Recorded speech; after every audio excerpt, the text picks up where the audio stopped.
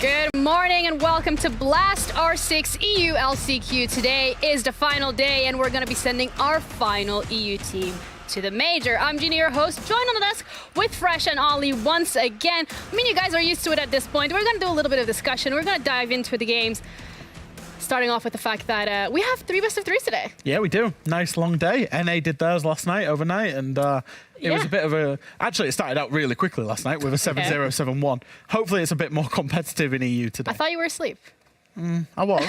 I think Fresh falls asleep watching Siege. I know I did. Some people use white noise, some people use brown noise. This guy, he just puts NA on in the background. It was Super's Ghost stream, I actually. don't know what that says about NA, but there you go. If Milosh was there, I'm sure there'd be an NA joke. Yeah. Yeah, I'm not into that yet. Okay, the thing is, I covered NA, so you guys are nice. It was lovely, but that's about we know you want to. Go on. I'm That's not what we do going on to this because we're gonna do it. The teams are gonna do it at the major anyway. Like I don't have to say anything, okay. right? Like teams will prove us right. But Ollie, how you feeling about 3 best of 3s? You got a game looking forward to it? I'm looking forward to it all, I think. There's nothing in particular that's sort of standing out to me at the minute. I think there's not boring. We've got a good chance of a couple of good games here today. Again, we've seen a very mixed bag so far over the course of the last chance qualifiers. Yeah. We've seen some really exciting games. I know that me and Fresh have had a blast watching them, particularly in the green room, and it's been a lot of fun. I'm sure that you guys at home have enjoyed it as well. And then there's been a couple of games that have gone a little bit more unexpected. Yeah, I remember when you guys had like little tears running down your eyes. That was like I'm gonna ruin my makeup. But we're gonna be starting off today with BDS up against Wild, and the second game is going to be Secret against Wolves. Now, the winners of these 2 games are going to be heading into the finals, and they're going to compete for that final spot at the major. You're seeing it already, guys. X10 Star, Unlimited, Heroic, and Koi are all out, and by the end of the day, only 1 team remains. Again, it's not a double elimination bracket, so this is a tough one. You got to show up on the day. You really do. One thing that I like about the way that this bracket's played out so far is that fifth place game to get into the LCQ between Secret and Heroic. Yeah. Secret won that, and there was a question mark at the time as to whether is a win there good, is a loss there bad, because you're going up against Wolves, who are very have been very average over the course of the stage. You're going up against Koi, again they've been very average. Which position do you want to come out at? It's so nice to see Secret winning that game against Heroic and then going on to beat Koi and advance on through. Especially with how convincing Wolves looked yesterday as well. Heroic definitely got the bad end of the deal there. I think genuinely, any of these 4 teams, we could see them progress to the major. Obviously, they've all got a chance. They're our favourites. I would say BDS is the favourite. Yeah. But all of them have played good enough Siege at some point across the last month where you could say they've got a claim at going to the major. Yeah, I feel like also when we're looking at the timings as well, the first game is going to be starting at 10 a.m. So it does bring a little bit of question of where do you get your warm-up game? It was one of the issues that yesterday was brought up to us in the interview by Secret, and the first game is going to be Wild against BDS. I mean, do you think they've been up like scrimming since like 5 a.m.? I don't know, but I did have a DM from Twister. Because you're the close coach of like Team that. Secret, because we're close like that, we're friends. From Marlon, I know his name. He did ask, could Fresh and Friends genuinely scrim us and warm us up? I'm like, bro, I'm on the broadcast. Like, I can try, but yeah, no. I honestly think the guys will just be in ranked or T-Hunt or, deathmatch, whatever they can be, whether it's aim labs, whatever it is. They'll get themselves in. You just need to be mechanically warm and you need to be awake. So, yes, 10 a.m. starts are a challenge, but can you overcome them? Absolutely. I mean, you have a 1:30 start for Wolves and Secret. That does give you a There's bit no more excuse for that one. Yeah, I'm not buying it. I mean, Secret was second game yesterday as well, though. I'm really not buying it. I think you've got to be able to get, a good meal, good rest, and a good warm-up in T-Hunt or ranked or something like that has got to be worth more than like an average scrim at that sort of point. I love how we're preaching this, but we have still struggled to get up for the last 3 days in a row. We've been fine. And have zombied our way to the fine. studio. I mean, we had a good meal this morning. We had some good breakfast. We did. Hab loved it, actually. Yeah, it was another fan of chocolate. Yeah, his favorite, as you probably heard yesterday on the show. Well, today, we already kind of discussed the games. We've looked at the schedule. So all we really have to do now is dig into the teams and see what we can be expecting from them. But before we do so, we're going to be heading over to a quick break. And we'll be back to break down the first game, BDS, who are going up against Wild.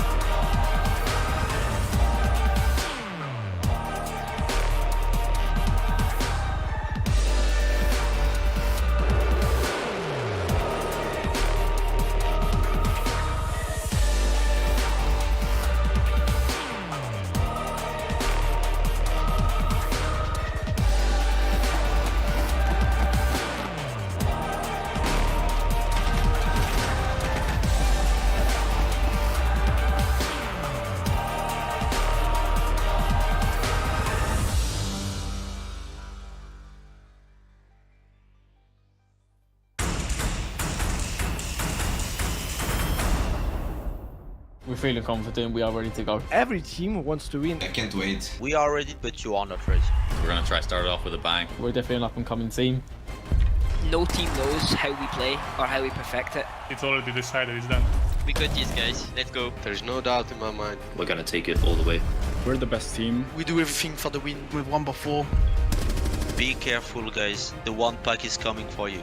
I don't think there is other teams that can beat us. We have the gun skill and also the brain for it. Mark your calendars with all the wild games, because you're not going to want to miss them. It's all about Team BTS. It's all koi, baby. Team M&M are taking home that trophy. GT9, we are going to win!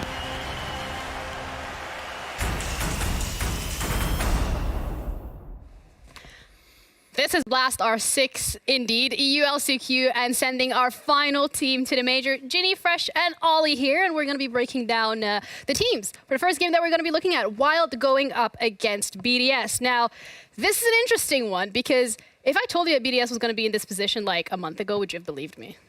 I don't think a lot of people would have believed you, Ginny. I think that a lot of people are looking at this and they're looking at BDS and they're going, how are they in a last chance qualifier? How are they now going up against Wild? I mean, they didn't have the greatest time inside a regular stage, so it isn't too much of a surprise that they're here, but we all expect a little bit more from a previous major winning team of this caliber. Yeah. I mean, looking at Wild, though, there were like no real expectations coming into this. It's their EUL debut, but here they are, Ollie. Wild is looking pretty strong. They are looking strong, Ginny, and, you know, they've looked stronger, I think. I think they'd rather this was a best of one today, maybe, because that's where they shone inside of phase 1 of stage 1. However, we spoke to Packbull a couple of days ago, and he said himself, look, we're a little bit underprepared. You know, we've not had that much time to go through. It was a little bit of a rush getting the squad together. We need a bit more time to go through our best of threes. We need a bit more time to go through, particularly our map pool, because that was something that they have suffered with a little bit. The thing for the Wild team is they've got a lot of good ideas. They've got their own unique brand of Siege, and I feel like I say this with a lot of teams, especially the ones in LCQs. It's just the time aspect. Yep. I think they've got a really good, solid foundation. They've got an org that supports them and backs them, makes them feel very comfortable inside that Wild organisation. You know, everything we hear from the players is good feedback, and they've got to prove it. Now, they've got the quality to prove it, but unfortunately, they suffered a little bit through the deciders phase in those best of threes. Yeah. There was a few flaws that got exposed that they are aware of and will be working towards, but they only played 2 days ago, so there's not that much you can change in 2 days. There's not that much time, but guess what? Time's over because they're up against BDS, and this is a team that, it feels like you don't really know what BDS is going to be showing up on the server. Sometimes they go 7-2 against VP, and then the other time they get pushed to their absolute maximum by Gunlimited. Yeah, I think you look at BDS, and the common story throughout BDS from the minute the first round was played all the way back when they started off against G2 in group stage to, you know, when we saw them play yesterday, is that they can do so much better. Their ceiling is so much higher. They are the reigning major champions. You know, Shaiko and Leakfak at the front. They got Brede at the back, Alems and Renshi. Very consistent team, but a team that should be, you know, talking about hitting stage 2 as the major, into stage 3, you know, fighting for winning the major, never going anywhere near LCQs. So they have underwhelmed, but they've still got a chance to go to the major. They've still got a chance to defend their title. And I like to throw them in one of those journeyman categories where you can say they've got what it takes to make it through. Yeah. We're not sat here worried about BDS thinking, oh, you know, they're very good, but have they got the legs for... They've got the legs. They have that stamina. And they've also got that ability to play in an exciting way and to pull things back. Yeah, it does kind of bring back the story from Koi as well that we mentioned on the desk yesterday. They were at the major. You had that major win. So for now to be in that LCQ, I mean, how would it feel for BDS to be with the likes of Koi sitting at home watching it happen? Oh, it would be a disaster. Yeah, it's going to feel pretty rough, isn't it? And I think, to be fair, had it not been for one person, Brede, they would be there right now. Yeah. Because that Unlimited game, it went the distance. Both games overtime, and both games, Brede actually managed to clutch it out. If you didn't manage to catch it, we have a little bit of a head-to-head. Oh, sorry, we've got a little player highlight here for Brede, of course, over the course of that fixture. Now, the stats are the stats. He didn't massively overperform on the whole, but it was classic Breede stepping up when he needed to. If there's anybody that you want as the last remaining player, when there's a clutch that needs to be made, it is this guy right here. 100% EPS, that's because we expect him to be doing this sort of stuff when he has to. But jokes aside, positive on the KD, again, impressive for the support player. Nice on the entry as well, really getting involved, picking up a bit of the slack that was left elsewhere, and a 65% cost to boot. We've actually got a couple of clips as well as just to how he managed to pull this off, because it was another one of those situations where me and Fresh, we were out our head in our hands. Yeah, if you see Twitter, you probably saw that video. Yeah, absolutely. Honestly, it's like this one, it comes down to essentially a 1v1, but even stepping up there to get the refrag, otherwise it would have been a, LeakFact's down, he's down in bathroom window. And Breedes had to come up, get that kill, at least refrag his teammate out, and then clutch out the 1v1. That was impressive enough, because that 7-7 match point honestly could have gone either way. Dunlin win that. It's this one that's absolutely massive here, because it's essentially a 1v3, 1v4, and he's stepping up, lots of composure. And this, to be honest, for Breede, is something that we haven't seen, with the biggest respect for him. We didn't see it a lot through 2022. He's had that dip in form in the kind of long term, but he's bringing it back, and he's going back to that ever reliable player that we know and love him for. And he's really stepping up inside BDS as well. It's, he's not just leaving it to Shaiko and LeakFac. He's going, you know what, if I'm needed, I'm stepping up, I'm making those plays. I mean, in contrast, LeakFac didn't do fantastically well over the course of the game. It was a good team performance from BDS, and I think that's one of the things that we wanted to reiterate over the course of this. Everyone really did the job. You could see LeakFac's face there. He was like, I can't believe it, he's done it. That's the sort of stuff that you love to see. It was a very hard-fought win for BDS the other day, and I think with that in the back of their mind, they're going to be going into this one saying, right, let's not let ourselves get down early. Let's try and fight this one from ahead, or at least from level, because they know they're capable of it. Yeah, absolutely. But Wild as well pushed to their limit by X10 Star. Close games in that regard. But it does bring the question, are some of these teams potentially reliant on individual performances? Is that what we're going to be looking at today? I think the way that the meta plays out is there's a lot of big moments in the current meta. It's, it is, of course, a team game, but there's big moments and there's big opportunity spots. Now, Wild have certainly got those players, with Jegs and Aces at least. BDS obviously got them with Shaiko and, LeakFac. So I think those are, if you're going to look at two players from each team, those are probably the two players from each team that you'd look at and be like, these are the guys that are going to pop up and just win a round out of nowhere for these teams.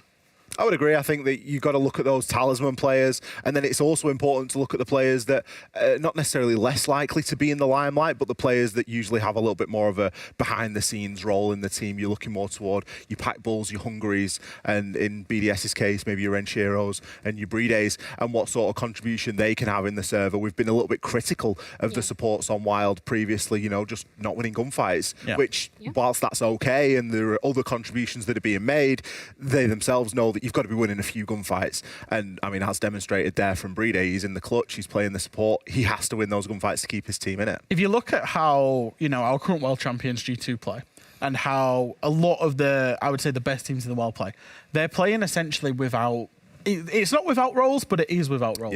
Where it's a full team collapse and everyone's expected to pull their weight in gunfights. There is obviously a whole, I was playing the support, I was planting, I was breaching, I was whatever, as a kind of excuse, but it's flying less and less with teams and players today. You need everybody to be able to at least hold their own in gunfights.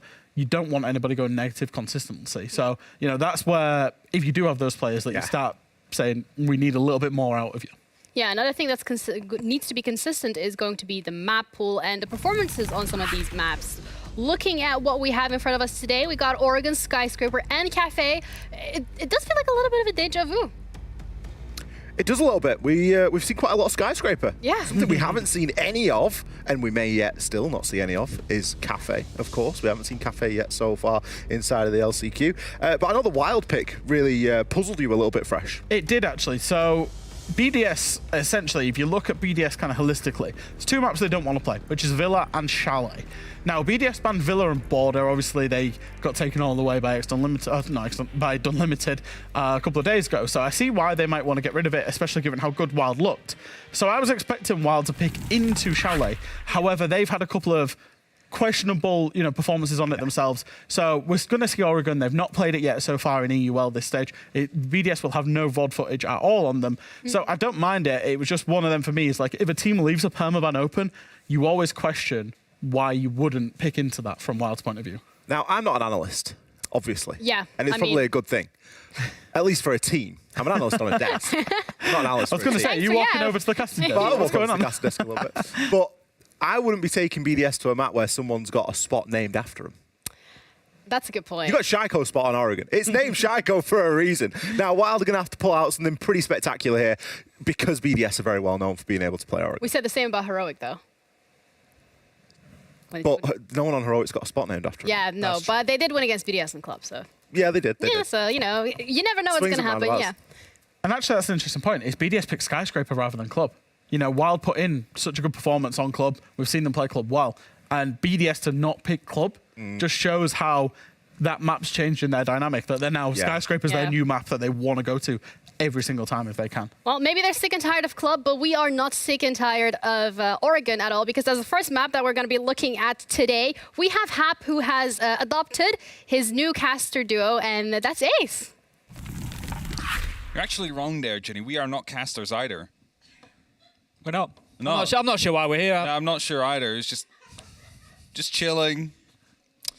Sauna desk. If you've ever seen any of those scuffed casts where like 6 or 7 people are doing a game, there's basically gonna be this, but we're trying to do it a little bit better than that right now. We'll give it a go. We'll give it a go. We'll give it a go. We've done 1 or 2 before. I like how he just walked away laughing. just being like, oh, no way they did me like that. It's what he's going to be remembered for now. It's unfortunate for him. The question is, what are these 2 teams going to be remembered for? We've got Wild, we've got BDS. It is a big matchup coming along. Obviously, the winner going through into that final later on today. They're the ones that are going to have the opportunity to make it through to the major in Copenhagen. I would suggest that maybe BDS's trend is a little bit more upwards than Wild's at the minute, but certainly both of them have shown the potential to win, and they've shown us that they can lose as well. They both have shown they can lose, but the thing for me still is Wild had the upper, the main chance to qualify themselves for the major. Technically 3 spots given away from that tournament. Failed to qualify. They actually failed to win a best of 3 out there. Now they've been bumped down to the last chance qualifiers. BDS, they had to battle themselves through the entire, with all the other teams out there as well. Didn't lose a single map on their way here. So why should they start now?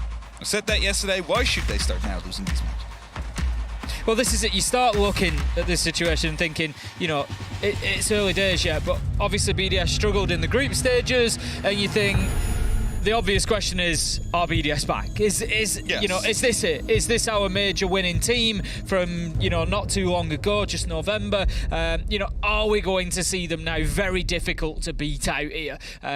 Looking, forward beyond this, should BDS win it, they're going to have Wolves or Team Secret, both of which will be very, very difficult opponents. You can guarantee that in the final matchup, but they've got a difficult opponent to get past before they get to that stage. Wild have come in, obviously a new team put together, lots of work for them to do, as is always the case with new teams. You've got to build your map pool, you've got lots of time to put in, and it's clear that Wild have been doing that, and they just need that little bit extra 10% in the best of 3s Hap, and I think they're going to be a real threat. The thing is, right, we're looking at BDS, and yes, they might have not had the best games, but they are the most recent major champion. And they've always been a team that's been out there on the top. If there's any team that knows what it's like to play best of 3s with a lot on the line, it's definitely going to be BDS between these 2 right here. So that is something to keep in mind as well. If you are Wild, you are playing against a very experienced team that is most likely very difficult to really put the pressure on, because they themselves already know what they need to do. They themselves already know what they're expected to do. And we're starting off on the first site. You can take a gamble which one it is, but it's most likely going to be Laundry. 9 out of 10 times it will be. Wild have got a tough start here, in reality. Obviously, fresh and XR Troika picked up on it on the desk about these map choices and, you know, the Wild's choice of Oregon. We know that BDS are very capable here, certainly not unbeatable, but also BDS start on the defence, and that is going to be good for them here on Oregon. You know, I look at this and I'm expecting a 4-2 half for BDS already, if I'm being honest. I'm expecting BDS to be capable of locking down basement and locking down dorms, and then it's going to come down to that third site. So it's not the end of the world, because I think that Wild are equally capable of doing the same on the reverse. But immediately, round one, you're almost looking towards the potential for overtime, you know, just in order to get anything out of this map. The thing is, though, if I think of BDS and Oregon, it's not been the most successful combination lately. No, I'd agree. I think there is definitely fallen off compared to the previous standards for this map. Yeah, there's definitely some space for Wild to get in and grab some rounds. But it just needs to get that, and quickly we'll start from that small tower. Instantly trying to get in. Teb will get an instant kill as well onto Renshiro, I believe. Was that a spawn peek attempt? Must have been. Otherwise, very unlucky if you just rotate by. You instantly get that shot down onto your head, but that's going to be a very welcome opening to the side of Wild. Basically completely for free within like 10 seconds of the round starting. That definitely changes up the strategy for BDS for this first round. Oh, fantastic start for Wild, no two ways about it. Still got Shaiko up on the top floor to deal with, but now they can afford to throw some men at this. They've got only 45 seconds in, man advantage. Teb goes flying in with absolutely no idea, Hap, that Shaiko is there. It's a very late trade, essentially taking the man down that got the entry, but Shaiko is in a position to do some damage now. Wild know that he's there. Jegs is going to be looking to push in. I think he's maybe just waiting for a little bit of support, but there is some support in the shape of a Lems coming for Shaiko. Grenade tossed down above. It's not going to be able to be successful, but Wild realized there's no one on the side. We can just start pushing down the freezer, and that's exactly what they do.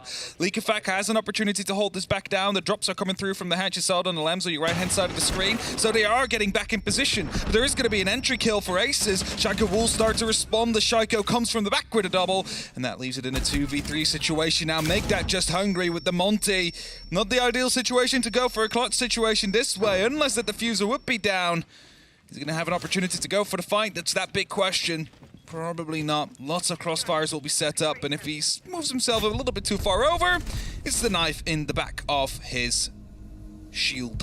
Hungry finds himself on the wrong side of Brede there as he just pushes in through Laundry. Not much that he could do realistically in that situation. I think a little unfortunate for Wild in that round. They get themselves a great opener onto Renshiro, but then just a lack of droning really costs the map. Teb goes in with the Amaru. I don't mind the aggression. I don't mind, you know, taking the lead in that situation, thinking, right, let's get in, let's get control of top floor.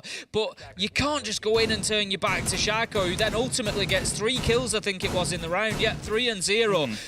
There was just, again, it was like that half attempt to, and again, I don't mind it. You know, there's the light on site. Let's get down there. Let's try and just push in and get sight.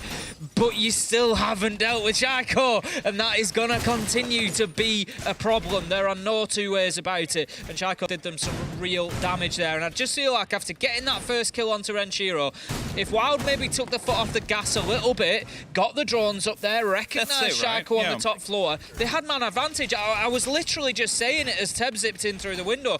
They could afford at that point, with the amount of time they had and the manpower, they could have sent 3 in there. They could have just sent 3. They could have gone up White Stairs. They could have zipped in through the window if they know that he's there. They could have naded from underneath. You know, there was many options whereby Shaiko maybe comes away with 1 kill, but ultimately loses his life. And then that round looks a lot different. So I think Wild, you know, just need to make sure that they're not letting that droning game get away from them. It's what I've written down for the first round as well. It's like the drone at the top floor question mark. There was apparently nothing there. And of course, I like it when teams realize, hey, there's only 1 or no persons on the site. Maybe we should go for a push. They're correctly right in doing so, because you can take that ground for free. But you need to leave someone to watch the flankers to come back, because those people that are roaming up top, they will come back to the side if you start putting the pressure down. And that's what was lacking. Either way, the top floor is now the site we are attacking, and we already saw some RC retailers quickly making work with opening up walls, creating extra rotations, maybe even taking out some of that utility, as you saw destroyed barbed wire on the way out. So Wild are really making sure they can make some quick pressure happen here, instantly trying to open up onto the game's wall as well, but that bit of verticality is basically leaning them for a potential impact trick, which is they're now afraid of. Let us know where to close, but they don't know that on Wild, of course. This is pretty good from Wild so far. Again, trying to bring that aggression and speed into the round. Interesting play from Packbull there. Gets the wall open, but drops himself prone so he can take an immediate angle through there, which may be something that BDS wouldn't have expected, but it doesn't manage to get him any kills this time, but a good effort nonetheless. Wild looking to get themselves established now. They've got Master Closet open. They're inside of Trophy, but so is Shaiko. He's going to find his man from Attic. Leakafak onto Aces, and all of a sudden BDS have managed to get themselves a quick double. Hungry, he's trying to work from that Attic side, still can't get the mute jammer off by the looks of it, which could cause him a little bit of a problem, but there ultimately manages to find the shots up through, and Packbull gets himself one, can't get a second though as Alem steps up and shuts him down. They're all lining up for him, unable to actually hit any of them with a lethal shot. Leaves it up to Hungry and Tab now. Now Hungry opened up Attic, but instantly went to the kids Repel to try and provide an extra line of sight. Shaiko gets himself into a fight, instantly falls back as he's taking quite some damage. They now know where both these players are. Deb's going for some pre-fires. Hopes to find at least one to even out that body balance just slightly. Fire is going to be making sure that at least the top of White is not going to be able to be played by BDS for just a moment, because that's going to be allowing them to gain some momentum on the side of Wild. And now as the Attic has fallen, that's exactly what they need to be afraid of. But Leakafak just in time swaps over, instantly goes on the hunt, but he gets shut down by Hungry. Hungry's got it all to do now. 1 versus 4 becomes a 1 versus 3. He's trying to push in with the Capitao, but it's Brede there once again with the final kill. 2 rounds, 2 final kills for him, and that's going to close out another attack from Wild. They won't be too worried. You know, as I said coming into this, you kind of expect on the defence that BDS are going to be very difficult to beat on Laundry and Dorms. Really, the challenge here is in this third choice site. This is a really important round now, both for Wild and BDS. Coming away from this, whoever wins this, you sort of feel like gives themselves a really good opportunity, especially if that's BDS. If they can lock down meeting, Wild could be in some real trouble early in the game. Yeah, that's it. The tertiary side is where it comes down to for now, at least in this first rotation. But if I start looking back at how Wild has played on different maps throughout this tournament so far, of course the first one that comes to mind is Border. Their attacks, a lot of pace, instantly trying to get that plan down on the ground, making sure you overwhelm them with that aggression. The thing is, that might work against less experienced teams, right? Like teams that haven't been at the major stage. But BDS, they've played... Okay, I'm just going to name a name, and you probably know exactly what I mean. They've played against Cyclops. They're as aggressive as it can get. So aggression doesn't really hurt them that much anymore. They know how to play against it. Absolutely. So even though you lose that first kill, they're able to, you know, sit themselves in tight, and this is referring back to the first round. And then they try and go quick towards the side, but BDS quickly realize that instantly they're all falling back and, you know, punish them for it. So that's something that Wild need to be aware of. They need to be a bit more systematic, I think, in their gameplay against BDS.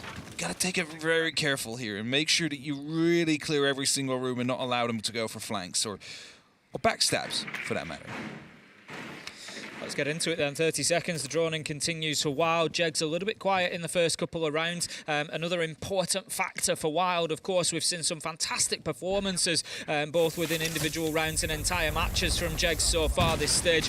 So if they can get him firing, that is certainly going to be a big benefit for them. And as I'm saying that, comes in with an entry, and what a great response from Jegs that is. Really gives them a good start here, Wild, in round 3, and starts that top floor clearance. Leakafak next. If they can get him dealt with without losing a man, this round is looking good for them. Very dangerous walking past that line of sight that was earlier spotted. Brede, a very long angle onto the window, could actually provide some support if he's feeling careful. Actually, not a white stairs. Saw someone out there, so that call came through to Leakafak. One on your window, one on the white stairs. But in the meantime, there's 2 players from Wild pushing in from games as well. But they need to take care of Renshiro. Just a wall bang will take his head cleanly off. And as a result, it's now a 5-on-3. Leakafak being droned as well is forced to fall back as the approach seemingly coming down towards the kitchen side.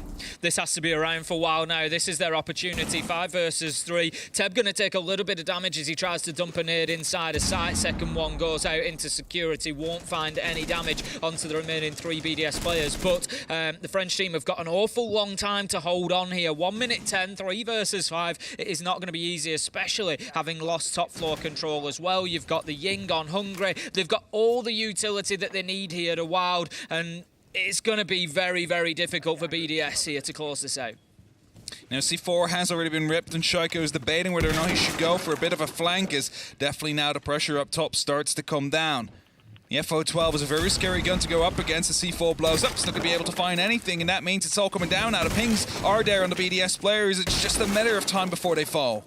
Surely is. 38 seconds left to go, and BDS need to start finding some kills. They could just do with leveling up the man count here if they want to hold on. They've done well for the last 45 seconds, but that was almost inevitable, it seemed, as LCQ gets taken down from above. Wild have done some great vertical work, but there comes Shaiko with a double, with a triple. It just seems like he's on one of those days, Hap, where he won't be beaten. Breedy, he manages to find one, and all of a sudden in a quick swing, it's a 2 versus 1. It's Packable. He's got BDS to beat, and Shaiko goes for a 4K on the round. How do you play against that? There's just no playing against that if a player pops off like that. He's been blind for the majority of that round, finding 2 kills whilst he does, and he just rotates around. But that's also that game knowledge he has, right? Like, he's completely blind. He still knows how to navigate through the hole that they made themselves. It's not even the default map. It's the rotations they created, and manages to find himself in a safe spot, not instantly replied upon. And it's just one of those days where Shaiko's just, you know, that's like 3 kills in one round, 4 kills in another round. Yeah, he's 8 on 0. He's just not dying. He's 8 on 0. Let's go for our replay there then, all right? So this is the first. Spots the grenade being pulled, so instantly goes for the shot, gets that kill. It's this one where he gets flashed out by the Candela. That's all he needs. It's just that split second of a view of the drop coming in, and all of a sudden, I think it was a 4v2. As LCQ dropped, it should be 4v2. Absolute madness from BDS. They're able to lock out that third choice site. Shaiko just taking it in his own hands. The thing is, we know that he's that kind of player. We mentioned him coming in. Shaiko and LCQ have both impressed, you know, as have the entire roster at their own points. And I think the really key thing with BDS, if we look longer term at the team, you know, let's look all the way back to the beginning of sort of 2022, Hap.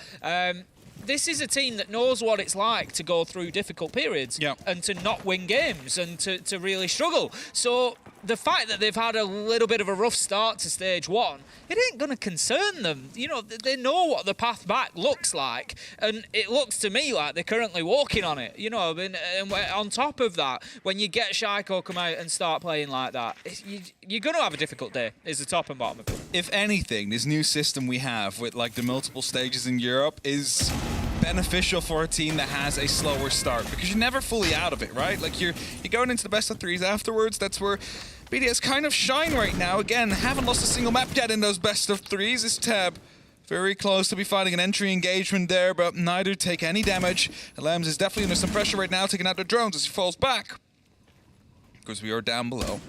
This is just stalling some time, doing some damage, taking care of their drones and informational capabilities. And look at that, they've forgotten about Shaiko. They're not clearing out that top floor. Remember, he got that 3K in that first round as he came right behind him in the freezer stairs? Well, they could be eyeing one up again. You can sort of forgive it once, but they can't allow him to do that sort of damage from the same position. I'm interested in this Wild attacks him, you know, because it's going to be a more conventional attack of Laundry. They don't have that opportunity to rush onto site. You know, last time they took a chance, it didn't pay off. That's absolutely fine. You know, this time it is a more considered approach. The droning is going on. They're having to deal with the problems, but as you say, Hap, I'm just not sure that they're aware of exactly where Shaiko is. They haven't been able to nail him down, and with 2 minutes gone, they need to be pushing towards site. There's going to come a point where they just have to ignore him. So he knew the Gemini was coming, he knew he couldn't reach the attic, and now he's retaking the ground that was just cleared out. He's starting to move himself down the stairs. He's in a perfect position to strike big and basically destroy the entire hopes and dreams of Wild for winning this round, because another drone comes by, drives it straight into the Mew Gemmer, but now they think, okay, attic is also clear. But there's actually still a player up top. Shaiko in a perfect position to strike again. I really think you're right here, Hap. I think Wild have missed this. They've not accounted for that player being up above. And like you say, he's just waiting for his moment here. Ted manages to get one, and there's the freebie for Shaiko. He's going to drop. Surely not. Switches to the pistol and gets a freebie onto Aces from behind. 15 seconds left to go. And all of a sudden, Wild are in a position once again where they're trying to hold on, but they just can't. The fingertips are slipping off the cliff after Lems and Breedy find 2. And Lems with a final kill. BDS 4-0. 0 so far, and we're starting to see a little bit of a masterclass on the defense of Oregon. I mean, okay, so first of all, Shaiko, he played that perfectly. He's such a smart player if you look at that, because he was out in Attic, there was a mute Gemmer there, the Gemini replicator could not reach him, then they had to get a drone out from the other side to root the Attic to try and see if it was actually clear, but in the meantime, Shaiko already moved himself all the way across, so they checked the Attic and like, okay, I didn't see anybody in Attic, it seems to be clear. But also, they didn't have time at that moment in time anymore. They needed to go for a push, so they couldn't actually go for a full extra clear up the top floor. And he just comes in. A bit of a whiff on the first shot, as he probably didn't expect his sledge to just run straight at him. And then he drops it and a panic hits. Like there's a guy just standing right in front of me, Diana, not turning around. But like that just pulls it all apart. And then the chaos hits wild because you were thinking to go for an execute, you suddenly lost 2 players, and there's a player on the loose from the enemy team. And that's sure what the timeout was about. Like, we cannot let that happen. No, you know, I can't criticise, Wild for the second death to Shaiko there. There was probably about 2 seconds in between Teb dying. Yes, there's going to be a call out to say he's insecurity, but you know, for Aces to react and respond to that within the time frame that he had, you know, he's pushing Freezer. He's got angles to watch in front of him. He can't just turn around, and look towards the hatch immediately. You'll see the kill go down here. Then Shaiko just takes a couple of shots, drops down. Aces just doesn't really have time to respond to that. He's watching elsewhere. You know, yeah, in an ideal world, he gets the call. He's insecure. He thinks, oh, maybe he drops hatch and he spins around. But it's just too tight a time for him, and that's what BDS are playing on here so well. When they sort of wait for their opportunity, we've seen Shaiko do it twice now, wait for his opportunity and then just hit them hard within 5 seconds, and they just can't respond to it. It's great from BDS.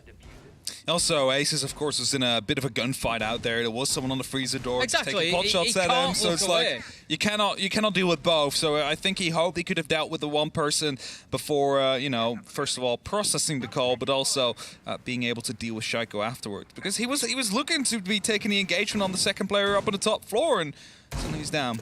Big change coming out though. Looking at the operator lineup, Ying, Capitao, Blitz, Glaz, and then of course the Yana is kind of telling me they might want to go and attempt for a quick plant here, because their other holes haven't really worked out. We've seen it work on border quite successfully, so why not try and bring that pace? Exactly, that looks like it's going to be White Stairs push. Up goes the Blitz. The Banshee will signal his position up at the top. Leakerfact manages to take down Aces though, and we've got Shaiko on the Warden, which is going to make it difficult for the Blitz potentially, should he push deep enough in. But Hungry is going to start getting that diffuser down. Leakerfact is going to need to make a move here. He's actually going to be taken out. The cover is there. C4. Breedy, he manages to stop it going down. Manages to get the kill, 3 versus 2. Like that 2v2. Breedy quite low on HP due to the C4 and a fire that was down on the ground, so he's very easily taken care of. They're trying to take some pot shots from down below, but as long as the player is still on the rappel, they know there's only one left they need to fight. Teb now low as well. Breedy in a bit of a safer spot in the know that the last is coming up from White. Both players accounted for. You just need to let them move in. You just need to let them make their moves. Teb's going to go for the rotate there. He wants to go for a different angle. What a fascinating finish camera. we have to round 5 here as we find ourselves in the 2v2. The information is in the hands of BDS. They should know where they're coming from. And in this site, if you're attacking with purely defenders on site, I would always favour the defenders in that position. They can hold their angles. Alem's full health, just watching the top of White Stairs. Packball's going to take a second. This is the thing. Wild have time and they need to use it here. They've got 6 drones out in the field. They need to gather every bit of intel that they can from that. Alems is going to take the one out, but that will give his position away a little bit because there's only really one place that drone could have been shot out from. We're going to see Packball just working those vertical angles from beneath, trying to get a sniff of anybody from underneath to try and give Wild the advantage. Now, Breedy's moved himself up to concrete, which means he's not going to be targeted by any vertical shots to come through. And it seems that Wild is gonna go for an actual reattempt on the plant. Teb, finding himself close to the big window, might be eyeing a jump in, but Alems is going to be watching that. Unless he goes off at the very wrong angle. Needs to be careful to not expose his feet, though. Packball's now moving up as well. They're trying to time this all together. That's one jump in. Might have been heard. There you go. The pre-fire comes in. Alems will land the first. And now it's only up to Packball in a 1v2 with 9 seconds left on the clock. All they need to do is stay alive on the BDS side. A little bit of damage comes down from Breedy, who gets the final kill as well. And they again fend off a bit of a rush attempt from Wild and make it 0-5. I really like the attempt from Wild there. Got the blitz up, got Hungry into position, started getting that diffuser down, but as you say, maybe just not quite enough map control. Couldn't stop the C4 coming in. They did have good cover, managed to take out Leakafak as he tried to approach, almost got Breedy, couldn't quite do it. If that diffuser goes down, I think it's maybe a different situation. That would be round. So, you know, I think it was a pretty good attempt from Wild overall, but you're just playing a different beast today. BDS are switched on, they are dialed in, and they just seem to have the answer to everything. It's going to be their final defensive round. They're going to take Dining this time as their third choice. Shaiko 11-1 Hap, 11-1 in the first half. He's on a different level. I don't know what they fed him this morning. He really is on a different level today. And this is always the risk with playing against BDS. But that's it, like, Shaiko either pops off like this, or he's still like, you know, he's still always positive. Oh, he's always there. He's always there. He's always making the kills happen. But you've always the risk of this. Yeah.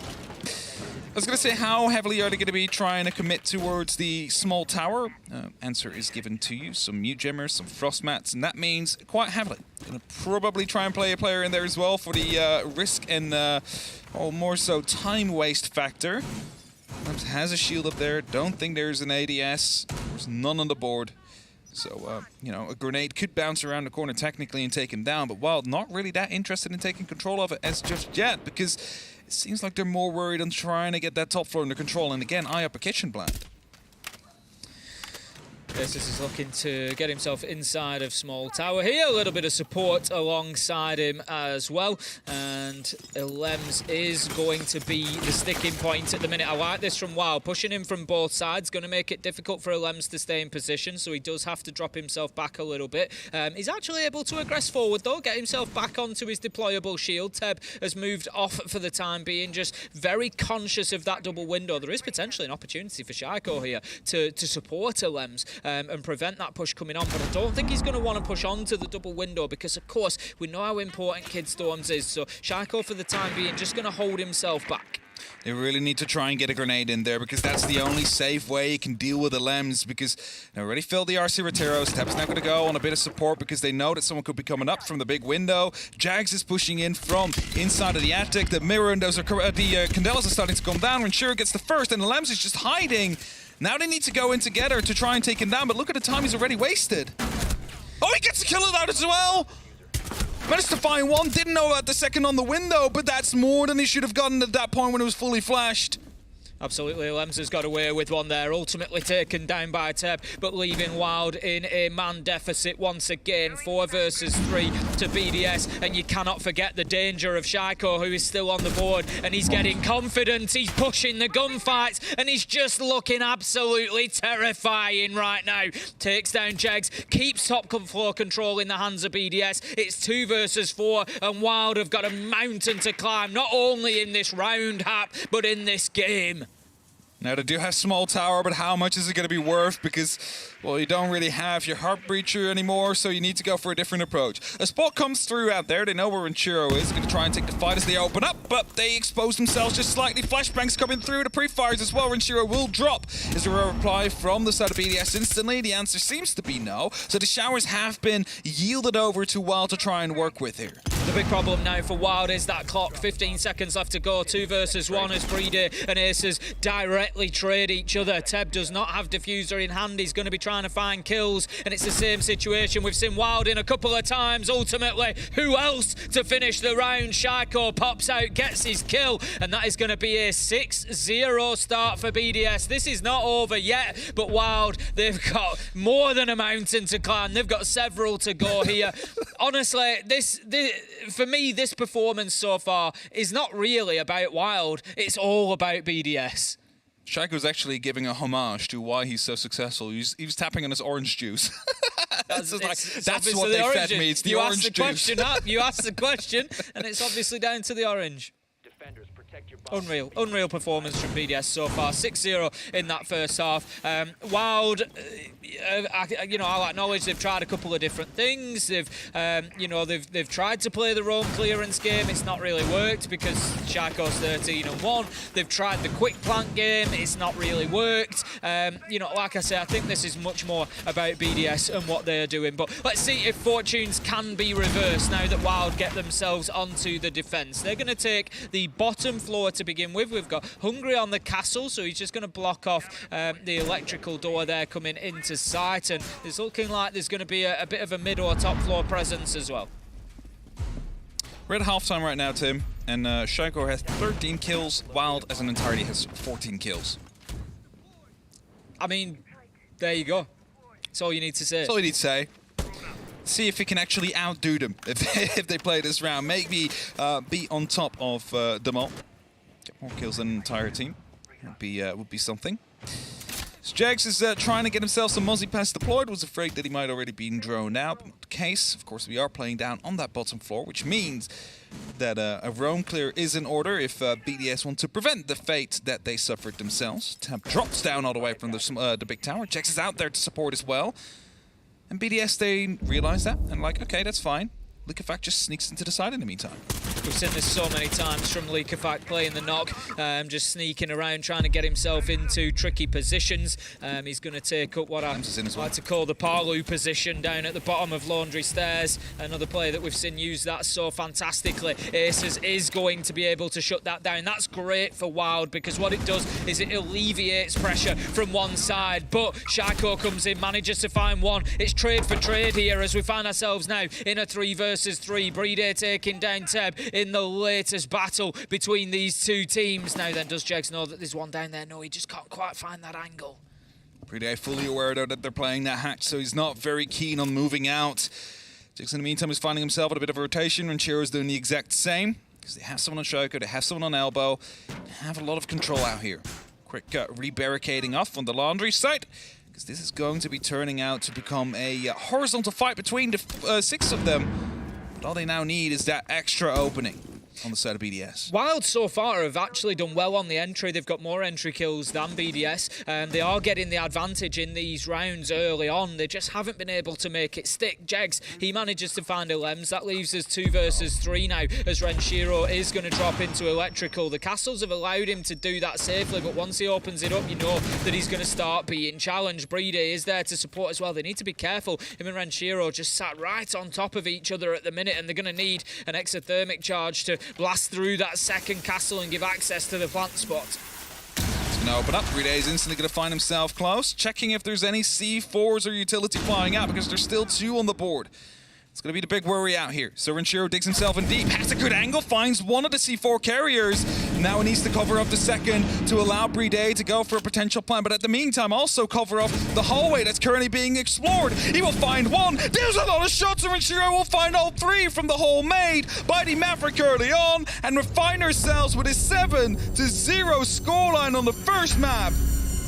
Certainly not the start that Wild will have been looking for. BDS just on another level, not only to them, but to the majority of performances that we've seen from BDS and other teams through stage 1. Absolutely clinical. Shaiko on top, Renshiro, huge 3K to end things there. And once again, how many times did we see BDS overturn a man deficit there? It was just so common for them to be 2 versus 4, 3 versus 4, and it to just not concern them and them just go in, get their kills and get the round done. Absolutely unreal. Another level from BDS. I think that last round really portrays as well that the amount of like smart plays they have in their pockets. They opened up the elbow very early on. They realized, okay, they need to throw in C4s or pushing from the hallway if they want to shut down Brede for the plant. So what did they do? They play DMR in there. 2 shots to anybody and they get the kill.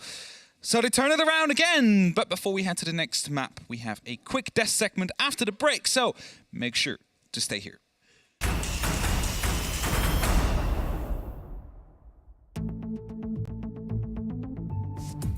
Hey guys, my name is Backbull. I'm Leon Gids. My name is D-Bag. I'm Bibu. So my name is Noah. I am Tyrant. My name is Nilo. My name's Mark Steinman. A hard support at an IGL basically means that I'm playing all the hard breach operators. I'm joining in my team, making sure the job's done. I think the reason I'm so good at this role is because I'm very vocal as a player. I've got a deep understanding in the game. I am an entry, but I'm also the person that can just go anywhere on the map. I'm kind of like that wildcard player. And I enter the map like as fast as possible, obviously, and take the map control, which is pretty important.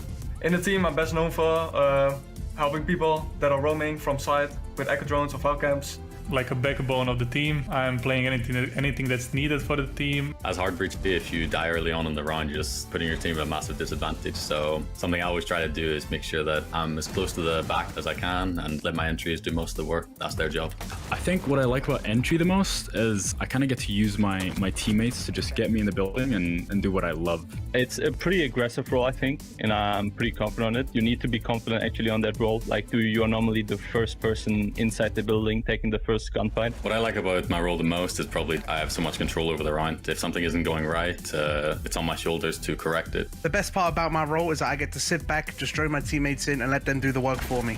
Something I would suggest to anyone looking to go pro or at least get better at either IGL or hard support roles would just be to study VOD of either yourself or other experienced players on that role. Make sure you're stern and you're confident in what you're calling, so your teammates know and they can trust you and understand what they're doing. Communication, you need to have a clear communication, be calm. Try to get your teammate involved to pre-place a camp for you that he can hold in the beginning of a round if you want to take map control fast. Your mechanics, so like your aim or your positioning. By watching other players, you can of course just see what they're doing and implement their tips and tricks into your own gameplay. For me, I feel like you just got to have a lot of game knowledge and then self-confidence as well. Just be confident. I think that's actually a very big part. You have to be feeling like you're going to win every single one of your gunfights as soon as you go into them. I'm very comfortable in my role. I think I'm definitely one of the best people to do what I do. I don't want to say too much, but probably top 5. I can keep a level head in these intense situations. My game knowledge is like, I feel like it's above like everyone else's in UL, to be honest. I can adapt really well. I can just go in any side of the map without even needing a drone half the time because I know that people are not going to be there. I think I'm pretty confident to become the best. I think I'm extremely hungry for it. I can always be working to improve, you know. If something goes wrong, I can always learn from that situation and do better next time. It's been my dream like all my life, and now I've been given the chance to do it.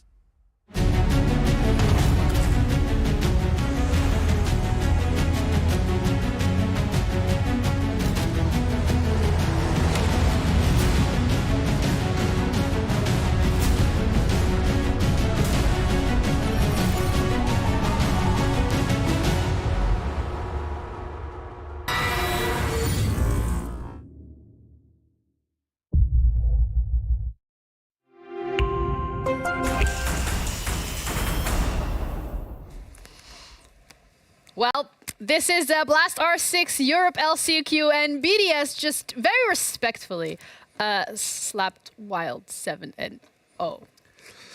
Was it respectful? Can you respectfully slap? Can you respectfully beat somebody 7-0? Oh. What a performance. Incredible. And what a performance from Shaiko. It cannot go unnoticed. It can't be understated. 14-2. 2 kills per round average. He died twice. Brede died once. Brede's 8-1 here. Both sitting at 100% cost. Now, the opening kill really was something that Wild didn't do too badly on. They were pretty good in the opening part of the round. It was more toward that late round and just trying to nail down the players on the side of BDS, which they weren't able to do. Going to defense for BDS was always going to be a good thing, and I think that Wild have drastically underestimated that. Yeah, I think so. I genuinely think, you know, Shaiko's going to be the MVP. That is a bloody high EPS as well. That is 2 times an average player. That is essentially what we're saying. Yeah. He is 2 times of an average player inside of professional play.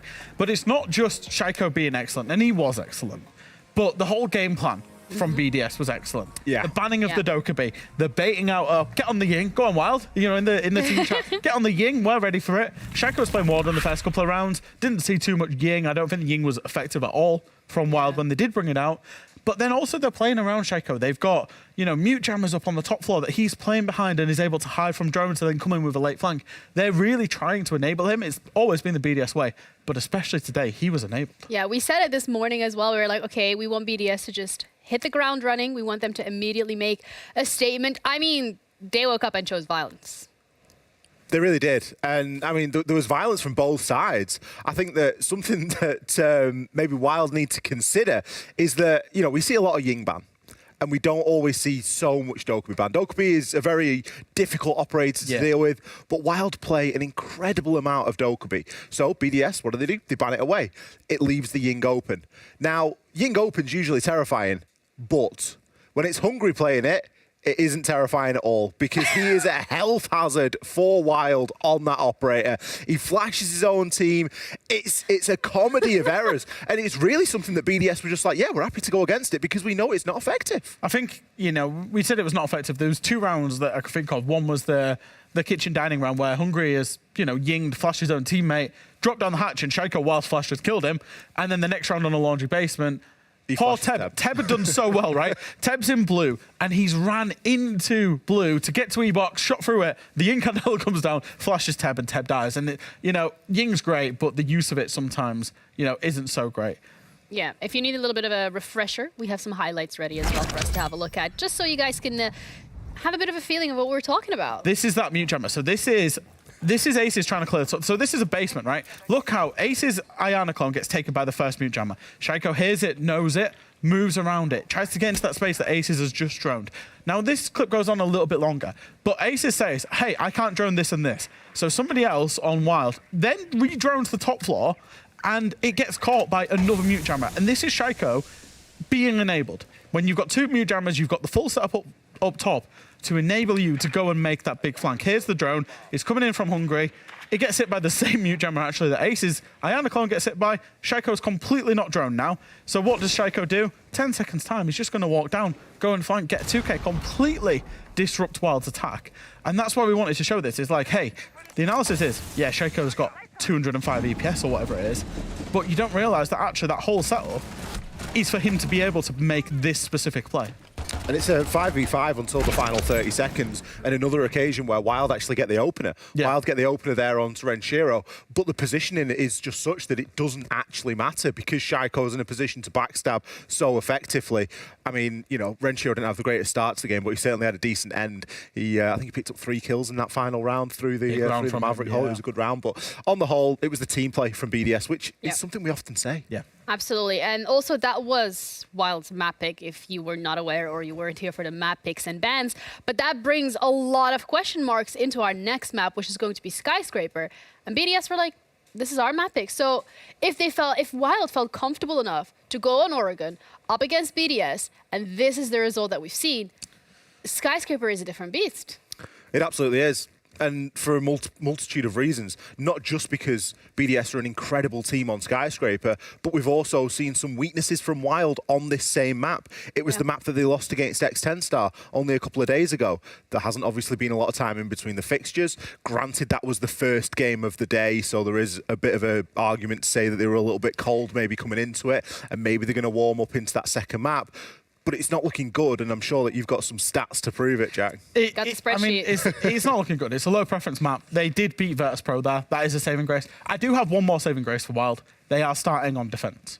So as much as they have just had to attack 6 rounds of Oregon, it's not gone well, they've then been 7-0. They will be starting on the favourable side of Skyscraper.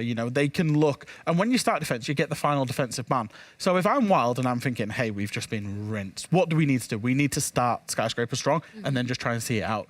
So I'm looking at Wild potentially. They know that Dokkaebi is very likely going to be banned now. If I was Wild, you get the final defender ban. I'm thinking, let's ban something that we don't play too much. Let's ban a Cade or something like maybe even a Mute. You've seen Mute be a big issue for them. Ban a Mute. But what that does is it means it takes it away from BDS, but also, if you're not playing it too much, you can then play loads of Solace's Army, Valkyrie, whatever's left open, that you can just try and abuse to just try and get as many defensive rounds as possible and kind of just limp your way over. I think that should be the game plan. Yeah. He's not an analyst for a team. The thing is, I am an analyst now because I said you shouldn't take BDS to a map if a player's got a spot named after him. And look at what Shaiko did. 14-2. Yeah, I had a little bit of that hopium saying, you know, heroic clubhouse, beat BDS on it. It's okay, but I was wrong as well. But it also kind of brings the question of how the players are doing at the moment. You wake up early for your game. Yeah. You get 7-0. There's no other way of putting it. You're now going into their map pick. How comfortable are you? How mentally checked in are you? I mean, it's time to check in. It really is time to lock in, fasten the seatbelt, and get ready because this is it for Wild now. Yeah. Wild lose here. There's no lower bracket. They will be out of contention. And, of course, BDS will advance on through. Personally, the chance of seeing a third map at this point, after that performance, I don't think it's very high. You're already chuckling. Yeah, I mean, there's already been talks of 14-0 here. that was ace. My very first com on the desk today, and Ginny's like, how's your day going? And I'm just like, well, better than NAL, because they started out with a 7-0 yesterday. That won't happen on EUL. Here we are. It's like the opposite of the caster curse. Yeah, exactly.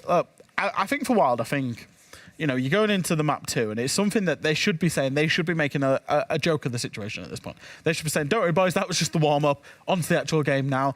Try and keep morale high, because when you've been 7-0, you're down in the dumps. You know that you're facing exit in the competition. You know that you're potentially not going to be playing properly competitively again until, what, September now? So it's kind of do or die time, but you don't want that pressure to get to you. You just want to be like, let's just take it one round at a time, have some fun, boys, if we need to, if that's, you know, going to get us over a mental block, and just see where we go. Yeah, taking it one round at a time is definitely going to be a good way of approaching this, but also when it comes to that attack, Ollie, Wild's got to reel it in. Well, they need to play well on the defence, and then they don't have to do so well on their attack because they've got multiple opportunities. And I think that's more into what you were alluding to there, Fresh, in, you know, use that final defender ban wisely, give yourself an option to really play some of the more out there stuff at the minute, some of the stuff that we see banned all the time. So some great picks on Skyscraper. Solace should be 100% pick rate, in my opinion. It's so valuable on that map. You think about something like an Azami, all the angles that you can create, all the pockets of safety. There's a lot of things that you can really get away with. It's a great map for Valkyrie cameras. So if you can combine all those things, you don't necessarily need to do so much on your attacks, and keep it simple. You know, we see the most simple attacks, honestly, are the ones that often pull off quite nicely. Wild have got a little bit of a problem with utility. It's something I've kind of noticed as a trend throughout the course of these LCQs when they're on the attack, but I'd really just keep it simple. Yeah, it's a best of 3, so if Wild wants to continue this onto the decider, they're going to have to do well on Skyscraper, which also happens to be BDS's pick. Now, whether or not they're going to be able to make any improvements, we'll find that out with our casters, Hap and Ace. Thank you very much, and yes, we are soon to get underway. Now, they mentioned it before, they've played Skyscraper before, Wild. They played a grand total of 9 rounds, which is not good. 2 of them were won on the defense. Yep. That one, though, the bans, I would say, were quite attack-heavy. We saw a Cade ban, we saw a Bandit ban. That often means that, you know, a wall will be opened up, right? And that really is what Skyscraper is often about. You start opening up these angles, suddenly the attack is able to just play these crossfires and just move you about if they want to. And that's exactly what BDS would like to. Move them about, manage to just shut them down, not give them too much hope of coming back into this, because BDS also know we are the first best of 3. If we manage to close this out in the 2-0, we're not going to be tired at all for that grand final. Well, that's it. There's a real incentive there for them. It's not just about getting to the grand final. It's about how you get there. You know, imagine BDS, you know, have another good result here on Skyscraper, and then you've got an absolute war between Secret and Wolves that goes for 3 maps, couple of overtimes, you know, really hard fought, and you've got a team that sort of, you know, edges their way through that game versus BDS, who've just not played very much and are nice and chill, nice and relaxed, but also are coming in with a huge amount of confidence in a player like Shaiko, who's just gone absolutely crazy. You know, for me, the particular importance here for Wild has got to be getting a round to start with. Get that first round. This first round is really important. Just stop the rot. Just get that round, break the seal, and then they can work from there. And I honestly think we'll see them grow into it a bit. As Fresh said, they've got the defensive side. We've got the bands coming in there. Knock, Dockerby as predicted. Azami's going to go as well. Wild going to be taking Bandit out, so sort of similar, you know, to what Fresh was saying. He suggested maybe the Kaid or the Mute, but that sort of operator that you're not really going to use yourself too much, but it's maybe just going to give you a little bit of freedom. They can bring the Valkyrie, they can bring the Solace, they can use those operators on defense, you know, and just maybe take advantage of that situation. First side seems to be Barbecue and Kitchen that Wild is going to. It's often considered a tertiary side, but some teams prefer it more than either Exhibition or T-Karaoke. And thus, they're starting off here. Top floor, often very important. Verticalities are, you know, quite prevalent if you start looking at the floor out there. Quickly seeing some of the frost mats being put up here, just in case there is some quick play attempts coming in from BDS. You can at least shut them down. The prox alarm will give it away that someone might be in there. Again, Geisha, very important. Direct lines aside, even an entry point into the kitchen if you want to go for that. And I think that, you know, the rest of the top floor leads into the back stairs, that leads into the barbecue. So if you manage to get that complete western side under control as the attackers, you often have a good time getting that diffuser on the ground. Off the wall opened up there. Interesting technique. I don't know if I think that's going to be for just giving Teb an opportunity to step out here. It's a tough spawn peak to watch because you do get a little bit of pre-warning generally with the rappel that people are going to be coming over there, especially if Teb has got support from the camera players and whatnot. But BDS, they're not looking to give themselves away too easily to that by the looks of things. No, they're very careful for it, and they also know, of course, that this is kind of the game that Wild needs to play, and now the reinforcement comes off. You know, 30 seconds are off the board, but BDS lost not a single player. Shaka very close to actually potentially losing his life, though. Ace is quickly firing some shots back down from the T5. He's not going to be connecting anything whatsoever. And thus, BDS, they found themselves close to the buildings right now, having the opportunity to actually mount an attack. Hungry just opening up beneath the door into Drum there from Terrace. Again, just gives an opportunity. As you said, on this site, vertical angle is going to be very important, not just on the site itself, but it just allows him from that storage area to be able to challenge on upwards and prevent players moving freely across there. BDS haven't got the wall open. That looks like it's going to be the next job. Breeder is going to be approaching there, try and get inside of Geisha. As you said, there was a bandit ban, so that's going to be at least some of the denial utility unavailable. Nade goes out. Shaco going to be caught out by Pack Bull, though. That's great patience from Wild there. Certainly not panicking at the explosives coming in, and a good opener. But once again, we see that turnaround from BDS. I was going to say, Shaga very unlucky there. Probably thought the staircase was clear as the grenade blew up, and suddenly someone just steps out of those ashes and rises up to get that kill. Lems takes a lot of damage. Jack still under a lot of pressure, though. There's a third player coming out now. Meantime, Drum is being pushed as well. He finds the one on the rappel, instantly tries to go over towards the balcony, but instead decides to rotate out. Doesn't want to stick around for too long. Not on that aggressive angle he was on earlier. Just going to park himself in behind the boxes, gives himself away there. Lems knows exactly where he is, but Jegs, he's got a bit of confidence here. He wants this fight. He's going to keep himself in position for the time being, and this is fantastic. It shows the importance of Geisha to this site and how critical those verticals can be. Jegs is giving his life to hold on to this, but what a great job he's done. 2.5 minutes have been burnt, and BDS have been unable to get themselves established in there.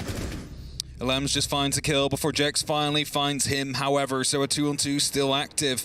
Bit of a spread from BDS. Brede staying quiet, careful. Leak Effect deciding to actually drop down. Has the opportunity to catch one off guard. Knows there's a player on that main stairs. The flashbang will not actually catch. Hungry is a very tight angle to work with there. He needs to be careful because he's just been spotted. Needs to rotate up now, and that means there's an opening on the side. 9 seconds. They need to jump in the window from the kitchen. Is there a Frostman out there is a big question as the EDD picks up Leak Effect. Yes, there is, but they managed to avoid it. No way that this plant gets stuck, and we're going to see Jegs taking him down. What a round from Jegs. Take a bow on that one. That's a masterclass of how to hold on to Geisha. He has stayed alive in there for 3 minutes.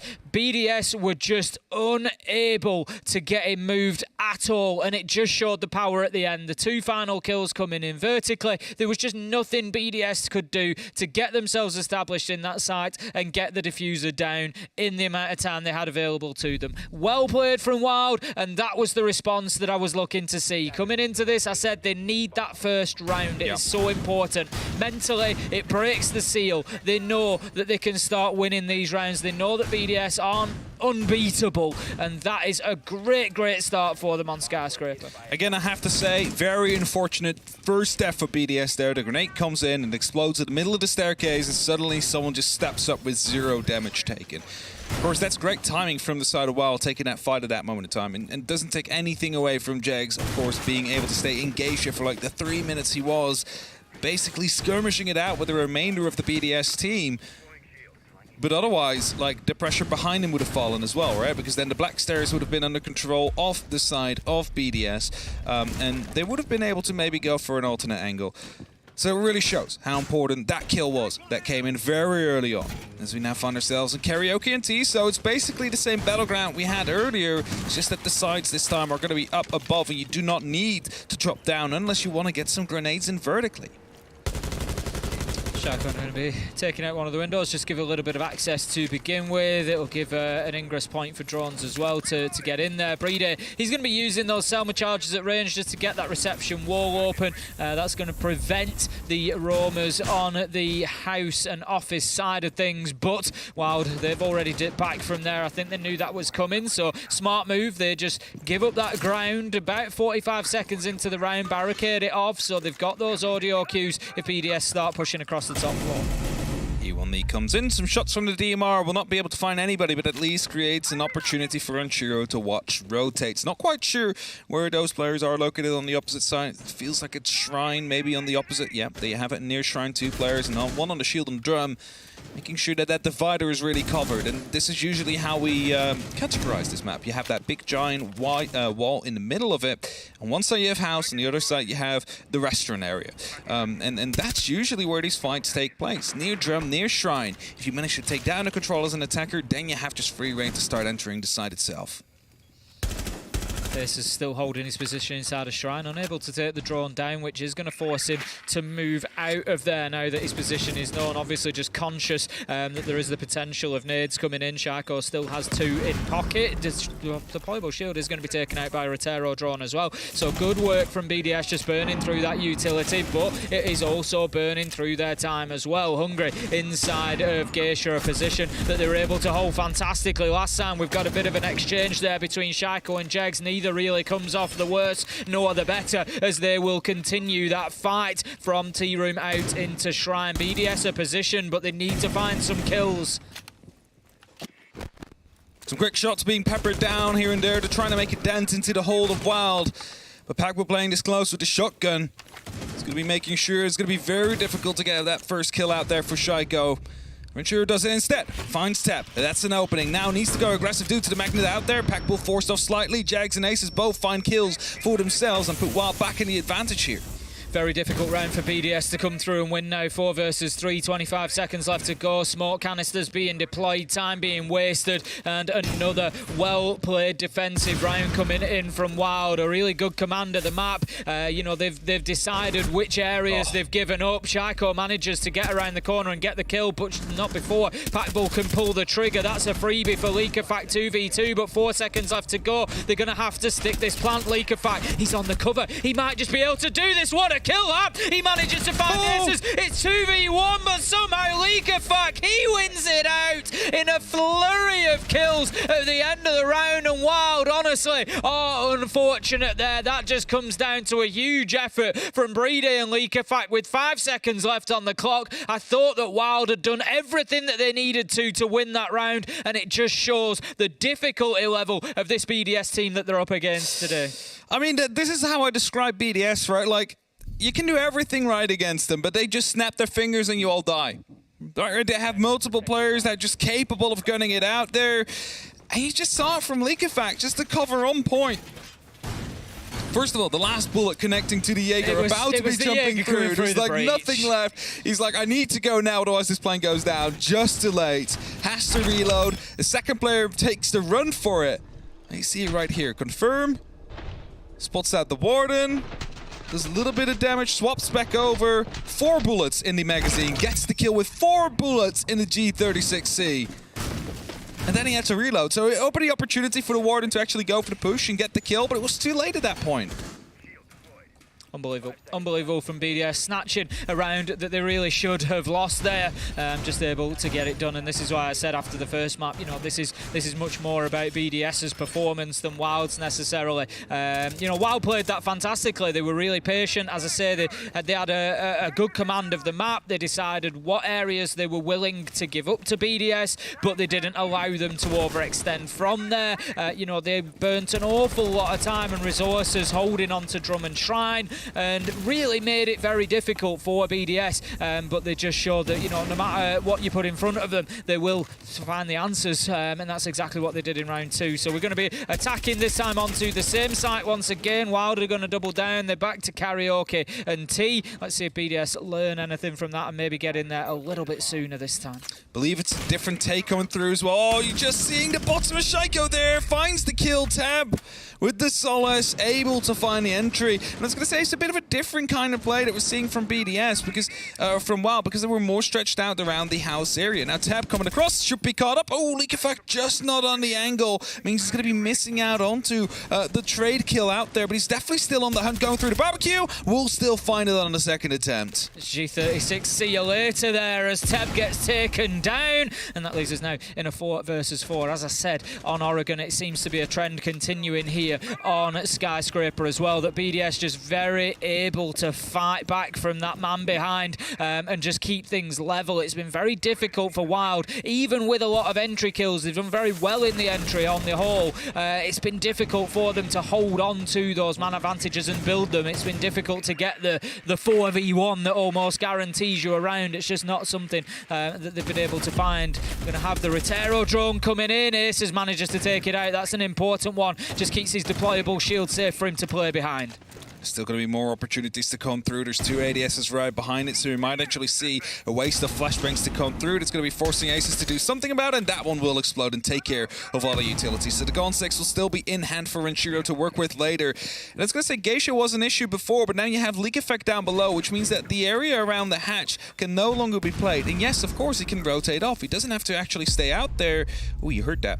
He knows about this, sees the leg, and that's going to be a kill for him. Instantly moves up the main stairs to try and find more. Great play from Leak Effect there. As you say, just getting himself established up at the top of Drum Stairs. He's got a ping. He's got so much information ahead of him, but he gets beaten to it. The Warden gets taken down. Challenges through the soft floor. Can't find the foot there. But ultimately, they know that the Warden is down. They're going to take him out. Eventually there, they manage to get the kill, and it will be attributed to Leak Effect. Triple on the Ryan. Renshiro finishes things off, and another good attack onto Karaoke and T from BDS. Wild a little bit more sort of looking like they were a bit lost at sea there compared to the previous round. I thought the round 2 defense was a little bit better. They were a little bit more in control. BDS were able to break them down more then. I mean, that's kind of like you start looking at the utility that fell quite early. They managed to actually take care of that, and then suddenly those positions are no longer really playable on the side of Shrine. And then you have Leak Effect down below, catches off Tab, who was roaming, did a good job there, found Shaiko with the Solace gadget. But then, as he got shot at the first time, he should have realized there is someone hunting me. Like, maybe it's not the best idea to take this route. Maybe should have just completely fallen off. Don't know. I'm not in the game. I cannot make that decision for them. But he gets picked up. And then you have Leak Effect down below. There's no one there to challenge him. They have drones all around, so they see when someone gets on that small roof next to the divider wall.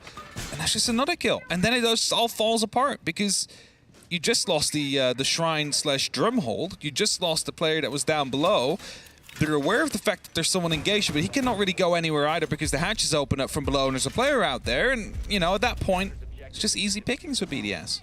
A smart trade of operators there. Renshiro moving from Lion over to Thatcher. The drones obviously picking up the presence of the Clash. Hungry bringing along the shield. It's something that we've seen used more and more frequently on this site. You can basically get aggressive out onto the balcony to prevent the breach coming off. You basically walk out and just stand out there. There's no real way that anybody can challenge you from behind, so you're fairly safe with the Clash. But the Thatcher being brought along will just help to deal with that because, of course, then it makes it easier for players to approach because they're not going to be getting shocked, they're not going to be getting slowed down if the EMP has disabled that Clash shield. So just in direct response to that, but still could be a very critical part of this round. So keep an eye on what Hungry does with that operator throughout round 4. We've seen it in a 1v1 between a Monty and a Clash where the Monty had MP impacts and decided to just use them, right? Because it's like, why not? Because it allowed the rest of his team to start moving up. BDS taking it from the opposite side, not really wanting to open up that main wall, at least not for now. Thinking that they will find more success if they take control of Terrace, if they take control of Shrine. But it does mean they need to find Drum. And Aces is still active around there, has the MX4 Storm. It's a very capable gun for these kind of situations. But as he falls off, now BDS realize it's relatively clear out there. They have the opportunity to start moving into those areas. Going to be opening up the verticals from underneath. LCQ with the soft breach gadget that's just going to make it possible for them to open the wall now. That's going to be them confident that any denial that was there, they don't have mutes, they don't have the Kaid available, but it does free them up to get that done now. Then Packball's going to be playing right in behind there, looking to get aggressive onto the breach potentially. LCQ just looking for any angle he can find, but 2 minutes in and very quiet so far in terms of kills. Yeah, it's just BDS strangling themselves around them, though. They're getting closer and closer, and there's not really any safe space for the defenders to be in anymore, because soon they're starting to shut down on them. LMs gets the very first. Jags is a very strong position right here underneath the Dragon. It's very difficult to challenge this, so a grenade gets tossed right over, deals damage enough for him to actually get the injury, so an effective 3-on-3 is active now before Aces takes down Shaiko. What a great double from Aces there, just to keep Wild on top of things here. 4 versus 2, effectively 3 versus 2 with Jegs being down. I don't think there's going to be an opportunity to pick him up. Renshiro is aware that the player is down, will therefore finish him off. You don't want to leave him gathering information. He becomes like a live camera at that point, if you will. Going to be challenged by the Clash now, and the EMP we saw just caught out. Breeder does manage to find Aces though, 2 versus 1, as Pikepool picks him up in a trade though. It's all up to Renshiro. To a degree, he can ignore the Clash if he can find this first kill, but with 7 seconds left to go, time is the big factor. Manages to take one, not going to be able to get a diffuser down, and that is going to be the round 1 out by the Clash shield that I picked up on at the beginning of the round. I told you to keep an eye on it. Watch what Hungry does with that operator, and the answer is he wins the round. Slowed him down just enough where he wasn't able to get the hunt on early enough. Lack of information a little bit there on BDS' side in the end as well. They weren't aware of the player that was still in the exhibition site that was able to take out Brede, of course, as he moved in.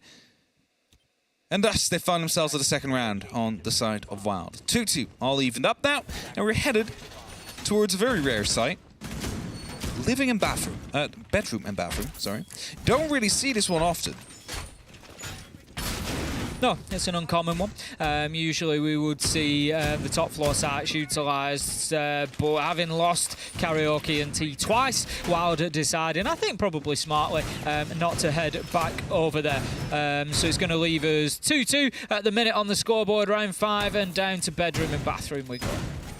Now, BDS currently have a 60% attacking and a 77% defensive win rate on Skyscraper in 2023, which is better than the average for both sides. And if you basically go with that, 60% would look like a 4-2 split, something like that. I mean, it's basically a 3.5 versus a 2.5 split. It's kind of impossible to get. Sometimes a 3-3, sometimes a 4-2. Exactly. But on the attack, that is just getting like 4 or 5 of your rounds at that point onward. So basically, if you look at that, BDS already find themselves in a good spot if they get the attacks they normally get, and that means they still have a good opportunity of finding an extra, maybe even 2 more, to find themselves truly in the lead for this game. Well, it just shows the importance of a potential 3-3 here, because if you look at BDS's defensive win rate, you know, you would expect them on trend to take a 4-2 half on their defense. So that said, if they can get the 3-3, they go in there feeling pretty confident at that point that they can get it done here inside of 2 maps. But Wild,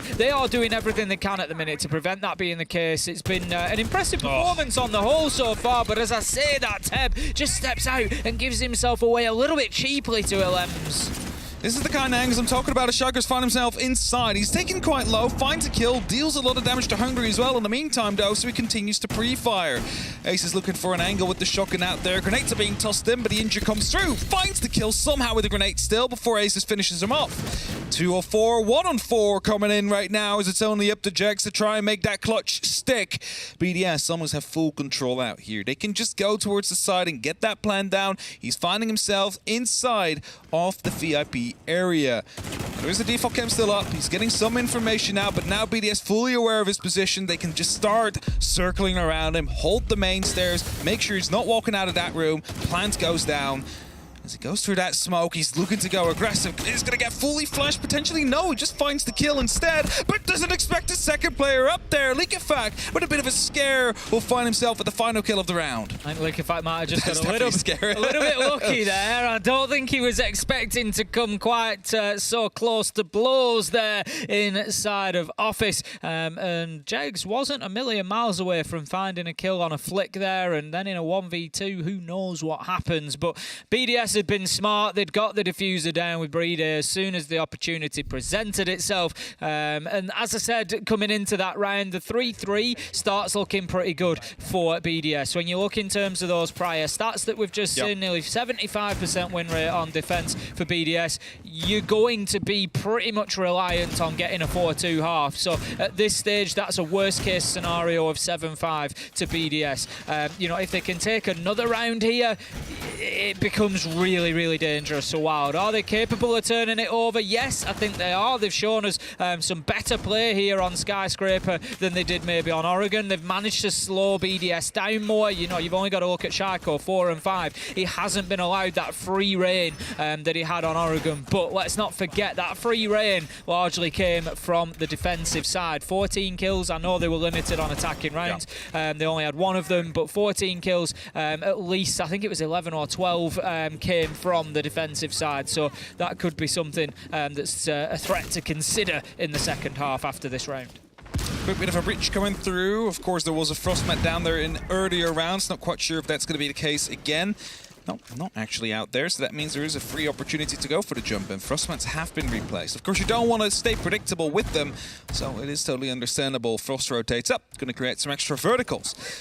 What I wanted to say, though, is that in that last round, you saw BDS use all these angles that get created. They take a fight, but someone on Wild is actually unaware of the fact that the angle is still being watched, steps out, gets himself killed. That's how these opening kills happen often on Skyscraper.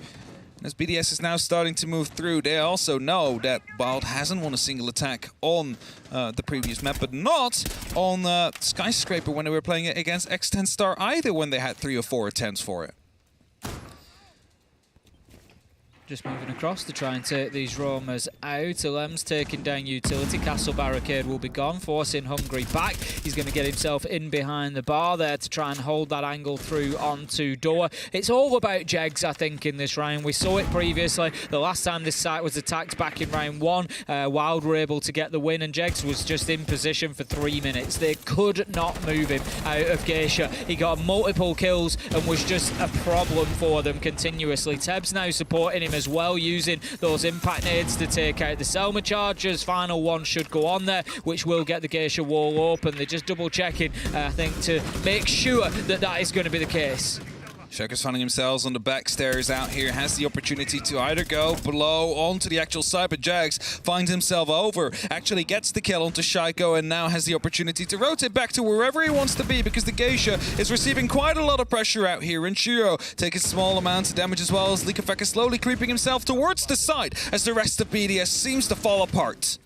Another round that is being dominated by Jegs on this site. Got himself 2 kills so far. Ace has managed to pick up Liquefact. It'll be a flawless round for Wild, and what a response to at least close out that half. 3-3 give themselves every opportunity coming into the second half of things here, but as we saw from the stats, the numbers don't often lie. BDS are going to be difficult to break down, so a flawless round, perfectly timed for Wild, just to give them that little bit of mental confidence boost to push forward. And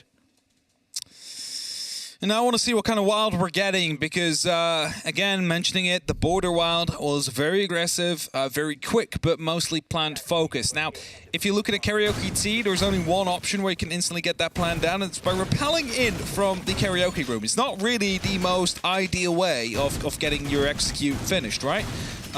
So I doubt that we're going to be seeing that. They need to be a bit more systematic in their clear, get a lot more map control before they can open something up. But that could actually start here. As we are going to Geisha, we see that being reinforced, we see it being set up. So we could rely on an opening out there.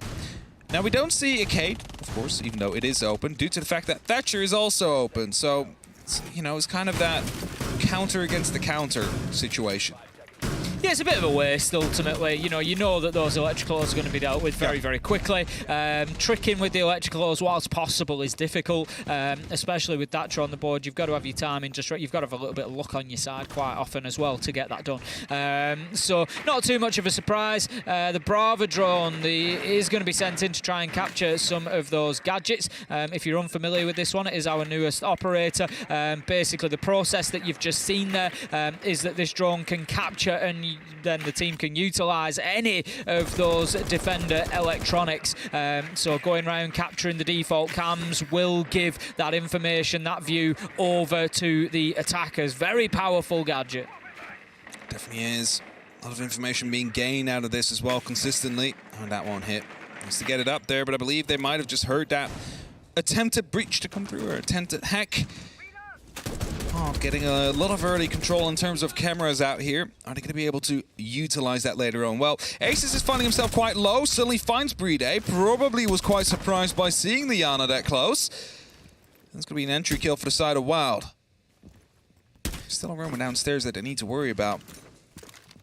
It was a great start for Wild there. We've seen them, as I've said, do very well on the entry, and that is going to continue. Going to be the challenge coming in here. Aces is actually getting pushed from both sides, but somehow he manages to come away with his life there. Hasn't been picked up just yet. BDS just not wanting to overcommit, certainly not wanting to lose anybody else. They know that they need to rely on that 75% win rate on defense of Skyscraper here to be able to continue and get this one done inside of 2 maps. That's exactly what they're going to be looking for. At the end of the day, it's always a gamble to go into that 3rd map of a best of 3, and this is not looking pretty for the Soulless of Alems. That's how you live so long, Alems. He did so much damage to Hungry, wasn't able to get any of the kills, but I mean, 3 players were hunting him down at that point. He was destined to die. There was no way he was going to get out of that one alive out there. Might have been able to pick up 1, maybe even 2 if he was lucky, but found none in the end. Now 50 seconds, and while they have themselves a 2-minute advantage, even though 2 players are quite low, if they do want to take control of right below, as a grenade first one sails all the way through, the hatch would still be providing a line of sight for Shaiko, and you know what? He might actually eye up a drop to come back on right behind him on the black stairs if that's where they're pushing from. Oh, what? Jegs, if he has his gun in his hand, he gets the kill there. Ultimately, it's going to be Packball that manages to find Leakerfact. Renshiro watching the top of Black Stairs is going to be challenged, manages to down 1, finishes the kill. Can he find himself a second? He knows that the push is coming. 4v1, he's going to have to find 4. 1 more will not be enough. Can't find it as Jegs picks him up on the angle, and that is a fantastic start to the attack for Wild. As I said, BDS would have been relying on a 4-2 defensive half. Wild have already managed to get 1 of the 2 allowable rounds there in BDS's eyes, and that is a fantastic start for them, especially following the flawless round previous to that. They could be looking like a real threat on Skyscraper. They definitely could. And right now it is BDS deciding to actually go back down to Karaoke T, because how that kind of played out was Bride got surprised, didn't expect the player to be out there, otherwise he would have had a shotgun out for that challenge and would have been able to potentially secure that kill. But afterwards, the Solace, Leakerfact, basically stuck, had nowhere to go, was being hunted down by the players downstairs.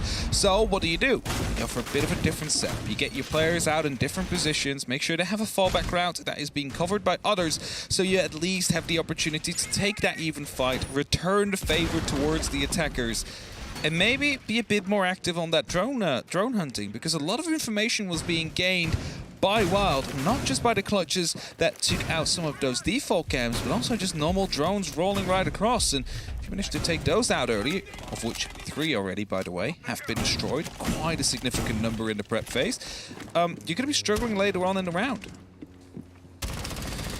Packbolt on the glass, just going to be using the secondary there to take out some of those barricades. Default cams, just doing a little bit of work for his team there before ultimately going to be getting himself positioned likely onto a window rappel with that thermal scope just to make life as difficult as possible. He's also supported by Hungry on the Ying. It could be a classic smoke and Candela plant with Glaz on the Overwatch. There it is. First Candela is about to be coming through. It's going to be all the way in as they're trying to go quickly inside of Geisha. Sheko finds one before he gets shut down by Teb. And I believe they're already inside with the diffuser right now, looking to make and find some space to get the diffuser on the ground. Exactly. Hungry out there has the opportunity to go for a plant. Going to be kills raining in on both sides here. Leak Effect the latest, finding Jegs 3 versus 3. Hungry is going to be able to stick the plant. I'm not sure BDS were aware, or at least not in a position to be able to do anything about that. And with the one underneath, the Solace of Leak Effect would have been able to see that, but was otherwise occupied. Packbull now on the Overwatch with that glass scope. Should make life a little bit easier for him. This is looking good for Wild at the minute. 17 seconds left to go, and BDS, they have been unable so far to find any kills. Tab is right in front of the line of sight of Hungry out there. Tab finds a good kill. Leak Effect now the last man standing. There's no way he could have gone for the jump out there. That's what he was eyeing up. He needed to actually go for it because there's 2 people still left on the rappel, and as the time basically runs out, we're going to find ourselves with a 5-3 lead for the side of Wild. A quick plant was attempted out there. I mentioned it in the first round. If you want to go for it, this is the one opportunity, the one spot where you have the possibility of getting that diffuser down on the ground, and they managed to execute that perfectly, together with, of course, a quick rush attempt through the Geisha room. Well, a good start just turned into a great start on the attack for Wild. 2 rounds back to back, 5-3 now, and BDS, if they want this in regulation time, cannot make any more mistakes. They're going to have to go 4 rounds back to back, so we're going to have to see a full defensive rotation, including a third choice site, and we're going to have to see them win Karaoke and T as well along the way, which they've now lost twice. It is not going to be easy for them. The more likely aim for BDS here is probably to match the 3 defensive rounds that Wild were able to take and to try and level things up and go into overtime. But if Wild have anything to do with it, they are not going to be wanting to see that. Hungry is going to be bringing along the Amaru, which is always a fascinating pick. Are we going to see another quick play? They've tried this one before against X10 Star. Didn't really work out that well, but they managed to put some pressure up top, and then Hungry was able to go through the hatch. Unfortunately, he was picked up before the diffuser was able to be put down. Doesn't seem like he's actually going to try and attempt that now, though. Instantly trying to get himself near the Geisha, looking to take some early control. There is already a drone in there, so maybe this is going to be them trying to take this systematically from the west, going up to the east, making sure everything on top is clear. Drone's just heading across there, and I like this from Wild. Nice and prepared, nothing too rushed. Hungry is going to be moving out of Geisha pretty soon, but not before he has the information. It's something we saw them fall foul of back on Oregon, was leading into areas without thoroughly understanding exactly what was ahead of them, but certainly not the case now. So sharpening up nicely here. Wow, Chaco on the Valkyrie, going to be forced out of terrace there, and we can just see BDS having to move around a little bit here. They've sort of fallen back to more classic BDS. It's not really, much of a roam game. There's not much going on away from site. It's very much turtled up and holding those angles. So they don't really need to go out for a full roam out here. It's just about wasting time. I believe for a second there, someone was near that main door from the side of BDS. Of course, it's a long run out with the current timer we have for being outside. EMP stopping the clutch drone out there, so it's going to be freed up, able to get in. It's going to be trying to find some utility to hack. It's going to be a Mewge Hammer first to be taken down. That now swaps allegiance and just continues onwards. Sees the Valkyrie out there, so they might want to go for a bit of a fight. Yeah, absolutely. Just trying to get that angle from the rappel, take over the default cams. More and more utility being denied from BDS here. Still 5 versus 5, 2 minutes into the round. Alems will take that default cam out. We're going to have Hungry on the Amaru just rotating here. I don't know if he's potentially going to look to get himself underneath into the position that you spoke about, Hap, and try and get up the hatch and put the diffuser down on the ground. Doesn't have it in hand at the minute, so that's something that's going to have to happen before he can do that. 5 versus 5, and still no kills, 2 minutes 15 in. They dropped the diffuser for Hungry on the ground as he repelled back up, so he's going to be taking that into hand, trying to get himself quite close to go up the hatch, but Shaika finds the very first onto Jegs. A lot of them are giving away their positions though. Shaika finds a second. He's aware of the fact that someone was around on the Geisha balcony, but with 30 seconds left, Aces is going all the way around. I'm wondering if he has enough time for it, as Tab and Hungry both on the balcony right now, not seeming to go for repel-ins from below. So I think Wild just stalling out a little bit there, not really able to work themselves into the position they wanted to be. Things like the mirror window are going to make it very difficult for them to potentially be able to plant inside of Office. BDS have just held their positions well. They've made Wild do the work. Shaiko does the work on Hungry, manages to get a beautiful kill. Leaker fight. Pre-Day will finish things off. BDS, they come back with a flawless round of their own, and that puts them back in the game. It's 4-5 now. Not giving him any space that was of any use, BDS. They were challenging him out there as soon as they opened up that breach. Not afraid to take these fights. Shaiko, I believe he even found 2 kills on the opposite side of that breach. Basically made it so Wild didn't really have another opportunity to go for them, what they currently did out there. Trying to salvage whatever was left. Barbecue Kitchen up next. You mentioned it, we need to see a full rotation from BDS if we want to see them win it potentially in regulation. Of course, if they win 2 more rounds, overtime is on the board. There's only 3 more rounds left in regulation, so it's still a tall ask if you look at it from this half specifically. Oh, still a lot of work to be done. Round 10 here is, I think, particularly important for BDS. If they can level things up at 5-5, not only have they done that, but they've got a couple of rounds in a row as well. So they're going to be feeling reasonably confident at that point, I think, at least of securing overtime. You know, they're going to think there's one more site that they can at least find to lock down. There's a bit of me that thinks they're going to know that they can probably do better out of Karaoke and T, for example. So this round particularly important. Wild could really do with getting themselves a good win here. Teb is bringing along the Capitao, which is something that we've seen them use fantastically well so far. Hungry on the Monty as well. There's definitely a plan here for Wild to get themselves into barbecue and get the diffuser down, but there's going to be a bit of posturing, a bit of positioning that is needed before they can do that, particularly attention to that top floor. We saw how well Jegs played it across 2 rounds. Locked down Geisha, wouldn't allow BDS in, kill after kill after kill, and it really hurt BDS's chances when trying to attack onto this side. Now, indeed, they might be eyeing up to go for a bit of an aggressive plant with the Monty onto the barbecue site.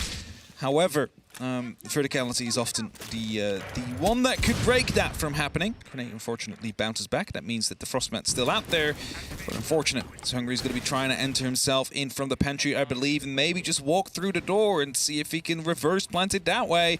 But again, if the hatch is not under control on Geisha, well, you're not going to be finding yourself with too much success trying that.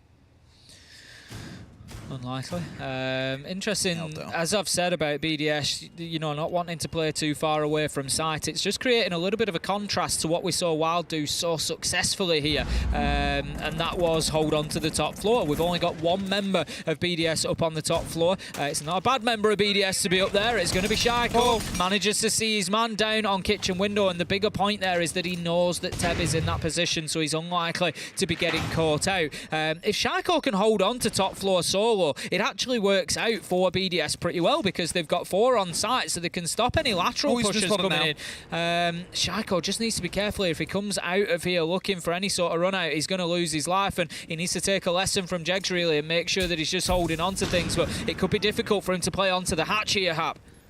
Now, the bar has been spotted out. Monty's now in a bit of a standoff. There is fire out there. That means there's no one there to instantly reply. Aces on the opposite side is trying to find a kill and will find the headshot as well. That's an opening instantly replied to, though, by Leakerfax. So an even trade comes through. Brede on the hunt to try and fight Hungry. But the old airshow actually pops them off. The quick extend, but not able to instantly go for the fight afterwards.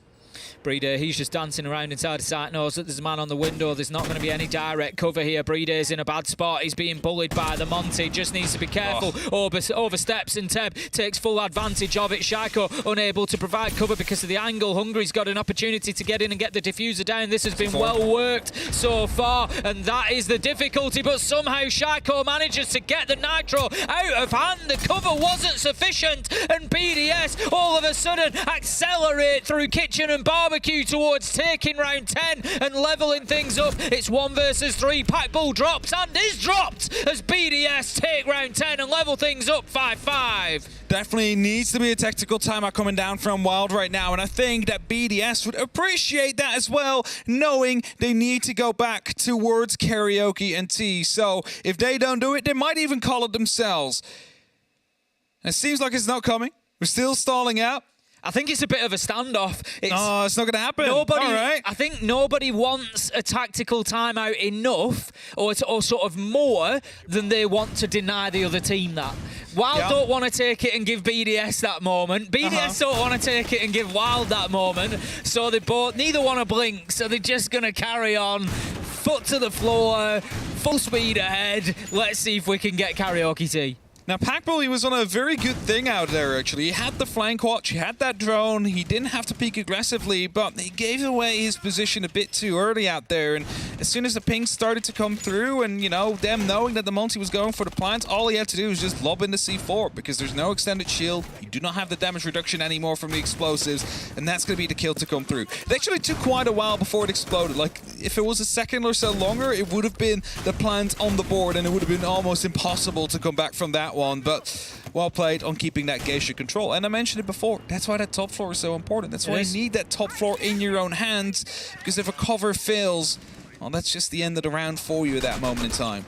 That's it. The whole round came down essentially to those 2 seconds. Yeah. If Shaiko doesn't get to dump that Nitro into sight, it's a win for Wild. Yeah, it's very, very different. But it's a tight angle to try and get off the rappel. If you go to get a better angle, you often expose yourself. And against a player like Shaiko, he's going to peek his head out and rip yours off. So you've got to be careful with it. It is a balancing act, and BDS came out the better for it. So round 11 now. Wild, they've had some good play here on Skyscraper. They know that they can get this round and give themselves the map point opportunity. Renshiro is going to be downed. I'm not sure there's going to be much of an opportunity. Brede could shoot out the wall and potentially get to him here. That's exactly what he's trying to do to get his man back on his feet. Hasn't shot out enough of the wall, I don't think, and here comes a nade from Jegs potentially, but Leakerfact meanwhile manages to find Hungry. This could end up a 5 versus 4. It does, as Renshiro is picked up, but Ulems is taken out by Aces. 4 versus 4.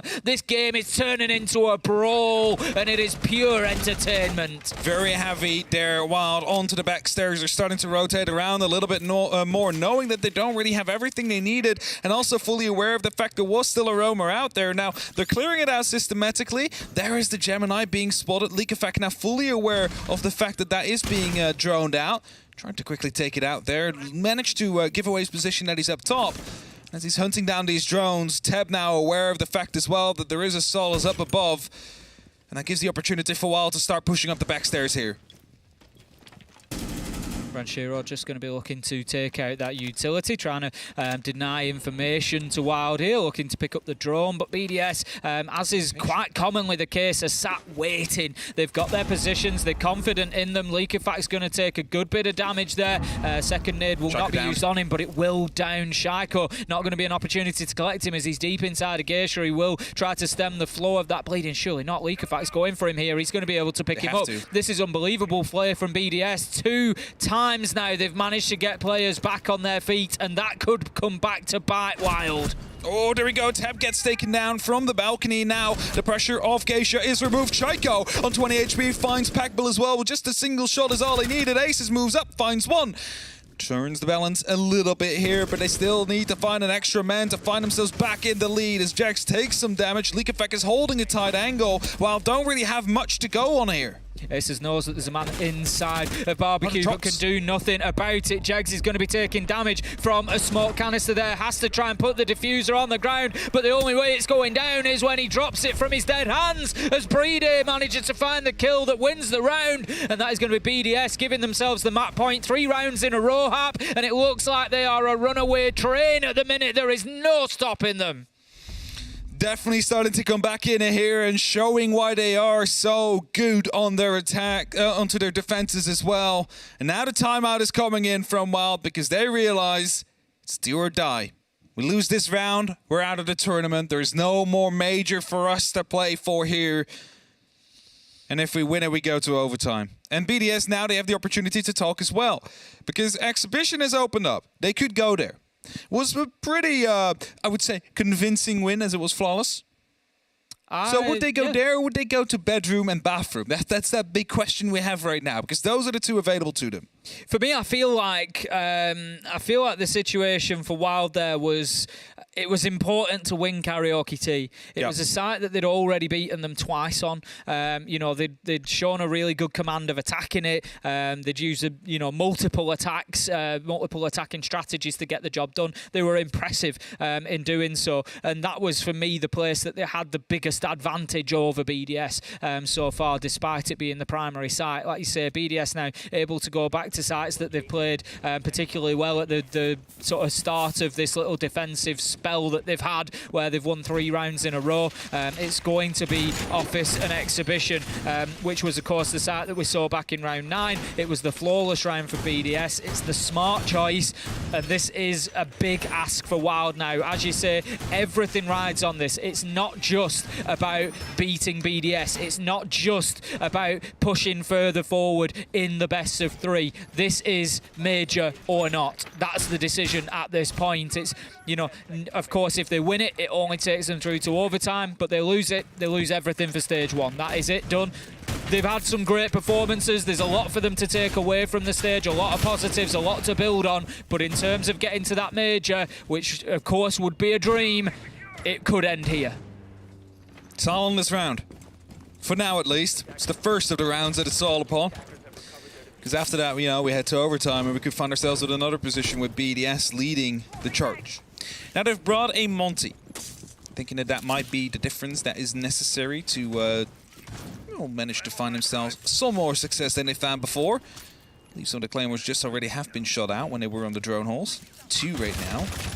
That's definitely going to be catching someone off if they drop the hatch, I believe, from the BDS side of things. As far as the Monty's concerned, I'm looking at the defensive side and I'm seeing 3 nitros over there. So definitely going to be answers for BDS here. It's just whether they can find the right throw and the right opportunity. Packbull is going to take down Shaiko. That's 1 nitro gone, and that is great work. What a start from Wild there to get themselves into this round. Frostmat for the Monty, no! That is not ideal, Hap. That is definitely not ideal. That's basically a lost cause right now. You're not going to be able to go for Hungry. And if you do, well, you are risking the both of you. A drone is going to be calling out that it might be safe to actually go for it, so fire will be spread to stop anybody from going for a bit of a swing, and thus the pickup is now on its way. A risky move, but it will pay off. They are going to get that Monty shield back up and running, but look at the HP. Just a single impact, just a single C4, just a little bit of damage, and it's over as Liquefact finds Jags. Bold strategy cut in the Monty. Let's see if it pays off for them. Hungry is able to stick this inside of the smoke. The nitro is too late and in the wrong place, and that is plant down somehow for Wild in amongst all the chaos. And we find ourselves now 4 versus 2, 3 versus 1 as kills rain in. The Monty will go down. It's all up to Renshiro. So much work for him to do and so little time. 22 seconds left to find the 2 kills and have the time that he needs to be able to disable that activated diffuser. I think he just has a look towards potentially long arming it, but instead sits right on top of it. He's going to go for it. I'm not sure if they're aware. He had the opportunity to stick it, but no. Aces steps around, finds his man, and we are going to overtime. I'm kind of disappointed by BDS not realizing that that plant was going down. They heard the Monty, they saw the smoke, they tried it before, and they had a C4. They had a shotgun down below. All you do is you toss in a ping and you start throwing it in, but instead the C4 in the middle of the room, there was no one out there. That lost them the opportunity to lock this up for 2-0 right now. Because otherwise, diffuse it down underground, they suddenly need to start moving in, and you have verticality on the diffuser. Wild have done a great job there. They have done a great job, They've yes. done a great job. You know, I said it was a bold strategy to pick up the Monty. It worked out for them. They were able to go in and get that diffuser down. Sometimes it shows, you know, those risks do pay off. It was just BDS weren't in a position to prevent him being picked up. And then, as you said, they just had a serious lack of information. The fact that Hungry had been picked up meant he was so low health. Like you say, a shotgun blast through the floor would have done the job. Any damage onto him would have put him down, but not out. And, you know, would have left him in a position where the diffuser was then down in no man's land, and it would have been a real tough ask to them. But Wild, fantastic play from them. They certainly weren't beaten. Even when the Monty went into the frost mat, they got the job done, and they now find themselves in overtime. BDS are able to go back onto the defence. We would still argue that that should be the stronger side here on Skyscraper. We've seen 3-3 halves though so far, so this is anybody's. It's definitely anybody's to take, but BDS is still playing on the karaoke and the tea room. And again, they're bringing the Monty out here. Wild bringing out everything they have. They are going back to some of those basics, like let's just try and get the plant down. Play the objective. Make sure that we make BDS sweat as they hear the giant shield approaching them. And it could be very successful here, especially clearing out Geisha. Ooh, Alem's very close there to actually finding a player on the opposite side, and now everybody's watching that direction. 4 players out on the Geisha balcony. Turning into a really competitive game here. Shaiko gets aggressive, he's unlucky, he runs right in to the front of the Monty, so he's unable to take advantage of that aggression, and they're just going to be backing up the Monty here, trying to get Hungry inside the map to start feeding them that information. Shaiko gets one though, and an important one. It's part of the cover that's holding him away from the Monty, and we just see Hungry having to back away, but no longer, as Teb gets the trade and takes Shaiko down. Again, the heavy Geisha attack from Wild here basically tells you all they need. I think they want to get this, and after that start moving themselves into T if they manage to find an opening there. Use that Monty again for a reverse plant and find success that way. But there's still some BDS members out there to protect, and goo mines as well that are going to be stopping Hungry from truly moving in, just chipping away on the damage. And currently there's a C4 below. If they're able to realize where he is as the smoke gets caught up by a magnet, they might be able to get him from down below. With a C4, just blow him up into pieces. A lot of smokes going out here, but nothing really providing anything essential. Nitro goes out and again is just as redundant as those smokes have been, really. And we now find ourselves 4 versus 4 and a little bit of posturing from both teams here as they dance around each other, just trying to force that Monty forward, trying to get Hungry inside the site. They're able to do it. There's another smoke, this time much more useful. And the plant is going to be going down. They're going to lock this out. They're going to get it done. And that is once again BDS allowing that diffuser down onto the ground. They need a big retake here, Hap. I don't know how they let it happen again. Like, they've done it 3 times now where they just managed to get the Monty in, they start going for the defuse, and they somehow get it down on the ground. Now, Renshiro gets himself taken down. It's only up to Teb and Packbull now in a 2-on-2 situation. The repels are out there, which makes it very difficult now to stop this from happening. They need to have this cover on point, which isn't there. Tab is going to be getting 1, and that means this round is basically won for the side of Wild, as it confirms the last one. They are now the ones with a map point in their pockets. Let's see if they can close it out where BDS could not. Again, well played from Wild, and you know, you picked up on it a couple of rounds ago, Hap. It was something that I remember from back in play day 1 and 2. You know, this is a team that were willing to play the diffuser, get into the objective and get that case down on the ground and force teams to defend in that manner. And it's working for them now. They've recognised that over the last couple of rounds. Let's play in there. Let's get that diffuser down. There is more than one way to win these rounds. We don't have to play BDS's game of fighting for kills all the time. It's always going to be tough against some of the players that they've got, but they have really done a job. They've got themselves the advantage here. It's going to be map point. BDS have to find an attacking win. I'm just, again, like, this is the 3rd time now they managed to sneak in the shield and they managed to get the plan down in smoke. If a smoke is down, I'm just going to say it, if a smoke is down on the site, 90% certain Wild is planting it as it happens. And it's just nothing happening. Where did the Solace suddenly go? Why are you not using that anymore? You can play that below. There was no pressure down there. You could just shoot up. Like, it literally just happened to you the round beforehand, and now you're not doing anything against it. of course Wild is going to continue playing like this, because this is how they found success on Border. This is how they found 6 consecutive attacking rounds, which basically all ended within 30 seconds to a minute, because they get that plan down.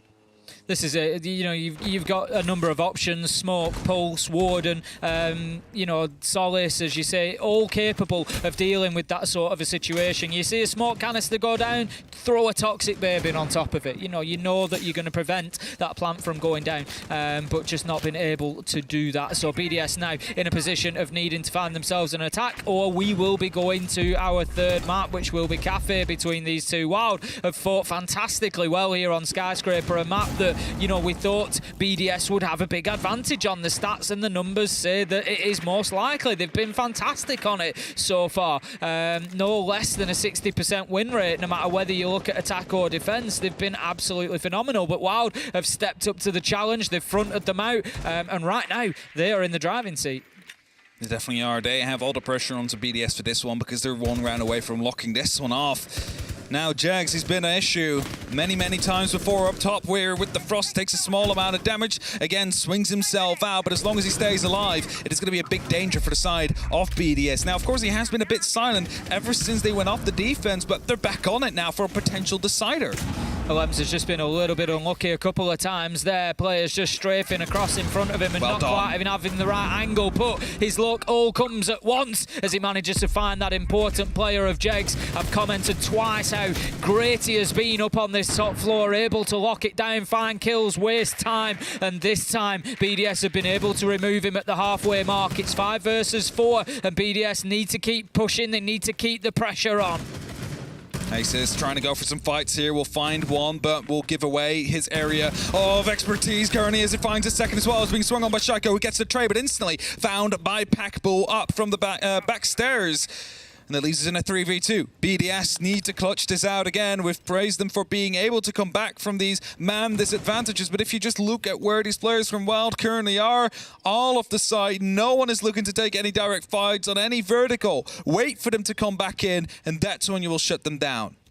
This is it. Wild can take the foot off now and just sort of sit back a little bit. They know that they've got one up in the Shrine and Drum area, but they just really don't need to be taking any unnecessary fights. They're just trying to hold a couple of verticals, see if they can get themselves a cheap kill, and there it is. Teb gets himself a freebie onto Leakafak, and this one is almost certainly done here, with Wild likely to take us all the way into a third map. It was maybe a little bit unexpected going up against BDS on their map pick, but there is still Breede to contend with. He's going to try and get that diffuser down, but he's going to be pushed here. They've played this perfectly, have Wild. They need one kill. Breede tries to go for the men, can't find them, and that is going to be Wild winning on Skyscraper with a great performance against BDS in the second map, pushing us all the way to 3.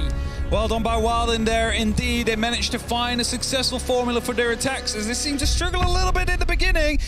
But then those shield plants continuing to come through, the pace they found with that unable to be replied to by BDS.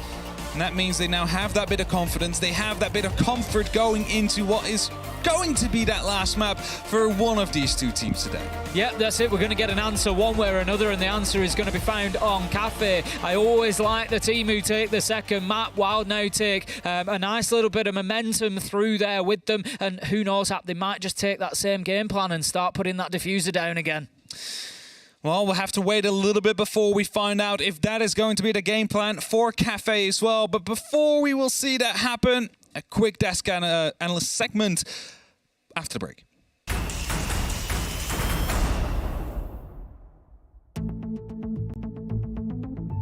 Hey guys, it's Blaz. My name is Daniel Gabov. I'm Leon Gids. My name is Savage. My name is Pasha. Hi, I'm Naifud. I'm LM. My name is Kendrew. Hi, my name is Max Sterman. So roaming is pretty simple as it says. Basically, you just roam around the map.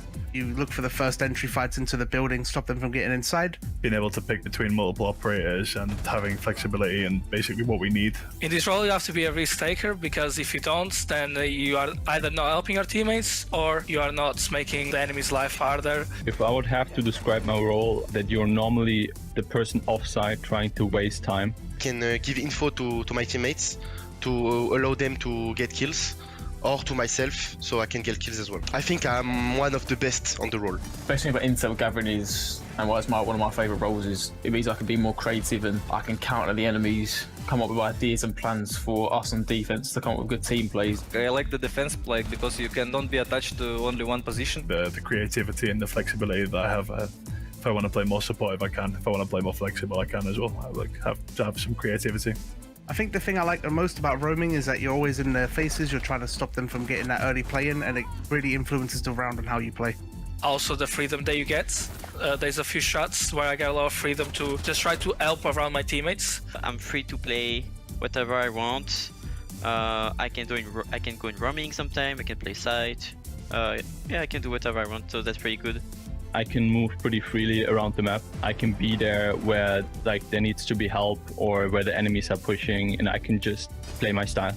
Yeah, the skills I think you need to have for the intel gatherer is having good communication and coordination, so you can tell your teammates where to go, what to do at the same time. Learn when to take the right gunfights and when you should be peeking. Play smarter. Let them come in the building first, maybe play off your teammate, bait each other. I think you need to be smart and know where people are gonna push. Try to predict the enemy and try to figure out what the next step will be, so you are always one step ahead of them. You need to feel the game. That's all. You need to find so much frags as you can and need to waste so much time as you can again. What makes me the best at the role that I'm currently playing is like having experience on more supportive roles beforehand, so I can kind of see the game differently. Knowing my surroundings and where I can dive from and where the enemies will be and where I'll be. I'm good at wasting enemy time, my aim, and I think my flanking. I have good gun skill and I have good map knowledge as well, so I can use that along with my teammates to make sure we're winning those gunfights. What makes me great? The map knowledge. My best asset in this role is definitely game awareness, to know what's going on in the game and being able to act on what's going on in the game and what the other team is doing.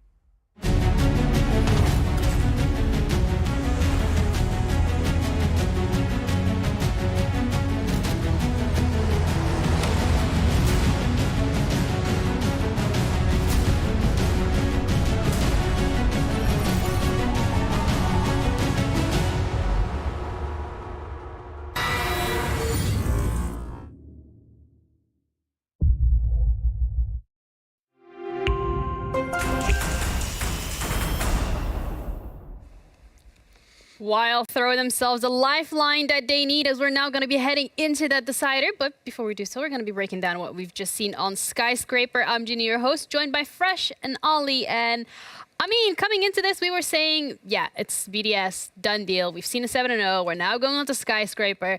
Wild don't have a fighting chance, but they do. They do. They certainly do. And I feel like balance has almost been restored now. And it's like we've got a little bit of justice for the 7-0 that we saw in map number 1. Yeah. That's firmly in the rearview mirror. We go to nearly all available rounds there on Skyscraper. And Wild pushed BDS right to the edge. And it was very reminiscent of the BDS we saw against Unlimited. I think the one thing that BDS have genuinely been excellent today. Wild obviously got that comeback, and we'll talk about Wild. One thing I think BDS didn't do was look into how Wild actually play Skyscraper. Because Wild play Skyscraper very differently to a lot of teams. They do a lot of what you could call direct, cheesy attacks. A lot of Monty, a lot of Ying, a lot of just direct things just to try and take the site and nothing else. Path of least resistance, basically. And BDS were just playing a lot of mute downstairs with a C4, rather than a Solace with impact. The amount of times that we saw on Karaoke T, for example, the plant going down, where a Solace below that was just ready for that and aware of that style of play from Wild would have denied that. But Wild just kept taking those opportunities on the attack and looked very good at the same time. Yeah, Wild have made that comeback that they need, and we're going to be looking forward to what they have on our decider map, which is going to be Cafe. But before we do so, I mean, players stepped up to the plate. We said it last game for Wild, it felt like a bit of a warm-up game. But this time around, looking at the stats, Ollie, it's going better.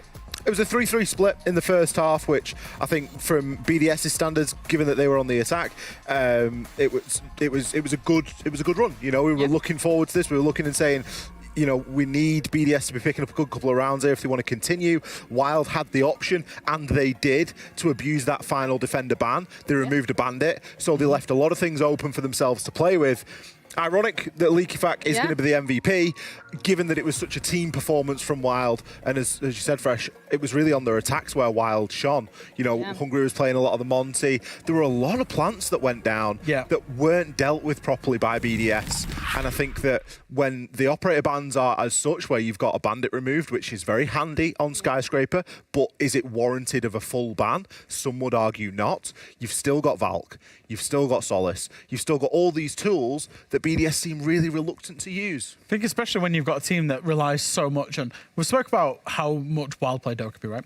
If Wild plays loads of Dokkaebi, they don't want the defenders to be on information. Obviously, the calls, there's secondary benefit to that. But then when they're playing the Monty, the Ying, the Smokes, the Capitao, basically just to try and get those plants down, and BDS are playing it blind. They don't have a clue these plants are going down or where they're going down. It's a recipe for disaster, and Wild just kept sticking to that formula, got them over the line. Yeah, the question is are they gonna replicate that formula on Cafe? Because we haven't seen Cafe in a while, and if there's anything we know from Wild is when it comes to these best of threes, it's not very much their comfort territory. So yes, they have put forward a convincing performance on Skyscraper, but to what extent will that happen on Cafe? Cafe is a tricky one for me. I think it very much hangs in the balance now of how can almost BDS reset that mental. You know, we were sat there in the back room looking, is this the time when Brede clutches again? You know, he clutched twice against Unlimited to win just in the overtime. Was he going to clutch there? They've been so close, and now, it's back down to a best of one. Yeah. You know, you talk about moving on to a map like Cafe. This is a map where Wild can really stretch their legs. You know, you can think about Dokkaebi, Ying, Capitao, all these things that Wild love to bring and love to play are things that are really effective on this map. I've just checked my data now. I'm just going to blindly trust my data. Just going to blindly trust it. But my data is telling me that Wild have attacked Cafe in 10 rounds. Guess how many rounds they've planted it in?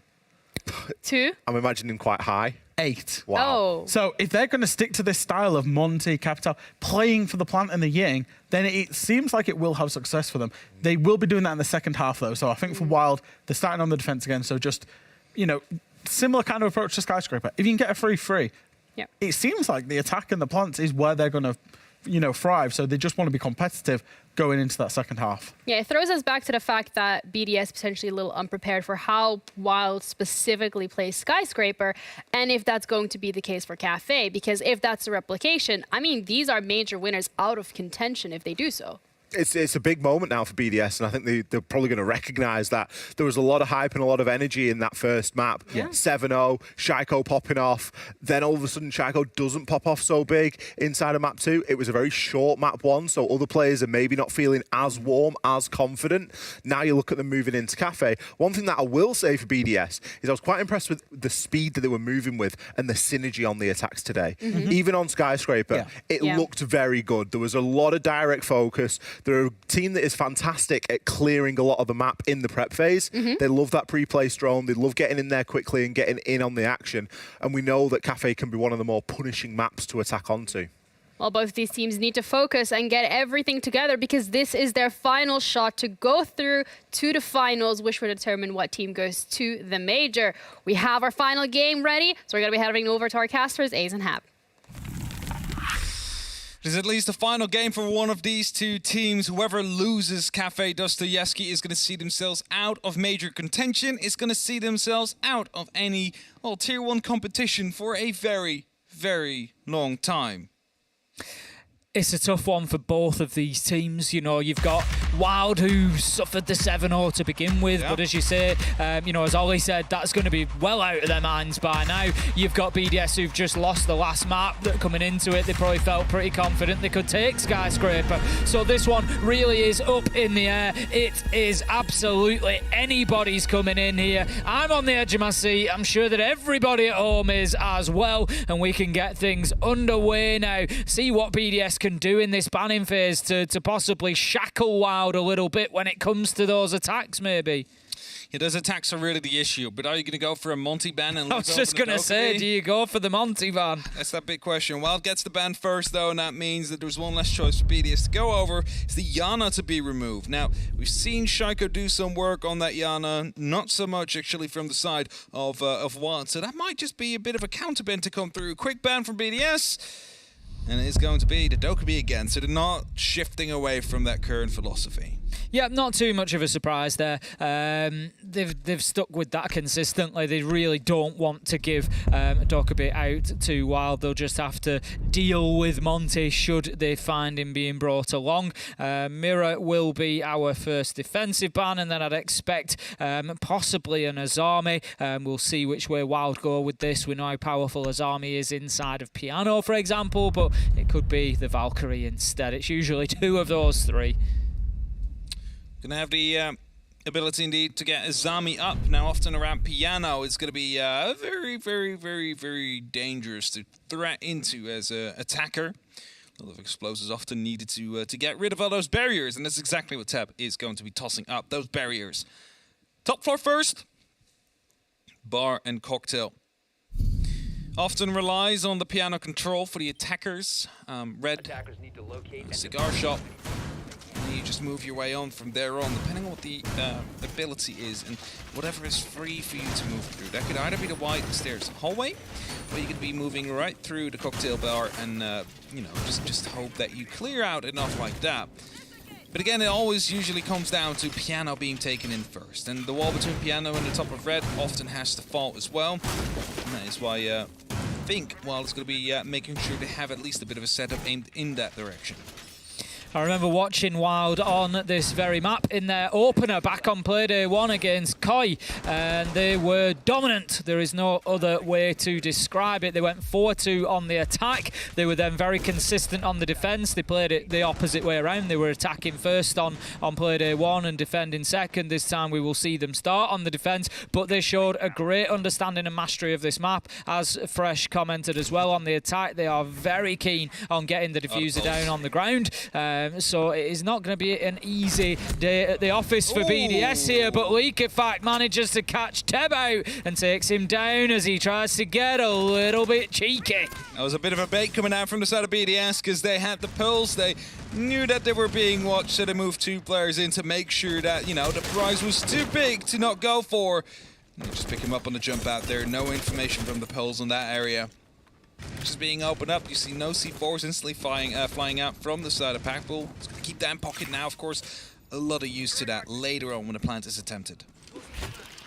Just going to be looking to send in some utility from the Skylight. First nade will be caught out by the Wamai Magna. Aces moves himself across onto the new balcony as well. Just going to be dipping back inside of Cocktail there as he decides that it's maybe a little bit exposed for his liking. 5 versus 4 then as BDS take control of the top of Red Stairs, and we've seen Shaiko do this before. He'll just get in and start getting aggressive here, looking to see if he can pick up any other kills, but he's not going to, as it's Hungry who manages to pick up the man inside a Cigar and absolutely smokes Shaiko from long range. Just takes it down with that DMR. It does hurt so much when you do get hit by it.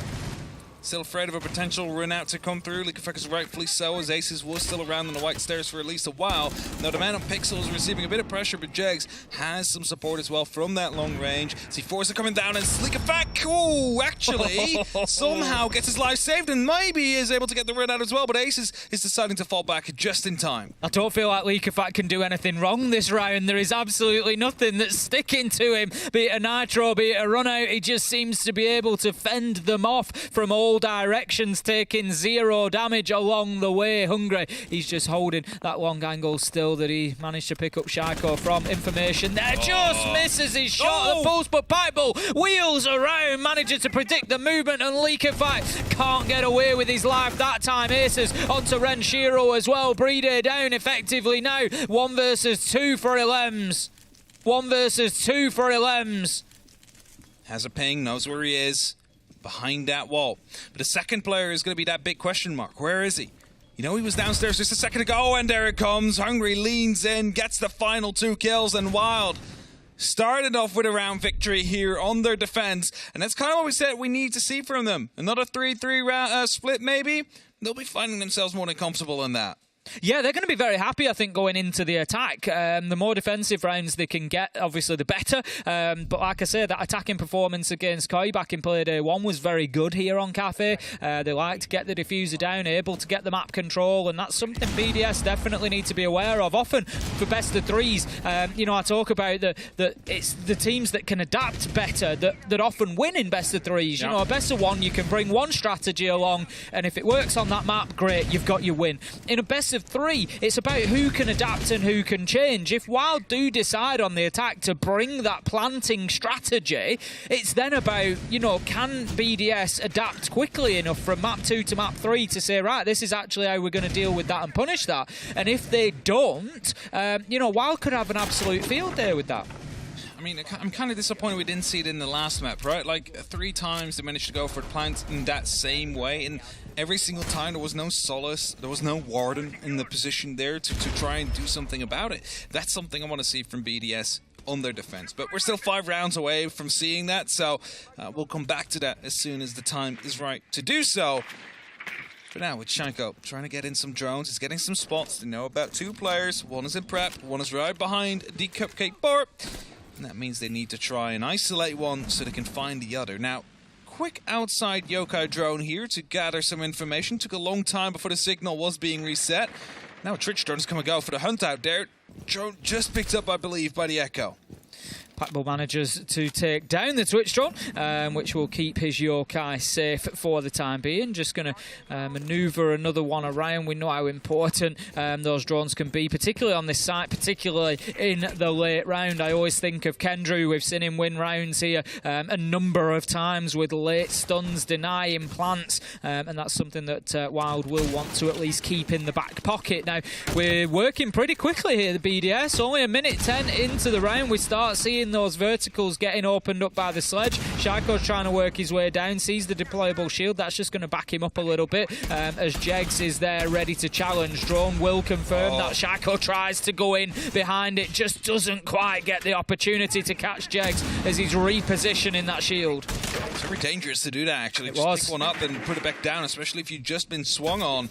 And the grenade comes around the corner. It's not going to be actually catching the shield, nor a player right behind it. The second grenade about to be tossed through. It's going to be Jax that will find the kill onto Shaiko, so an entry kill to Wild this time around. And also, the pressure on VIP now gone. That means that if a hatch drop is going to be attempted by the side of BDS, you're going to have to worry really much about the player being out there.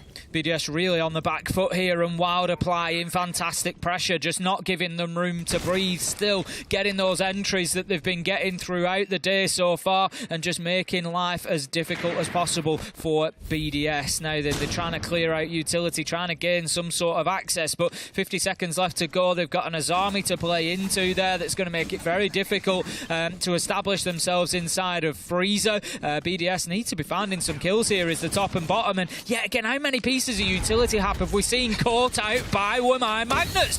Absolutely perfectly placed by Aces.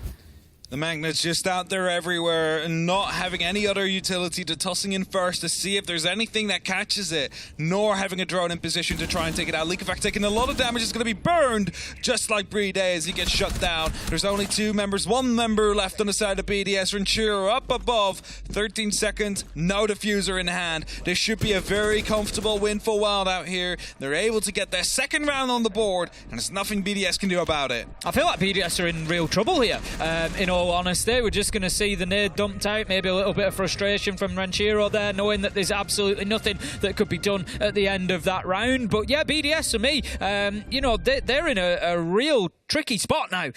Wild have played this fantastically. What a response, I think we've got to say. What a response to that 7-0 on Oregon. You know, plenty of teams would fold under that sort of pressure against somebody like BDS, especially going into their map pick, and especially when that pick was Skyscraper. But no, Wild have stood up. They've stood strong. They've come back at them. They've got themselves onto map 3, and they are slowly starting to run away with this. And as I said, their attacking record on Cafe is good. And if they can have a good defensive half, that could well be it, and they could push themselves through to that final match of the LCQs. And that is the position WoW find themselves in at the minute. They've successfully defended top floor and kitchen. They've now got, you know, equally strong sites in the mid floor, depending which you choose. They've gone for mining, reading, as well as, you know, an equally strong option. If WoW would get this done, I wouldn't bet against them on the attack, I'll be honest. No, definitely not. And you know, that will all come down to how BDS has been able to adapt. You mentioned it before. We really need to see that happening from them. Just a bit slow on that last round. Like, yes, they were starting to open up, but they were not really moving behind it. Shaiko solo trying to clear out a player on VIP when there's 2 against him. Like, where's the support in that? Cannot get away with doing that alone. No matter how good of a game you might have had or are having currently, you need to have someone out there to go for a trade if it goes wrong. Because otherwise you're just going to be prone to these kind of things, to these kind of plays that we're currently seeing. And Shaiko's ready to drone in as soon as the hatch gets opened up. It's going to be potentially welcomed by a Solas that was looking for those drones just a second earlier. Leakerfact just going to be working at the windows for the time being before getting himself up onto the roof. Potentially some air jabs out there as well. He'll likely be looking... won't need to on the red stairs. I was going to say potentially for the red stairs to prevent any flank coming up there from the mid floor, but they've got the claymores out there, so not too much of a problem.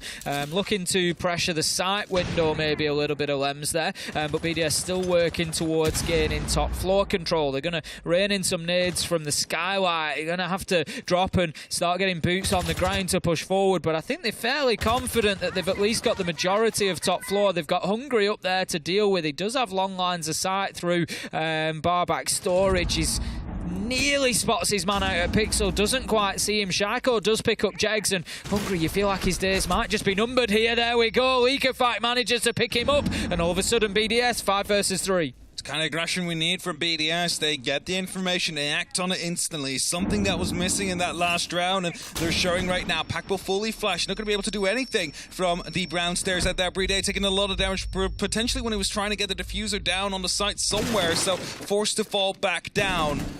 Packbull still in the position where he could go for a flank. The Solas as well down below to trying to find the information on exactly where Bride is with that diffuser, because as soon as they do, as Aces takes him down, the round could suddenly turn up its head right here, because now they need to recover that, and it's in the middle of the site.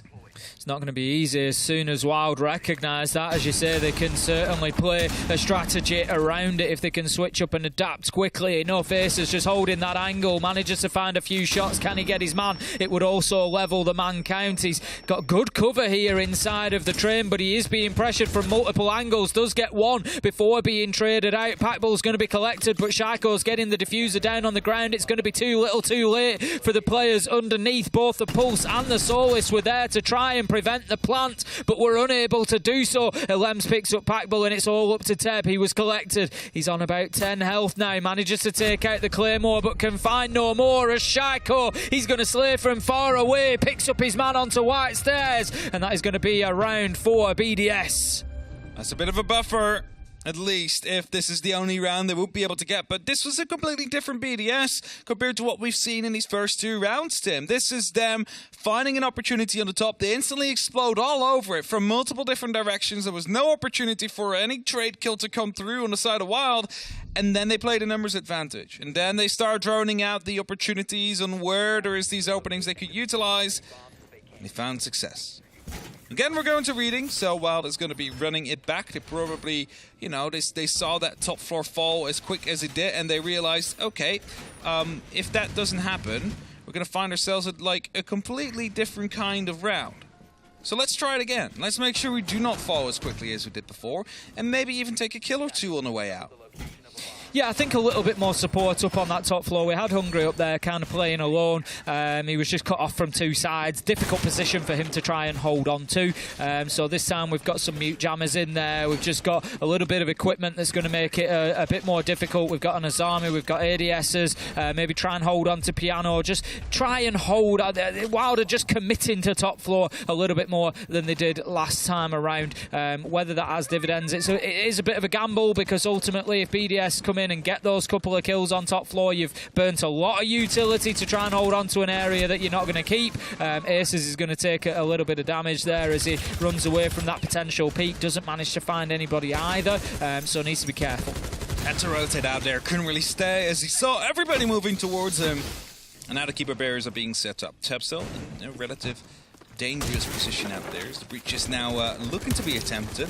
New Jammer is going to be called out, and that means they need to deal with it. Looking over on your right-hand side of your screen, and you don't see any EMP impact or anything like that, and that means they need to get a explosive out. And it's going to be an impact. Cut off. Oh, actually, the first hits the wall, and the second gets picked up. Oh, no, it's going to be so painful for them because that first one missed the mark. That means that wall will stay close for just a little bit longer now.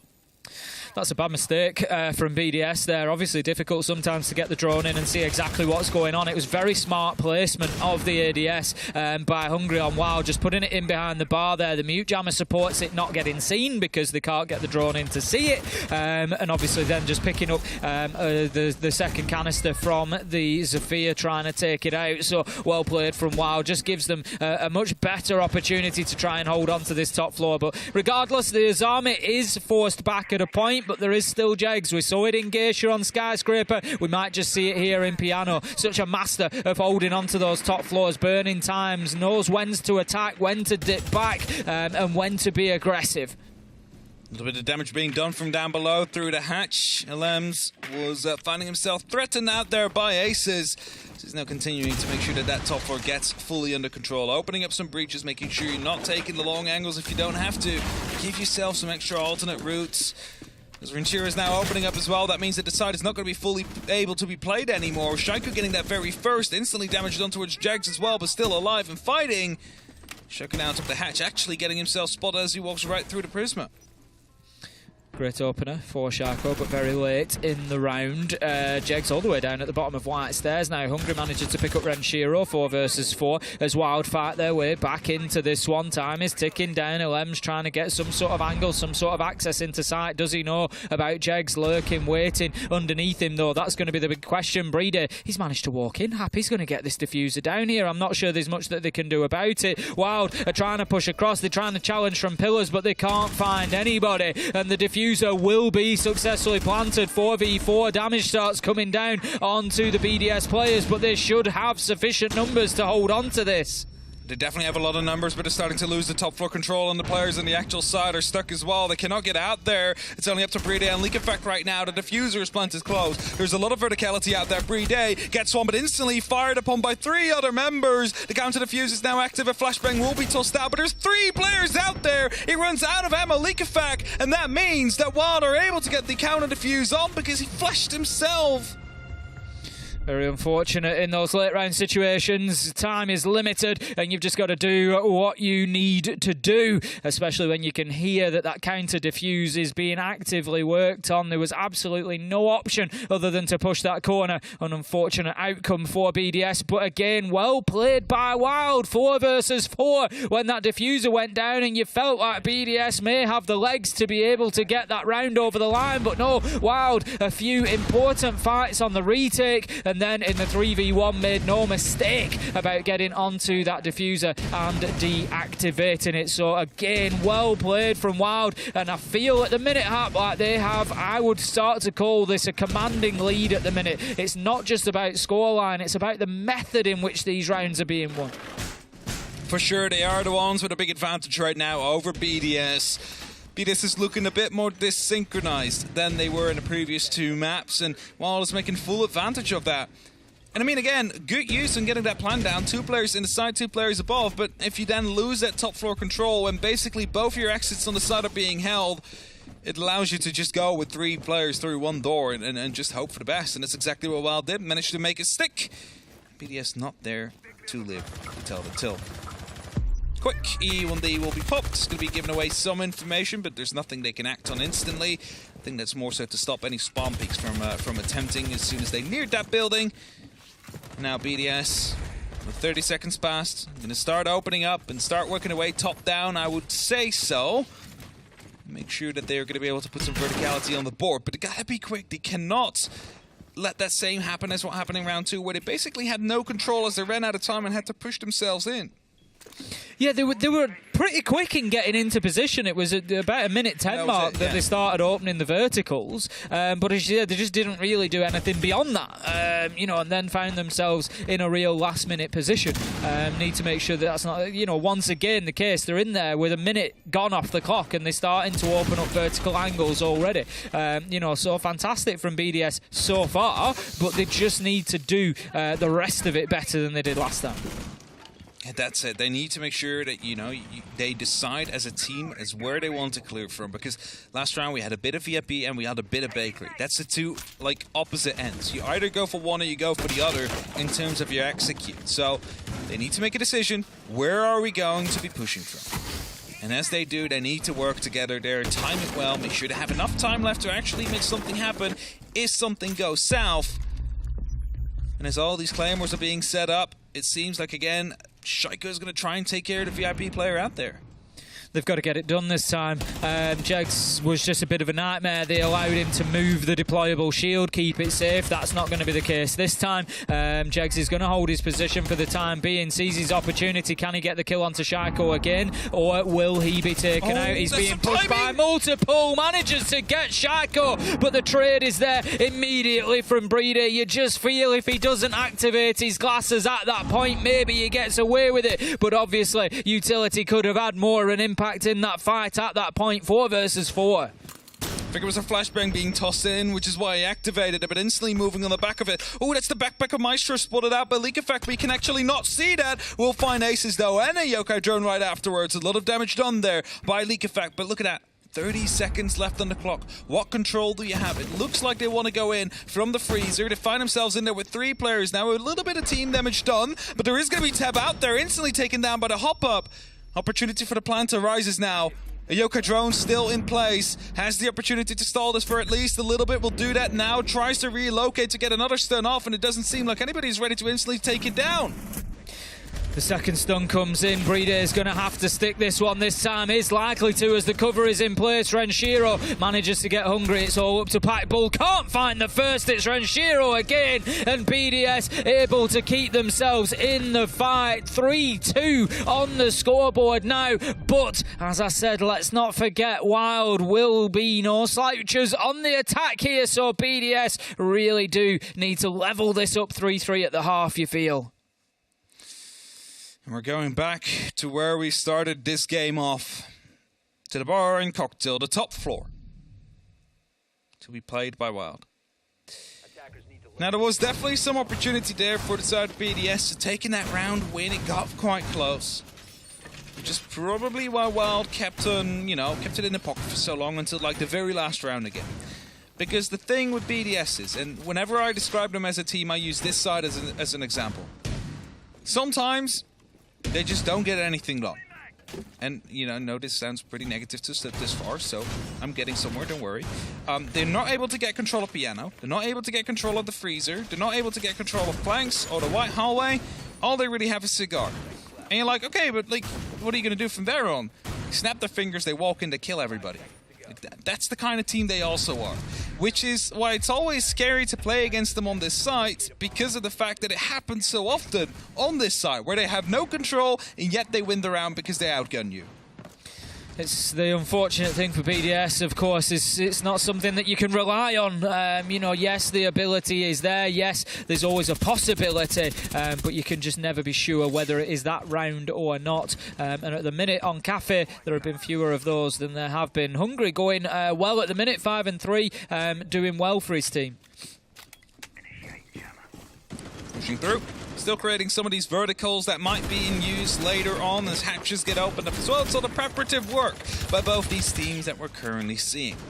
For BDS, there is a lot of pressure on this one for you. You might not realize it yet, but you really want to be getting yourself into an even half right here, because by the way that Wild has been attacking, by the way they've been able to get these plants in, and you have failed to give a reply out, well, you gotta have every single round available to you, because otherwise they're just gonna be stealing this map away from you. Shaco uses the opportunity of the EE1D scan coming in there to just drop the hatch and move down red stairs. Just looking again to clear and catch out anybody underneath. Leakafak it will be ultimately who manages to take down Jegs on white stairs. Big pickup, able to take out the Wamai. Some lost utility along the way if those magnets haven't been deployed, and it's something that we've seen WoW play fantastically well behind, using those Wamai gadgets throughout the game so far. Packball was hunting Nuck earlier on, Leakafak. As soon as he activated the Hell, you know, the gadget, of course, from Packball on the Solus has the opportunity to spot out where the player is, where the Nuck is currently walking. But because it has been inactive for such a long time and he hasn't really seen anything happen, he's starting to doubt now, like, are they still here? Am I currently being encircled by the BDS player? So Packball's choosing for a different route. Just going to activate that scanner once again, as you say, try and get a clearer picture of whether he's being crept up on or not. Ace has managed to take Breeder, who's looking for the Skylight drop, and it's all wild. It is all wild. 4 kills inside about 2 seconds. Elems manages to get one. He's going to maybe have to push through the laser gate. No, he's going to move forward instead. He does have time to be able to reposition and relocate himself here, but shots are coming in. I think there's a good idea of where Elems is located. He manages to find one, though, but it does give away his position. 2v1, diffuser in hand now, but Wild should be able to close this out. 30 seconds. It's an opportunity to plan. There is time to do so, but the player down below, and Packball now given a call. He is on top of the bar. You have the opportunity to go for the swing, and Impact will distract him, but as he gets 1 kill, Elems, it's instantly Packball that shuts him down as he exposes himself a little bit too much. And it is going to be a 4-2 split for Wild. They have a convincing lead going into their attacks right now. What a comeback story this could be for Wild in this best of 3. Starting off as they did on Oregon, and then a hard-fought victory on Skyscraper in overtime before ultimately, possibly, being able to take the lot on Cafe and send themselves through to the last chance qualifier finals for another crack at a major spot. It's been a great performance from them so far, showing real heart, showing real mental fortitude to be able to get themselves back into this. We've got a couple of big performances coming through on Cafe. Aces and Hungry leading the way at the minute, and just really having a great game at the right time. We're looking at these repicks to come through, because we've seen Wild be able to get these plants down on the board consistently. This lineup doesn't really shout that, though. It doesn't say we are going to go for a plant in the smoke quickly and try provide the cover. Of course, the opportunity is going to be there. There is always the smokes, there is the glass, so you could technically put someone inside. But maybe they also realize, like, we got away with it so many times in the previous map. Surely, you know, in between those maps, BDS and the support staff, they had a chat and they were like, you have to play Solus from now on so you can see that diffuser go down.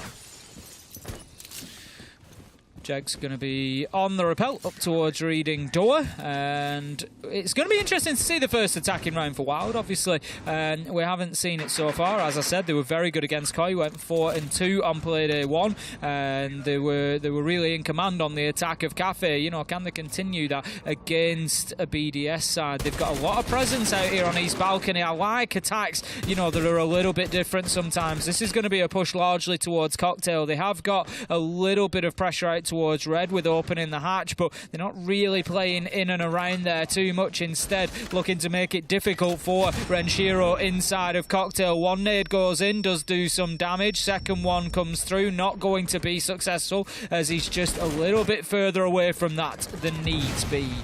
Just spotted him out, though. They know where he is now, so they might be able to get a second set of grenades en route. Diffuser gets dropped and changes hands as Packball is now the man carrying it. Still the piano and the pixel area that is currently fully under control of the side of BDS. But until just now, we didn't really see any intent from Wild to take that under their wings.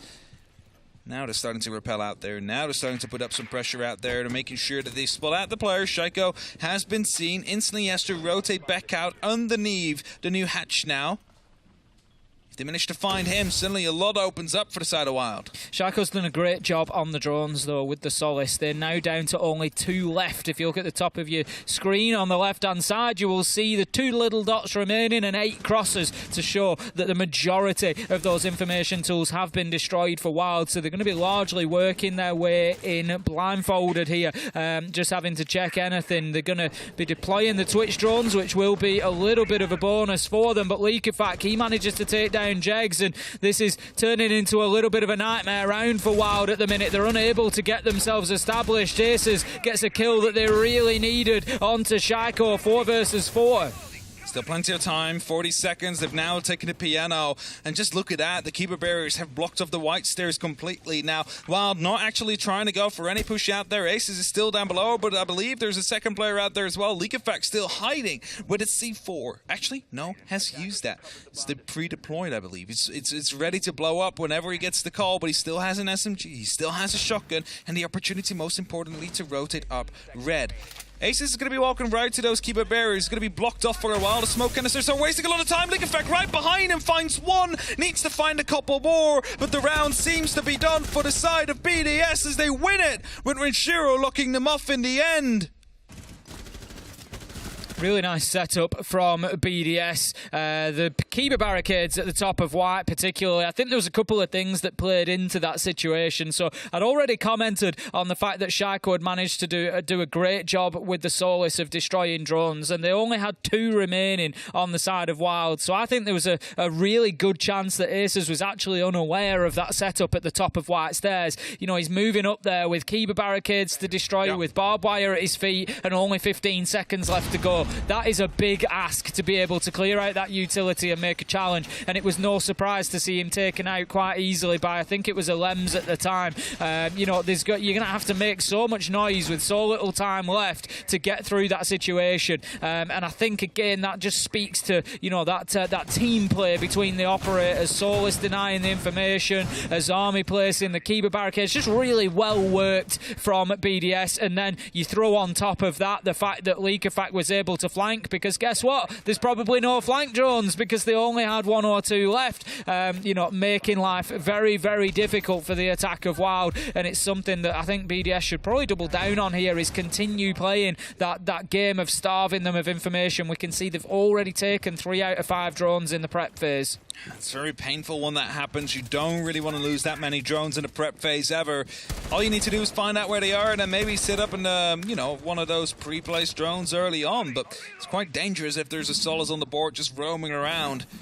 And the Yokai drones are spotting out 2 drones just cruising around on the VIP area, and there's no one out there currently from the side of BDS to defend that, and that means there might be some free room to go to, some free space to take for the side of Wild. Yokai drones are being spotted out, so quickly trying to get them out of the way. You don't want to lose them early on due to just gathering information. As I believe they've already taken control of VIP, it's a bit of damage taken by pack balls that are looking to circle themselves around the site. This is really good from Wild. They've got themselves a decent bit of control, as you say, VIP particularly. Shaco does manage to take down Jegs, though, and that is not a great start. You just felt like they were maybe a little bit more in control than that. As I say, Hungry out here, able to open up Freezer, able to play into VIP. BDS have largely given up this area of the map, but they are still above, and that's not something that Wild have dealt with. Aces manages to pick up Breeder to level things out 4 versus 4, but Leakyfac, he's going to be feeding a lot of information in. He doesn't get caught out by the flank drone because he sees it on his scanner, and that could make BDS very, very dangerous. Having the opportunity to go down now, but also the opportunity to just stick on the hatch. The thing is, no one currently is on site from the side of BDS, so if Wild realize this, they could go for a very aggressive swing on towards it and try and get that plant on the board. But the verticality is then that main issue. The first Candela pops off, the second one is about to be tossed in, or actually a third even, as Tab is taking a small amount of damage up on the top floor, fully aware now that someone's out there, and of course he was sent up there to stop the verticality from hurting him too much. Just going to be using the angle in from the bottom of red stairs there to try and peek across site. Not able to pick anybody up as of yet. 55 seconds left to go. Shaiko signaling that he's being pushed from both sides. Nitro goes out. Going to be unsuccessful on the Nitro. Hasn't detonated it yet. It's on the inside of the frame. Won't get his man. Hasn't managed to find any kill yet. And here go Wild. Packbull is inside of the site. He's able to try and put the diffuser down, but Renshiro is there to prevent it. An immediate trade, but it was just a little too late. 30 seconds left to go. Wild. They need to recover the diffuser, and they're going to have to think about how they get it down. Shaco just taken down from the red stairs. That alleviates some pressure. That means these last two most likely on the site. Tab starting to open up. Doesn't quite see the player above. Oh, there it goes. That's Leakafak. Manages to somehow jump his way out, but Ace is out there to catch him, and Tab with a quick response as the wall gets opened up beside him. He quickly finds himself a couple shots down, and Wild able to put themselves 5-3. Round and round we go as Wild seem to be in control again. Another good attack from them on Cafe gives them their first success in this half, and so much so it draws the BDS time out, because BDS know if they want to win this and put themselves in the final without the ordeal of having to go through overtime, they're going to have to do it now. There are no more mistakes. So I think this is a well-timed tactical timeout from them. It's their first actually in the series, I believe. So it really showed you that it means a lot. They need to try and get this round and the next and the one after that under their belts to find themselves in a map point situation. They've been able to do it before. It's just that they've been struggling against the Wild attacks. And they always still have, you know, that ace up their sleeves, the Monty they could pull out. Haven't done it yet, but it could definitely work on this map. Especially in the map like Reading, on a site like Reading. Walk through the front door, you find yourselves on the bookshelf cabinet. All you need is a bit of control over the top floor, and there's nothing that will hurt him. Absolutely, it's definitely doable, and something that may well be considered. We will see as the round progresses, but BDS, they decide that what is a critical round for them will be in Reading Room. It's going to rely on holding on to top floor for as long as possible. Again, Wild showing a good ability in that last round to be able to go in and get those kills on multiple floors. They weren't all inside of sight. They were well aware of the staircases, how to use them, how to lock them down, and how to make life difficult for BDS. So they're going to be looking for more of the same this time around. BDS making a reasonable commitment up on the top floor. We've got reinforcements. We've got Azami going to be playing Kiba Barricades, likely inside of Piano. Looking like we may be setting up for a position inside of Barback Storage as well. And BDS just looking to cover as many angles as possible, at least for the early part of the round. Now we proceed carefully. Ace is already in from the bottom of the white stairs. There's a bit of barbed wire down there that might actually give away his position, but if he's quick enough and there's no one out there yet, because he makes a small noise, he's listening for something, doesn't really hear anything. In the meantime, though, there is going to be a Solace coming down from right underneath him. Are they aware of it? As Brede finds one tap, instantly responds to him. Aces finds a kill as he was pushing onto the side, and they find themselves in the middle of it. This is going in Wild's direction at the minute, 4 versus 2. They might find themselves on map and series point if they continue. Leakafak manages to take down Aces, activates the scanner but can't pick up on any gadgetry around him. Looking particularly for anybody droning, I think, just trying to get any information he can. Out goes an impact. Beautiful kill there onto Teb. Well aware of the player's position in behind the bookcase, leaving us 2v2, but the diffuser did go down, and that is now Hungry picking up more important kills. And all of a sudden, with top floor control as well, it's looking good for Wild. Clears out that Claymore, but it will not be enough as Hungry finds the final kill from inside of Freezer, and that is going to be Wild on map and series point, and they could end what is a fantastic comeback against BDS here on Cafe. And what did I say about their quick plans working out for them? They rush into Reading from multiple different directions. They take the side overwhelmingly. BDS unable to respond to it.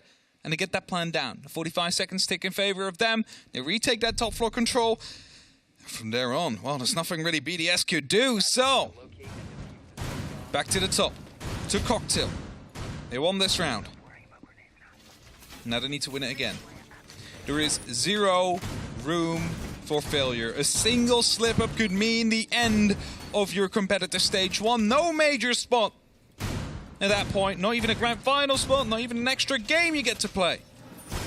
This round could be the very last for you, BDS. As you say, for one of these teams, it will be over. Not necessarily in this round, but certainly on this map. It will come to an end, the stage 1 run. And they're going to have to hold on now, BDS. They had no mistakes if they wanted to win it without overtime. Now they've got no mistakes if they want to even keep themselves in this with an opportunity to win it by going to overtime. BDS seriously on the back foot here, and they just look a little bit lost, Hap. They just don't seem to have the answers that they did back on Oregon. Wild are a step ahead of them. It's been great stuff so far, really entertaining to watch, and they are certainly looking deadly. I think whoever comes through the Wolves versus Team Secret match, should it be Wild that they play against in the final, they will not be relishing that encounter because they've just shown a great ability to scrap and to fight their way back into games.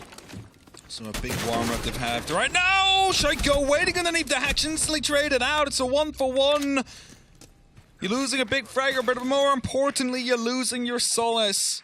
And that means these drones, 3 already taken out early on, but they have a bit more free reign right now. They can start to actually gather information about.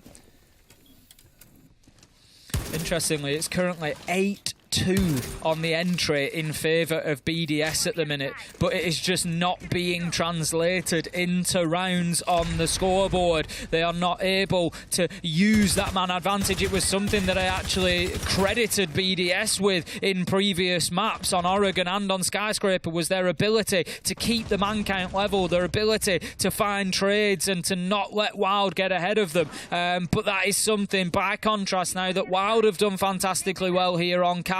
Despite losing those opening kills, they've still been able to get their way back into rounds and get them on the scoreboard. They now find themselves 3 versus 4, not established inside of the map realistically yet, still battling with LMs in Pixel Corner. Actually, just saw him walk by there as the Akiba was still forming.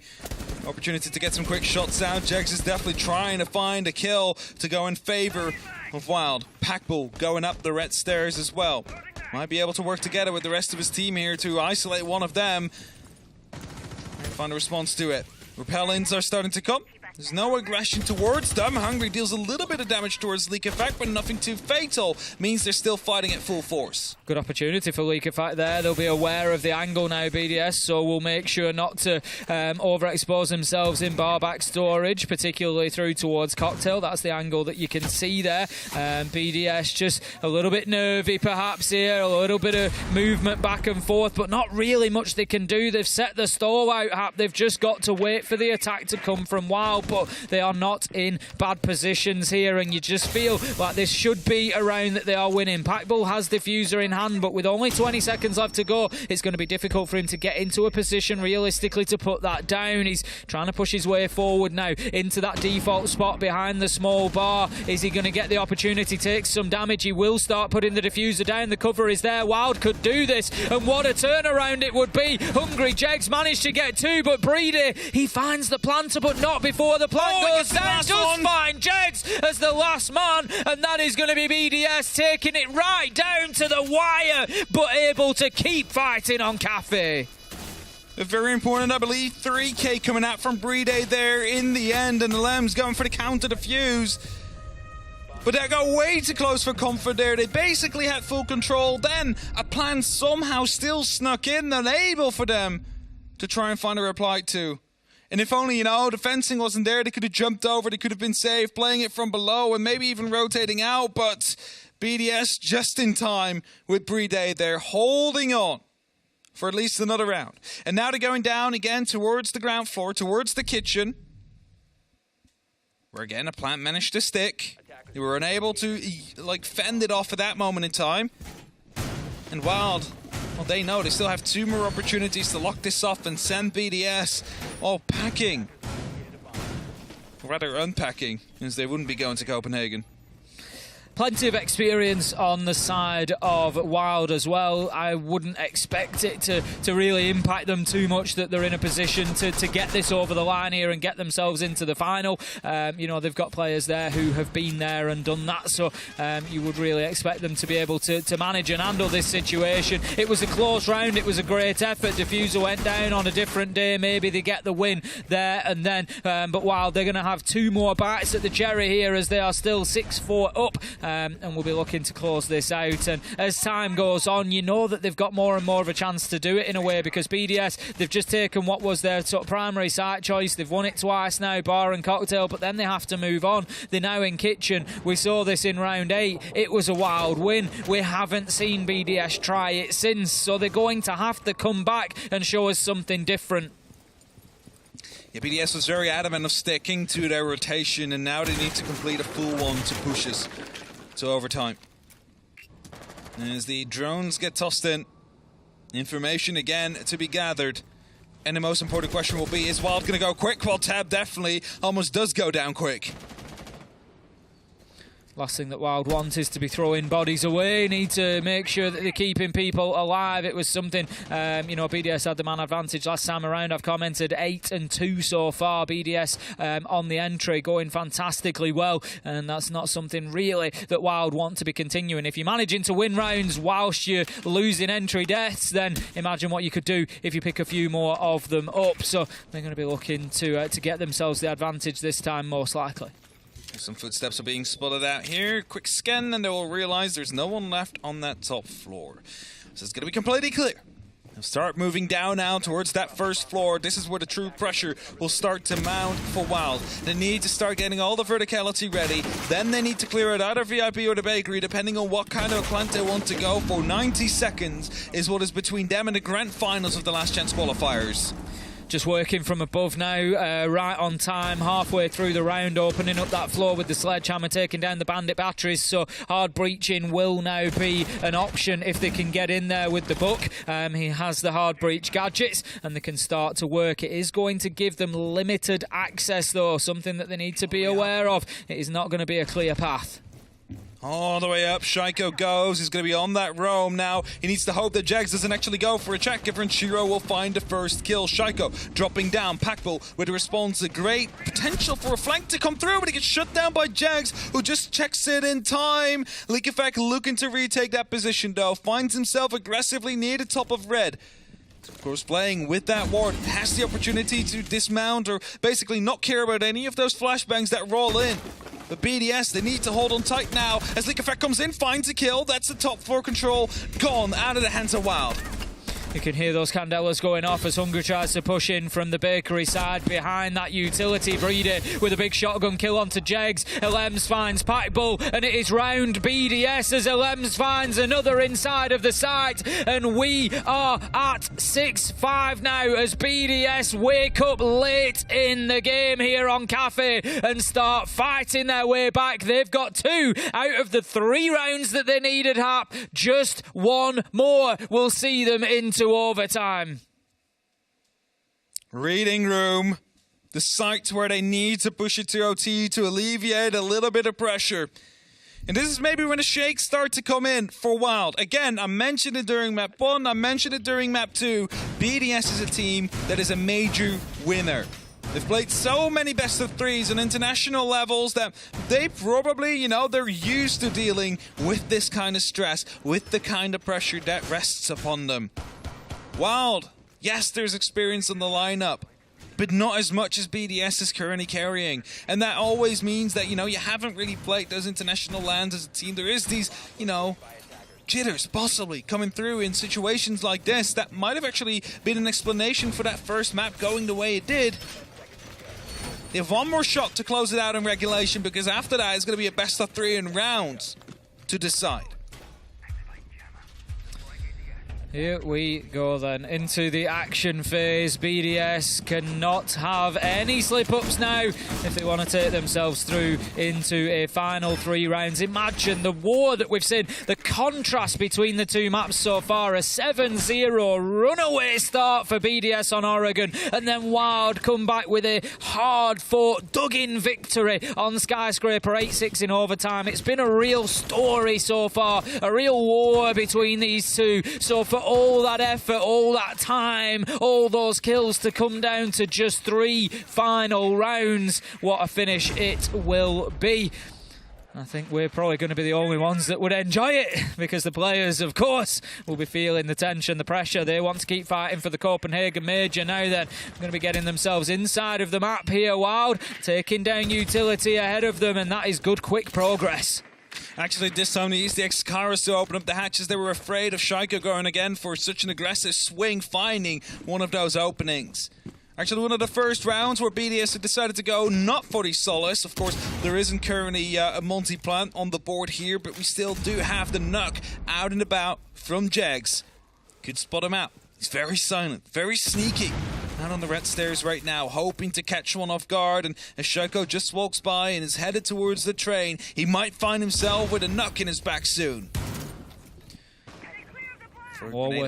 More work going on to clear out those lines of sight, to give access, to make BDS a little bit less comfortable. Wild need to make sure that they don't spend too long doing that before they take those engagements, though. They are slowly wearing BDS down, but they haven't got anything in that important metric of kills. It is still 5 versus 5. The posturing positioning continues as they try to find their first, but 2 minutes have burnt by Hap.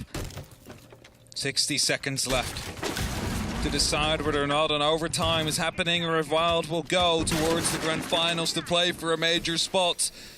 Impact tricks are attempted, are not going to be able to get the X-Karas, and that means a direct line of sight onto Shaiko has now opened up. And they're running out of time, Wild. They really don't have any control yet, but that top floor, they need to make something happen. Just look at how stacked up they are, as Teb will find the very first kill. Manages to find Alem's Leakerfack. He levels things out at 4 versus 4. This is going to be a bloodbath at the end as Jegs finds Shaiko. 4 versus 3. 20 seconds left to go. BDS trying to hold on, but it's not looking likely as Jegs manages to get a second. And who else would it be to power Wild towards a victory? A great game and could end with a great round. But Breedy, he steps up and finds one. Hungry on the trade. It's Renshiro. 5 seconds. He just needs to hold on. The diffuser is planted. It is now a 1 versus 2, having to find the kills. They know that he's up above. The drone spots him out, and right now Wild are playing this super smart. They've got themselves in positions that will be difficult to find from above, and they are just burning time. The Goo mines are popping off, and 20 seconds left is not enough. Tab will find a kill. They will move on. They qualify themselves for the grand finals of the Last Chance qualifiers. 1 game away from the major on their first stage in Europe. What a performance from Wild. We've got to hand it to them there. It was pure entertainment the whole way along. After suffering a very quick 7-0 to begin with, they have fought their way back into that fantastically and answered any questions that BDS could ask. And what a performance. Wild certainly deserve their position in that grand final, which will be against Team Secret or Wolves. It will give them an opportunity to fight for a major spot in Copenhagen, and what an end to a story of stage 1 that could be for this team. What a story indeed, and for BDS, well, their story ends, and you can basically go back towards Skyscraper and say, those multi-plants, you should have maybe adapted to them. Of course, it's easier said than done from our side of things, but if they only managed to stop one of them, that would have been them currently in those grand finals. Either way, before we head over to the next semi-final, we have to break this game down, and we'll do that after a short break. What? Where is that? Oh, come on. Ooh, that's ridiculous, by the way. That's ridiculous.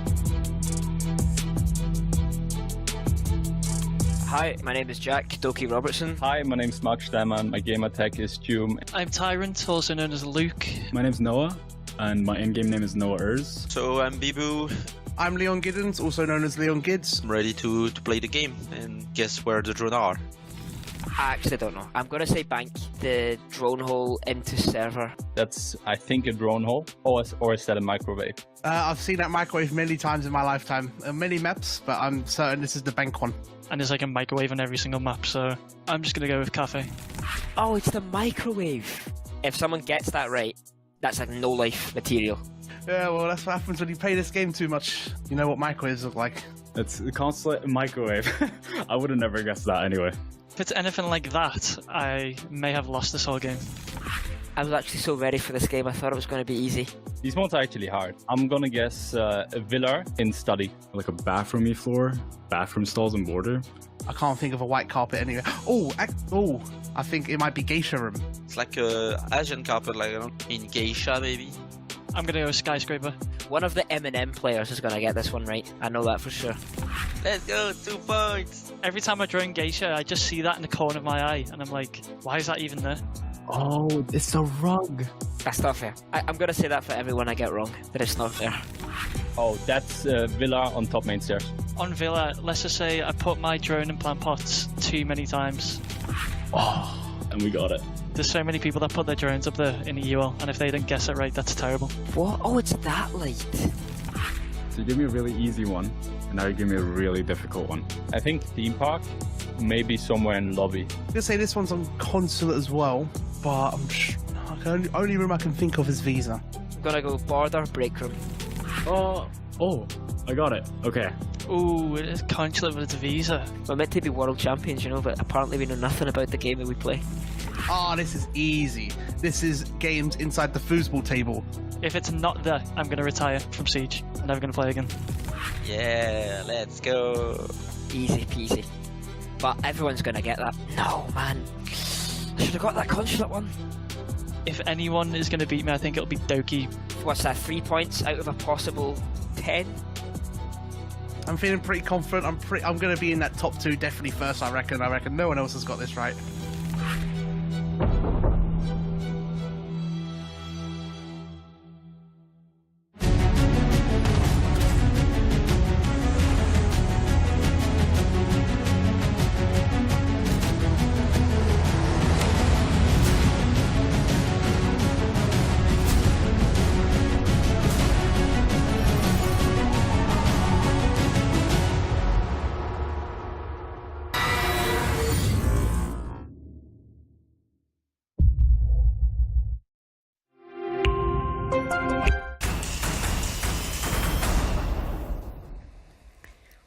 Wild are one best of 3 away from the first stage of the major. And if you're wondering how that feels, well, don't worry. We got Teb on the line to explain to us exactly. Hi, Teb. How's it going? Hello. Really good. We put down an amazing performance.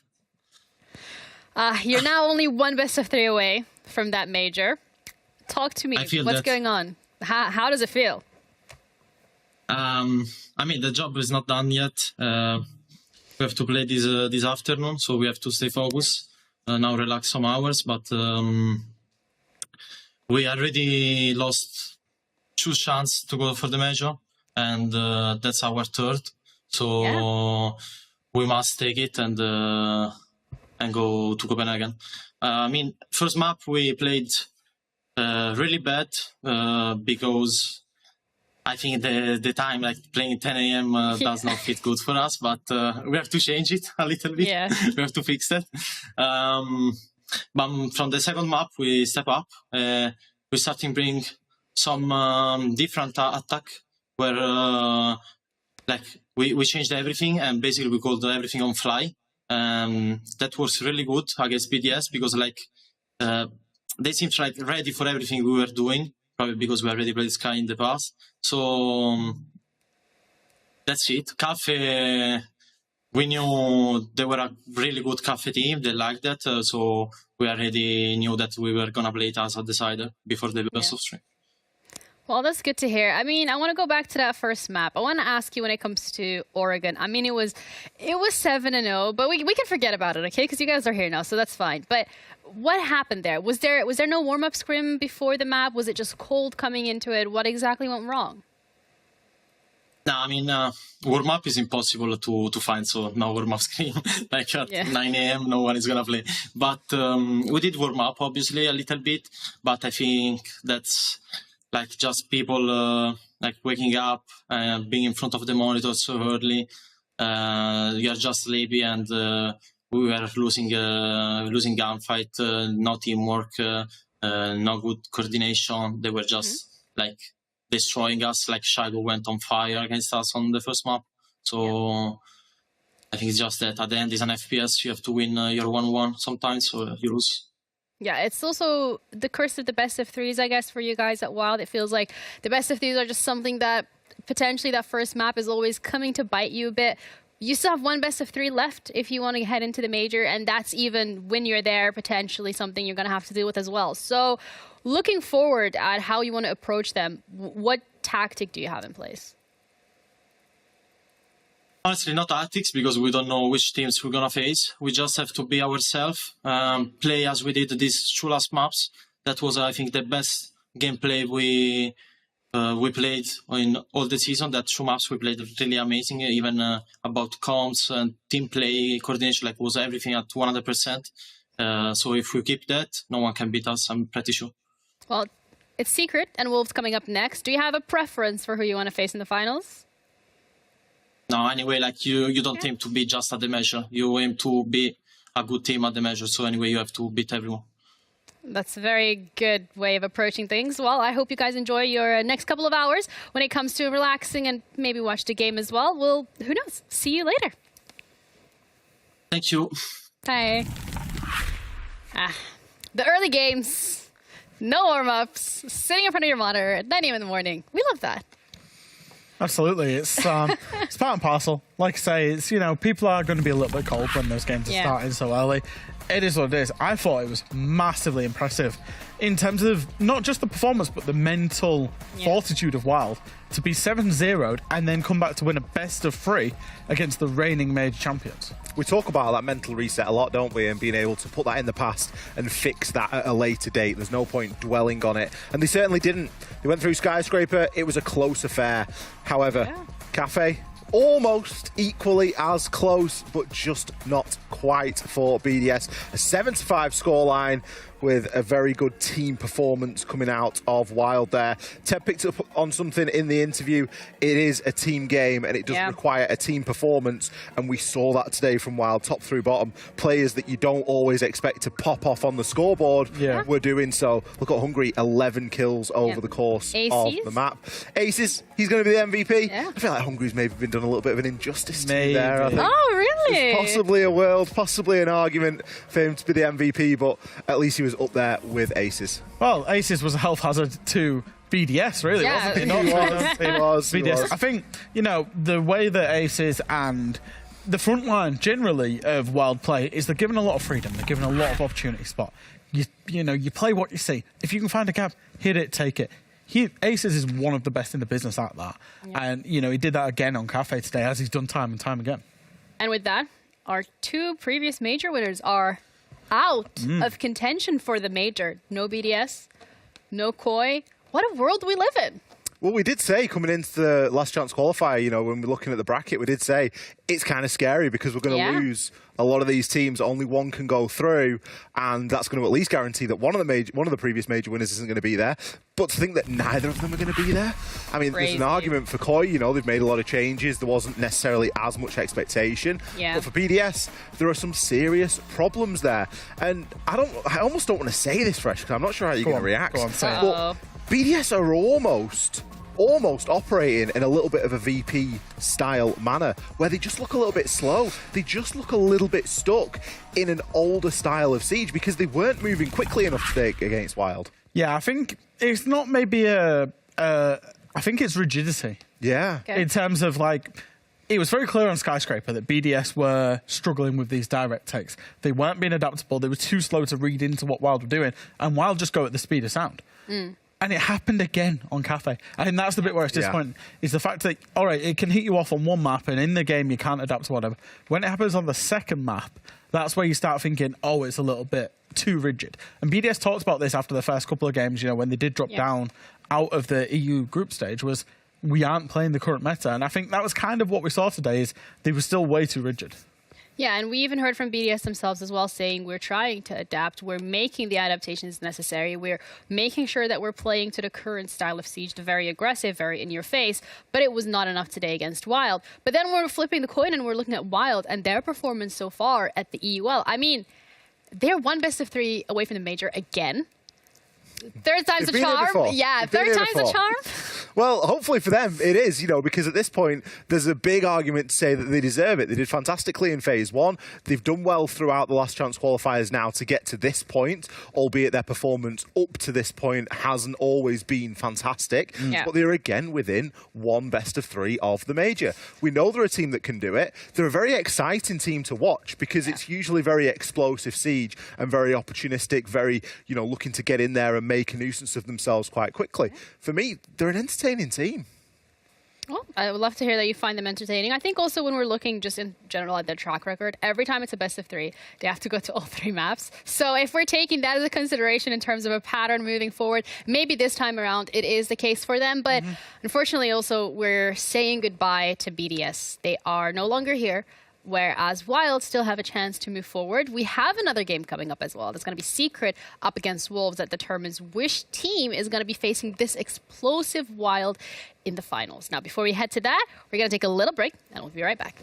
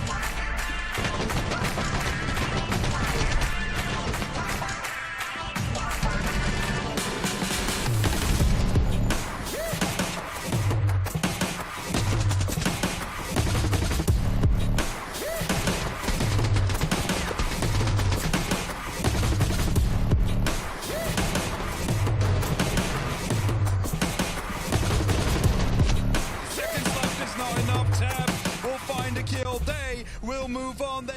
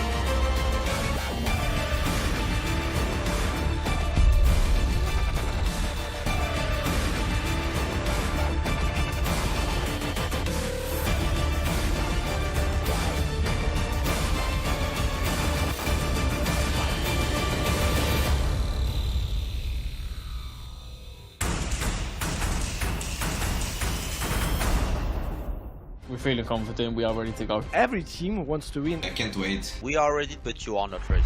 We're going to try to start it off with a bang. We're definitely an up-and-coming team. No team knows how we play or how we perfect it. It's already decided, it's done. We got these guys. Let's go. There's no doubt in my mind. We're going to take it all the way. We're the best team. We do everything for the win. We've won before. Be careful, guys. The one pack is coming for you. I don't think there is other teams that can beat us. We have the gun skill and also the brain for it. Mark your calendars with all the wild games, because you're not going to want to miss them. It's all about Team BTS. It's all Koi, baby. Team M&M are taking home that trophy. GT9, we are going to win!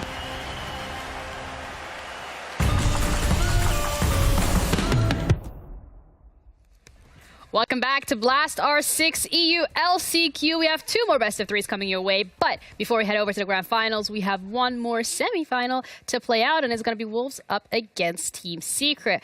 Now, the way to get here was pretty exciting, especially considering that Koi is also out. I'm Ginny, your host, joined by Fresh and Ollie, and we're going to break this one down because the winner is going to go to the finals. They're going to head up against Wild, and the winner of that is going to be going to the major in Copenhagen. So, Wolves, how are we feeling? I think that Wolves will be feeling pretty good coming into this one. They've had a little bit of time to prepare. We know them to be a team that is going through that one of those transitional stages, as are quite a few of the teams inside of EUL. But they put in a good performance the other day. Yeah. And I think they're going to be even happier knowing that if they get to the final, they won't be playing against BDS because, you know, it's very well known this Wolves team has a very big mental block when it comes to playing their French counterparts in BDS. So, you know, for them, they played very well. They're now hitting a good hot run of form. Yeah. You know, they're still obviously working with bedding in Deadshot and the rise and change and everything that happened there. But they're looking good, they're feeling confident, and they'll be even more confident should they get to the final. They've got a real good chance at this. Yeah, but we're looking up against Team Secret, who yesterday put in a shift against Koi as well. That's why they're here today. I mean, that's not a team to take lightly. It really isn't. Secret, again, another team that is on fantastic form at the moment. As you mentioned there, a good performance against Koi. Obviously, they beat out against Heroic to get themselves into the battle against Koi. Heroic, of course, losing out against Wolves earlier, giving us the situation we are now currently in. For me, they play an exciting brand of Siege. I love the energy that they play with now. They've got that ability front through back to clutch things out. We saw big performances from players like Savage and Grubby. There were quite a few clutches inside of that Koi game. It was by no means a straight, clear-cut affair. They went through the ringer a little bit, all 3 maps. They know that they can do that now, and it's surely giving them a bit of confidence coming into this. It's actually, you know, from where Team Secret were at, for the past, you know, ever since 2020 when, you know, I was involved with, you know, pro teams, Secret were always the bottom/second bottom, team and organisation, right? Never competing for majors, never getting anywhere close. The fact that Secret have moved themselves to be, you know, getting a last chance qualifier for 6 Invitational, being in contention for this one, you know, they're 2 best 3s away from the major, shows where they've moved as a team and as an organisation. They're heading on the right trajectory, even if they are on the kind of early doors of that. I do really like what this team's got going on. Yeah, and coming into yesterday, as always said, when it came to Team Secret specifically, it was more of a mental block, showing up on the day, not having those nerves, and even Savage himself mentioning that that is the case for a lot of the games that they play. Now, they played that best of 3 yesterday. They won it against Koi. You're now up against Wolves, who had a really good performance against Heroic as well. You're on the 2nd game of the day, so you don't have to play at 10 a.m., which is also quite nice.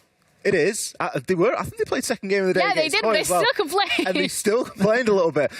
So hopefully they've been able to find some sort of warm-up. I mean, surely it's possible at this point. I can understand it being difficult for a 10 a.m, but for 1:30, surely you get in a little bit of warm-up. I mean, gamer hours is like you sleep at like 5 a.m, right? Yeah, Fresh? exactly. They're still used to sleeping at this point. Well, they need to wake up because this is for a spot in the major. That's true. I think, you know, it sounds like Twister was at least putting a bit of the word out to see if they could just get anybody, even if they can, you know, it doesn't even have to necessarily be a even tier if 1, it's Fresh tier and 2. Friends. Yeah. Even get a tier 4 team in like Fresh and Friends. Just get anybody in. That's all you need to do.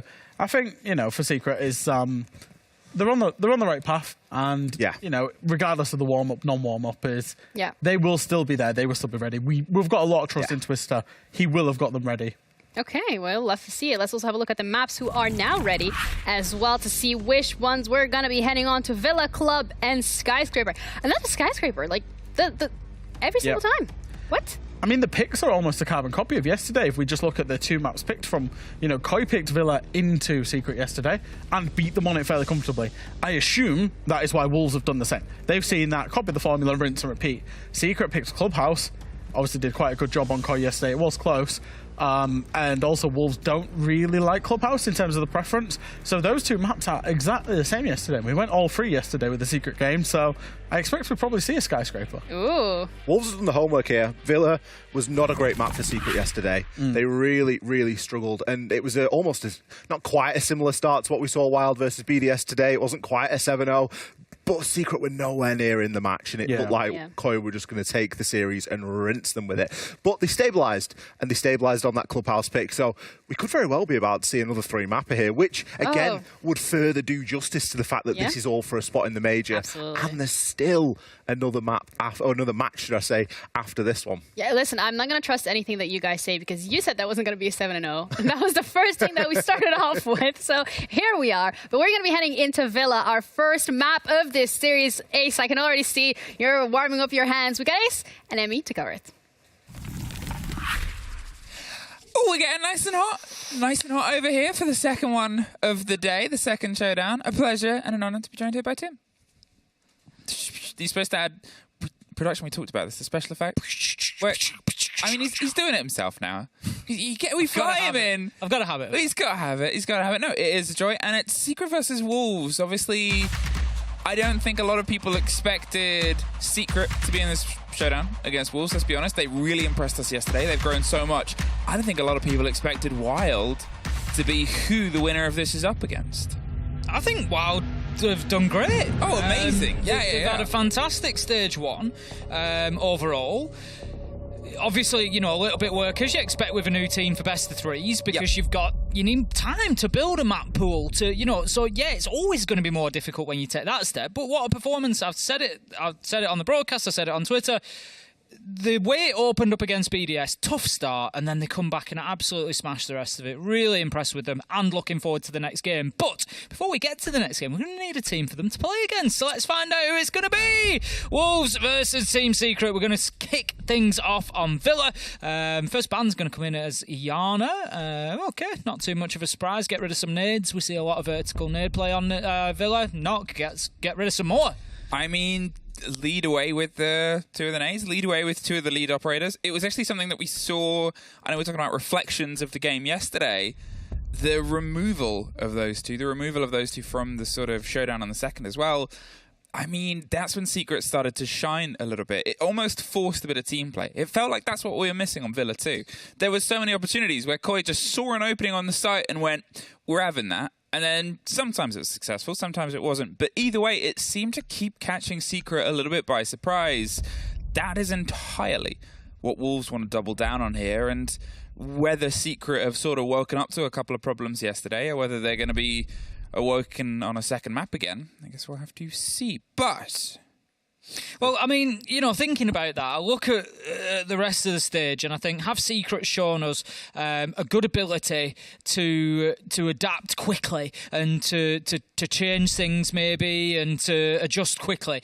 And I've got to say, maybe not. I look at the VP game that they lost, the Virtus Pro game.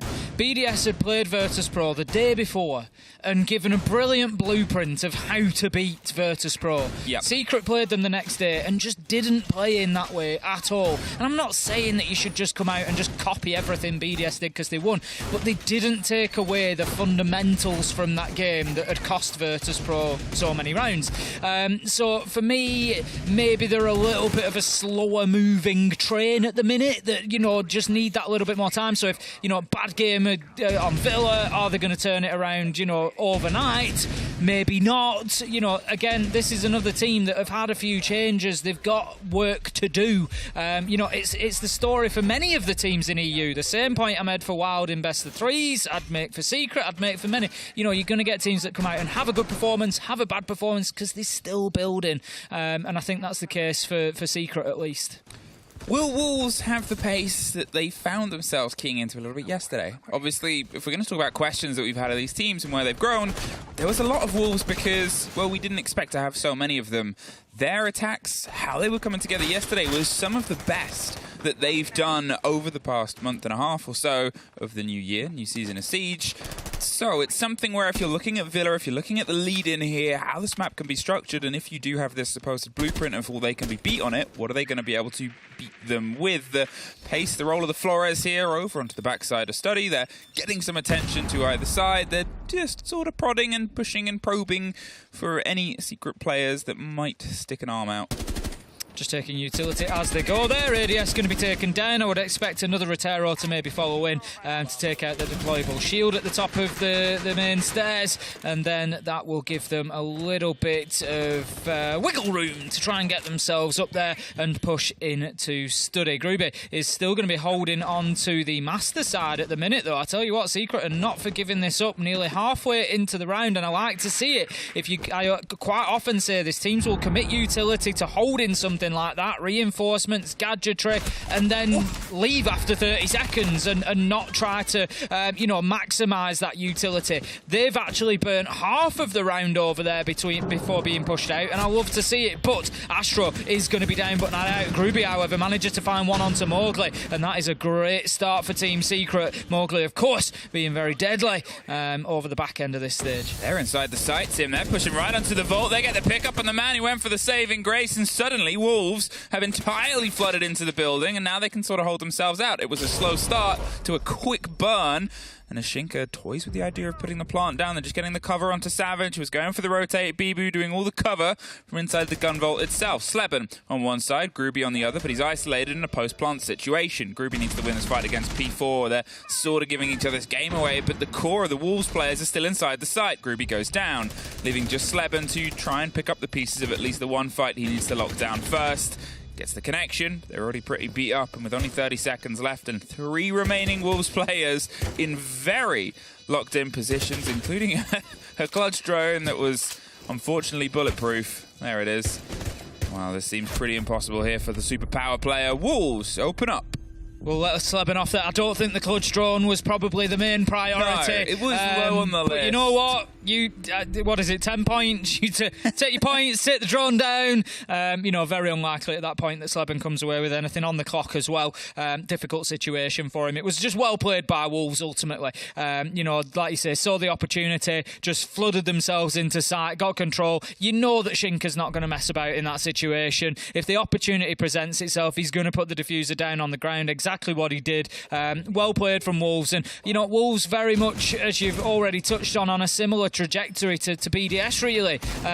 They've both been very similar. So strong. The two top EU teams, arguably. Obviously G2 winning SI towards the end of the competitive year was a little thing. We also just had fighting for top spots. Another major Another win. champion. Another champion. But they're like our third and fourth teams. But Wolves and BDS, through the stages at least, through EUL, were consistently towards the top of it. And then they've both come in. They've both had really shaky starts to stage 1. Found themselves here in the last chance quals, but then have found this little bit of an upward trajectory. It's just been ended for BDS against Wild, obviously. But Wolves, that to me looked an absolute mile away. Even that first round looked a mile away from what we saw in the first couple of play days from Wolves. Yeah, and we got a great taste of it yesterday. We had this sort of, not a reimagining of the team, but this remembrance of, oh yeah, these are great gunners that does have a core built around playing the objective, playing the site at points. They had a cohesive idea of what they wanted to do, and for the first time it felt like in a little bit, it seemed like you could piece together what the main push was, who was working alongside and against who, and it allows players like obviously Deadshot, the recent pickup from the change, and Mowgli especially, to start kicking back into that gear of, I want to kill every single person in this building. They start with a similar approach, but obviously the flipped side here, pressure onto the bedroom, the crash of the castle walls, and you assume some attention paid to the opposite side as well, just watching P4 the rotate, waiting to see if anyone tries to slip their way, but Savage is not too far away inside the library. Savage and Astro, of course, so far been key players for this Secret side. It's actually been pretty even when you look at the stats across all of them. There's not a huge difference across the team, but Savage and Astro certainly been standouts, and they could do with getting them a fire in this time around. P4 somehow picking up the opener onto Groovy. He should not have been allowed to get away with that, but the trade was there. Bibu manages to pick up Sleb and leaving us 4 versus 3. 3 players circle someone, caught and hit by an Echo drone, and he still gets one body out of it. It was traded, but it's such a big cost. And now, look at that! Free to move up onto the procs, hot pinged and absolutely slaughtering the player just left watching on the far side. Shinka with a great pick. And suddenly Savage, the only one left standing, is able to get one just on the side of the statuary door. Now he tries to swing for the next, but Deadshot has it locked down. And I mean, it seems like a bit of a rude awakening. They said they struggled with the earlier game, technically at this time last time. Well, they're struggling still. Yeah, I think, coming into this, obviously, we had a few questions about Secret on Villa and the previous performance. Can they turn it around? I suggested maybe not. It's been a very short space of time. At the minute, they're looking considerably off the pace, I think is fair to say here against Wolves. Wolves looking very, very good. Coming away with kills that, quite frankly, they've no right to. As you say, P4 surrounded by 3. Just speaks to maybe a little bit of a timing problem. You need to just be creating a situation where he cannot come away with anything from that. He was half health as well. He was already down to half health. You've got to go in and get that kill without losing a man realistically. But Wolves, on the by contrast, are looking fantastic. First couple of rounds, Bibu 4 and 0 stands out straight away. When Bibu's having a good game, the team is going to have a good game. So Wolves looking very good. Secret, you assume if this one falls away from them that there's probably going to be a bit of a conversation. A bit of a, okay, we need to sort of wake up here, because Wolves, it's also, if I'm going to talk about how it feels like Secret still haven't quite hit the ground running, Wolves definitely have. There's such a good pace in that opening 30 seconds to a minute. They're making sure they're sort of getting into these positions to cause problems or be ready for problems to be caused. And it's such a vital part of a play that, as we said a couple of times already, they were missing 2 rounds, 2 plants, technically on the count. How many more can they get? Not that, a perfect half leads to success in the grand scheme of things. BDS earlier today. Well, this is it. You can start off 7-0. Yeah, and it just doesn't matter. If you come up against a team who want it badly enough, they will fight back into it as Wild Show does. P4 just going to be opening up that 90 corridor window, just apply a little bit of phantom pressure. Not going to be actually actively playing on there just yet, but Astro, as you can see, is peeking out towards that side. He's aware of that position. Clutch drone going in, just seeing if there's any gadgetry there to capture, but I don't think there is going to be at the minute. Needs to be careful. I think they might have just lost that one, but the Rotero drone importantly gets through onto the shield. Will take the mute jammer as no, he's going to get cut out, and that is a lot of utility caught in that one mute jammer now. It started bleeping, rolled a couple of inches a little bit too far. I thought it had been active. I thought it got the activation and was going to lock in, but no. And then it didn't. It did a little bit of bleeping, and then no more. P4 takes a couple of shots through the drone hole. As Astro just sort of says, we're watching, we're waiting, and obviously the loss of Mowgli, they've not going to have any more drones roll through unless they can get rid of that mute jammer in another manner. They obviously could try and just charge up the main stairs itself. They have a couple of grenades too for the pressure. It seems like they want to try and isolate the players around that area, force them, because with a minute 10, maybe they'll just sort of give up the ghost, give up the room and pull themselves further away and trust, well, we've given them enough time and you can move in the back of it. But it seems like Secret are still just trying to keep that fence as wide as possible around the site. The flashes onto Groovy, the swing onto the first, gets the connection with Deadshot and the blind on the back of it. More pressure and he's out of there. Secret looking much better. This has been a great defence from them so far. Wolves have pretty much stalled out. They've not really been able to get themselves established anywhere near to site. They don't have main stairs yet. 2 kills are in the bank for Secret as well, with Deadshot able to, unable to push onto those red stairs, and they just escape scot-free essentially to Team Secret. So well played so far. They just need to hold their angles now. They've got utility to play behind. Shinka able to take down Savage as he tries to peek around the corner, but with 19 seconds left to go, it's unlikely that they're able to get in a position to put the diffuser down. Groovy Astro managed to find one apiece, 4 versus 1. It's all up to Bibu pushing up the red stairs, but with 10 seconds left to go, it is very unlikely that he manages to find the kills that are necessary here. Manages to find a peek onto Astro, but none of them are going to give him anything else as Groovy finds that final kill for the trade, and that's going to be Secret getting their first round. First round with the second time on AVG, a replication of what we had yesterday, of what we had on the game yesterday. The problem turned into the second site and the third site because Secret just could not get around in anywhere else other than AVG twice. On all of their defenses that they played, it was a 66% success rate.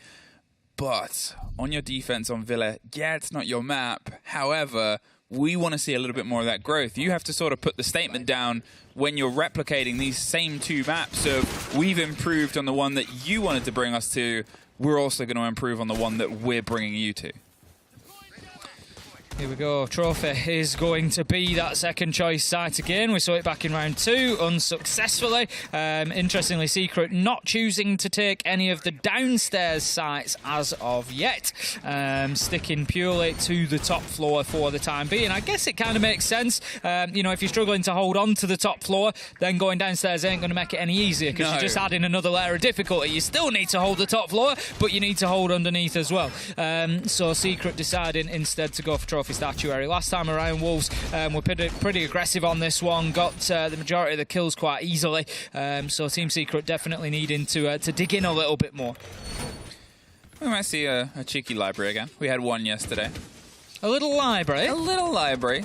It's a treat. It's a rarely seen thing. We don't get too many in EU for Living Room Library. That's always the thing that fascinates me is the third choice sites when we go to international lands like Copenhagen, because you go and we'll pick up an NA team game and we'll be like, oh, Living Room and Library every game. And it's always quite fascinating the way different regions pick up on the different third sites.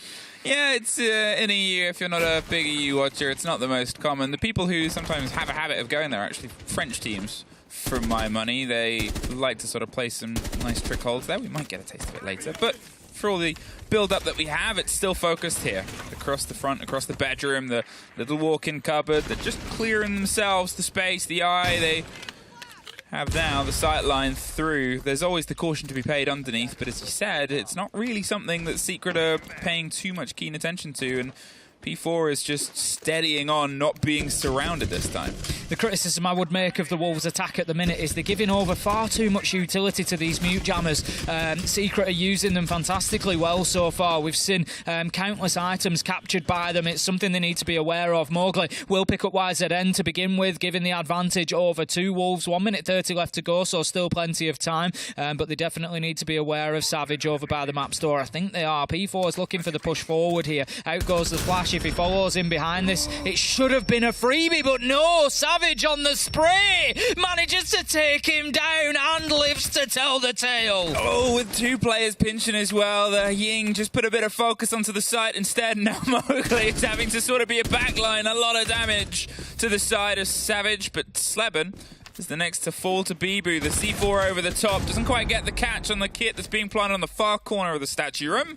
And that will be a post-plant situation. Groovy, well, it can't be Secret through the barbed wire. Once again, it seems like Secret are having to retake their own hold here, and the shotgun is just a bit too far away to get a proper connection. Finds it on the third, but there's the pick back up and another Wolves round. They get it locked in, even with the couple of shakier moments over the top of red. It seemed like they had the control of the site and the focus was on their third plant over 4 rounds. I love those moments. They are generally few and far between, but Savage just at the top of red stairs. Full white flash, you know you've got no option other than he's in that sort of direction. I'll just spray, hip fire, see what happens, and he gets his headshot. Unfortunate for Wolves, but doesn't really matter in the grand scheme of things. Team Secret will be taking the tactical timeout then. Twister deciding that input is needed, and no surprise, 3-1 down with Wolves on the attack. The problem is, of course, you look at Wolves going onto the defence, you expect at least a 4-2 out of Wolves on Villa on the defence, so it's already sort of desperation station for Team Secret, really. It's always that sort of worry. As I said before, you know, even though it's not their map, and even though it's one, they lost it as the opener in the showdown yesterday, and then came back over the next 2 maps to sort of get better and better as the showdown went on against Koi. Here, Secret, you still want to show improvement. You still want to make sure that you're not being just battered and battered on a map when you double down. If it's open, you can assume it's going to be picked against you. You play with that knowledge. We got a fresh stat, apparently. Love a fresh stat. A fresh stat. Last time Secret won on Villa in Tier 1 was 997 days ago when they beat Chaos. Interestingly, who Fresh coached. Wow. That is a... I feel like Fresh is... I feel like there's a... You know, he's taken that personally in there. That's from memory. He hasn't looked that up. He's remembering 997 days ago. He's got a calendar. And he's crossing off every single day. Crosses off and writes the number next to it. 998 tomorrow. Yeah. Well, we'll see. Unless they win it today, of course, and then Fresh's nightmare can end. It's a long while there you've carried that burden, Fresh. Let it go. He's in the room. Just let it go, with Fresh. us, by the way. Just let it go. It's not worth it, Fresh. It's not worth it. It's not worth it. Oh, you need to hear Ginny's English accent now you're here today. It's fantastic. Is it? Yeah. I put a lot of pressure on her now, and she's probably watching going, no, don't pick it up. It's brilliant, Ginny. You're doing I look forward to it in the break. 3-1. We'll hope that they had a good break when they had the conversation of what are we going to fix here, and can we find something else on a site, as I said, that isn't AVG? You have to have a little bit extra, and yeah, a 4-2 is a often seen decided thing. A 3-3 can still be possible, but on the wrong end of a 2-4, I just feel like that'll be once again too far in the depths for Secret to try and swim their way out of.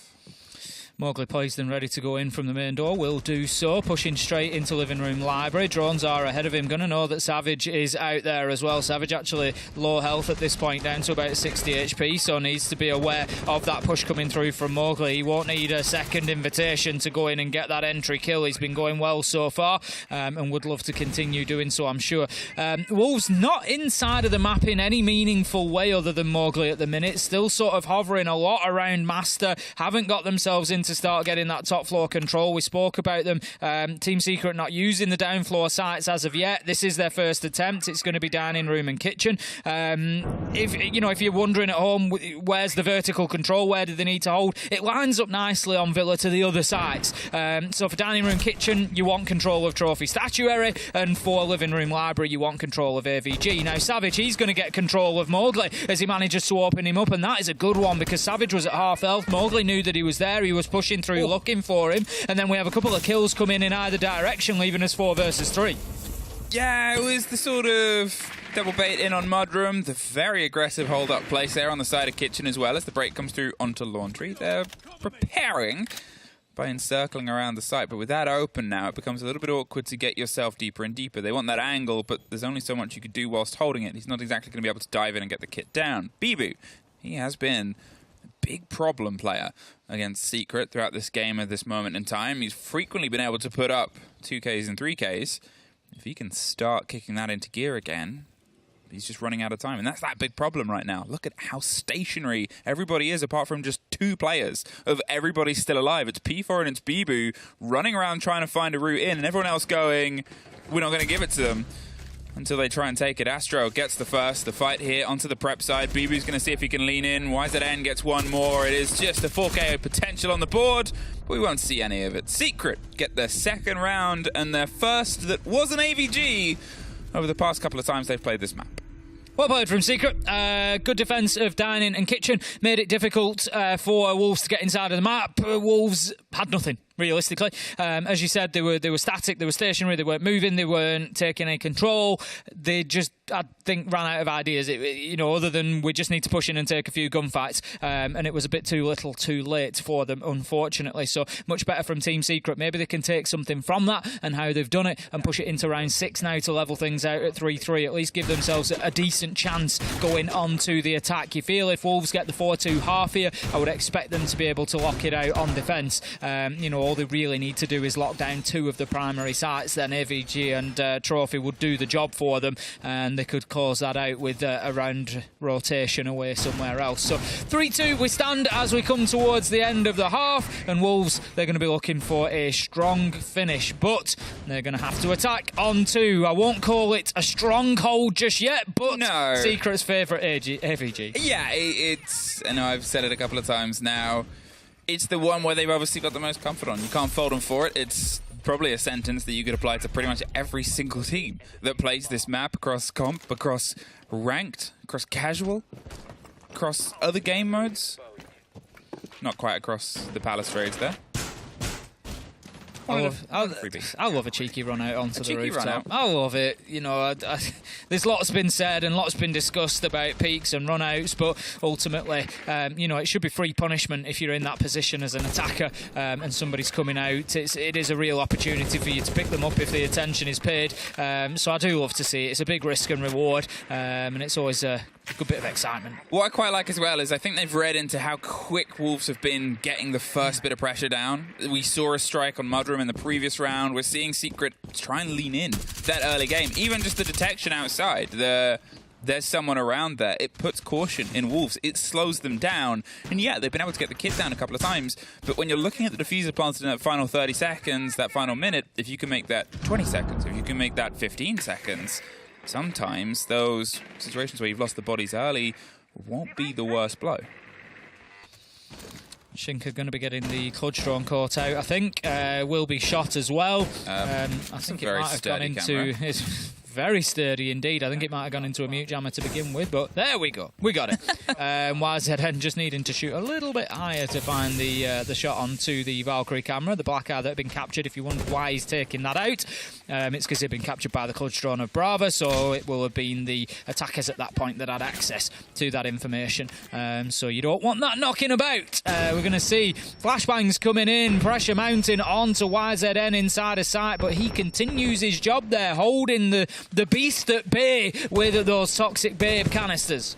Whether they wanted to actually swing behind that or not, they just wanted to bait a little bit of a swing into them, or they just wanted the smoke canister gone. Either way, I think Wolves are getting a bit of a result that they might be happier with there. They still have a lot of flushes in pocket. They're steadily getting all those smokes done. There's Shinka and YZN getting the explosion themselves. The fight and the watch from the back. It was red, well red inside library, and now suddenly it's 2 versus 4. The controller study is all they really have as they try and drive themselves into another engagement, but Astro keeps red under lock. There is Astro for another one, and Secret, after the timeout, pull themselves an even half. There's that growth we wanted to see and we talked about, and now it's time for Wolves to show, well, this is still our map, regardless of how much better you think you've gotten. A classic Twister tactical timeout turnaround, I think, coming in there. Is that copyright? It could be. I mean, put it on a shirt. I've said it. Put it on a cup. Could be a Twister tactical timeout turnaround teacup. Hey, there you go. I'm here all week. I'm not. I'm just here today. Right, here we go. It's round 7. Wolves and Team Secret. Even spoils so far through the first half. As you say, Wolves, their map pick. You expect them to come out on the defensive half. Their setups, their strategies, their questions to ask of Team Secret. And you would expect them to be coming in and winning this here of maybe a 4-2. But that's still pretty close. 7-5. It doesn't take much of a mistake along the way to find yourself in overtime. Team Secret have been playing on the fly pretty well here. They've managed to get themselves a couple of rounds. I like what I'm seeing from them so far. It's down to how we get this opener. For me, it's down to how much energy Secret can bring over. Yesterday, there was, as I said, a bit of the lack of energy in that first map. They had a couple of moments where they seemed to get some control, and then Koi just exploded back in. Obviously, it grew for Secret as the showdown went on.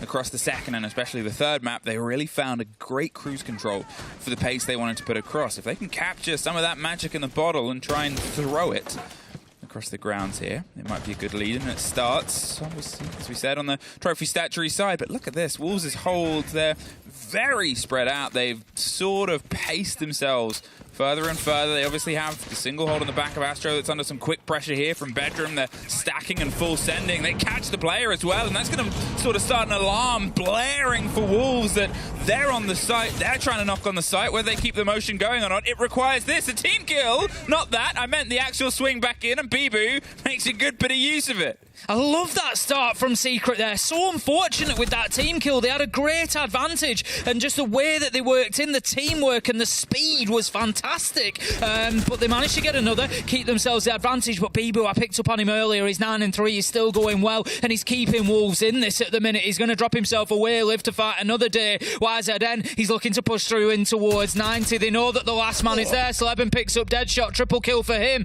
but takes a lot of damage along the way. Bibu could hold them off, but YZN's going to get that diffuser down. They had the read of the player underneath, and they know that they can try and make it happen because it's a Jaeger. What's he got apart from a plucky attitude and a good gun? Unfortunately, it's not really the best thing in the reverse situation. So Bibu now has a mountain and, unfortunately, a metaphorical set of stairs to climb. As he pulls himself back around towards it, they've pulled themselves further away. That space that I said Wolves gave to the site once upon a time. Now it's Secret's blessing to do the same, but this time it's either side. And with a kid in the middle, it was theirs to lock down Secret. I said I wanted to see pace, and they delivered. Well, I question their ability to adapt and to overcome inside 24 hours. And right now, they're showing me that they've got it by the bucketful. They're really turning this around. 4-3 now on the scoreboard. Advantage over Wolves. And over the last couple of rounds particularly, Wolves, for me, have just looked to have lost a little bit of that aggression, that impetus that they had. Yeah. Early rounds, 1, 2, 3, they were absolutely flying through them, but they just seem to have settled. There was that one round in particular, they were attacking, I think it was on Troy? No, it was the dining kitchen attack. And we just saw with 20 seconds left to go, the team was it was like they'd hit pause. They were just frozen in time, waiting for the round to end. And just since then, it just seems to have really dropped the energy out of them. Oh, 100%. It seems like that story that we've had with them a couple of times. To be fair, even before the roster change, you'd have it with Wolves, is they go towards plan A.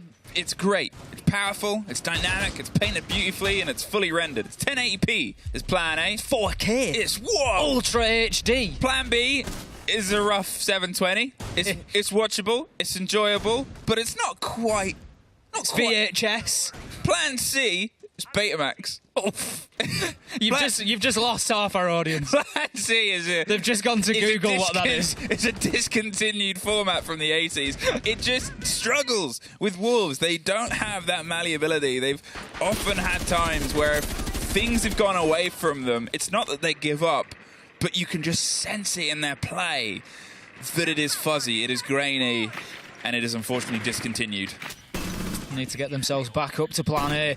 Mulga's going to take out that clutch drone. That's going to do Wolves a world of good, but YZN is pushing in rapidly from the master side. They are attacking onto Aviator Games. They're going to be Team Secret just trying to push their way in behind the Monty, and I actually don't hate this. I quite like this idea. You've got yourself an advantage at 4-3, and we talk about the Monty sometimes as, I don't want to say a little bit of a cheese play, but it can be used as that Hail Mary, like, let's just get around, let's get this done. And I love that you do it at this stage. Let's send the Monty in. Let's really press it, and let's get 5-3 on the board and really put them to the sword. And I just think it's great timing for that pick.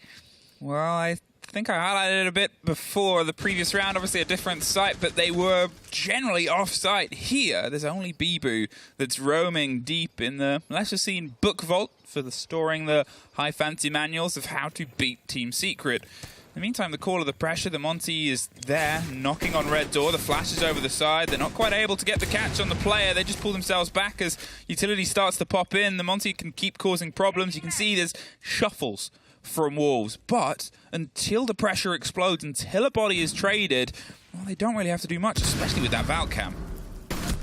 Mowgli going to be taking shots, but will suffer half damage. YZN continues with the Monty shuffle in at the door, trying to get his way into maps at this point. In behind the vault door, there's a potential here for him to think about getting that diffuser down. He's going to take out some of the utility. He's going to have to dip away as the smoke canister just prevents the cover being in place. Mowgli opens things up with one onto Astro, but here goes YZN again. The problem is the focus is around getting the plant down, but everything's falling apart around it. Yeah, the two players dropped on the shoulder. Groupie does find Bibu underneath, and that'll get some protection from the impact we heard explode before. As we saw them with the Jaeger, not much you can do from underneath, but the Melusi can, of course, problems, as they did. Deadshot gets the free rotate onto Sleben. There's the shield doing some business, but again, without that support, there's only really so much business that can be delivered.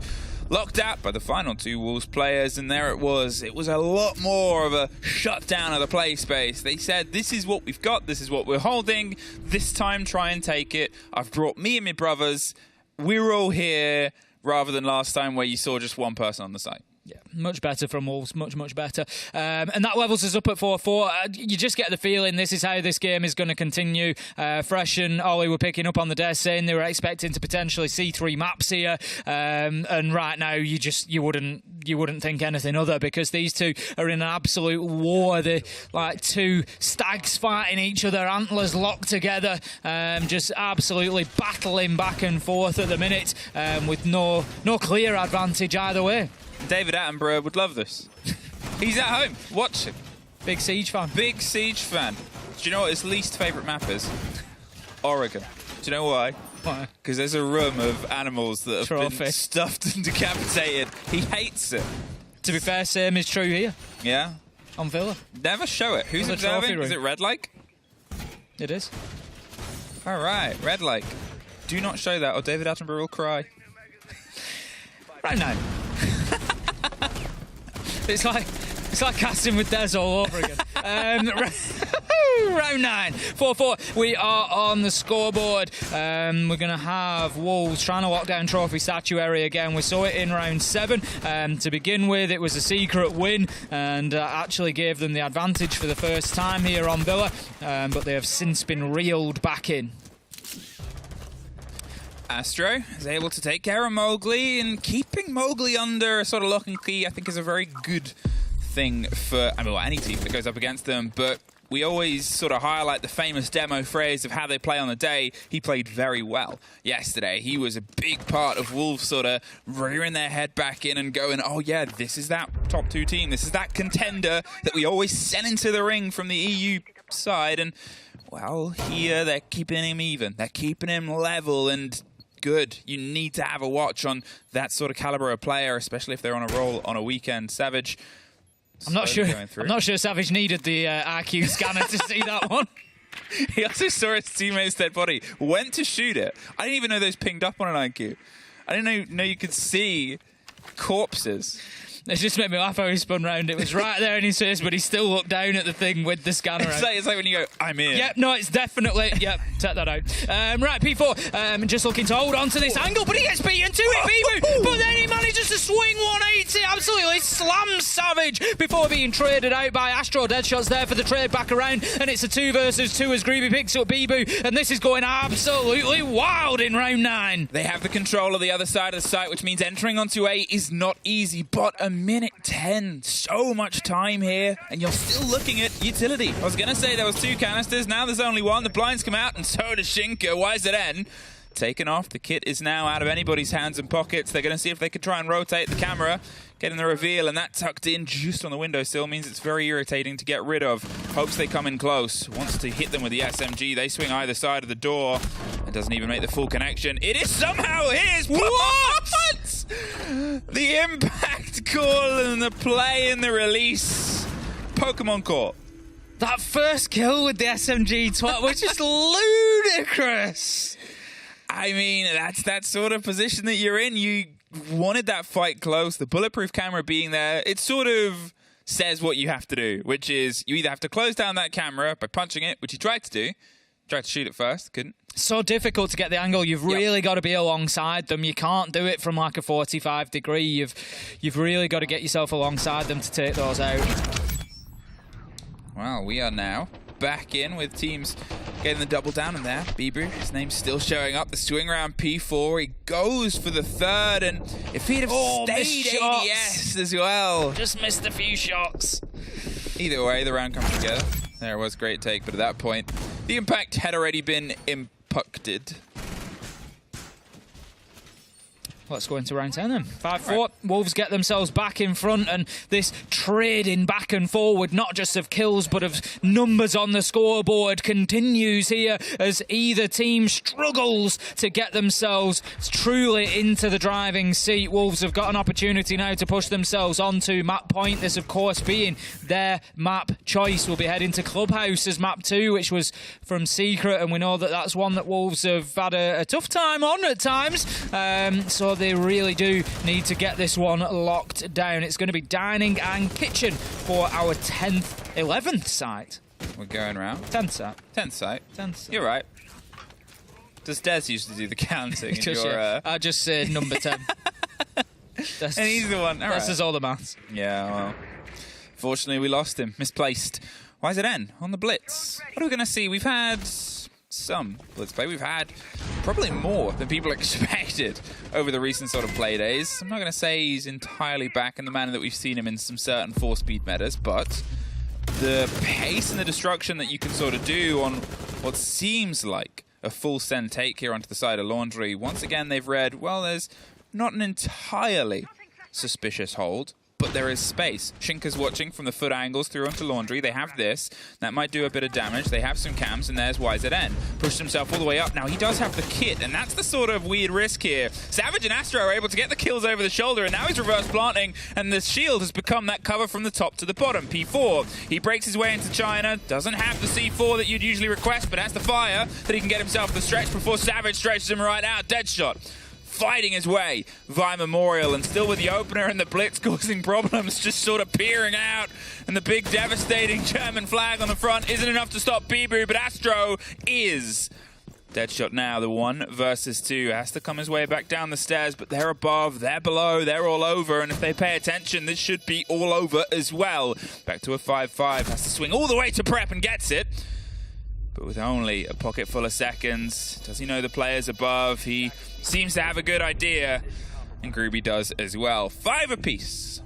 What a game we're witnessing here. This is absolute wall-to-wall entertainment, and I've got to give it to YZN there on the blitz. Just like a little crab inside a sight, just crouched down, strafing left to right, and just burnt so much time in that post plan because they had to get around the back of him.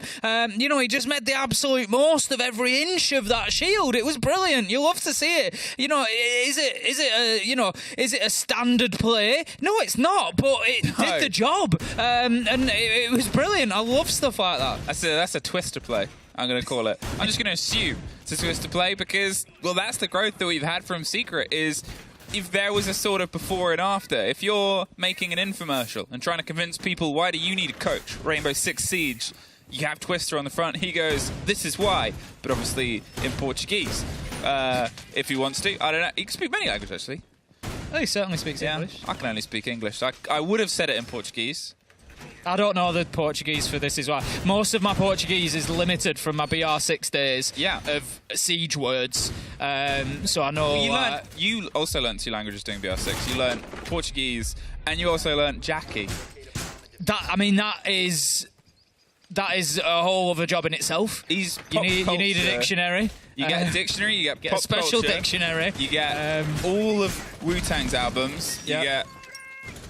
In fact, English to Jackie, Jackie to English. You put it into like a sausage maker, you grind it up. Yep. Jackie. We do miss you, Jackie. Oh, we love you, Jackie. Hey, what round is it?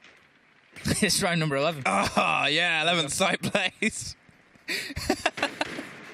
5-5 on the scoreboard at present, Wolves versus Team Secret, and we are having an absolute war between these two. It's a pleasure to watch at the minute. There is just no clear advantage, no guess as to which way this is going to go. It is so round by round, so seat of the pants at the minute for both of these teams. You know, and I just love the bringing different strategies out. They're bringing different operators. They're just trying ideas, and it's just fantastic to watch at the minute, and whoever gets the advantage here is going to be the only one to get an opportunity to close this out in regulation. And talking about different ideas, different strategies, we now have the shield brought along on the defence. It's going to be P4 on the Clash. They've got a read on it, you assume, by the fact that they've put some early pressure onto the back of 90, because it forces P4 to have to do, well, maybe a hatch drop, which is why that has been opened up next to them. They need a root out, worst case scenario. Best case scenario, Mowgli C4's someone on the far side. I'm not sure how prepared that was, but it was devastating. It must have been, because he's now been able to get his second within a blink and a third. How much it's a minefield. Going over the opposite side of the map, they entirely read that the push came from there, and they said, well, we won this last time on the door, let's win it on an entirely different set. Groovy all that's alive. But Mowgli just exploded that round. Mowgli's just gone on one there. Absolutely destroying left, right, centre. Started it off with a nitro, finished it with a beautiful little headshot round the door frame. And that just sums up this game for me. You know, you've got Secret win a good round, and then Wolves come back with a flawless round. It's just, you know, the wheels come off and get put back on for both of these teams so quickly that it's difficult to keep on top of who the momentum lies with. Wolves are going to be the ones that get an opportunity to close it out, but they're going to be going down to living room and library. You know, can they write a good end to this story, or will there be a twist then? I said I love seeing it because we don't see it often. I said French teams often like to play a good library, and you know, it was played by Koi yesterday. It was lost on the attack by Secret. They couldn't find their way in. They did get a bit of a lead in, but then things got a little bit scruffy. If I recall, they got control of the site, but they lost so many people. It ended up with them trying to defend outwards before they could even get the kit down. It's up to Wolves now to ensure that they keep a lockdown. When they've had that lockdown, if you look at the past fair few rounds, if they're sort of inside the site and holding on to it, they've had a much better success rate than we saw in Dining, where there was a space for Secret. We saw it the first round on Trophy. There was just this opportunity that Secret rammed themselves into and cut right through the supposed pace that Wolves wanted. Let's go then. Last round potentially, if Wolves are able to get this done. They've had a flawless round at the absolute perfect time to carry some serious momentum now. Bibu's got himself established on the main stairs there with the Warden. There's going to be... Oh, he's just moved away. I was getting a little bit excited about the potential of that coming together on main door. It's not going to be the case. Groovy is going to take half health damage though. Needs to be careful. Was just having a little look in through the window, I think, there, and just took a bullet or two from far across. Now then, Savage is downstairs. I think P4 knows about this, obviously taking up the defensive position there to hold the angle. Bibu's coming, he's got the glasses that he needs. P4 one, dead shot another. It's 3 versus 5. They've made their way into the site, as I said they liked to do yesterday, but they lost so much on the route through. There's at least one take in the core of the hold, with Groovy getting Bibu, and suddenly it's the 3 versus 3. Now the kit is steadying its way across, but they're going to get this down. I mean, not very well. P4, he finds the one hole, the weakness. They thought they were safe with the solid door. Now it is just Astro versus the world to try and take this Villa all the way to OT. The pre-fire is Wolves' though. And a better performance, but not good enough. Wolves take the opening map, take Villa, and hurdle potentially to a 2-0. Wolves able to edge things there, as we would expect, given it was their map pick.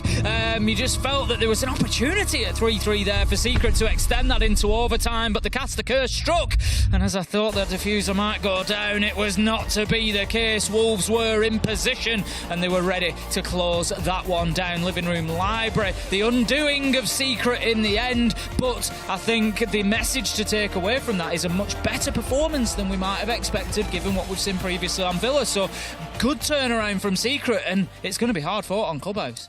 You want it to be hard fought. You want this aggression. You want both teams, when you're looking at the semi-finals and you're perpetually the final afterwards of who is going to be going to the major, everyone gives it their all. Otherwise, you'll feel unsatisfied as a viewer, as a sort of fan, as a caster, most importantly as a player. So, heads held high, heads still on lock. Heads to a quick break before we're back with the desk.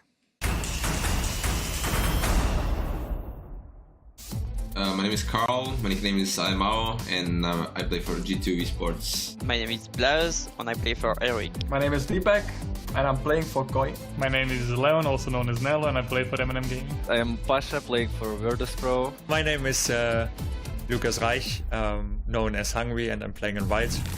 The most heated, I would say, is definitely Shaiko. I have to say my old teammate, Citizen. That's Benjamaster for sure. He's like legit hacking in Pro League. That's crazy. I don't know why he's not banned. Joe. Best shooter in the Rainbow Six Siege, in my opinion, is definitely Shaiko. He's always pulling the stats up. Shaiko or Citizen as well, like one of those, like they probably have the best aim. Probably our ex-teammate Spot. Best shooter. Like for me, it's for sure like Shaiko because like he's the pure legend. My biggest competition, I think, individually, I think it was Paolo back in 1 year ago, because we were basically fighting to be the best player in the world. My competition, I would say, is Souls1 from FaZe Clan. I would say definitely BDS. We like to play them, they're good guys, and games are always fun. I would rank myself in like top 20, top 10, I think. Yeah. In EU, #1 right now. I'm no one now. Okay, let's chill for a bit. I have to like go through that big road and become someone again. I don't want to be the best individual. I think I want to be the best team. The biggest troll in Rainbow Six have to be me. Like, have to be me. Me on that question, because like I'm the biggest troll on the team at least. So I gotta say it's me. Kino from NA. He like troll, he scream, he's like, yeah, he's good. Icons I look up to is like Canadian, of course. Definitely one of the legends of Siege, if not the biggest ones, are like Canadian, Pengu, Fabian as well. There's many guys. I can actually do this all day. I have to admit, the funniest player that I team with was definitely Dotki. Alamo is still like super fun. I used to always watch Nesk streams and I would just laugh myself. I would copy Nesk. The best celebration, I would say, is definitely Canadian. Probably iconic thing. I think the way he celebrates every round. Best celebration after winning a game is probably the Sui from Ronaldo.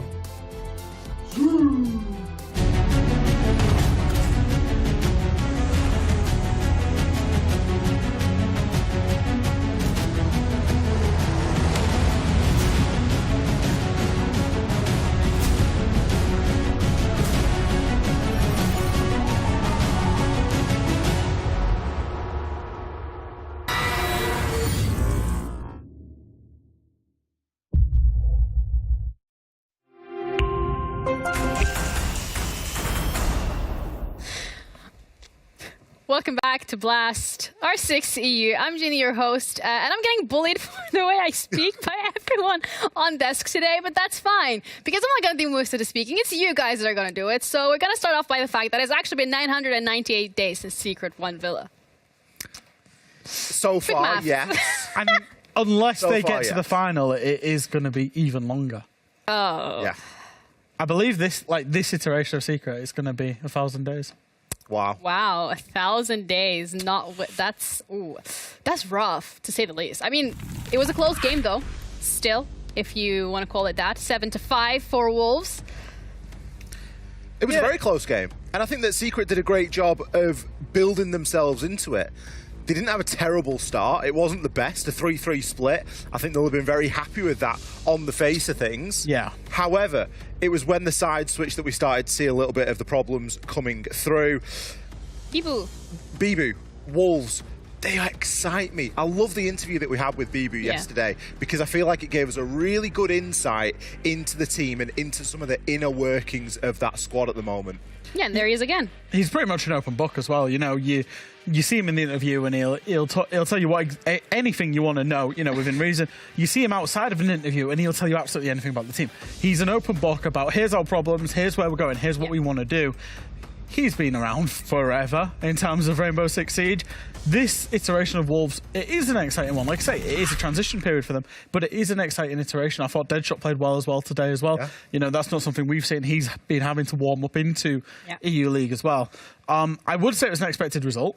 But what I would say is I thought that Secret played it very bravely as well. They gave it a good go. Yeah. There just seems to be something missing on Villa for them, where they've got a kind of soft underbelly on the defence, where on Villa there's a lot of opportunity for freedom. There's a lot of opportunity for plays, and they succumb to that on the defence, but they can't exploit it in the attack, I think, is their problems. Yeah, kind of a theme that we've seen with Secret a lot throughout the last couple of playdays is they have an idea, they have a plan, they get to a certain point, and then it kind of just goes the other way that they wanted it to go. Whereas for Wolves, I mean, they've logged into this LCQs for the games, and they're just like, ever since then, have not really been any questions. There are not many questions we have about them. Which is kind of uncharacteristic for the way that Wolves have been playing, right? You know, they've gone through that transition period. They're still going through it. We're not expecting them to come out here and to dish out 2-0s and really convincing map wins, but they are getting the job done here. I think something that I really liked from Secret inside of Villa, and I think an improvement on yesterday, which obviously is very difficult to turn around in such a short amount of time. Absolutely. But they were trying to play with these shields. They were trying to get that plant down. There was a brilliant round. I believe it was round number 10 inside of Dining. Wiserden got the plant down with the blitz shield, and watching it, it really reminded me of NIP. And then you make the link and you think, Julio, he's obviously in the support staff now for M&M, for Team Secret, and now you look at it and you think there's that little bit of a glimmer there of like, you think, oh, you know, take Brazilian a little bit more of that influence. Latam flair, take a little bit more of what Twister's got on offer. Yeah, we're going to be heading on to Club next, though, so they need a little bit of that flair if they want to push this all the way to Skyscraper. I mean, we said it earlier today, potentially 3 maps for this one as well. So looking at Club specifically, looking at Secret, their map pick, they need to hit the ground running. What are we expecting from the first few rounds? Well, it feels like deja vu, right? It feels like Secret have just lost Villa. They did this yesterday. They go on to Club. I think, you know, Club is a map that Secret over time have become much more comfortable at in terms of, you know, it's playing the ABCs, right? They did it very well yesterday against Koi. Yeah. And I think there's no propensity to just have something sporadic happen to you, which is the problem on their defences a lot of the time. So I think it's a map that is better suited to Secret. I wouldn't really go looking for it if I was Secret here. I wouldn't be trying too hard. I wouldn't be trying anything that's too out there. I would just lean into the generic strengths of Clubhouse and look to try and get an advantage over Wolves that way.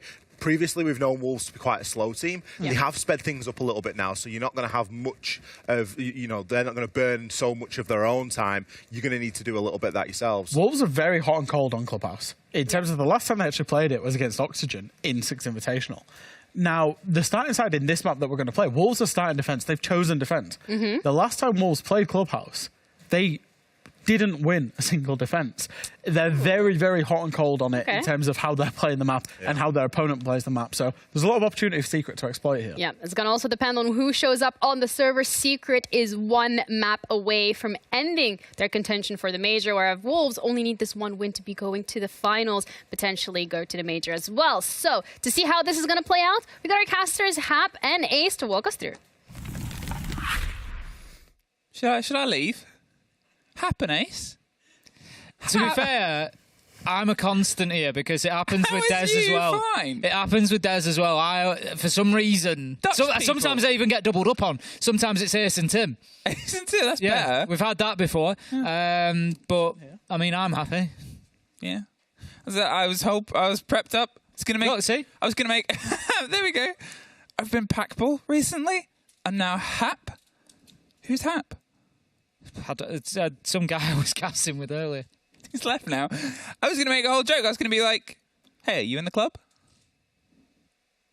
No. Oh. Do you know who might be in the club? Who might be? The 2 teams that we've got going to Clubhouse in just a minute.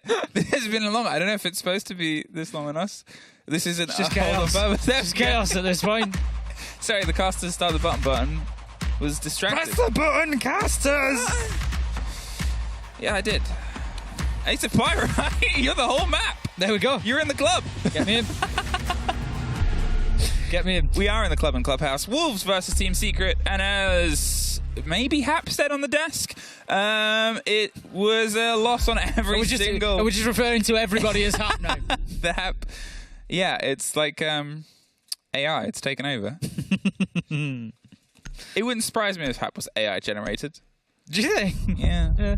Types in a couple of keywords. Loves his numbers, stats. Loves numbers. Yeah. Kind of looks like pretty much all of the OC talent. Like the whole list of them. Okay. Iana. We've got some fans. Yeah. Booking Iana. Nook is a little loud in. Buck has been swapped in instead. Wolves want to remove what can be a good driving force operator. I mean, obviously, as we said, Villa, they've got yesterday footage of. They have the same thing for Club. Valkyrie will be our first defender taken out. I would expect maybe a Kaid, actually. I was going to say an Azami or a Mirror.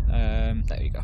It's usually one of those three. A little bit more variety sometimes on Clubhouse. But that is going to allow Azami. Where are you going to see Azami played, you might ask? Well, let me tell you. The likelihood is you'll see a lot of Azami out on Garage Catwalk, particularly, to try and hold on to that area. Potentially, we see a little bit in and around boxes, sometimes down in Church and Arsenal.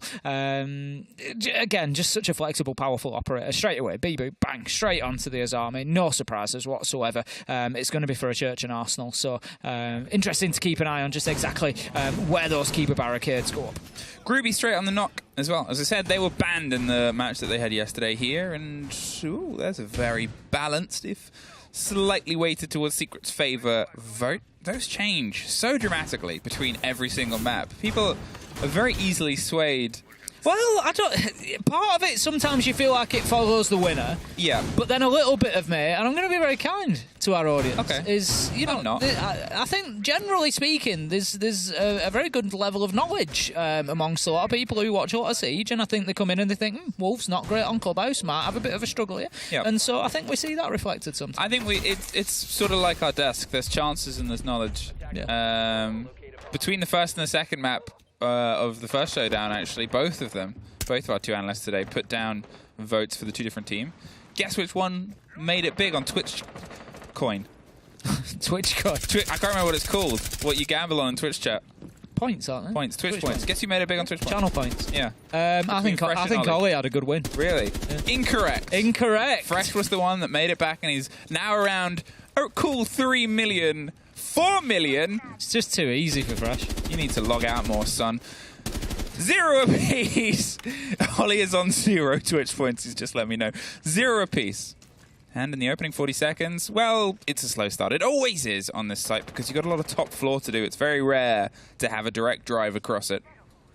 Astro is going to be moving through there. Savage just looking to take out some utility. It's not going to be utility, actually. He's looking to take out the flooring in lieu of not having the book available. They've chosen not to bring the sledge along. Instead, going to use those Rotero drones to open up the floors. They've got the breaching charges on Ash as well. They've got the soft breach gadget on Sleben as his secondary utility. So plenty of options to get that floor opened up for them, which leaves them then with the flexibility to not bring along the sledgehammer, and we're going to see those angles continue to be opened up. Astro, I think, at this point is probably comfortable that top floor is cleared. He's moved across there, and the fact that they're pushing into the mid-floor now says that they are feeling ready to go. I love the use of the soft breaches there. Right on the wall, it opens up the floor as well, and without the buck, well, there's a different alternate where you don't have to risk being C4'd from underneath. A very nice little adaptation, and allows them to do this pressure down the long corridor. They're already on Pipe's wall. Sleben is aiming and watching towards the impact trick and just ready to double stack. There'll be another one that comes through, and the gate was quite wrong, but P4's rotated his way to Pipes. He's swinging some pressure down on the back end, hoping to catch it over the top. There is still more danger onto that, but Groovy is the danger inside Moto. The swing with Bibu getting Sleben.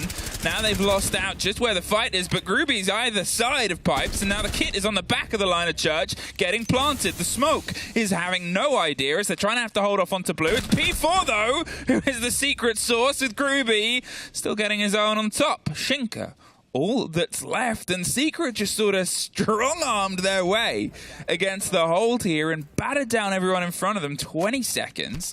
They're trying to just piece together where the last player is. Another sneaky rotate over the top, but they're in a slightly different plant position. There's the call on the player. The location is caught, and Secret get a first round.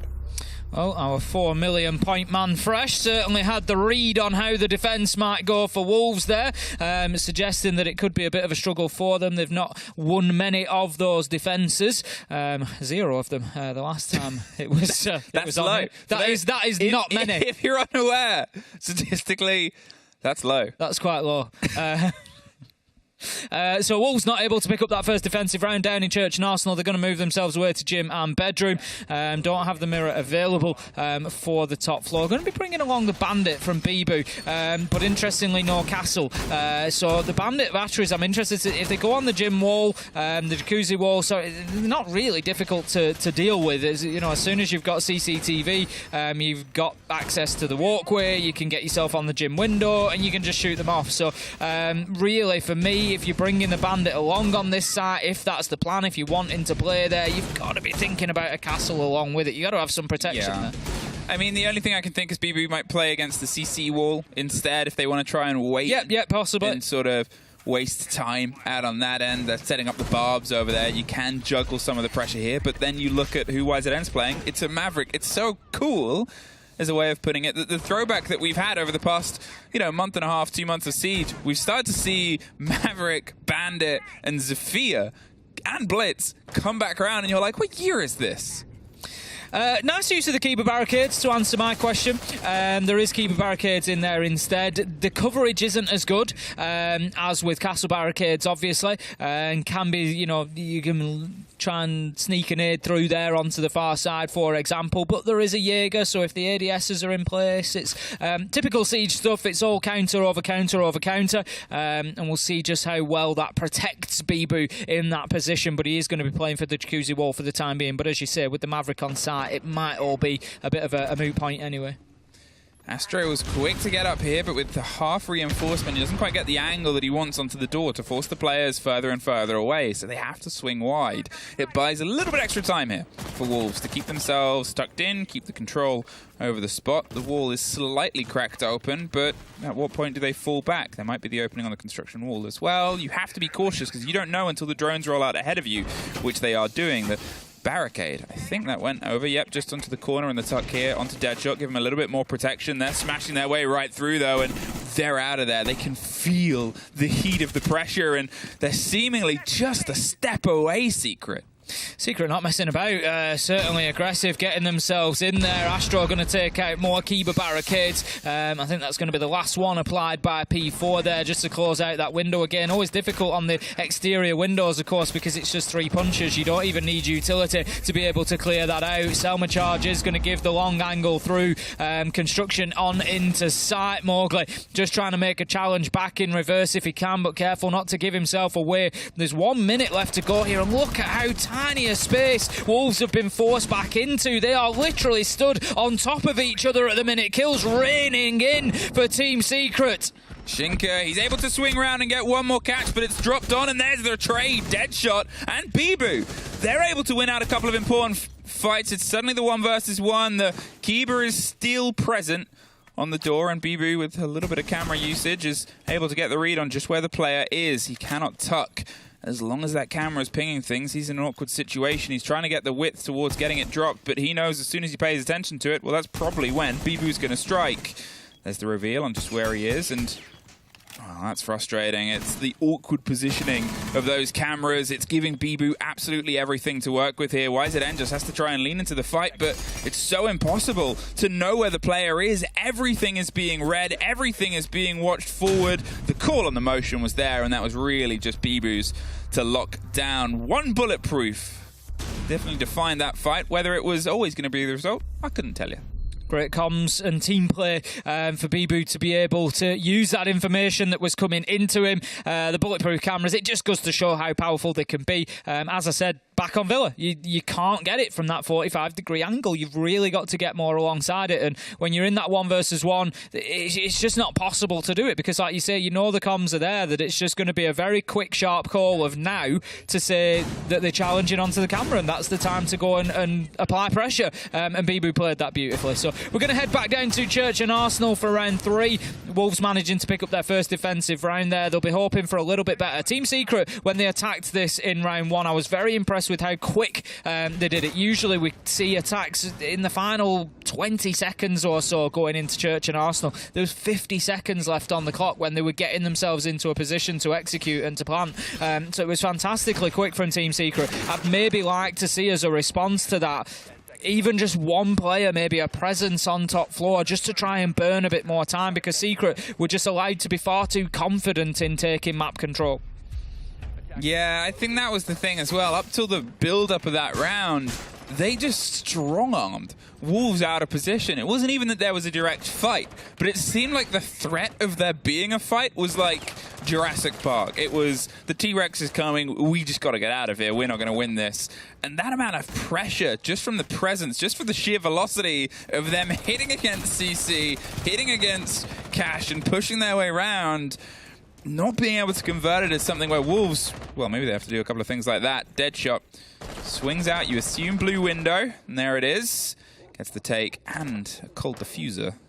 Deadshot picking up Sleben is a great start for Wolves, and you just feel like they may be starting to create a little bit of a gap here. That's exactly what I wanted out of Wolves. I said, you know, get somebody, whether it's out into the map, I wanted maybe top floor, just something to waste some time. Don't give Secret the map too easily. Whether that's time, whether that's manpower, they've gone for manpower, they've taken down the ace. It's going to stop some of the breaching capability that we saw harm them on that church wall. 2 Selmas detonated and just caused an absolute nightmare. Bibu couldn't keep his position. It allowed them to get in and get the diffuser down. So it's a great start for Wolves. Let's see if they can try and convert it into the round win and break the pattern that was suffered by Koi here yesterday, where it was one apiece, same maps, same rounds, same sites, but here it was back into the favor of Secret, and then another couple before there was the timeout. At least they have the backup hard breach. They're able to still get the hatch control. They won't quite have the Selma usage towards Church Wall, which was generally their preferred plant point. They didn't really put the pressure and embrace the hatches as much. Astro looking for the fight on the other side of the generator. Mowgli's going to move into Oil Pit and does a great take onto Savage.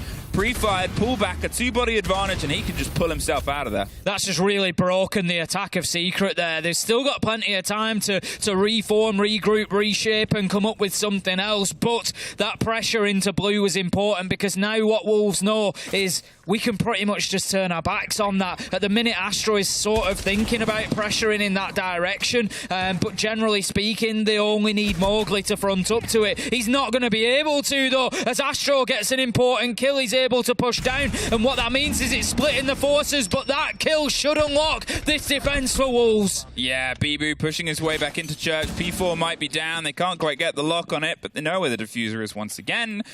And it's a Hibana with not a huge amount of bullets to have to take a huge amount of fights and engagements. Either side of a keeper barricade, Bibu has the safety if he should so stretch it, and they stretch themselves around to blue. They're in armory, they're all around you. Nowhere to go. Wolves get their second round, and for the second time, the lead. They look pretty good then. I think they recognised what the problem was in the first round, not having that presence out in the map to begin with. They didn't go, you know, the whole hog of having an entire top floor defence or anything, but just decided, right, let's see if we can just pick up a cheap kill off the spawn.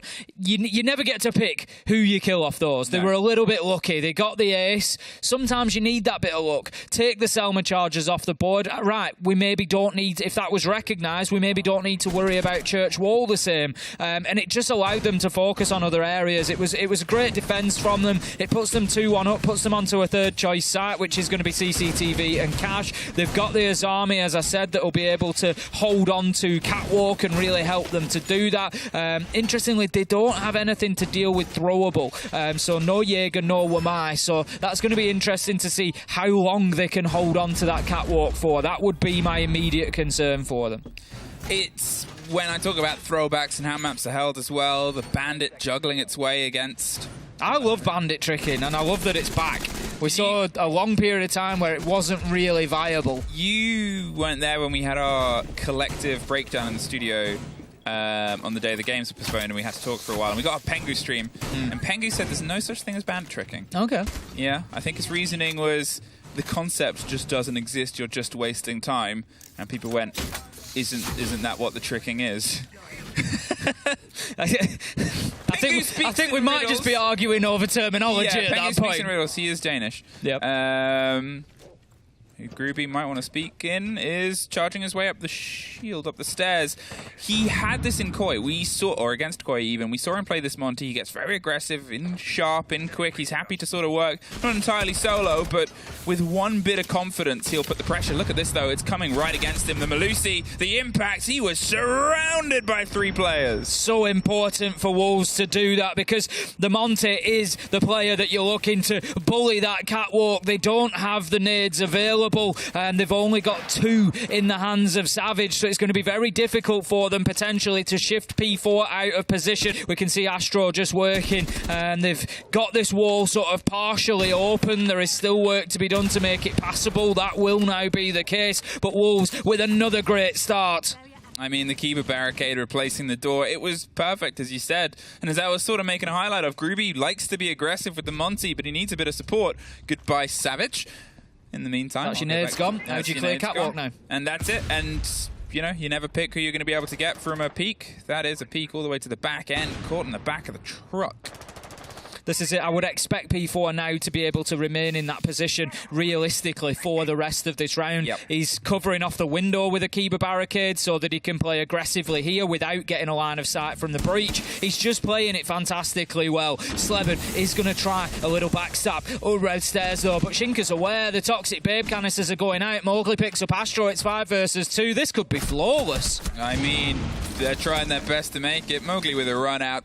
And you said you wanted to see a little bit more of this cavalier aggression from Wolves, charging themselves across the battlefield into whatever's coming against them, because Secret were handed too much too early in the opening 2 rounds. This time they were handed nothing at all. Fantastic close down on the aggressive Monty with 3 players and a bit of utility cost, but it's worth the trade.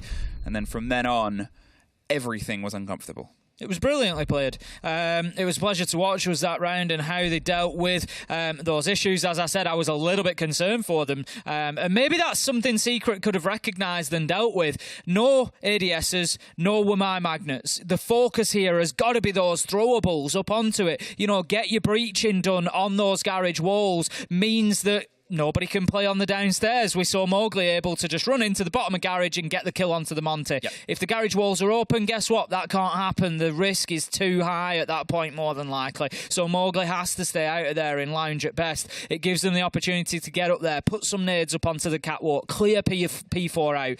They just didn't recognise those steps. The focus was all around, we've brought the Monty to clear catwalk, let's push the Monty into clear catwalk, rather than thinking, hang on a minute, what utility is missing here, and can we take advantage of that? Exactly. They were reading an assumption when, if they had read the sort of lines, they might have seen that there was opportunity, but opportunity was something not being handed to them as well. You have to look at how Wolves were swinging the sort of late kill, that just peek from the bedroom window down onto the back line there. It's not uncommon. And the run out from the breach as well when they're in the 5 versus 2. Okay, you've got a lot of momentum behind you. May as well do something a bit do and daring. But it felt like, for all the compliments we gave for the huge amounts of pressure Secret could put on, rightfully so, take a time out and stop Wolves having that exact same pressure. You are, technically for you, 2 maps away from getting yourselves into a final. Wolves are 1 map away from the same thing for then a chance at Copenhagen. Just a couple of our esports skins popping up at the bottom there as well. We've got some absolute beauties at the minute, particularly the card backgrounds, because obviously we got the original set of like each team's logo, but now they're at a point where they're like designing their own, and much like the gun skins that have just got better and better over time, like we're seeing some really cool like card backgrounds come out for the individual teams as well. So make sure to good stuff. Make sure to go and check them out. They're there for most, plenty of teams in plenty of the regions. So go and have a look and see what your favourite teams have got available. There's plenty of ways to show a little bit of support in the server. Yeah, get it down, get it on, and live up to their expectations. Mine, the growth of Secret here. They've been able to sort of take that break. They have no more timeouts potentially between them and the end of their chance for Copenhagen, in the worst case. In the best case, we have one of the TM Twister Tactical Timeout Teacup. The textbook Twister Tactical Timeout Turnaround. We might have one of those. This is the round to decide that. As the wall gets popped open, Maverick gets the trick done, gets the wall softed, and gets himself out of there. As I said, with the peak that we had on the bedroom, it's a common peak. The electricity Still the present. RCE, yeah. Does deal with the Rotero. Something that they just need to be cautious of. There we go. It's going to be sorted now. That will be the Jacuzzi breach opened up. Savage moves away to continue his work elsewhere. Now then, Gruber has got himself inside of the top of blue stairs there. There's a potential for him to walk up red stairs here, and if they're not aware of it, this could be particularly dangerous. Of course, the knocker, especially quiet when doing so, unlikely to be picked up, but that barbed wire could be the saviour. There you go. Deadshot does know that the approach is being made, and he's going to dip his way back in towards Cash. They seem like they want to do a little bit of the fight, but as I said before, Wolves are happy to peel away. I mean, look at the time. This is good from Wolves. 10, yeah. This is good. They're not giving them the fight. They're able to sort of keep themselves some of the structure they had before. They obviously won the round out here. It was a 1 versus 1 with a bulletproof still up that was a bit of a deciding factor for at least the intel drive of it. But look, the construction wall is still locked. They lose Deadshot, and they might be able to get the breakdown on it, but the structure still stands. That's a good opener for Secret, but is it coming a little too late in the round? 45 seconds left to go. Gruby's pushing forward now. Construction control is theirs. They can start thinking about site itself and looking for an execute, but before they do so, they're going to need another kill or two. Mowgli is going to be the first of those. YZN puts us now in a 5 versus 3. Bibu, he's on a big rotate here, needs to get himself back up the main stairs quickly, because at the minute they've got Shinka all alone on site. The Bandit will rejoin him, but 2 versus 5. Diffuser going down. It's looking unlikely for a Wolves win here. It's in fact a return flawless round from Secret, and as I've said, I'll say it again, it's another one of those textbook Twister tactical timeout turnarounds coming out of Team Secret. TM, Tim Mark, TTM. Oh dear. Secret, I mean, you needed the response, you needed that round, and you needed... Well, you didn't need it that good, but a flawless on the back of their flawless. You're not going to say no. You're not going to refuse that. Suddenly, they get themselves a little bit of that energy back, but they've got to try and get themselves the even half. From yesterday, they led against Koi, 4-2 at the half, and maybe they showed a bit of growth on Villa, but the statement still stands that you still want to keep the continued pressure here if you want to keep your chance at fighting. Now, it led in last time with an early kill. The sort of, I'm not going to call it a spawn peak, but the preparation of the player onto blue. Again, I feel like they can't do the same thing. Yeah, but I feel like they've got to do something in the beginning of the round, whether that's top floor presence. They've got to do something to burn some time and put Secret under pressure from the beginning of the round. They can't just give them the top 2 floors inside the first minute. Yeah, entirely that. There has to be some resistance, something that slows them down beyond just the buck ban, beyond just the sort of, well, we can stem them a little bit, because we know what Wolves are capable of. We know the guns and the motion they can make, and the quick decision making when it's at its best is phenomenal. P4 is prepped for an attempted approach here onto the showers corridor, hoping that they'll get a little bit blasé and then blast them away. That one doesn't quite work. It's a bit too long. It's okay, don't worry about it. It's your first time. It's my first time. I'm trying to get a Tim trademark. I don't quite have the... There's people sat there thinking, shut up, Ace, but they're just not appreciating in the flow of a sentence whilst broadcasting how difficult it is to trot that out quickly. I mean, people don't know how hard we have it. No, they really don't. Reddit. The break on the hatches. Still all 10 players standing, which at this point we'd lost at least one, and we were close to losing our second. From the side of Secret, there's this slight approach down onto Dirt. Now, YZN, you might not follow through with it. It's a fuse. You're not probably going to go for the solo break, but you could do this. Kitchen floor. A huge plethora of space and danger you can try and apply here. Deadshot's going to be under a bit of the attention, and that should pop at least nothing, actually. I thought one might get a lucky bounce towards Dirt and get that fire.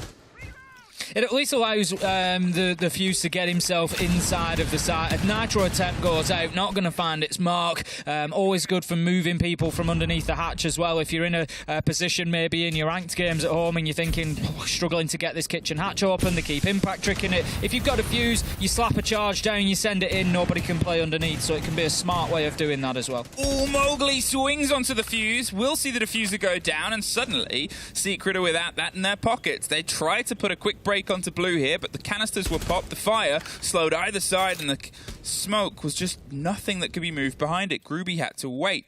With the cover on the opposite end, has rotated around. Astro and Savage are still trying to find the fight onto the utility box, but it's another dead moment, another quiet swing. Baits the first fight, isn't offered it. There's the blinds, the impact rotates out into an engagement with Groovy and almost wins it out there. He's still concerned about the idea of someone else swinging. Mowgli's able to find Savage. Is he going to find a third for his trouble as pressure comes either side? It's Groovy caught by Bibu, and just him refusing to die. Sleben does get a catch, does get a body, but it's a 2 versus 4. Not much of sight has been opened at this point, and there's only 20 seconds. The clock will keep ticking as the attackers try to push in here, having to take more and more risks to try and get themselves established. It's going to be a 3rd kill for Mowgli inside of blue. It's all up to Sleben, but closed out by Bibu, and that's going to be 4-2 on the defensive half from Wolves. A vast improvement on their clubhouse performance, maybe compared to previous attempts that we've seen, and the question is now, can they continue that on the attack? They've got themselves a great lead to begin with. Team Secret, they're having a bit of a wobble at the minute. They were so strong on Villa, as we said. It was such a brave attempt, such a great fight from them on a map that really, isn't their sort of forte at the minute. But coming in here to Clubhouse, they will have expected more out of that attacking half, I think, and it has been a struggle for them. Right now, the focus has to be getting this at least leveled up. Yep. They have an opportunity here to get the strike on their first site. You want your secondary done as well, because, well, if you don't do that, and if you lose one of these, suddenly you're only 2 rounds away from this story coming to an end, this run and this pressure and this potential fight with Wild still sitting on the cards as the next. Wolves want this done and dusted as quick as possible. They want time to sort of maybe get their heads together and get prepared for the follow-on fight here, but also they don't want to be exhausted. The first map was long. This now, for Wolves, has the opportunity to be a quick second and a warm-up into a showdown with Wild. Going to be all the way down in the basement. By contrast, let's see what Secret are doing. They've got 3 down on the bottom floor, so that leaves 2 unaccounted for at the moment. We will find them as we go. They're returning back to the basement. There we go. So it's going to leave Wolves, much like Secret, had plenty of time to get in there. I want to see them come in, take quick map control. They've got a mute on the side to deal with, so yes, they're not going to necessarily be able to just drone everywhere quickly, but Mowgli's already getting Jacuzzi wall open. He's already looking to move across top floor, so get in there, Wolves, take your ground and look at moving through. Steady on Wolves as well, which is sort of synonymous with them. They have been slow at points, and this is a slow site, but they're given a lot of space here. This is good. This is good. This is okay. They're not messing about. That's it, and that's always that risk, that worry is, are they going to be that Wolves we've seen, or are they going to be the Wolves that has the fire in? And so far, fire is the route through. You will find around the minute mark is when time becomes more of a precious substance, because you have all that beforehand to clear a lot of map, regardless of whether it's empty or occupied or not. It's holes, it's holds, and it's rotations and routes that you have to try and lock down. And here, over the top, they're happy to keep on steadying at a dry run pace.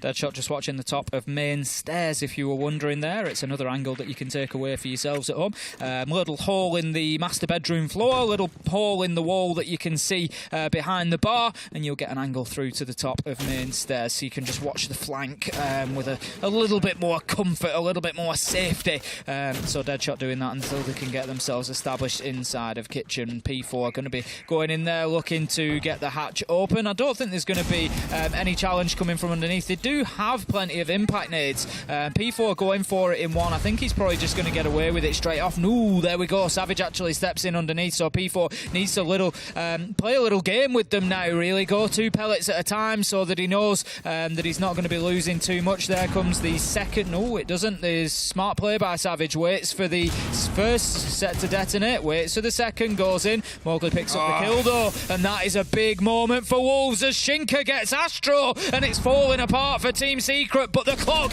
could be a factor. It was 2 deaths to 2 hatches, and now they're going to see if they can try and charge down the third. The pressure onto blue with Groovy holding one split of it, and the shield on the back end. YZN obviously was able to get the first kill here, and the only one on Secret for this round, but with the hatches open, with the pressure and the drop coming, it is really do or die right now. As I said, the minute mark is where time becomes a factor, and the 15-second mark is where it becomes the biggest worry in the world. Shinka pulls the body back, but it's suddenly a couple of 1 versus 1s on the other side. Another hatch drop to get the final kill of the round, and Wolves just eked by when things got a little bit squeaky-wheeled.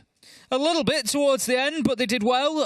They recognised where the weaknesses were. They knew that there wasn't any proper cover onto the kitchen hatch, so they were able to get a man inside of the site there, and that was really the beginning of the end for Team Secret. 5-2 now on the scoreboard, and Wolves are slowly starting to just peel away from the pack here. They're starting to move away from Team Secret in this race for a grand final position. And right now, Secret, they better make a move, because if Wolves get one more, it's match point and a minimum of guaranteed overtime. You just, for both these teams' sake at this point, you want these games to be done as quick as possible, because it's not just this game. As it was yesterday, they sort of had the series and then they could sort of take a step back. They could, prepare. They could get their heads screwed on for the games that happened today. It's almost immediately. You're back in the server, you're back into a battle with a team, and yeah, it's the different argument. Do you prefer to come back-to-back on these sort of games? Do you want to have the break and a chance to sort of regen and reevaluate? And you assume, watch this game, the Wild team. Okay, it's round 8, and this one is critical for Team Secret at this point. It just feels like maybe things are slipping away from them a little bit. They're going to bring along the Solace this time. Savage is going to be at least trying to cut down the information. 4 drones gone already, leaving only 6 on the side of Wolves. He's also going to have the option to use those impact grenades just to create a few new routes for himself to move through. Going to be opening the wall now. Interestingly, P4 is going to be moving through. Of course, the knock needing to be careful, because when the Hell Presence reduction device is activated, the Solace will be able to pick him up. So that is going to be a big counter here potentially for P4 heading up the main stairs.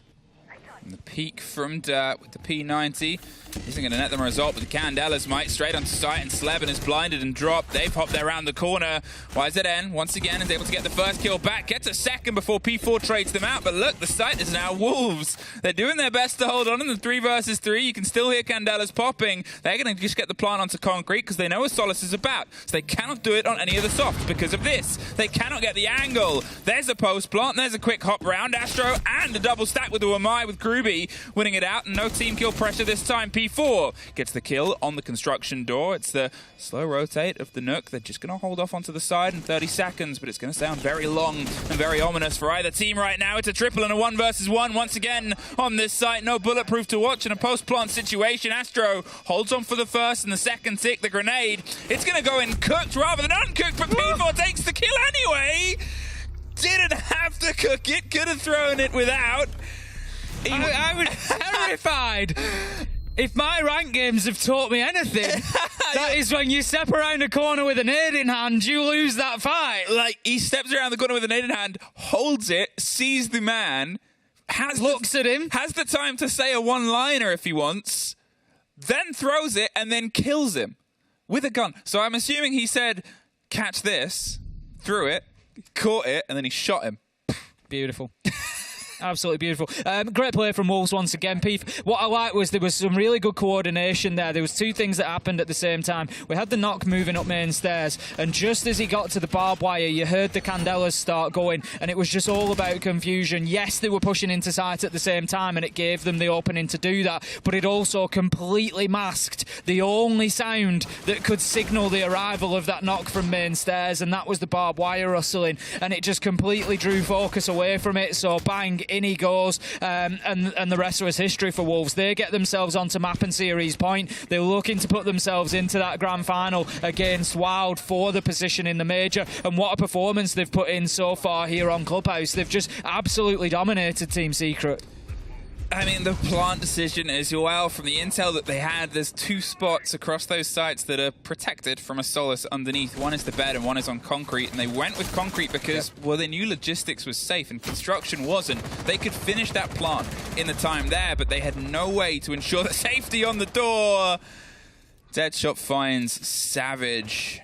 That was a run out from the sort of locker's door as well on the side of Strip. Such an isolated place and such a risky play when you're 4 rounds down, and that gives them 2.5 minutes. Well, it's almost a carbon copy of what Wolves did on defence, if you remember, and it was Deadshot who did it. So, you know, you can't kid a kidder, ultimately, and they've tried Church and Arsenal. They gave Secret too much time, so they go back there again, and they bang, open them up with a kill, out of the window, Deadshot gets it. So now, it was the same in reverse. They were given too much time on the attack, so they come into this time and they think, maybe they try and get up in our faces like we did, and they pick up a nice early opener. It's the Solace that's gone. Yes, they've lost the Ash, but it's not the end of the world in a 4v4 with Groovy on seriously low health at the minute. Yeah, obviously Groovy did some damage here on the top. Astro was able to get one more. They thought it was a bit safe. P4 does get Groovy in the meantime, and Astro's free to flee back with Sleben finding a fight with P4. It is just trades out on the top couple of floors here, and, well, Secret leave with the body advantage from opening without it. A very early loss has been punished back in. And now there's a minute 30 for Wolves to see if they can try and make anything out of what they've got left. No hard destruction, no routes directly through onto those hatches or onto those sites if they're not otherwise already open, which you can clearly see neither of the 2 core ones are. It's just going to have to turn into a swing, maybe some pressure here onto Blue, the drop onto the hatch. They've got the attention down the corridor. They've got Deadshot able to smash it open. But the stack up here, they have the protection on A case. They have Kiva barricades, and they have the 2 players inside A. Goyo canister is going to be detonated as well. You would really have to back Secret to hold on here. 3 versus 2, 50 seconds left to go. And Wolves at the minute sort of scratching for an opportunity. It's unfortunate. It's just been one of those rounds where it's just, you know, trading blow for blow, and you just sort of see who comes out on top. At the minute, Team Secret are the ones that have been able to. We can see more utility coming in from both sides. YZN does have the angle through there, able to get the kill onto Deadshot. It's unlikely now for Shinka. 1 versus 3. This is going to take something special. He's got a man led down behind the bar. It's Astro who steps out and gets that final kill, and that is going to be taking us at least 1 more round. But Secret, they're going to need another 3 if they want to keep themselves in this. That's the worry right now. That's the risk. They have to try and build behind that, and in some ways they did. Obviously, they lost that entry very early on. They didn't falter. They kept their hold on the top floor. They still were like, we can take some of the bodies here. They played it a bit dangerous. Astro stayed around the top of the main stairs longer than a lot of other teams, a lot of other players might have, and was successful because of it, and was able to escape because nobody was watching down from toilets. Nobody was watching the chance on the door on the rotate. But you have less of those plays, less of that action. If Wolves go for a smash and grab, as they've done a couple of times, those re-rotates back round. That stretched play is something where you can't be offered the same sort of success. CCTV and Cash will be our 10th site choice here as Team Secret try to double down and get themselves 2 rounds in a row. It's a little while since they did that all the way back on Villa. They haven't been able to secure back-to-back rounds on Clubhouse as of yet, and this can be a tough site to hold on to. You know, we see Gym and Bedroom used as that even primary choice, but at least secondary choice more often than not now. But nope, they are going for the east side. Now then, looking at the defensive side, they've got ADSs, they've got the Azami, so I'm going to expect a more sort of normal hold on Catwalk, and that's going to be something that Wolves need to deal with. They need to learn that lesson of the fact they were allowed to stay up there. We need to counter that as an opposite. We need to be getting in there and getting some of those nades up there. They've got 4 in pocket, so they've plenty of utility to deal with that position.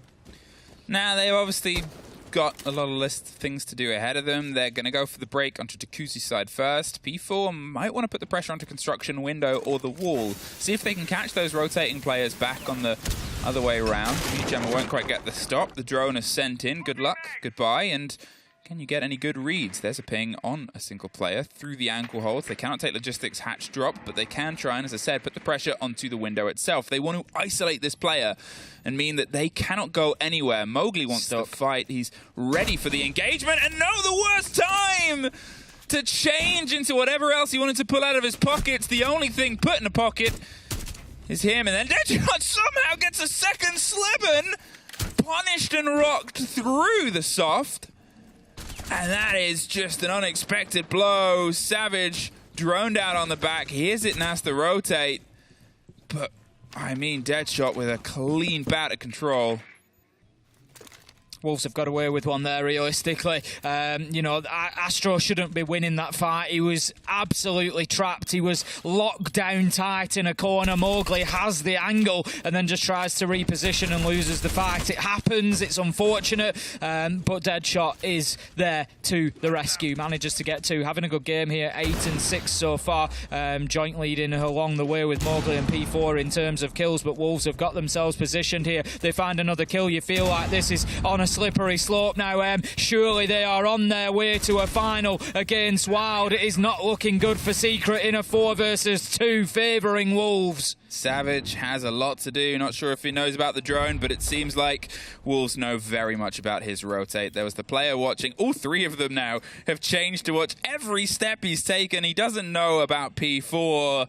P4 knows about him. They're waiting, though, 30 seconds. And we'll still have to pay attention to the site, but they can hand a player over. It's Shinka that wins it with the wider swing. Groovy, everything to do in this round to keep the team in it. The plant goes down close, and he gets knocked out far. Wolves with a dominating performance on the second map after a close firefight on the first will progress to our final of the LCQs against Wild. I cannot wait for that final after the 2 games that we've seen so far today. Don't go anywhere, it will be coming along, of course, but both teams already have a W at the beginning of their names, but only one of them can take the W in that grand final that will see them all the way to Copenhagen. And honestly, what a battle we are in for. I mean, it's entirely right. We'll have to leave recorrecting one of the names afterwards to Lulves or Lyle. Who will it be? Who do people think are going to progress? After the performance there, I mean, it's kind of hard to argue with. Honestly, both played really well so far today, and that's why I'm really looking forward to that final. I think it's going to be, it's unpredictable. It could be the toss of a coin that decides it. It wouldn't surprise me to see some overtime in there. I think it's going to have a bit of everything. Well, what does our desk have? Unfortunately, not a bit of everything. I'll be throwing it to a quick break before we're back with Hap, Hap, and Hap after this.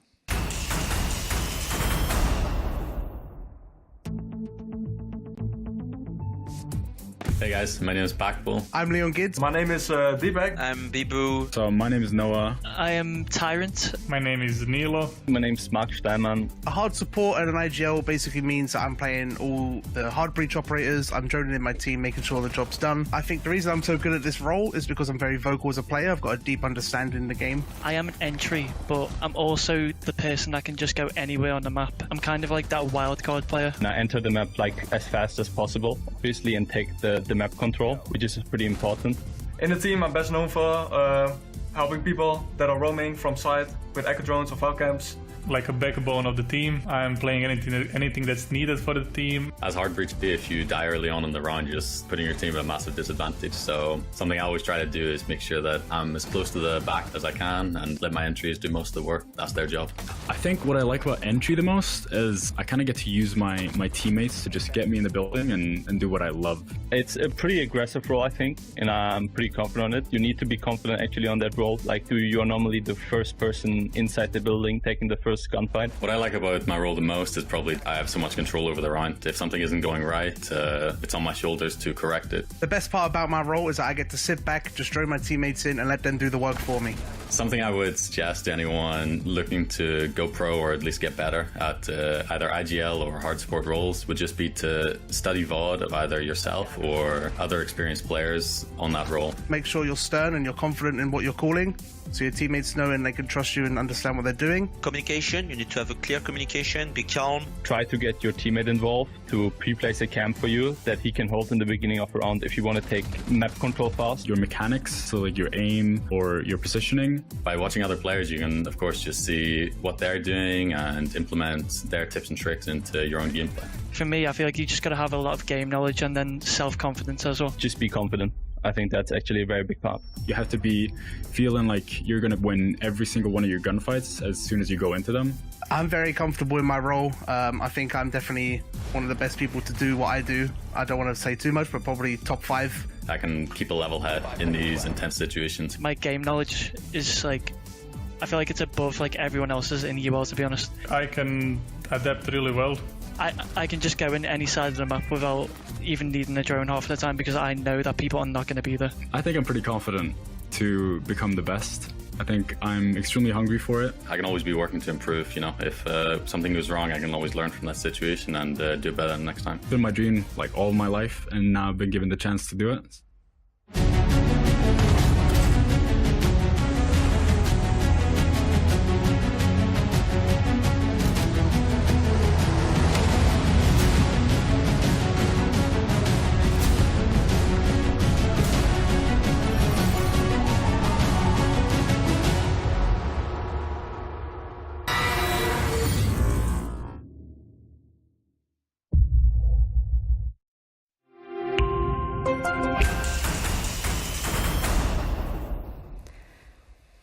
Wolves are now also one best of 3 away from securing a spot in the first phase of the major. But before they get there, they still have to play Wild. So let's have a chat with them, see how they're feeling ahead of their upcoming game.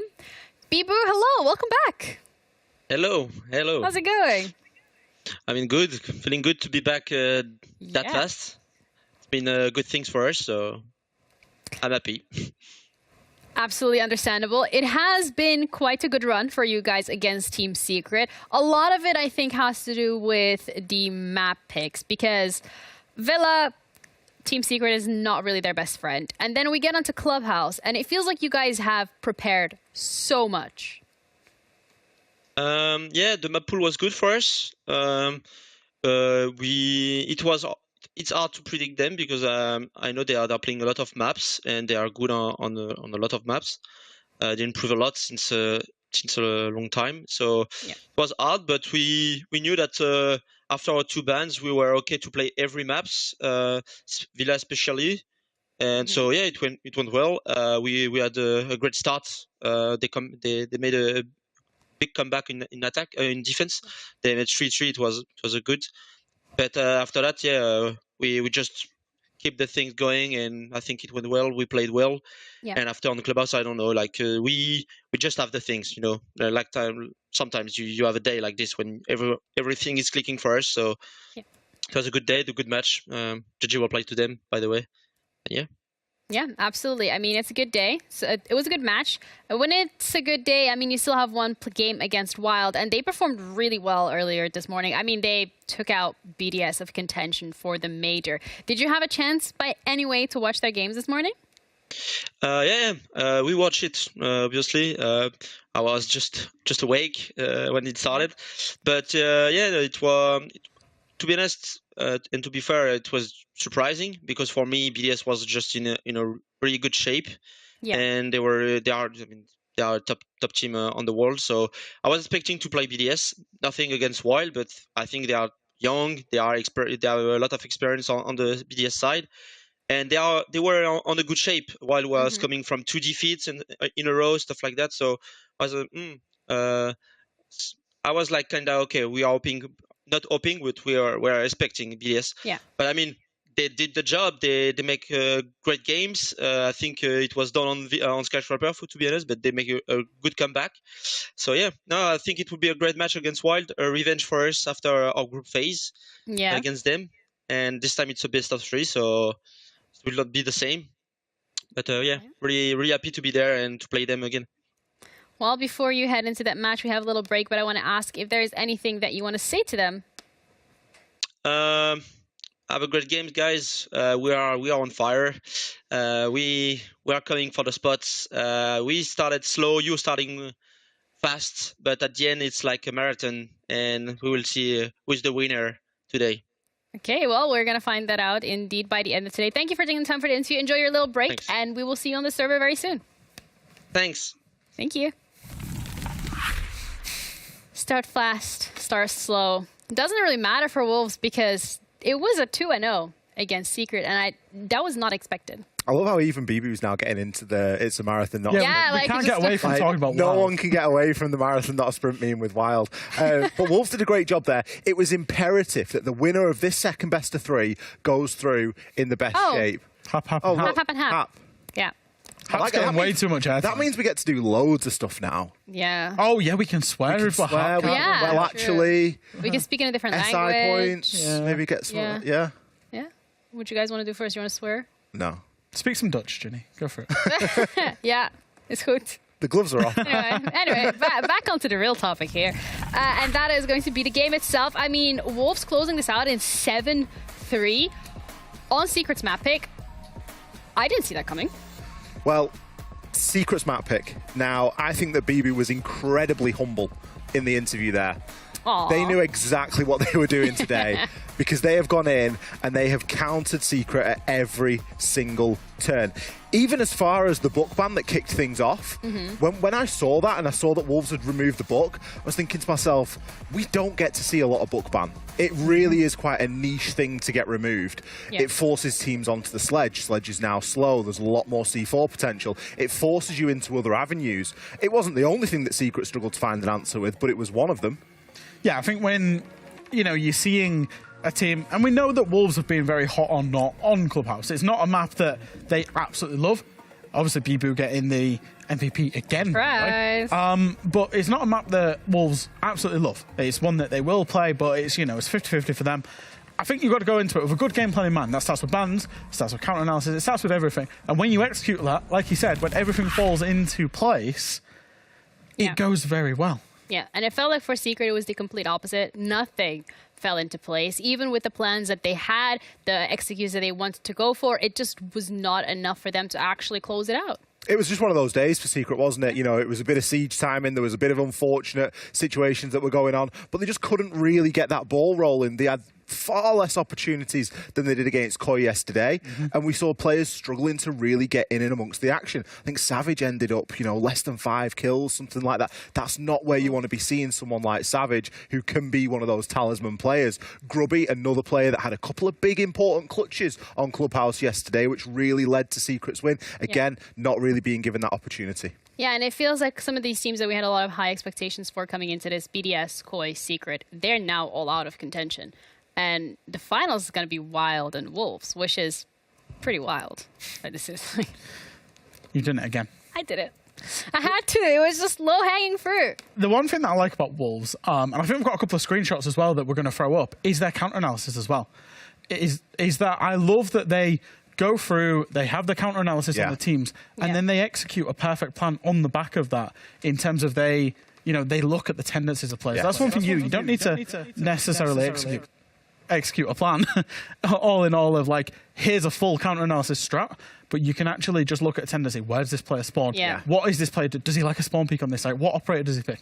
And then just absolutely go to town on that. I think there's a big shout out for the backroom staff there for Wolves as well in particular, because that's a lot of feedback and a lot of analysis that's been done in a very short amount of time. It's been very good, to the point and condensed, and it's been very specific. There's not been a lot of fluff in there. It's been quite simply, this is what's going to happen here. This is a player tendency that Sleben's got. This is a player tendency that Savage has got. Here's how you need to try and deal with that. Like we said, we've got some screenshots to bring it up now just to sort of further this point. It's almost strange that the screenshot's fresh. Usually we go with clips. But It's so we just pulled screenshots because we pulled them live during the game. So this is actually a screenshot from Secret against Koi yesterday. Now I want to look at where Sleben is and where he spawned. So this is Church Arsenal attack Team Secret. Sleben is on the ace. Absolutely massive when it comes to breaching for the basement. Just know that he spawned at, well, there's Grubby there actually with him, but he is on the ace, that's where he spawned. If we move through to screenshot 2, now again, actually that's screenshot 3, can we move to the other screenshot please, production? This one, there we go. Now this screenshot is a picture of where Sleben was because he spawned in the same place as Ace, and Deadshot has spawn peeked him. So they've got rid of a breacher in a key round. This was after Wolves had obviously won and lost couple. Something that we always like to say as analysts and casters is you can't choose who you're going to get on a spawn peak. Whilst that's true, Wolves have chosen who they've gotten on this spawn peak because they have chosen to spawn peak the Adam window for Sleben. It's just that simple. There is loads of places you can spawn on Clubhouse. There's loads of safe places that you can spawn. Give yourself a second. This is one of the more risky, and Sleben's been punished for it. And then if we go through to to the next screenshot, the Monty one, we can see here that on a CCTV attack, this is Secret against Koi yesterday, that Grubby is playing the Monty. He is alone. He's gone deep in Garage. He has a tendency to be very aggressive on the Monty. It worked out for him yesterday, but if we can show the clip of what happened to him today when he played up against Wolves, in this clip, same position, same starting location, he is alone. It does flick off to Slevin for a second, who is then trying to breach. When he is alone, what happens? 2 people peek him, impact grenade, smoke canister, and the Monty is dealt with. That is the level of counter-analysis. It's not a full counter-strat. They're not changing too much. It's just, can we identify this guy? Can we kill him easily? Let's do it. But it brings also questions to how telegraphed Secret is playing their game, because, I mean, you said it yourself, Ollie, not a lot of time for Wolves to actually have done all this counter-stratting. And then we're now going to be heading into Wild against Wolves. So Wolves have, as we heard it ourselves from Bibu, they've seen the game, they've watched it. I mean, maybe it was a little early, so not everything was taken down. But it does beg the question, could we be expecting it again? I think you've got a much taller task providing that sort of analysis and feedback in the space of a couple of hours. Yes. You can hedge your bets as to who you're going to be going up against. And I would imagine that people would have hedged you'd be going against BDS. Yep. Yeah. So if you have done any work, it might not be relevant. I think it'll be more about just focusing on themselves. Wolves aren't in a position where they desperately need to counter every little last thing. That was just a couple of really nice examples to give them an edge. Now they're going up against Wild. This is just a straight shootout. They know roughly how Wild play, and they can just adapt themselves accordingly. That's the key point as well, is they know how Wild play. So if you look at how BDS lost earlier against Wild, it's because they didn't have a real understanding of how Wild play with the directs, the plants, the smokes, the yings, everything else.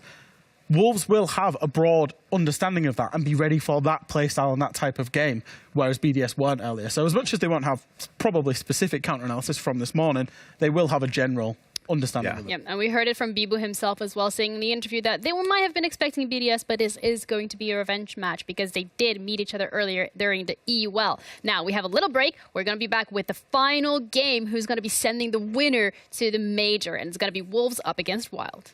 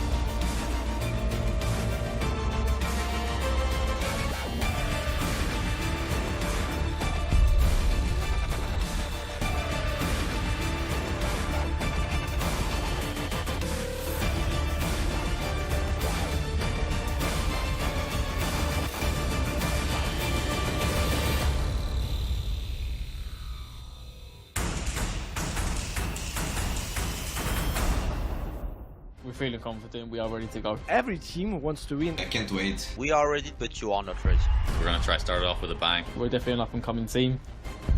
No team knows how we play or how we perfect it. It's already decided, it's done. We got these guys. Let's go. There's no doubt in my mind. We're going to take it all the way. We're the best team. We do everything for the win. We've won before. Be careful, guys. The one pack is coming for you. I don't think there is other teams that can beat us. We have the gun skill and also the brain for it. Mark your calendars with all the wild games, because you're not going to want to miss them. It's all about Team BTS. It's all koi, baby. Team M&M are taking home that trophy. TT9, we are gonna win!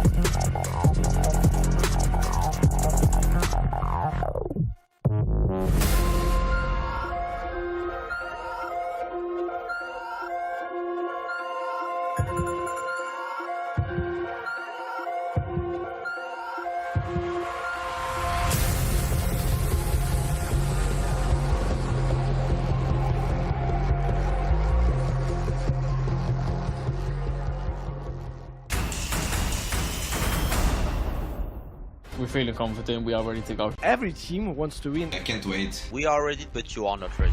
We're going to try to start it off with a bang. We're definitely an up-and-coming team. No team knows how we play or how we perfect it. It's already decided, it's done. We got this, guys. Let's go. There's no doubt in my mind. We're going to take it all the way. We're the best team. We do everything for the win. We've won before. Be careful, guys. The one pack is coming for you. I don't think there is other teams that can beat us. We have the gun skill and also the brain for it. Mark your calendars with all the wild games, because you're not going to want to miss them. It's all about Team BTS. It's all koi, baby. Team M&M are taking home that trophy. GT9, we are gonna win!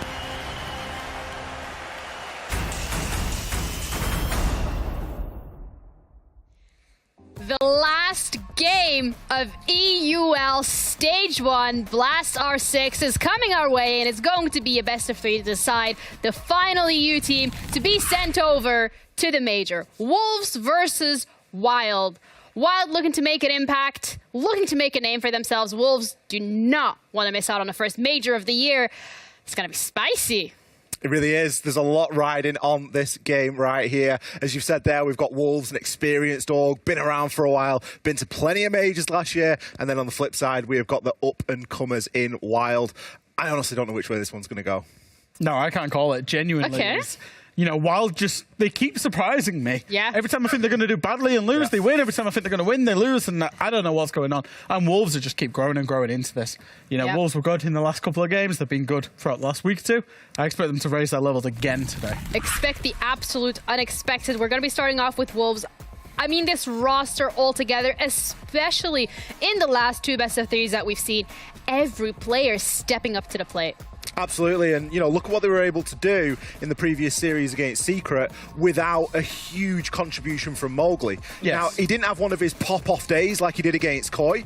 He was there, he performed, he did what was expected of him, but he didn't go above and beyond. The team as a whole all pulled through. I think actually, if you did a comparison of the EPS of Wolves in the group stages compared to the EPS of Wolves players in the LCQs, it's night and day difference. You know, Deadshot's been playing well. Bibu's been absolutely amazing for these LCQs. Had a very rough stage in the group stage, so that would just show their improvement. Yeah, absolutely. It's the pressure here, but instead of making them crumble, it's turning them into diamonds. But they're going to be going up against Wild. Now, Wild is another roster that we've spoken about quite a bit, especially with how just explosive their performance has been in the first couple of weeks. They then fall off a little, but they're here. They're in the finals. They are. You know, Teb said it earlier, this is their 3rd chance in a best-of-3 to go to the major. Now, obviously, they lost the first chance. They lost the 2nd chance. Will it be 3rd time lucky? I can't keep saying it enough. I love talking about this roster. I love watching this roster. You know, Packbull said in the highlight video, make sure you mark your calendars for the Wild games because they are just so much fun to watch. It's such a cheesy thing to say, but it actually really rings true. Yeah. We have a great time watching Wild. We love the brand of siege that they bring because it is exciting. It is a little bit unpredictable, and there is stuff that goes on that just makes you laugh. Yeah, especially you guys in the green room, just like tears running down you. It's great fun. It is great. I don't want to say any Wild bias here because Jags from NPL to CL, now in EUL, absolutely incredible to see that player grow. But there is a mountain still that they need to climb. They have to go up against Wolves. And Wolves, when we're looking at the way that they've been playing, consistency, teamwork, they got the comms down on lock, and they even have the strategy to back it. Yeah, I think so. I think they've got a lot of good things going for them. They're a very top established team at this point. Yep. And that's one thing that they do have going for them. Wolves have been here night and day all of last year at those big games. This is, you know, still very new to Wild in terms of playing in these big high pressure games. And this game has even more pressure because it is absolutely last chance saloon. And that's the scary part, right? Because you already mentioned it yourself. 2 best-of-3s. They were 1 best-of-3 away. They were another best-of-3 away. This is a 3rd best-of-3 for Wild. And that brings the question of pressure coming into this. They're not that experienced in terms of playing these games. So how are they going to start it out? Because if it's a similar start to what happened with BDS, 7-0 on that first map, Wolves is not going to let that slide. I think we've got to treat this like a standard Wild best-of-3, where the first map's a little bit slow, but they pull it out of the bag in the last 2. This maybe could just be a Wild best-of-3 scenario getting themselves to the major because this is the last chance. They can deal with that pressure. I think it's the belief. Inside of a best-of-3, there is no more pressure than losing 7 rounds in a row on your opening map and then going on to win the whole thing. That's pressure. You've put that pressure on yourselves because you haven't performed in that first map. They know they can deal under the pressure. They've just got to believe in themselves now to be able to get it over the line. And it feels like the belief is something that Wolves specifically very much have gotten themselves. In both interviews that we've had with Bibu in the last 2 days, like, we know what we are, we know who we are, we believe in ourselves, and it's not a matter of what opponents we play against, it's a matter of us ourselves showing up. So that then brings the question of confidence into this match, and if Wolves is just going to come out swinging. Yeah, I think they will. I think, you know, the players are all very honest in the interviews. That's a common theme. Yeah, throughout. I love that. It's a very common theme throughout EUL. You know, in NA, you see a little bit of the smack talk. In EUL, our players go, hey, we know we've got our issues. We're working on it, and it's a process. And I think that's the same Bibu's been. Again, he was very honest today, even if a little bit humble, as you said. But they know they will be growing in confidence, and that makes Wolves really dangerous. Yeah, what's also dangerous is going to be the map veto, because, again, a best-of-3, 3 maps coming your way. So you want to sway this in your favor as much as possible, and with Orkan, Villa, and Cafe, I want to say, can we have different maps? But you know what? I'll take it. I think the curious thing for me here, is actually Wild's map choice. So some of the permabans come out for each team, and Wolves and Wild both getting rid of good maps for the other team as well. Now Wild have picked Into Villa, which is the map that Wolves picked against Secret just, a couple of hours ago. They've clearly seen something they like that they've seen out of Wolves and think they can beat them on. Yeah. It's a very short amount of time to see something you like and be able to work on it. Especially when you think about a map like Sky that's potentially still in that conversation. It was banned out as the last ban there from Wild. Yep. It was available right up until the end, and they could have even gone there instead of going to Cafe. So I think there's a lot of eyeballs on that map and a bit of a question mark as to, all right, you've picked it, prove why you've picked it. Obviously, we kick things off on the Oregon.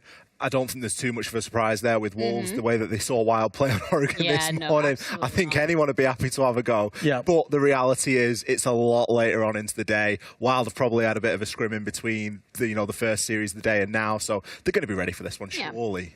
I think also when we were looking at Wild as well, we're going to be bringing up your favorite player, Ollie. The main character? Yeah, the main character of the movie. It's going to be Hungry himself. The man, the legend. See, this is the duality of Hungry, and we've found some cracking... Production have done an incredible job here on this graphic, by the way. We've gone for a 0 to hero graphic for Hungry. This is the two sides of the coin that you can get with this player right here. On Oregon, 40 EPS. That's low, Fresh. That's it down in the That's the first map. That was the first map. That was the map that they lost 0-7, and coincidentally, it is going to be the first map of this series right here. We've got the second stats there on the screen, as you can see. He flourished into a beautiful butterfly on Cafe and was able to pull out one hell of a performance. He even matched aces for kills in that map, both getting 11, and the cost is night and day difference as well. I think with a player like Hungry, and I said this when Wild picked him up, is that you've got this exotic... I call him an exotic player. Okay. Because of the operators that he plays a lot of Capital, plays a lot of Ying, Monty. You need the solid foundation to play around him. And you've got to take the rough with the smooth with a player like Hungry. Is that sometimes he's going to try all this stuff and it's going to be an absolute stinker. And then it'll come Oregon, out. By the way. That was Oregon. Yeah, it's fun. And then it's going to come out and Skyscraper, where he's yinging and he's Monty and he's planting and he's in all these weird and wonderful positions trying to drop shot with Monty. Yeah. And it works out perfectly. And then on Cafe, where he does well as well. He really is that type of player that makes him so much fun to watch. And he's part of why Wild are so fun to watch. And Really is. Yeah, I know you agree, Ollie. I really do, but it's a trend that we've talked about throughout the course of the desk, because we've criticised Wild when they haven't won gunfights. Yes. We've criticised players that have gone like 2-40 for both of them across the course of two maps in a series. That's happened. There has been some really bad performances gunfight-wise. Siege isn't all about the gunfights, but if you boil it down, it is a shooter, it is an FPS. You've got to win your gunfights, and you've at least got to be able to hold your own, which is, again, something that comes into this conversation about this sort of new age of playing Sieges. There's no room for people that aren't winning gunfights anymore. So to see a player that can do it, we know that he's got it in him, we know that there's capability there. Yeah. It's wonderful when it works for them. Well, Oregon, however, is going to be that first map. And if we cast our minds back to earlier today when we were looking at Wild, that was not the nicest thing that we've seen coming out from them. So in regards to how Wolves have been playing it, Wolves obviously seen that game as well. There is absolutely no way. It brings the question of, are we going to see a repeat? I mean, Fresh, you did it earlier. I'll do it for you this time. Go on, I highly doubt that we will see a 7-0 on that first map. I know that Fresh put his neck on the line earlier. I'm going to put my neck on the line here. It can't be another 7-0 on Oregon. Yeah, real quick. I'm going to very quickly agree.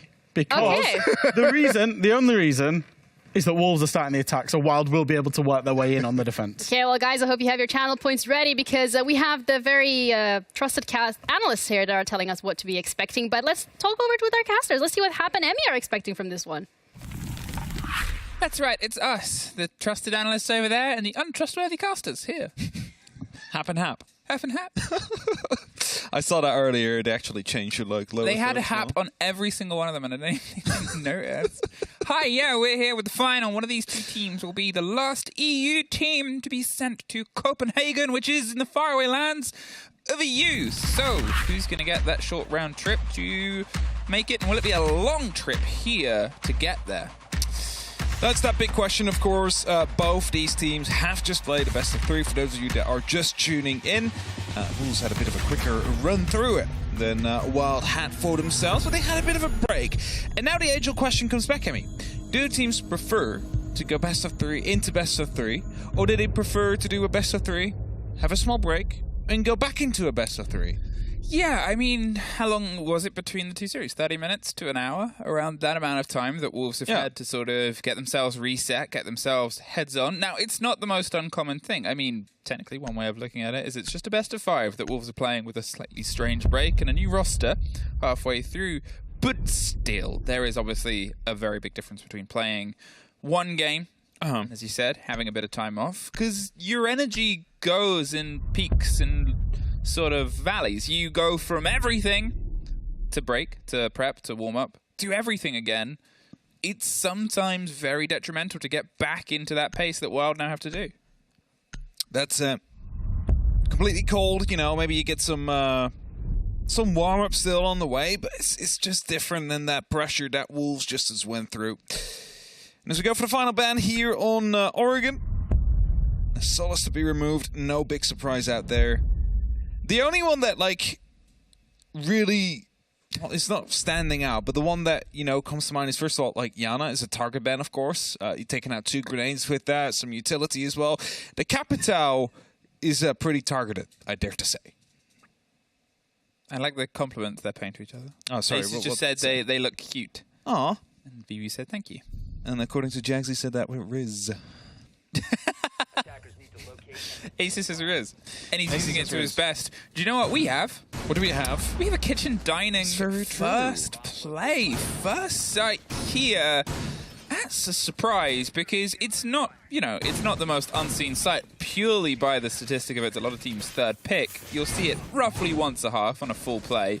Yeah. Being the opener since Attacker Repick came in, where you can't even sort of say it's a surprise play, when that mentality changed, I mean, it's a gamble, and it's a statement piece of saying we're going to start on our offsite and bring it. But still, you know, it's a way to get the ball rolling, I suppose. It's definitely a way to get things going, indeed. Now, we did see over the past couple of days quite some heroic small tower holds from various different members, various different teams whenever this site was being played. Currently, we do have a single player out there. I believe it's Tab having the opportunity to Azami off whatever is necessary. Has 2 ADSs out there as well to protect himself. The Wolves, for now, not really too interested in the small tower. It's the big tower that is being droned out. The bigger brother or sister of the small tower. Mowgli taking a lot of damage early on. As Tab just waiting from that staircase, so they're aware of his position now. Yeah, I went for the long-range fight, just the steady swing. They're getting the secure onto Big Tower, because if they can put some pressure onto Attic, they can make their way across. But Tab gets the opener. Nomad is gone. They lose the air jabs. They lose Mowgli, who, as I said before, was a big part of the game yesterday. Was having some pretty good games earlier today as well. But to be honest, it wouldn't be the first Frenchman who's had a great day to still be pushed aside by Wild. So it's going to have to take more than just that early rounds, early doors.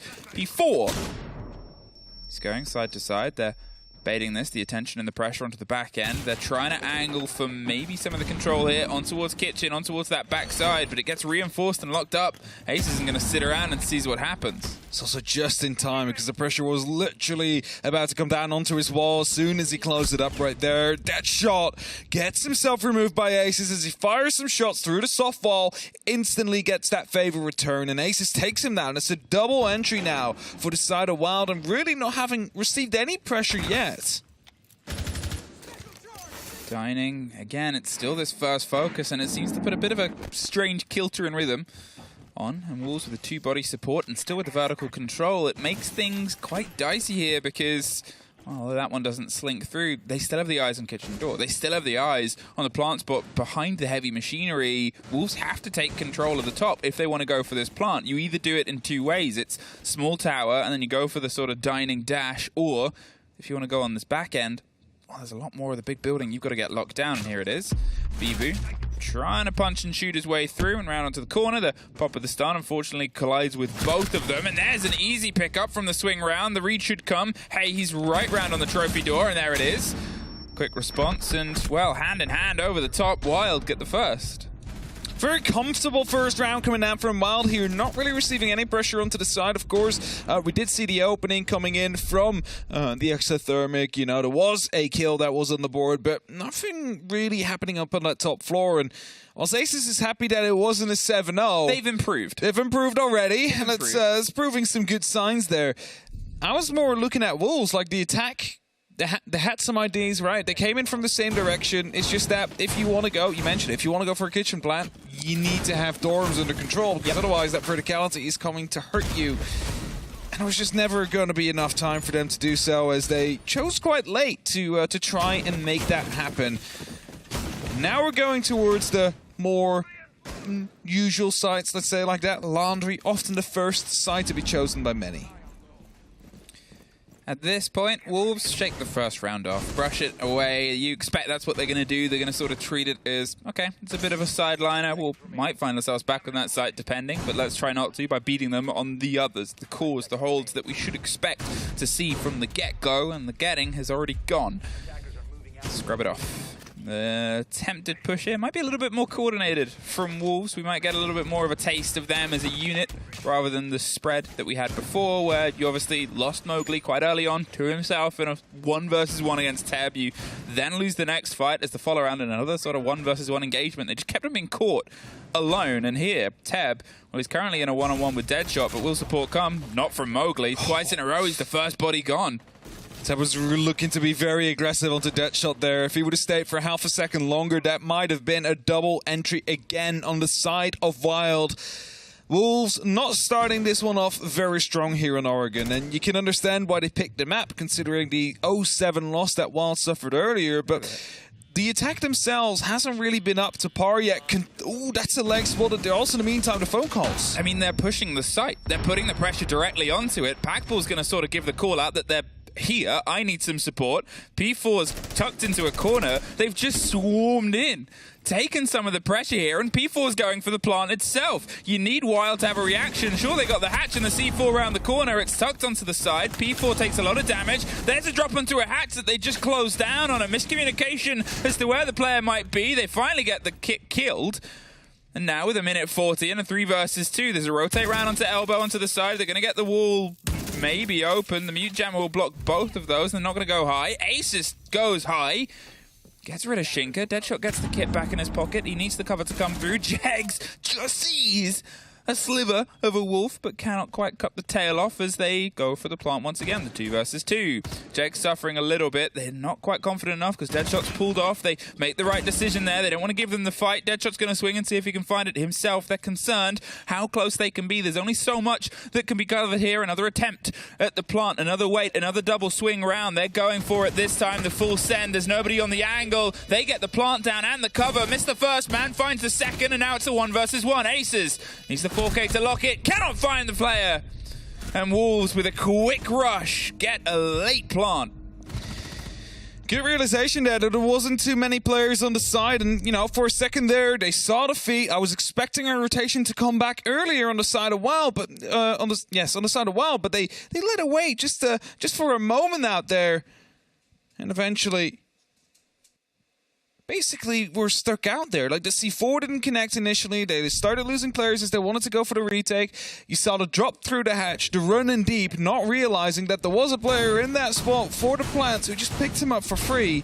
So a replay is going to be in place. Wild is going to be making sure that, you know, they've read into the mistakes they've just made. It's time to replay that side. It's time to improve. Because, again, overall, they started off strong. They had the entry kill.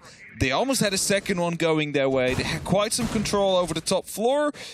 But Wolves, they made a right call. And they did that yesterday as well. They realized, oh, like, we see that there's an option here and there, and they just go for a rush every now and then if the side is left completely open. I guess at the start of the round I said I want to see if they have a little bit more cohesion as a unit. Yeah. And they did. Obviously, you know, they lost the one early body, but the fact that they were able to get themselves the pressure onto the top of the tower and then close down that quickly into the plant spot on site where there was even confusion as to the first death, as to where the player was, that led into a second death.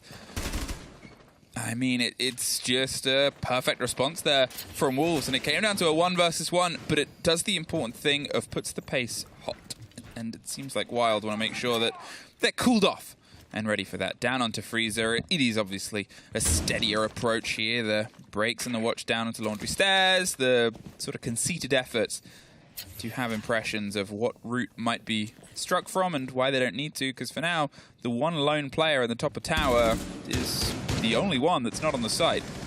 But it might have just expected that it's going to be clear, because Aces was at the bottom of that tower, has been droned out, and as you see, P4 is opened up. It's now creating an opening into the attic and gets shut down by Jags. As I said, but Mowgli, he's just descending down the stairs, now aware of the fact that he's being pushed in from the back, as Jags still was present in the top of the tower. Yeah, Jags can't sit around too long. He has an option, and it's to either fight his way down or fight his way across, but either way, it's a fight, and you know, if he goes back up the ladder, it's a death sentence. Look at how many wolves are trying to drive themselves into the fight. It's Mowgli coming up the stairs. It's the spray and the hot ping, and there's the shutdown on Jags. Takes a lot of damage, but gets the kill, gets the body, and now gets that man advantage back into their favor. As he said, they weren't quite sure that he was up there. He revealed himself with a single kill, but it was early enough that Wolves still had the time to reclaim the territory. It was, of course, the Nuck that was able to descend down the staircase, not really being seen at that moment in time, and finding an entry for the side of Wolves. And Wild unable to shut that down quick enough. And now, with a minute 10 left on the clock, they're starting to open up these hatches. It is basically the basics that you need to do if you want to go for an attack here. Just open up as many possibilities, as many opportunities as you can to go for a full push. Probably see some shots coming out from Bibu as well onto the Shaiko spot to make sure there's no one allowed to play out there, because it alleviates a bit of pressure. It allows you to purely focus down onto the pillar if you start coming down the staircase and drop that hatch. And there goes the shield on the corner, and this wall can get rebuilt at some point, but they want to try and draw as much focus and attention on it to waste as much time as possible with the discs. Ready to catch the pressure onto Pillar. Packball pulls himself back again. 30 seconds. You're looking at time becoming this ever sort of present, loud tick in the ears of the players, putting the pressure on as Teb gets the rotate, takes a lot of damage for it, but now it's, again, 10 seconds past. Still these smoke canisters buying time. One more still in pocket as well that's going towards the default plant spot, and he's been able to keep Elbow soft with Packball watching for support as well. They still have a lot of ground here. They still have a hold onto the default plant spot. They have all of Wolves stuck in a single box, and a C4 will define this round as we've just run out of time.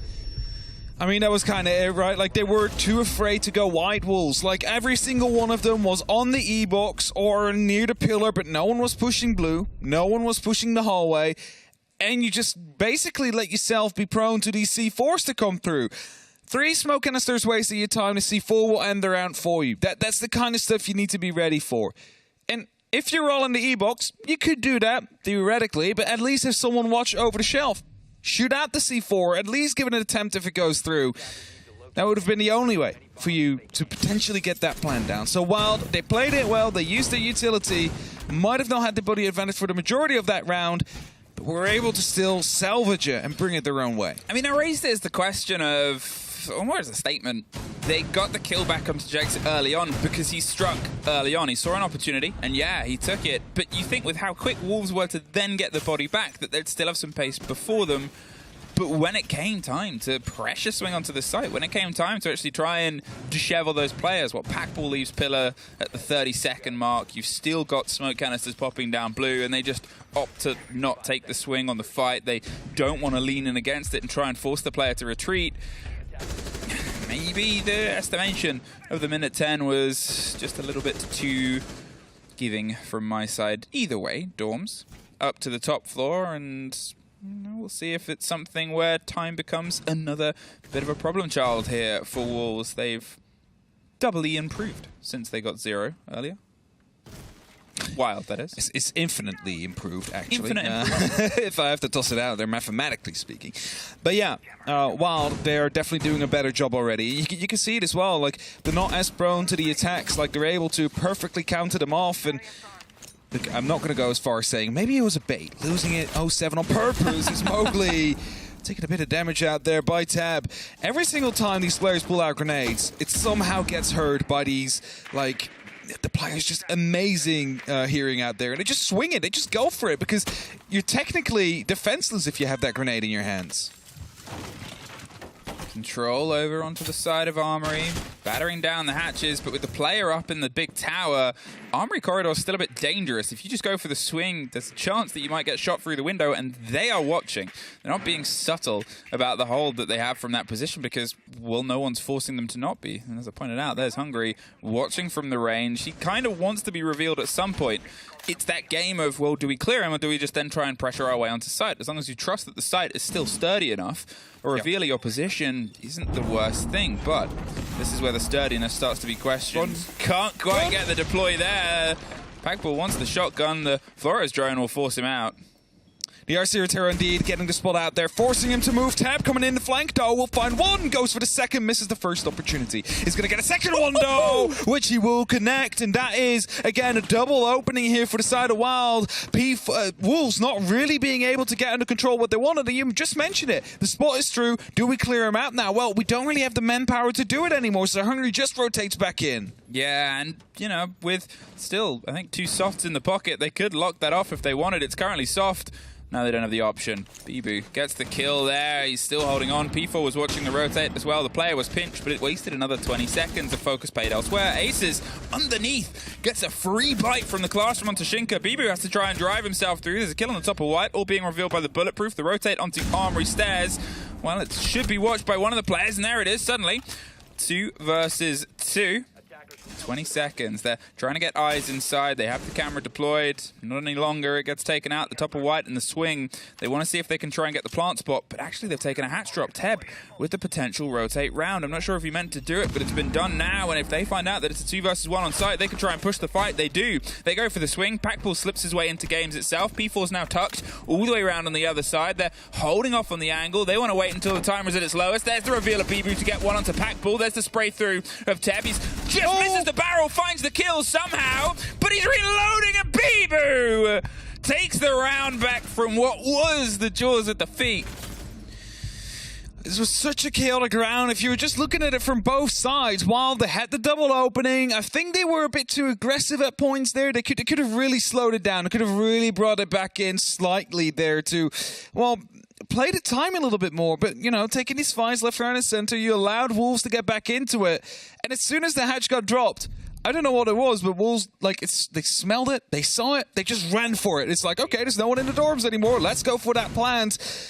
And while they lost that opportunity, they lost the ground they had on the side itself. They were looking for an opportunity, and the hatch drop there, again, I'm not entirely sure, you know, when you're trying to watch the sightlines through, whether it was an intentional rotation, whether it was, you know, they had some information on the location of players there. The look away, reloading, and just being unable to get his bullet back around in time. I mean, Teb did his best that round as well. Obviously picked up 2 kills on the other side. Started the motion for Wild. Yep. If it wasn't for Bibu really clutching the kills onto the back end and then forcing his way into the site.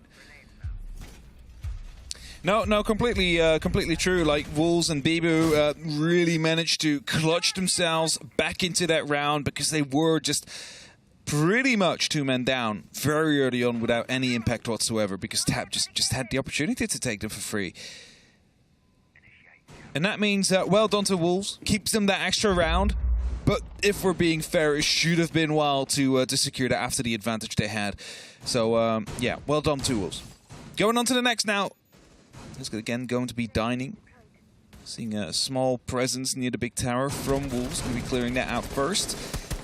Looks like this time they have decided that indeed it is time to take that top floor under control, and thus there is a bit more pressure towards dorms early on now. Well, they tried the top floor take before. It was the small tower single fight that wasn't a success, and this time they've just ignored the player over there. They're going to leave Teb to his own devices and hope that instead the pressure onto the back end, where they had little bits of success, can be the lead in towards bigger. But as he said, top was that eventual final nail in a coffin. The focus is on the other side this time around. That's the change. Mowgli, who was that small tower player, is now instead here, ready to catch a rotate down the bottom of White or swing towards the main door as well. He might have a fight on the yellow stairs in just a moment. It depends how much pressure that player thinks they're under. Now, there was a late reinforcement coming down from the side of Wild, so probably they realized where the push was or was not coming from, quickly reinforced off a rotate or a soft wall to allow them to give themselves some extra freedom, or rather remove that freedom from Wolves, force them to use utility, which is what they're doing now, using the exothermic to start opening up. A grenade will get rid of the Mew Jammer on the opposite side, and again, they have the opportunity to walk into the site right now. What's next is trying to take control of that side to make sure that there's no utility flying your way if you want to go for a plant. Well, Packball is finding himself under big doses of pressure with Mowgli holding the swing onto Zulu. 2 players, top and bottom, and they're able to take care of Mowgli there, who, as I said, he was still going for these engagements by himself, but a lot closer to the rest of the push, and does this. Draws some focus away, allows Wolves and the rest of the stack to move in above the groundwork he was doing below. It's still part of the process, still part of the drive. The tucks and the push and the pressure, but the C4 stops P4 from getting any step further. Good stuff happening out there from the side of Wild, like the flashbangs were coming through. The C4 was there for the bait. Like as soon as he came around that corner, his death sentence was signed. Deadshot now trying to get the return. We'll find at least one. Bibu is finding himself quite close to the diffuser that has been dropped in the meantime. Ooh. Second drops. Bibu now has the diffuser recovered, but needs to find some more control. There's 13 seconds left on the clock. It's not a lot of time, and he digs himself in deep right behind the refrigerator to try and go for the plant. Aces hears that happening, is seeing his feet right now, calls it out, and again it gets dropped. And with 3 seconds left on the clock, there's no way for Deadshot to clutch this one out, and Wild will win their round 3. That's 2 rounds to time here for Wild. 2 of their 3. They've won both of their kitchen dining holds. Strongest site confirmed, statistically, for Wild today. Yeah, for sure. The other ones have a lot less success rate on them. So, I mean, it's definitely growing there for the fights. It's still opportunities that Bibu especially, but you're having Deadshot have these little sparks of life. You're having struggles at the same time as successes, I think, for both of these rosters. It's the importance of the match. Yeah, you want a good fight between these two teams. You don't want another 7-0. You don't want another 7-2. You want a brawl. I was going to say, we're not going to get a 7-0, but a 7-2 still possible, yes. And we want to see these teams go at it. And maybe, you know, that little bit of stress release that Wolves had after they won the first best of 3s is what's costing them now slightly, because there's definitely some mistakes they're making, or it seems like there is not as much energy in some of these attacking rounds that we have seen in some of their attacking rounds in the previous match that they played. Also, at the meantime, Wild, they've had a quick chat about what exactly went wrong in Oregon and already improving massively. I think one of the things to sort of quote about these two teams and how deadlocked this can be, and how I mean it feels like some success and failure, is I think this is the first game in a while these two teams have just traded rounds against anybody. It's been a lot of, 4-2s, 3-3s, but usually it's a couple of rounds threaded and then things get away from them. They're both habitually momentum-driven teams. And here, for once in a while, it's traded. It's body blows, just hitting against each other and seeing who's the one that can come out the top. Whee! E4 all the way to the top of the tower. Instantly saw Jags running away there as well. Didn't really want to stick around. I mean, it's where he was last time. It's where he was last time. It's not like there's any direct pressure onto the side if you take that big tower under control. So they're more than happy to give it to P4s. Like if you so gladly want to, you pick an Amaru to take it under your control. Go ahead. It's not going to hurt us too much. It's eventually going to be coming down to the hatches and the actual LCQ play. And with a minute now gone on the clock, they've realized there's no more roamers about. We can start making our way down. We can start opening up these hatches. We can start putting down pressure on blue. And then an LCQ could come down after all of that is done. And that means they need to hurry up. And if you look at it from this way, you see that drone, you see a lot of magnets deployed, and that means that grenades that you sometimes would like to use to get rid of a player on pillar, well, they're not just going to be flying in for free. Hatches get themselves cracked open, and Wolves do the preparatory work of what you'd expect on this site. Obviously, their success came on a quick rush, and it came down to not really getting the plant down as quickly as the rush wanted it to, but still muscling out some success on the back end of it. I'm curious to see if the time becomes the issue that they suffered the second time round. They're making sure they get earlier focus here onto Hungry. I talked about this position being dangerous, and there it is. They've swung themselves around. Suddenly that's their territory. P4 gets one as well, and Wolves have exploded over the top of the site in a 3-2-1 go. Now, with Aces taking some damage, Jegs holds down onto the pillar swing, and it's a 3 versus 2 as Bibu still continues his reign. Deadshot as well, comboing, leaving just Aces alone. He doesn't quite get the full bite of that player. Will reveal his position. And Wolves continue the trade of rounds to get an even 3 apiece half. A very quick round happening out there. Just as you mentioned, 3-2-1, go. Do you have the hatches open? We need to go for a drop. If we take this too slow, we're going to get picked apart because we give them opportunities to fight 2v1 rather than taking these 1v1s or even 2v1s in our own favor. Taking a bit of a page out of Wild's book in that matter, you know, bringing in the pace for these attacks is something that managed to find Wild a lot of success during these last chance qualifiers so far. Do you know when they didn't have a lot of success? When they did not have a lot of success? When they were attacking Oregon. Oh, that's true. How many rounds did they? None. 0 rounds? Yeah. So it's down to Wild to see if they have learned some lessons. Obviously, we didn't get a proper taste of their other half of the game, but an even half, it's still one that can sort of play. Oregon, it's known for being more of a balanced map. It's known for offering itself towards both attackers and defenders, depending on your preference. And we'll get to see, I guess, the preference of Wild and maybe even, heaven forbid, a round. I think they would like to have a round. I'm sure they'd like to have I'd like to have more rounds, yes. I think 4 would be crucial here, or would be ideal in the, let's say, the next 4 rounds. Just take all of them. Ying is going to be on the board, Dokumi's on the board, Monty's on the board. I just want to say to the other analysts, Ying is not in the hands of Hungry. Yep. And fresh. Playing a shield. You know what this means? Probably a quick plant with the Monty under the cover of... Well, actually, there's no smoke. The cover of Deadshot, though, has the breach. Is being droned. The drone gets shot, but they might not know about the hole underneath. That's the cost there. They got it quite early on. Seems like they had some idea. They're just opening up the stretch window, trying to force some motion, but it still might need to be checked. That's why. And that's the worry. Even though they've pulled off, were they at the top? Were they underneath? What were they watching? Fortunately, Teb has no way of knowing right now until there was the follow-up drone. That also means that it's still a bit of dead zone of intel. Yeah, so they know there was someone around there on the staircase. They know they probably didn't go up, which means he's either still out there or he's gone down.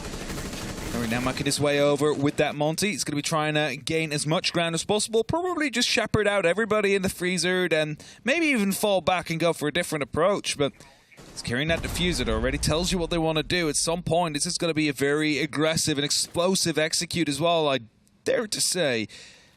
They just want to try and do their best to get that plan down on the ground. A great waste of time so far here from Wolves. They've opened up everything, and as the Terra drone is just doing a bit of fishing back and forth. Some eyes and ideas. I wanted to see what was around the door itself. Might have seen the reveal of the procs just tucked on the top. This is a hot breach. This is a hot breach. Oh, Hungry. Nope. Oh, here they go. They're inside. They're dropping down. They've got the cover. The blinds come out over the top, but they've lost most of their bodies. Jags is able to get one, gets beautiful. 2 onto P4, but with Shinker and Deadshot still holding the back end, and Teb now gone. It is just Hungry left, and he is surrounded. The Monty goes for the pistol. What else can he really do? He gets the down. Oh, but Bibu just gets the swing around there onto the end.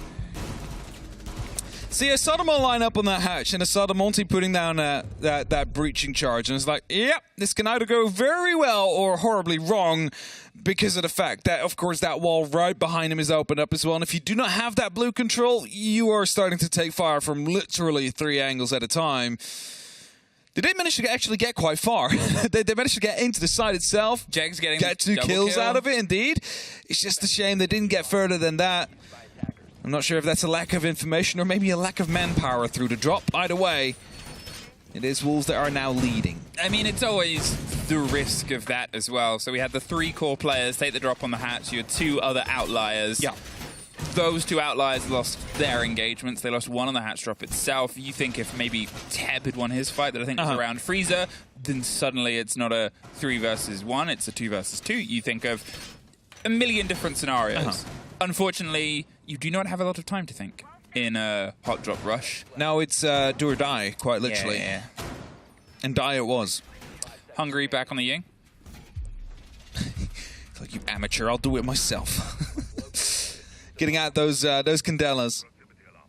Now the thing that Fresh and Ollie were going on about is how he's an exotic player. Yeah. I mean, you know, we've often said he's a Swiss Army player. He's definitely Swiss Army. Picks up any operator, but he had a couple of incidents with the Ying team flashing his team or dying to someone who was flashed. It happens from time to time. As the graphic showed at the start of this game, you had an Oregon Hungry and you had a Cafe Hungry from going up to being the best rated player on the server. Unfortunately, it's currently an Oregon Hungry. Yeah, it's currently, I mean, it might be tied to the map. You never know, right? I mean, luckily, there's still 2 other maps that we have right after this. Tab opening up quickly with the RC Rotero. It's going to be creating some extra entryways for the attack. It's going to be taking care of the default chem out there, but needs to be careful because Mowgli is lurking down below. Is there a flank watch on the main door? Is then that big question? I don't think there was. And that means there is always that free reign to do come back up. Now, doesn't seem to be any flank watch now because they're both on the balcony out here. And that means if they really want to, they could go back up the stairs and come on the back of them. Just going to get the grenade underneath to remove anything that's on the wall itself. The mute jammer should be caught, and now the thermite can get their job done. There is also the angle that gets opened. If you can be a little bit sneaky, you can get impact tricks underneath, which Bibu might attempt as the Azami. It's not the easiest, but that's why they're prepped there ready. Then you hit it onto the light itself, but in the meantime, the Ying goes on the back end. Shinker and P4 come out mainly successful, but they're inside in 2 versus 3. Whether the wall was opened or not, they've been able to find a second of silence, and the barricades are there to just stop this, the flood round. There's a bulletproof right above them. Getting the pings on the read. They've just got to get rid of that. The mute jammer falls as well, so they can have a little bit more clarity on the intel. More Azami barricades, and they are boxed in to that single corner. So they take the drop in the hatch and the rotate, and they go for a plan B elsewhere. They'll find the approach. This grenade. Oh, success! Perfect. Jags against his triple, brings it back to a 2-2 again. An attempt for a quick play doesn't really work out, but it leaves them with plenty of time to make something happen.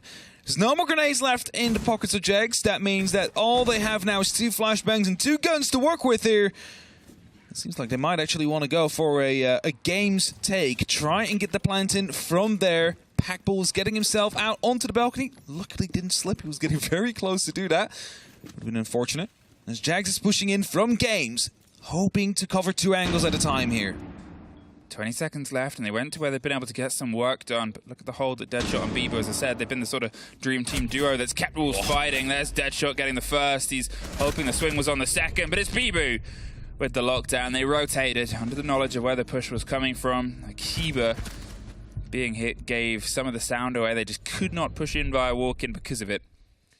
Again, another quick, trying to attempt execute going on. They have an opening. They wanted to run in from everywhere at the same time, but Wolves being able to win most of those engagements. Of course, they're already holding those angles. Those players are walking right into their lines of fire. So it is quite logical that if it's a 5-on-5 on site and you start sprinting across, you're going to be picked up from those kind of plays. But now we're going to see the tertiary side for Wolves. They've just been able to get the first 2 locked down, so that means that they have the opportunity for a full rotation out here, and they are choosing not to go to dining. It's going to be the meeting instead. It's sort of hit and miss with that site, or with the third site here, because obviously either side you've got the extension of the kitchen. The difference is kind of the hold, and we did see a big preference of Wolves taking the dining side in, I'm going to say, the lesser seen manner of ignoring small tower, going for big tower across and trying to get the kitchen plant. It can be done, but it's just lesser seen when it's the dining side. Here it's the standard hold. Here's the standard take, is the big tower on towards stage. You still put some focus above. You make things a bit awkward for the hold here, and small tower is not entirely ignored, but often lesser seen. Before he's finding himself quite close to that small tower, so if there is pressure coming down from that direction, he might actually find himself in a gunfight.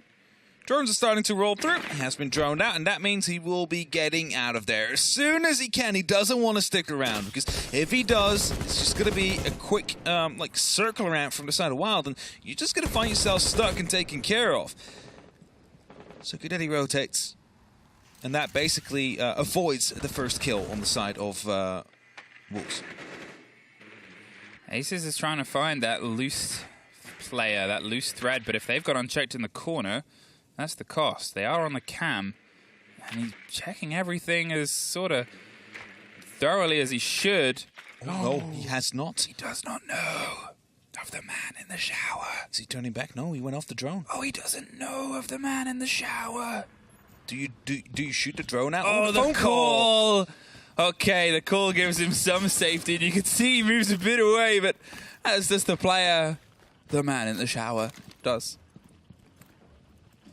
Would have been a potential devastating flank to come through, but the phone call luckily out in time. Mewjummer just been cleared out. Teb is finding himself aggressively near green, near the steps. He's going to be making sure that Packball has a way in safely to go for that plant, but Wolves are still out there. Wolves still in a position where they could go for, you know, maybe some lob-ins with some C4s if that plant truly does come to push the shove. Mowgli's the first one to be spotted out, so they're going to try and take care of him now.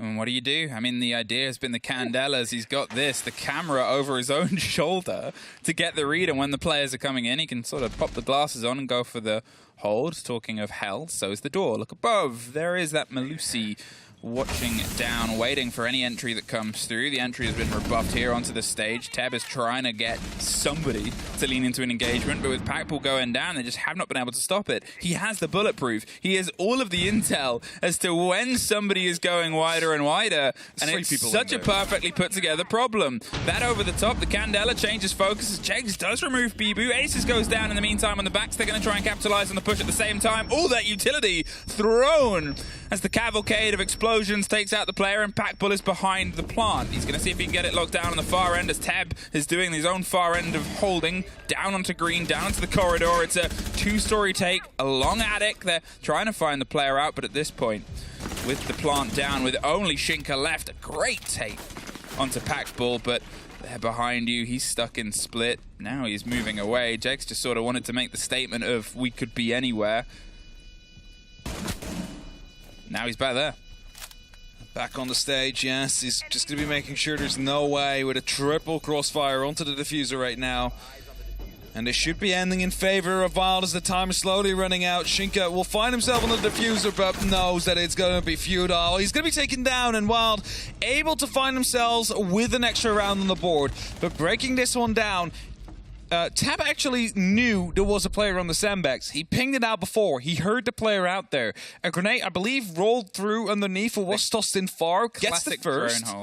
And then the second grenade finds the second player. But Wolves' hold was basically focusing on those two players inside the meeting hall. They had the C4s. They were supposed to toss them back up.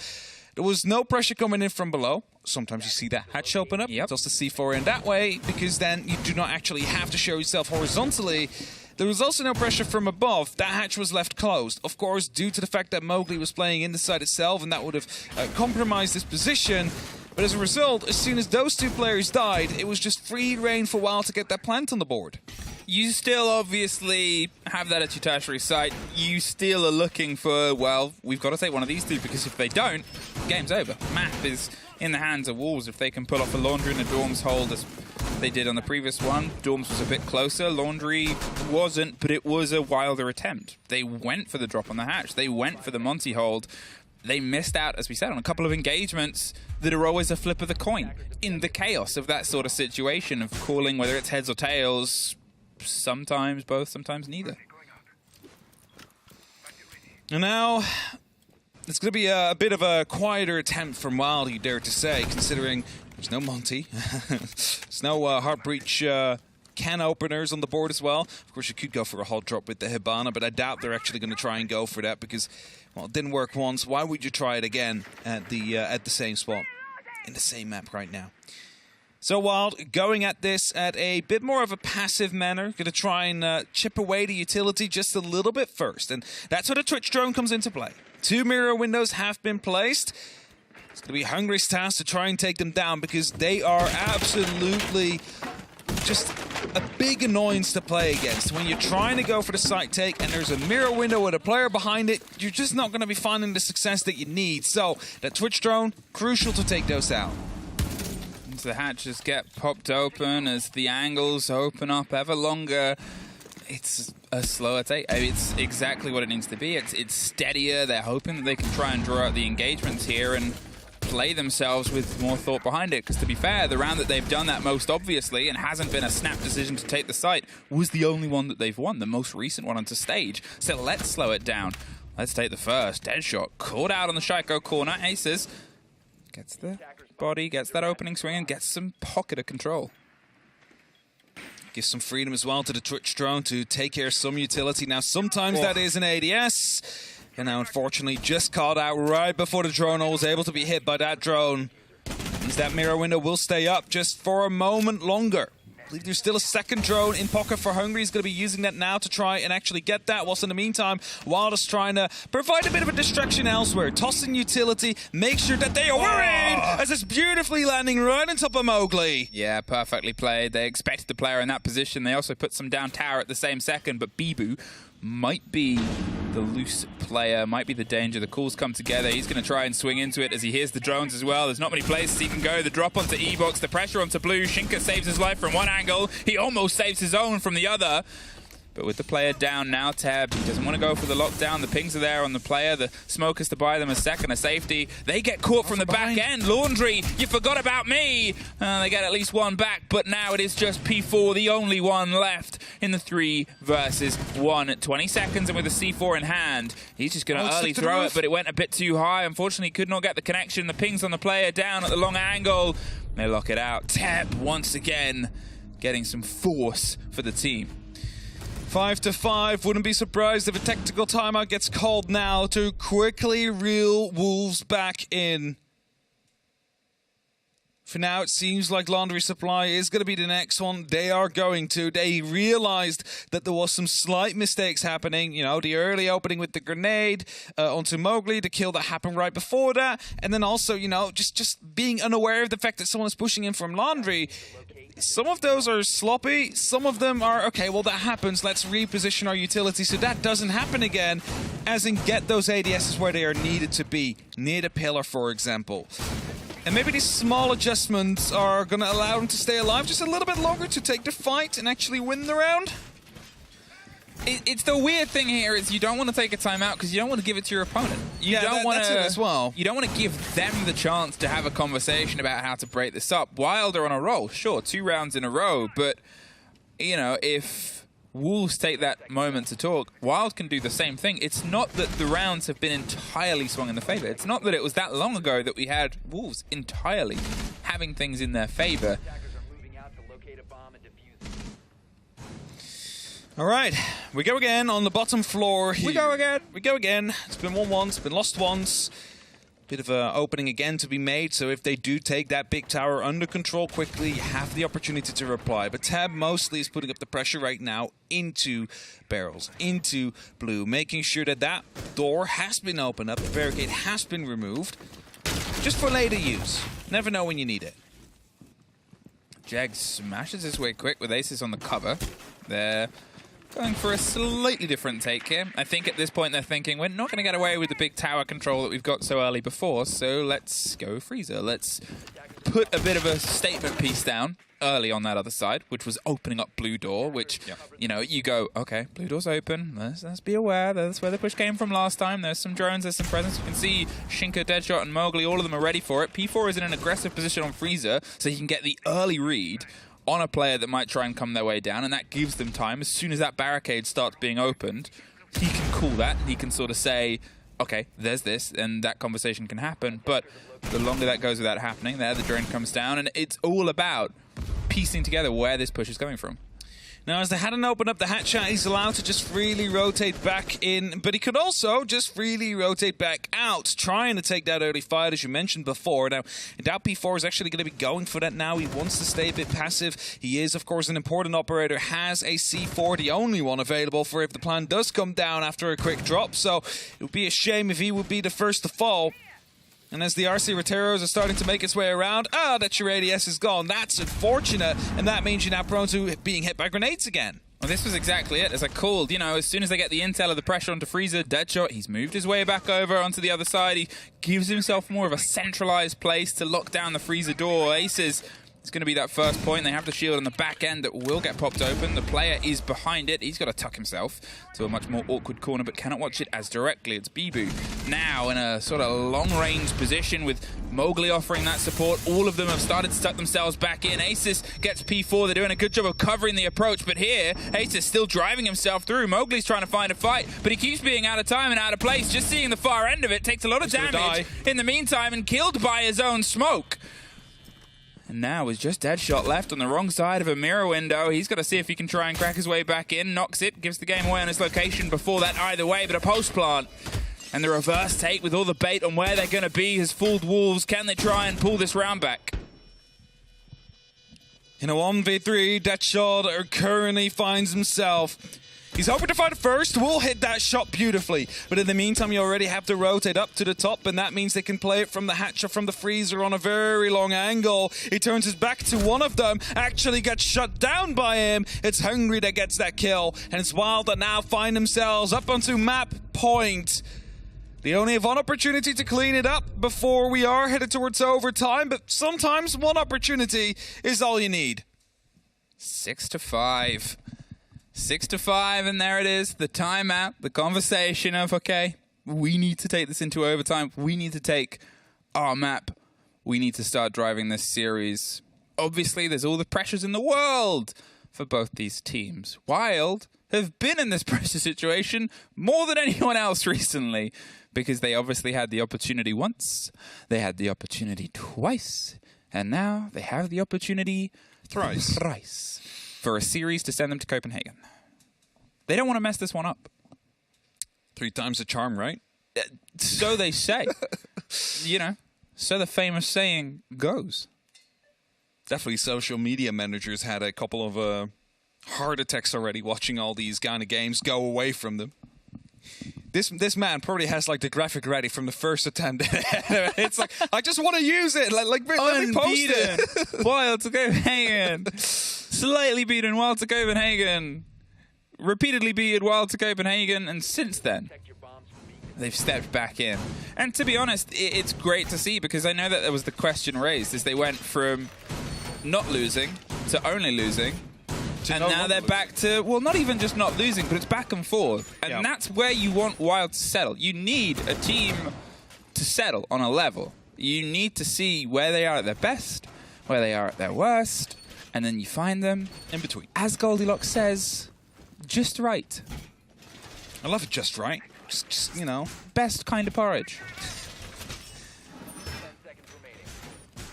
6-5. Yeah.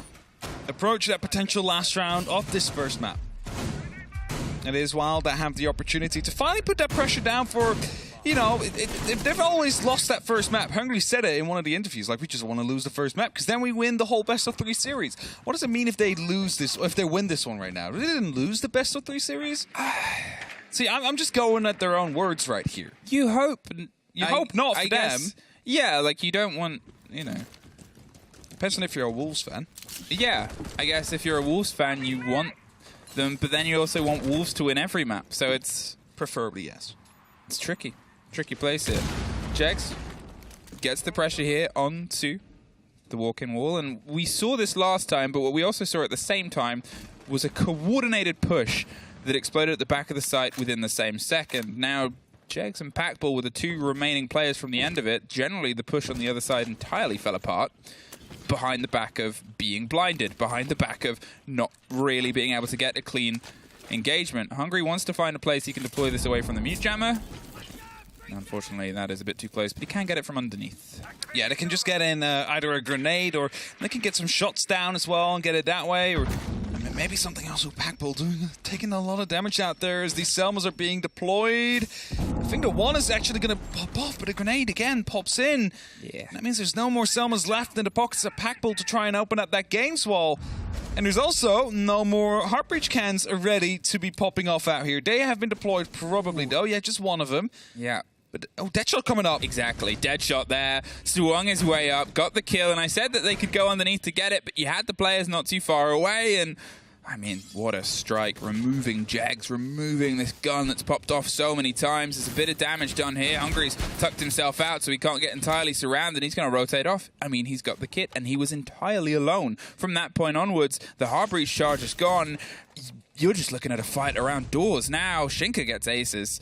They lose the Dockerby. They lose the double window player. What do they have here, Wild? I'm going to go out and say pretty much nothing. Not very much. It's actually funny to see because as soon as the Monty jumped out of the window, Deadshot was debating, do I go for the Monty or do I go for the Heartbreach gadget? Shot the Heartbreach gadget, just walks off. He's like, now there's nothing you have anymore in this fight. So I can just go. It doesn't matter anymore. And thus now Hungry will live, but his teammates have died, at least 2 of them.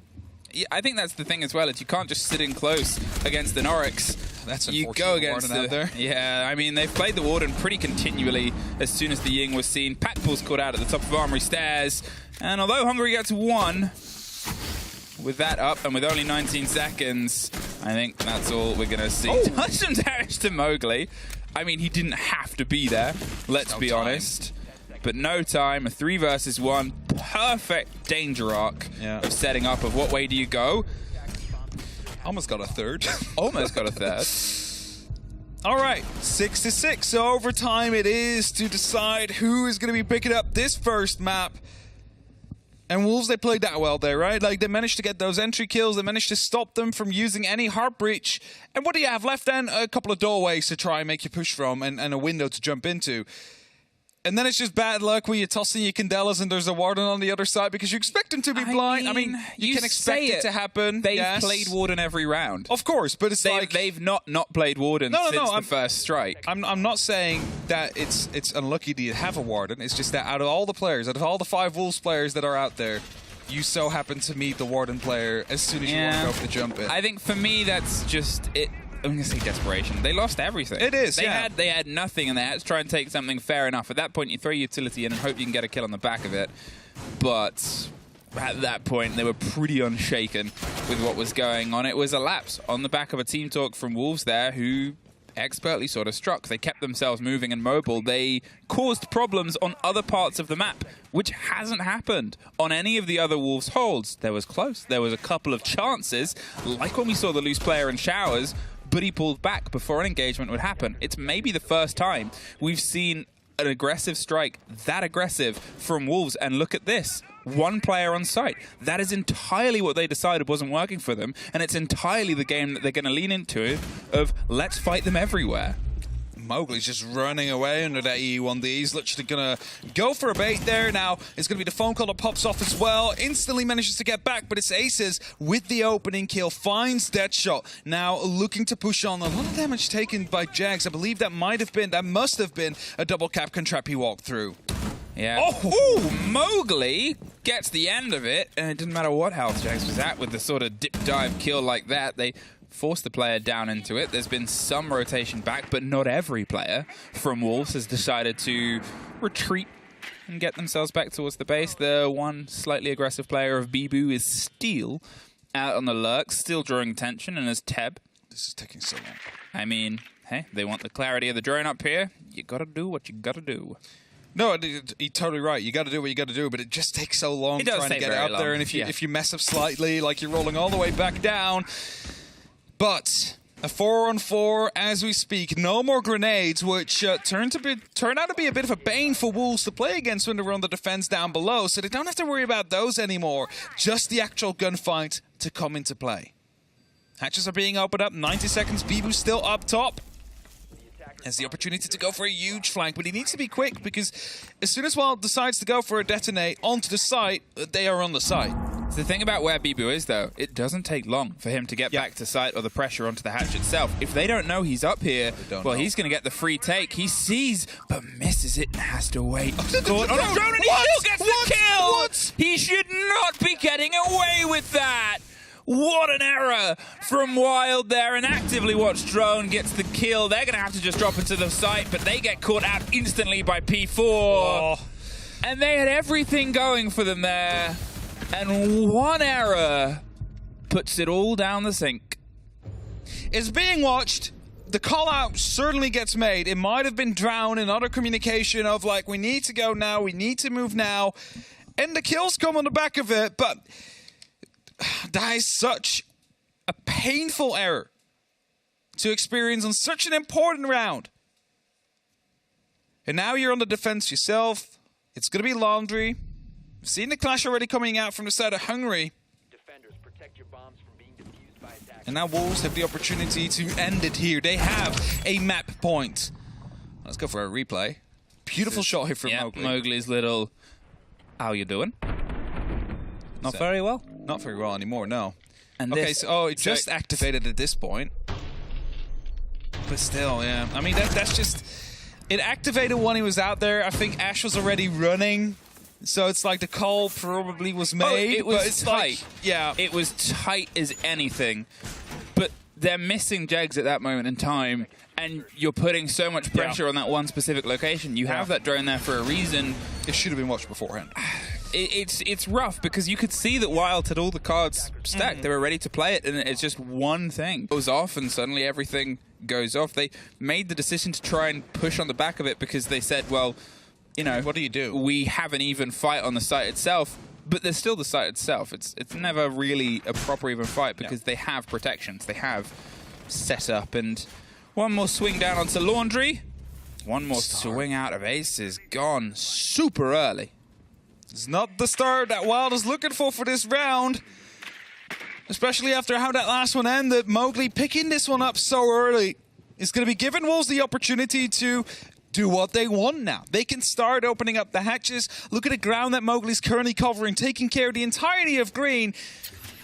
And they might have not actually seen the player that was inside the tower stairs that has just descended towards the site itself. But if they did... Oh, actually, he just bypassed the cam. He waited for the cam to go active. That's such a smart play. He waited for the cam to go active. He activates the Hell, then moves down and actually picks up the kill, the second of the round for Wolves. Oh, no. Things are circling around Wild, and it's not their map, but in a 5 versus 3, when they have still so much time for them to try and open up any angles they want, start the pressure, get the read on where the players might be sat. Packbull is taking a risk and a gamble. It's turning into a very dangerous one as Mowgli swings the corner. You can see they have some players on the back end. They pulled the pin to try and bait the fight, but he doesn't want to give them a 1 versus 1 because, well, why do you need to? You're in the 5 versus 3. They need to make something happen, though, because otherwise you're starting to lose out on the trade game. Still so much time left on the side of Wolves here. Grenade coming in for Hungary. Needs to be careful that that doesn't bounce right behind him.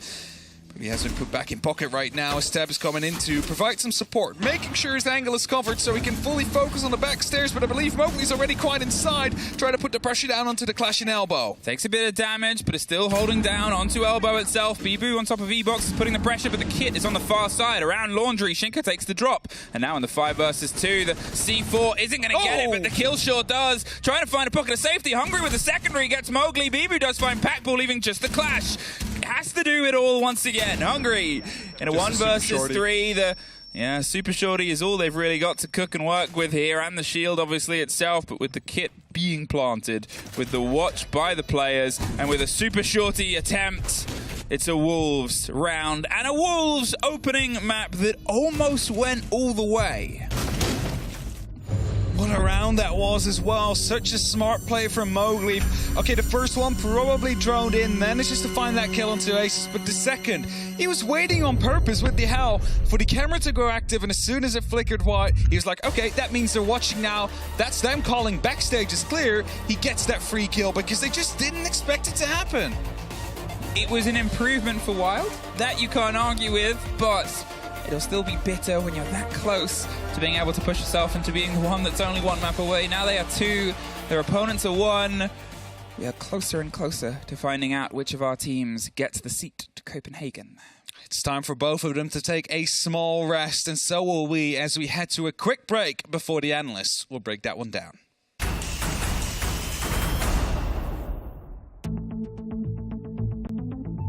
Hey Hey guys, it's Blaz. My name is Daniel Gabov. I'm Leon Gids. My name is Savage. My name is Pasha. Hi, I'm Nathan. I'm LM. My name is Kendrew. Hi, my name is Mark Sterman. So roaming is pretty simple as it says. Basically, you just roam around the map. You look for the first entry fights into the building, stop them from getting inside. Being able to pick between multiple operators and having flexibility and basically what we need. In this role, you have to be a risk taker because if you don't, then you are either not helping your teammates or you are not making the enemy's life harder. If I would have to describe my role, that you're normally the person offside trying to waste time. Can give info to my teammates to allow them to get kills, or to myself so I can get kills as well. I think I'm one of the best on the role. Best thing about intel gathering is, and why it's one of my favourite roles is, it means I can be more creative and I can counter the enemies, come up with ideas and plans for us on defense to come up with good team plays. I like the defense play because you don't be attached to only one position. The creativity and the flexibility that I have. If I want to play more supportive, I can. If I want to play more flexible, I can as well. I like have to have some creativity. I think the thing I like the most about roaming is that you're always in their faces. You're trying to stop them from getting that early play in, and it really influences the round and how you play. Also, the freedom that you get. There's a few shots where I get a lot of freedom to just try to help around my teammates. I'm free to play whatever I want. I can go in roaming sometime. I can play site. Yeah, I can do whatever I want. So that's pretty good. I can move pretty freely around the map. I can be there where there needs to be help or where the enemies are pushing, and I can just play my style. Yeah, the skills I think you need to have for the intel gatherer is having good communication and coordination so you can tell your teammates where to go, what to do at the same time. Learn when to take the right gunfights and when you should be peeking. Play smarter. Let them come in the building first, maybe play off your teammate, bait each other. I think you need to be smart and know where people are gonna push. Try to predict the enemy and try to figure out what their next step will be, so you are always one step ahead of them. You need to feel the game. That's all. You need to find so much frags as you can and need to waste so much time as you can again. What makes me the best at the role that I'm currently playing is having experience on more supportive roles beforehand, so I can kind of see the game differently. Knowing my surroundings and where I can dive from and where the enemies will be and where I'll be. I'm good at wasting enemy time, my aim, and I think my flanking. I have good gun skill and I have good map knowledge as well, so I can use that along with my teammates to make sure we're winning those gunfights. What makes me great? The map knowledge. My best asset in this role is definitely game awareness, to know what's going on in the game and being able to act on what's going on in the game and what the other team is doing.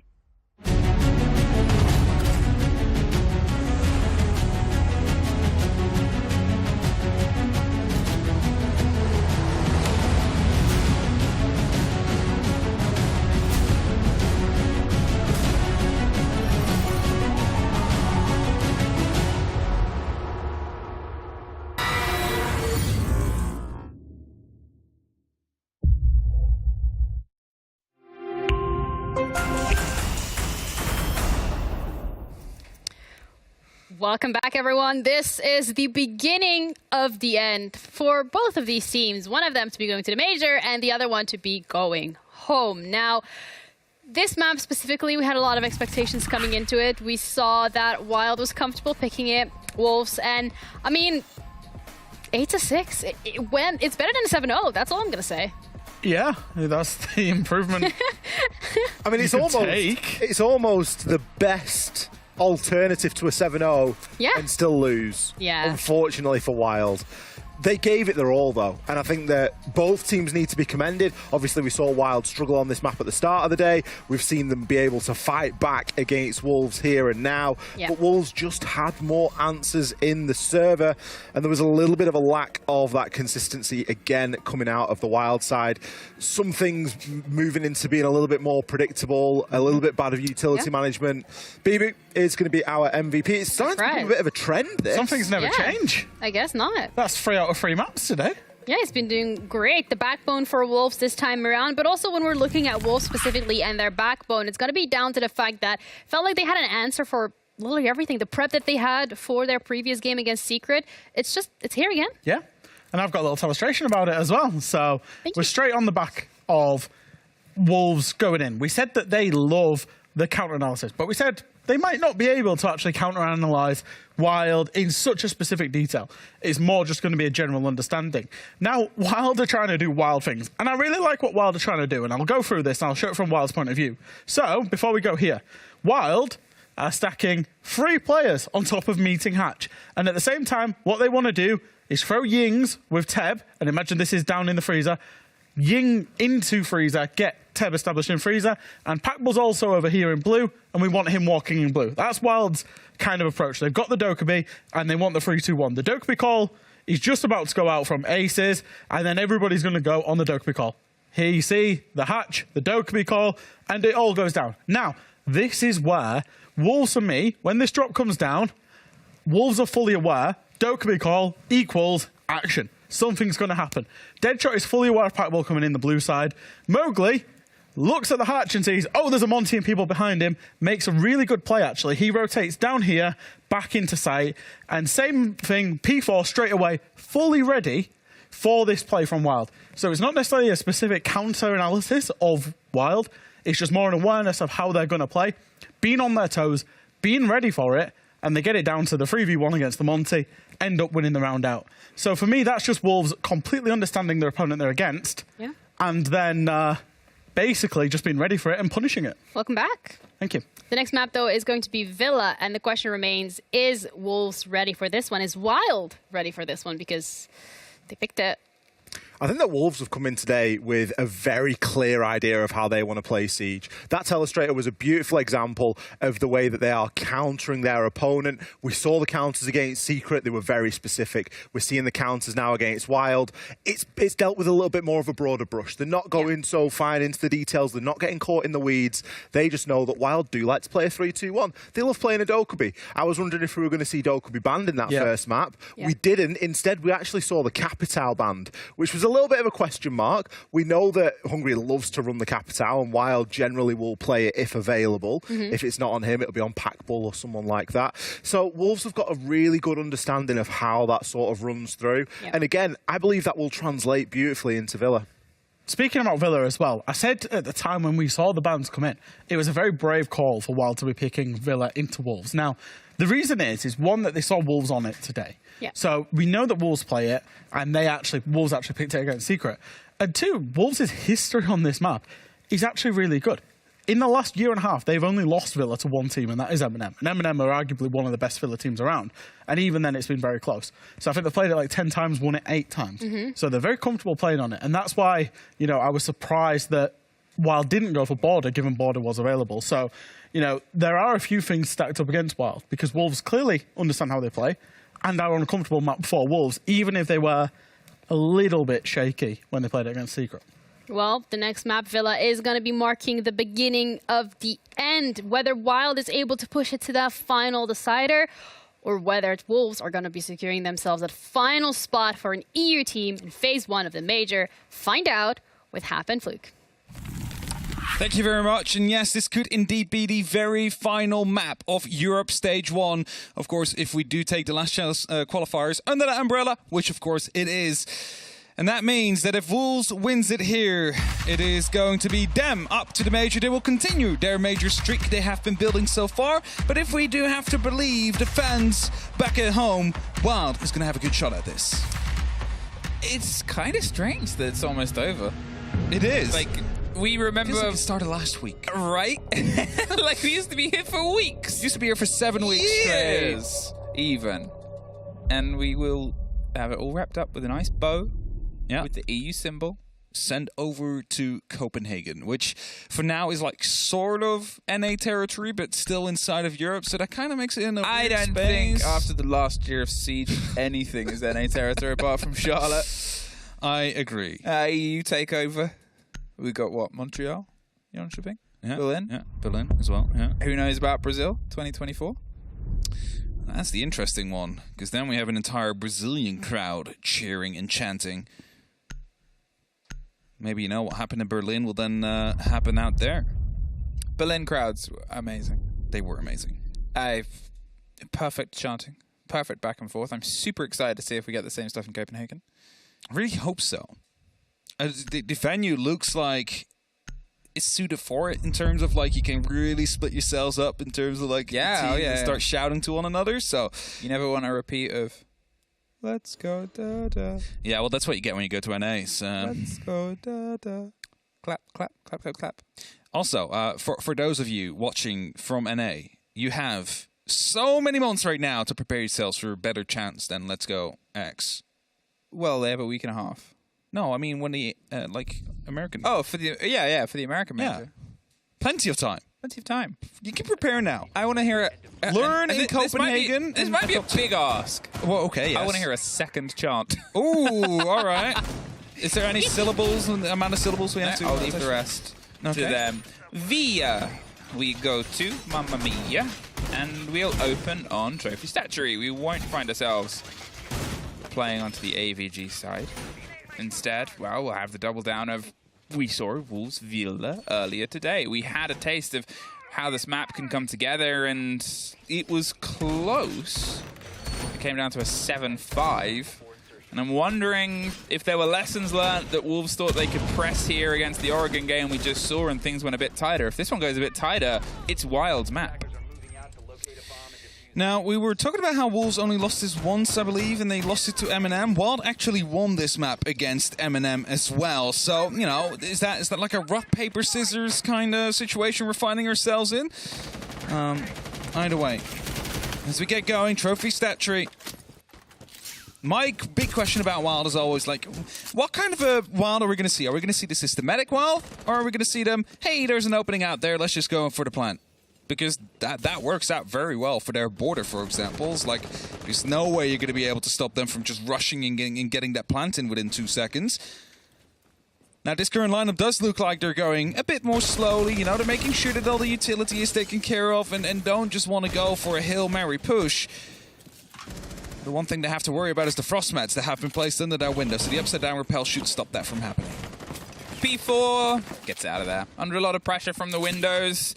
There's always that ever-present Ying ready for the calls to be maybe pushed on. They're holding... There's a Claymore out there. Yeah, prep C4. The Claymore line is just on the drone hole on the bathtub. Through the desk. Deadshot down below. Of course, not carrying a C4. Doesn't have that available. So instead, it's going to be an impact. You might be able to actually open up onto... these Selmas that just has been tossed out. I believe all 3 have been placed. None of them actually landed, and that means the wall stays closed, but Shinka gets opened up on.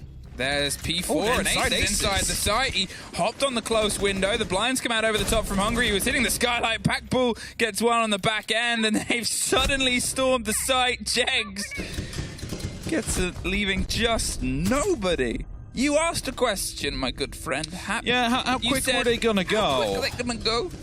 It turned out to be a bit of a slow start, and then they were like, now it's time to go quick. And they're just inside. And that's the strength of Wild. And I haven't seen a team yet that has been able to consistently counter this. I think the fun thing there, the usage of the Ying from the skylight, dropped it down. Yeah. Ace has got the 1 kill onto, the little hop-in window you assume they came from, just next to the trophy side of the site, and then swung around, got the kill inside the site that we saw. As the Candelas were still raining down either side, they had the one player inside the bedroom that was... they swung into there from the door. I don't know if they were forced out by the pressure. I wanted to see if they could try and get the lucky fight against Packbull, which they lost.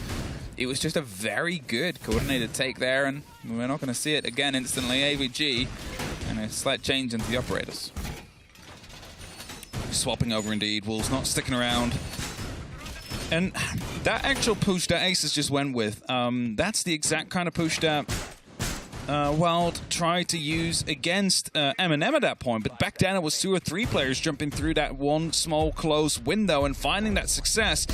Now it was the majority of them providing a bit of a distraction in bathroom, in the bedroom, the Candelas up top, as you mentioned, and then suddenly Aces finds himself inside with a double kill. So they've tweaked out the strategy a little bit because it wasn't as effective as it just was when they played it against M&M.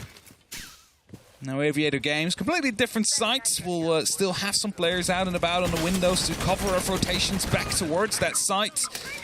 Potentially tossing these Candelas as well, as Hungry already finds himself close to the side, tossing in these smokes, taking a fight ADS. Mowgli somehow not wanting to stick through that. Oh, he's caught by Aces who pressed themselves all up against the wall. Pakba with the Ying on the back end just misses the next engagement, but the smoke won't stop the plant. Behind the strategy table, Hungry can connect it, and as we hear an EU1D again, a 4 versus 2 post-plant P4. With the clash on the red door, wanted to get a lucky strike as they slipped them way out, but now they've just replaced the door itself, and well, they can hear it. They're hoping the smoke clears to get a clear shot on somebody on the back end. They cannot just drop to the shield, but they will drop to the floor. Bibu, all that's left, and in the space of 1 round, we've had 2. And both of them. How long are we production? How long are we currently in this game? Because it feels like we've been in for like a minute. About a minute. It's like this has been so quick from Wild, and again, I haven't seen the team yet that is able to consistently. Oh, that's a very quick timeout. I mean, they just want to stop this. They want to make sure the Wild don't get 3, because at this point you're thinking they're just gonna get 3 aces on a tear. Not just 3. Like, this could be 4. Well, 5. I mean, yeah, you feel like it's a problem that will keep happening until they stop it. There's 1 kill on Wolves. Yeah, that's not good. This is the sort of, if this happened on the opening 2 rounds of a ranked game, you'd be like, yeah, we've lost it. I mean, that's kind of what they're like doing, right? It's like you're up against a team that just is so much more confident than you. They know that they can win these gunfights, so they just rush the site. And they're successful with it. And that's the thing. Wild has been doing this the entire last chance qualifiers. They have been doing it like through the playoffs, and they've been doing it occasionally throughout the groups. And yet no one has been able to consistently stop this from happening yet. And then you start asking, how do you consistently counter this? I mean, they're already using Frost. They're already using Capcan. It's like, we already have the trap operators on board. It's like, you just need to win the gunfights at this point. But if you don't know where they're coming from and where they just suddenly enter the site from... What's the Toy Story quote? It's like, we need more ones from the barrel. We're all out of them. That's it. I mean, they needed to break the momentum. They needed to sort of reset. We said it after the very first round of the first Oregon was right off that round. Right off the first 2 in a weird way, Wolves. You can try and pull this one back and still get yourself a 4-2 split. Everything is still possible ahead of you.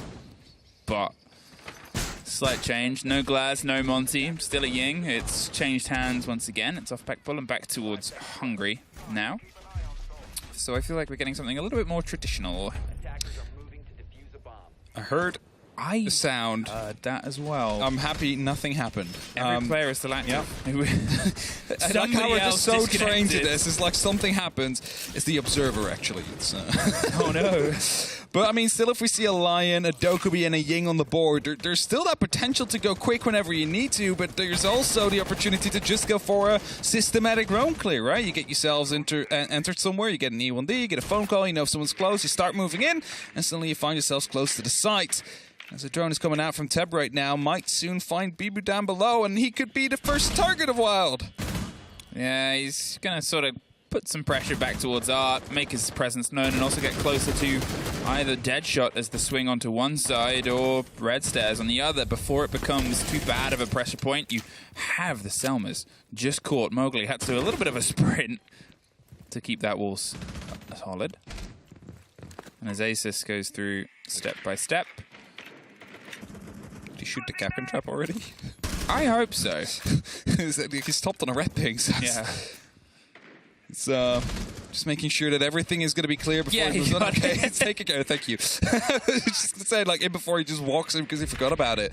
Either way, Pack will find it first. Bibu taken care of. I said it before, like, they drone him out. He's going to be the first target. They're going to try and get themselves close in around him now. And instead, it was just going to be a bang through the window. As the C4 gone, you do no longer have to worry about. And, you know, he placed those Valkyrie cameras in a spot where he could play with that C4 from below if there was a need for it. Teb gets Mowgli. Now they have that vertical. They can start impacting the floor with the grenades and doing the damage that way around. P4 has the read on the approach over Red. They're just keeping a sort of put together idea as they go for the Ramadash and take the kill as well. P4 gets aces in the meantime.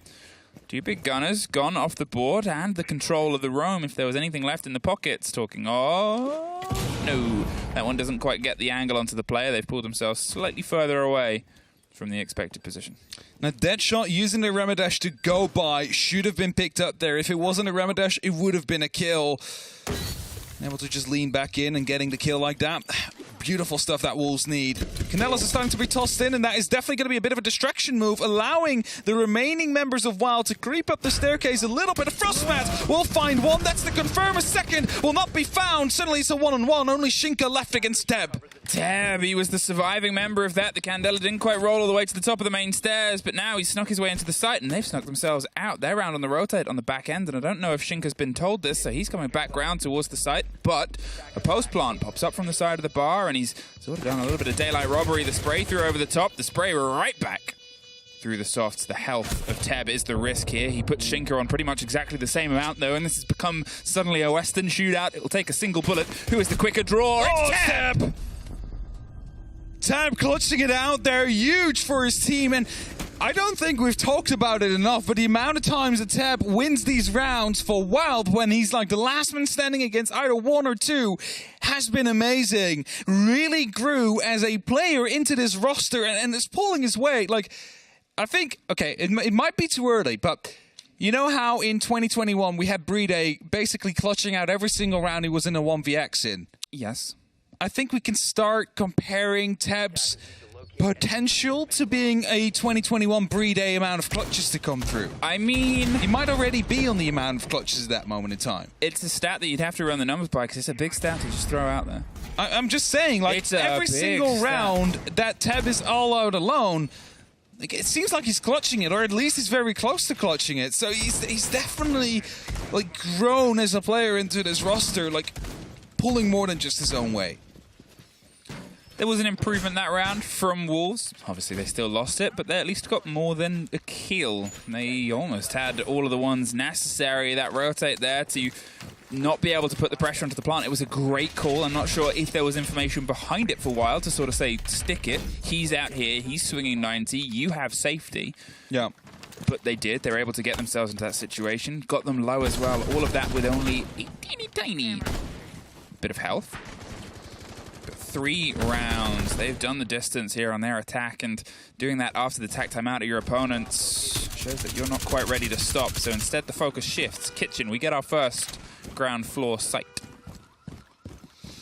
And that means top floor control is often something you'd like to have, and talking about that, some free pings is always nice to have as well. Bibu has been spotted, and is most likely, again, going to be the first target that they are going to be aiming for here. If they manage to isolate him, if they manage to find him behind a soft door, you know, maybe a barricade, that's just a free pickup they're going for. I'm curious if they want to try and put the pressure above, but there are Wolves players up there offering support too. Jags, he's trying to knock his way right through, but he doesn't want to push this at the same second. There's fire there.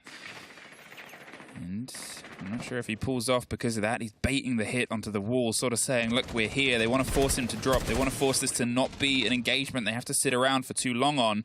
There's still pings on the player. There's a second that's offered some closer support here, and a lot of time is being dedicated to hunting this single player. Buried on with the pings. They're holding the angle. The swing comes out. The fire over the top to open it. They're hoping they don't know that he's rotated around onto this side instead. There's the engagement, and it's on the back of the fire that he takes a little bit of damage from his team, but they've got Bibu. However, it's taken a minute 30, and they still have to get the vertical.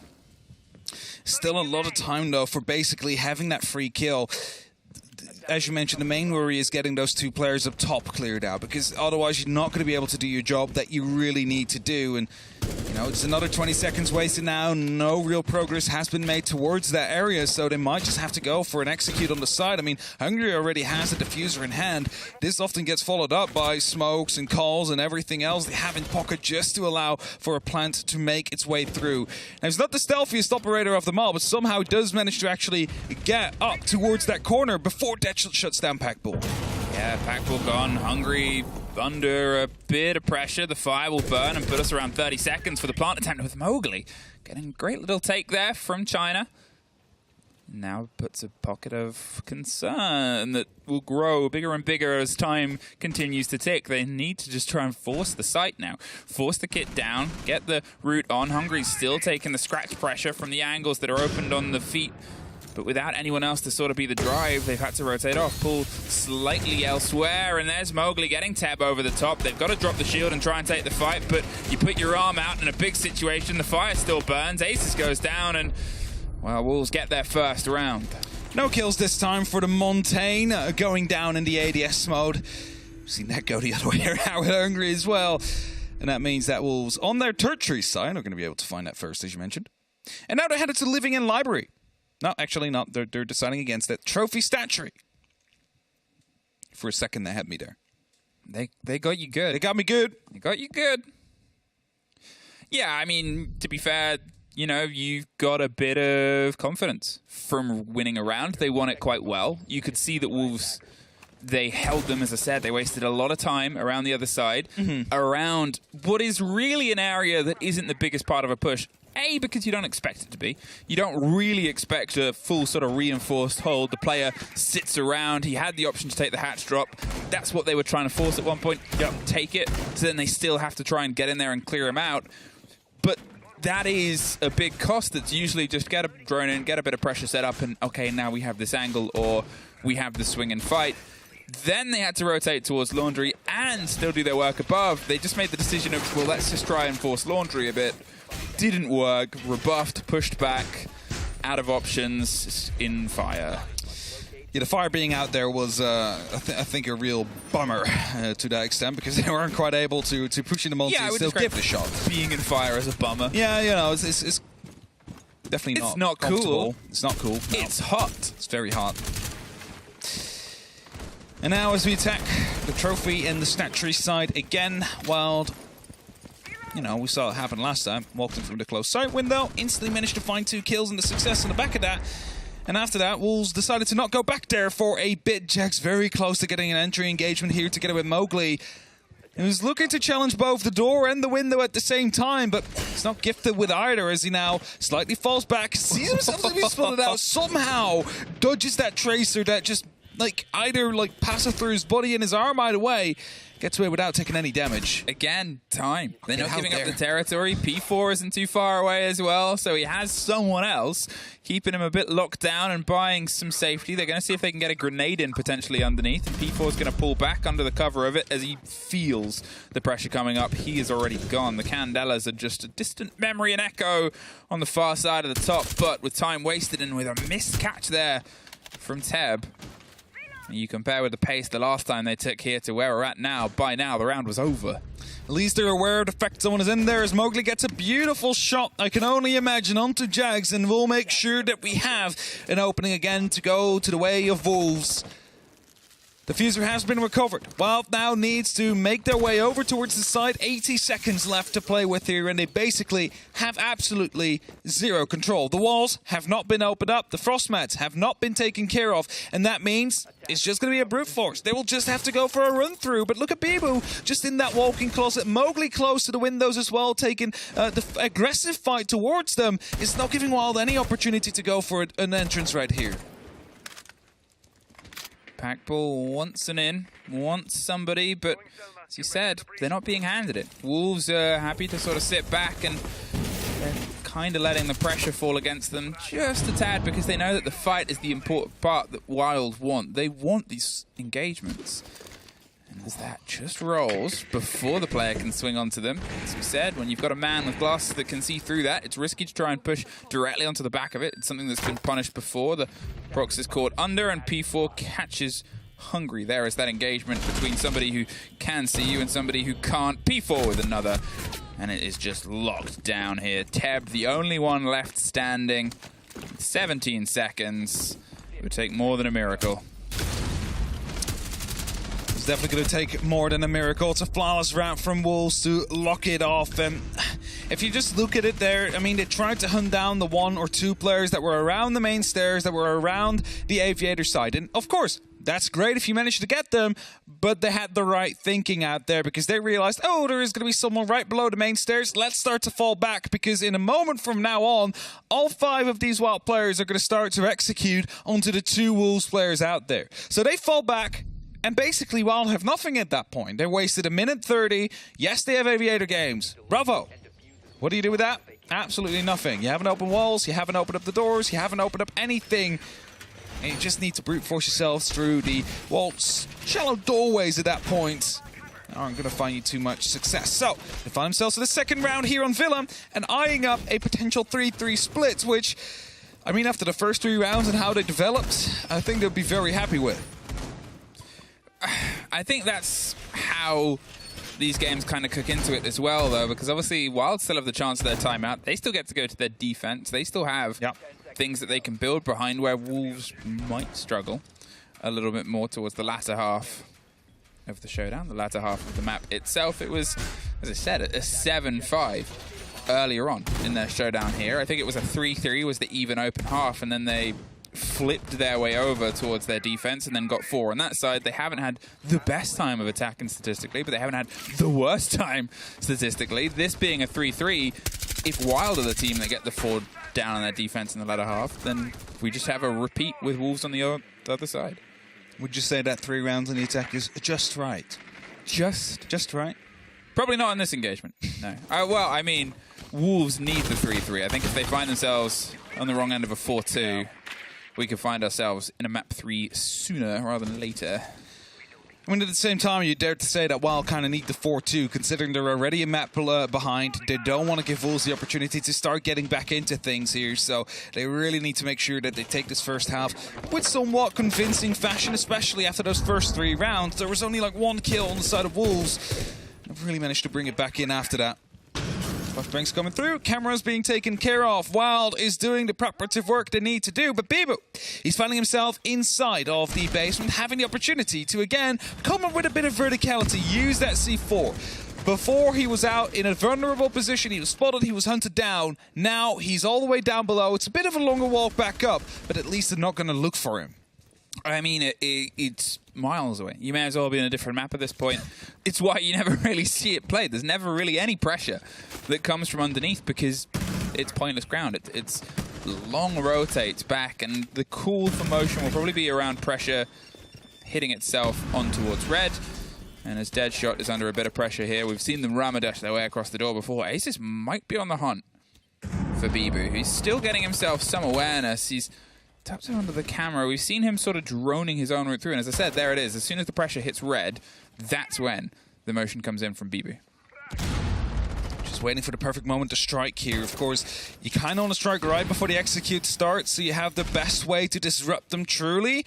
But if you strike too late, nothing's there to be done. If you strike too early, well, they're going to be ready for you as well. Talk about ready Aces. He's just waiting for Deadshot to step out of line just slightly to catch a free kill onto the main stairs. Jax takes a small amount of damage, but that's not going to be too worrisome. Oh. Now it's starting to be worrisome for him. Yeah, that puts him on the wrong end of that swing, so Hungry finishes the rest of the sentence for him. Bibu is still under red. Now the C4 might not be as impactful, but the positioning could be. There goes Jax. P4 gets rid of the player that has been a superstar for Wild's run. The swing doesn't quite get the full body, but again, the longer this goes on, the more this happens. Bibu gets that C4, almost gets the second as well. The sudden strike with 10 seconds left. Played it perfectly. Oasis was in a frost mat. It's never fun, right? Like ending the round, having your legs stuck in there. The rework hasn't come through yet, where you can just pull yourself back out and have a giant thrill of blood follow you. But 3-3, Wolves, you mentioned it, they need it if they want to have a good opportunity here to take it on their own attack, or at least force overtime again. Let's put it up like that. Yep. First mark is going to be to get to 6 rounds, and then you see from there on what you can achieve. That's the spirit. Well, getting to 6 first and then try and lock it off from there. Yeah, you know. It's like the 1 goal at a time. I mean, that's it, right? It's also 1 round at a time. We could try to technically go it that way, but the journey of 1,000 rounds begins with a single round. Yeah, that's it. That's how the original quote was said as well. Oh, is it? Yeah. It was mistranslated afterwards. Did it also specify siege in any of the writings, or was it just in general rounds? It was just in general. Okay. It was in the article. I was just making 3 apiece, but in a very different way to the 3 apiece we had on the first map between these two, where, as I pointed out, it's strange to see them both going so blow for blow. I said it at the time, they were very momentum-driven teams, and they've never really been in games recently where it's 1-1-1-1-1-1, as it was. Here is the exact opposite. 3 rounds in a row, 3 rounds stolen right back, but who will be the one that breaks that accursed 3? Because, well, neither of them could do it on the previous map. 4 rounds in a row could be possible here for Wolves. That's the perfect way to start. There's one, there's two, and a bit with a player down just outside. Packball caught. They went for something very cheeky as a run out, and it is entirely backfired. I mean, this is kind of Wolves knowing now what the playstyle of Wild is going to be like, right? Like, they're going to be aware of the fact that runouts might happen. They probably didn't expect 3 runouts to happen at the same time. But they managed to shut them all down and only take a single loss. So this round is looking good for Wolves. 2 minutes and 10 seconds left on the clock. I mean, look at the amount of drones you have left. That's going to be 7 drones left, okay? No RCs, that's unfortunate. Still a phone call that they could use. Plenty of utility to go with. It's such an aggressive hold inside the bedroom as well, but they have to do it because if you saw, as they rotated back round, only a single wall is hard on the main breach wall, the triple that locks you between bedroom and the sites. They have sight lines all the way across everything. The 2 players that still stand, Aces and Hungry, have not a lot they can work with. And now they have even less. 1 player dropped. The hot pings come around, and Aces does get 1. Gets almost 2. Mowgli just survives because he runs out of bullets. The C4 is the end of it. No, the grenade is the end of it. It's just a return of explosive packages at that point. They had just bounced right at him as well. C4 didn't have the chance to blow up and confirm any kill out there, and that is going to be Wolves locking off a very quick round and taking the lead as a result of it. And again, those jump outs, they could have been successful. It could have basically entirely like ended the round before it even began. And that's like a round you try, right? That's like a one-off. You do it once. They're probably not going to do it again. At least I hope so. I mean, I can't say I've ever seen that hold before with the single reinforced wall and a big rotate opening either side of it. No, it's innovation. Yeah, even writing off the jump out, and obviously it's all part of the same hold, but even writing out the triple jump out, that as a hold itself, you know, you've seen openings on that wall, you've seen it on the far left, especially when mirrors on the board, sometimes she'll be stacked up with it, but sometimes you have a castle barricade with a rotation right behind it. Exactly.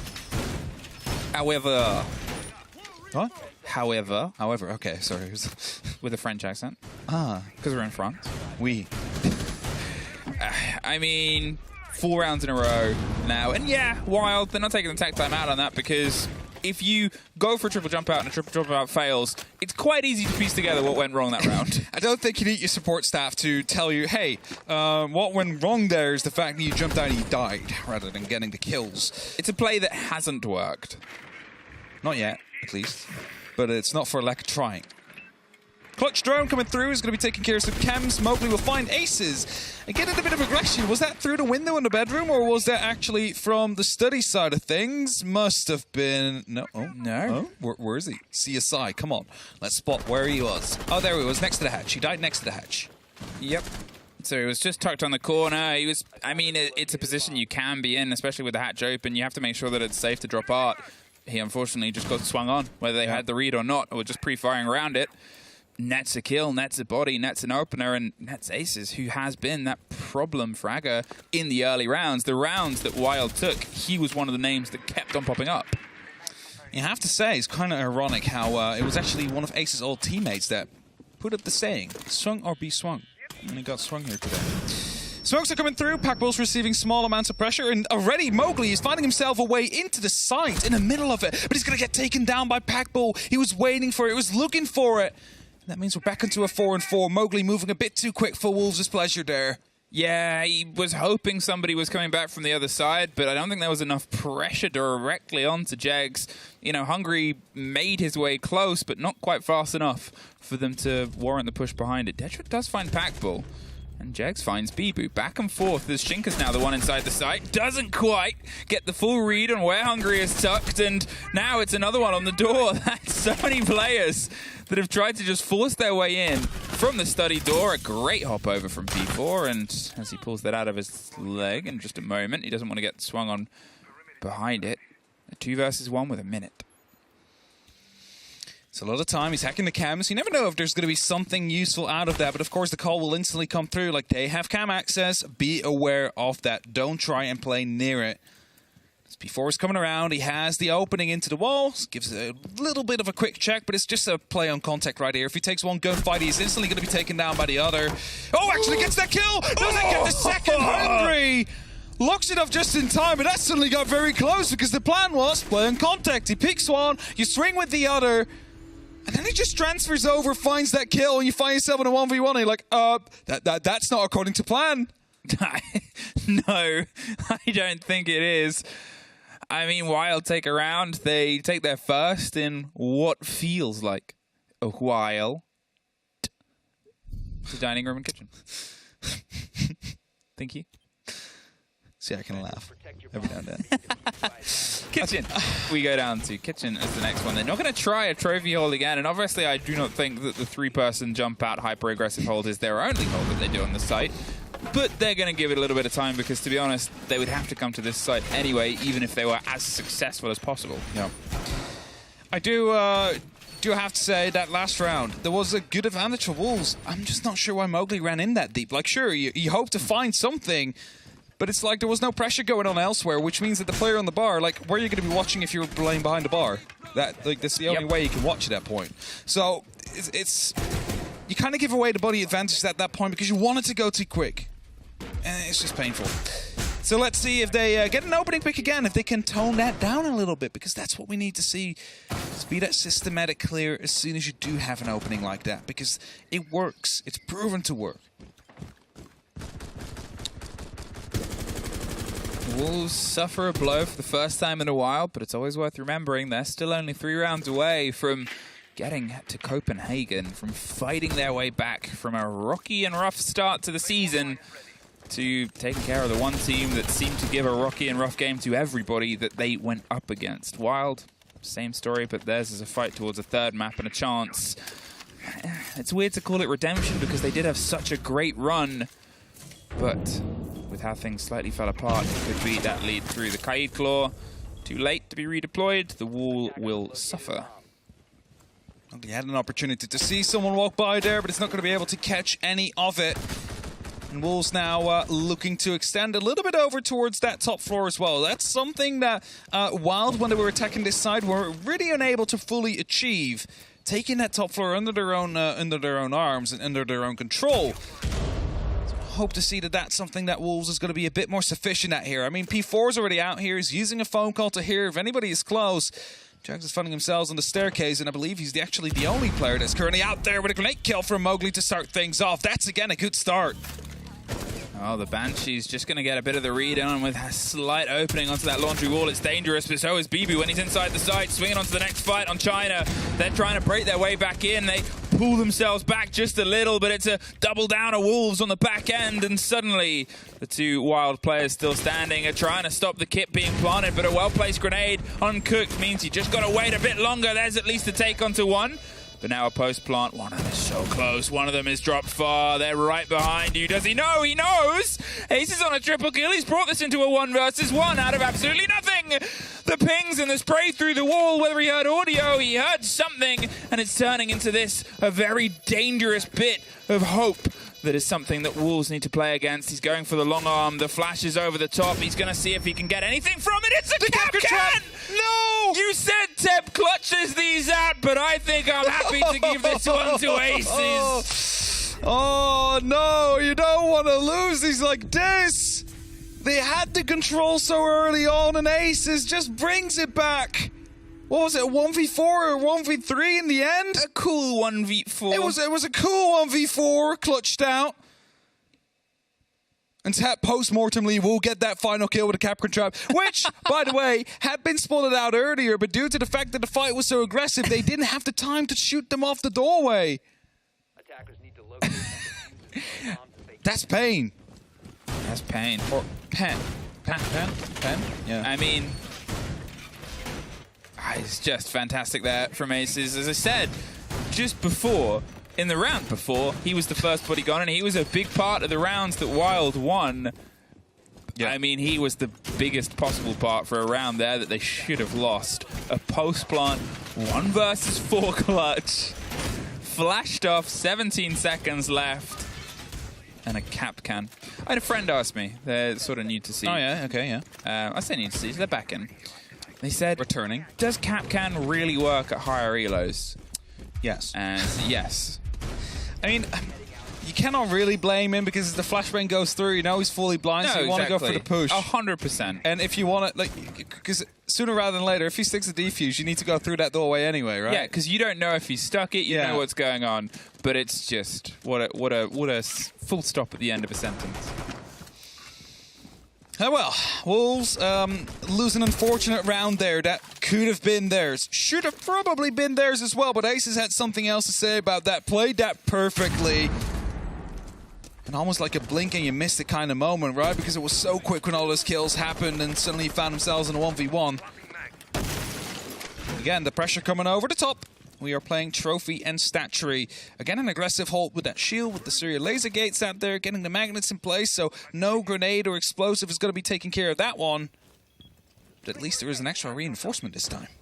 Yeah, the wall, as I said, this hold isn't the most uncommon. They sort of have the strategy. You said the castles cover the rotation, so you can see that there's castles on the 2 windows. They have some damage done underneath as well. If they try and go for the tucked breach on the other side, they have it watched. It is a good hold. The double wall open without the castles there is not the common way of doing it. It's a very aggressive manner. And here, with the Wamai burning as much as possible, sure, the shield has fallen that was on the bed, but it's taken a lot of resources to get rid of it. The Flores drone can bypass any of those Wamai discs. Yeah, that's it, right? Like, you kind of put those down there so no explosive will take care of the shield or the castle barricades.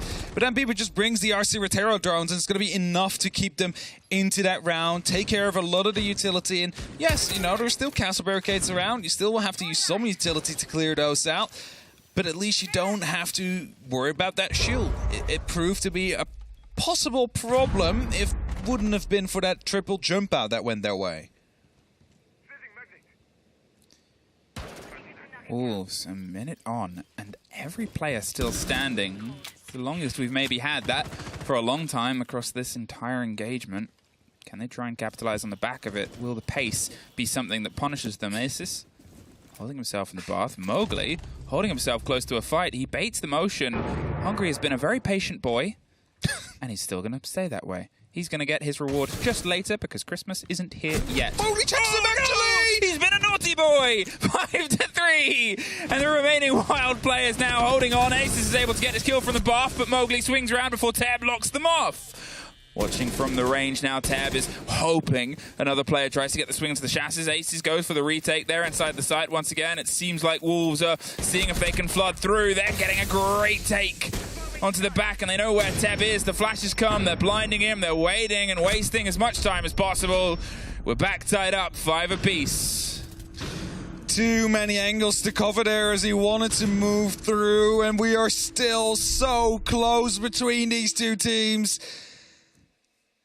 It's going to be very difficult to decide the winner out of this one. But what we do know is whoever takes this round is going to be finding themselves with the advantage, the pressure upon the other team. A bit more so if Wolves take it rather than if Wild take it. But still, Aviator Games coming back. Now, we had a very early opening here when we were back here in round 8. Mowgli then moved in a little bit too quickly. I mean, it might have been the right decision behind it. I'm not sure. I don't know what kind of information they had. We have the all-seeing eye, so we know that it was the wrong decision at that point. But let's see that if they get such an early kill, if they can slow it down. And for Wild, if they can prevent them from getting that early kill, because that could be really detrimental at a stage like this in this game. It's only the major on the line. Only the major. Only the major. Well, the last time we found ourselves in a 5 apiece. It went 6-5 and 6-6 and an OT. We might be circling that once again, which is obviously something Wild do not want. They need the first lead in the first round and the first chance at it. But hey, that's where they were before. And then Wolves pulled back 3 rounds in a row to take the whole map. Some last quick preparation being done. Clutch drone as well.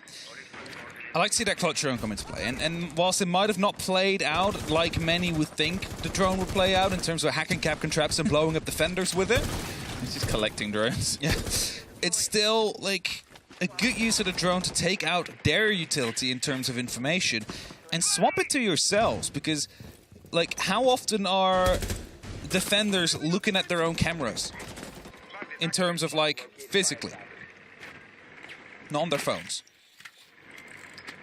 Not often, I can tell you. That's a... Yeah, ADS is stolen just on the tuck of the door, and with that grenade rolling all the way through, the shield gets dropped. Hungry takes a bit of damage. but still has the chance to rotate back round. Another clutch, another attempt at some little electronic thievery. Will this one get itself closer and closer? It is a very silent drone, but it's not invisible, and it's hop the stairs, caught out. And they managed to get some piece of utility out there. I don't think there's much more they can actually go for the hack with, though. So at that moment in time, you just want to get the information out. P4 is finding himself, I believe that is in the library. He's ready to push up. Bibu's finding himself on the opposite side of the map, but now maybe Wolves is going to go from all these different sides to see if they can get an entry again.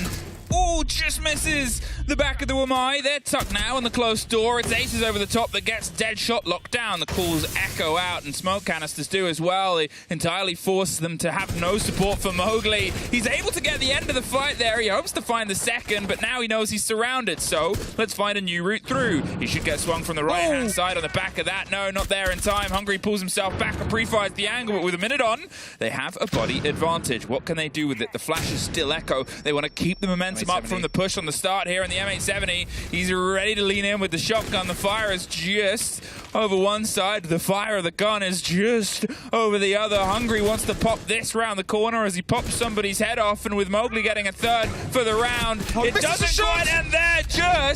Only just. Manages to get it on the second attempt, but P4 now finds himself in sight. The Noda up against at least one, but Teb will take down the diffuser. Knows there's one on the opposite side as well, but gets taken down by Shinka right before he could get one more kill. The diffuser can now be recovered, and they know Hungry was in that side. He's playing with a pistol, the machine pistol that is. Razorblue will not get anyone. Bibu can now go for the plant. Try and put 45 seconds on the board with 10 seconds on the clock. Hungry, he needs to push now to stop this plant, but he's too late. They know where he is, but he will still get the very first kill. The M870 will come out. He gets danger onto Shinka, and with that will win the round and put Wild up onto map point. Oh, you can see it on Jax's face. You can see it on Packball's face, and you can almost make it out through the blur of ACs as well. That was close. And when it's that close to this close, everything matters. Hungry pulls out the stops, gets the important kill on Mowgli, who's doing all the damage to the site, and then the two at the end there as well, and the 1 versus 2 after Tab buys them a second a time. Oh, every decision is coming down to the wire. Wild. They now sit once again on match point, on the opportunity of taking a map in regulation. Last time, this is when things fell apart a little, and Wolves were able to get 3 rounds in a row. And finding themselves onto Kitchen, a site where we had some unbelievable heroics in a 1 versus 4 clutch last time. They do not want the same thing to happen again. Mowgli thought it was clear and shot the Goyo instead. He's doing such a good job. And Hungry actually missed his first shot of the shotgun on Mowgli. That could have been like round ending at that point. If that would have been instantly leaning into it with the rest of Wolves. Oh, look at that. Just the range is so big on the M870. A lot of people do not realize that. Bonk. It kind of sounds like that, doesn't it? Yeah, it's just a bonk. That's what comes out of it. And with that, 6-5, Wild now have the opportunity to push us to map 3. And we wouldn't want to have it any other way to decide which of these two teams is going to represent Europe as the final contestant that we sent. Of course, both of these teams would like to see it another way. Wolves would like to prevent it from going to map 3. They want to lock it off now, especially considering they've gotten so close and they've made some slight mistakes which could have already had us at a 7-4, 7-5 scoreline now for Wolves. Droning ahead, getting the deep dive on maybe something a little bit smart and sharp. They have some of the routes through onto Laundry. It's not the furthest you go travel to find yourself in a confrontation, but with that opening there at the foothold, it makes things a bit risky. There's the roll, it's low, and the wall will get itself popped open. Pantry will fall.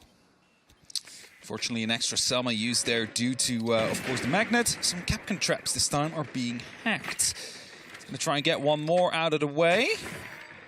And successful as well, not in range, just out of time. A magnet as well, just, you know, for the fun of it. And that means that Wolves is getting so much utility out here now, and especially if it's coming down to such a chaotic execute again, those Capcan traps will actually hurt the defenders like it just did to Tab. He just walked through his own Capcan trap. Oh no, at 2 Capcan, as Tab looks a little confused. Fair enough. That was the Capcan that defined the round. Yes. Last time round, and it won it, and this time they made sure it wasn't something they forgot about, but suddenly they have to be so much more cautious of what's in front of them.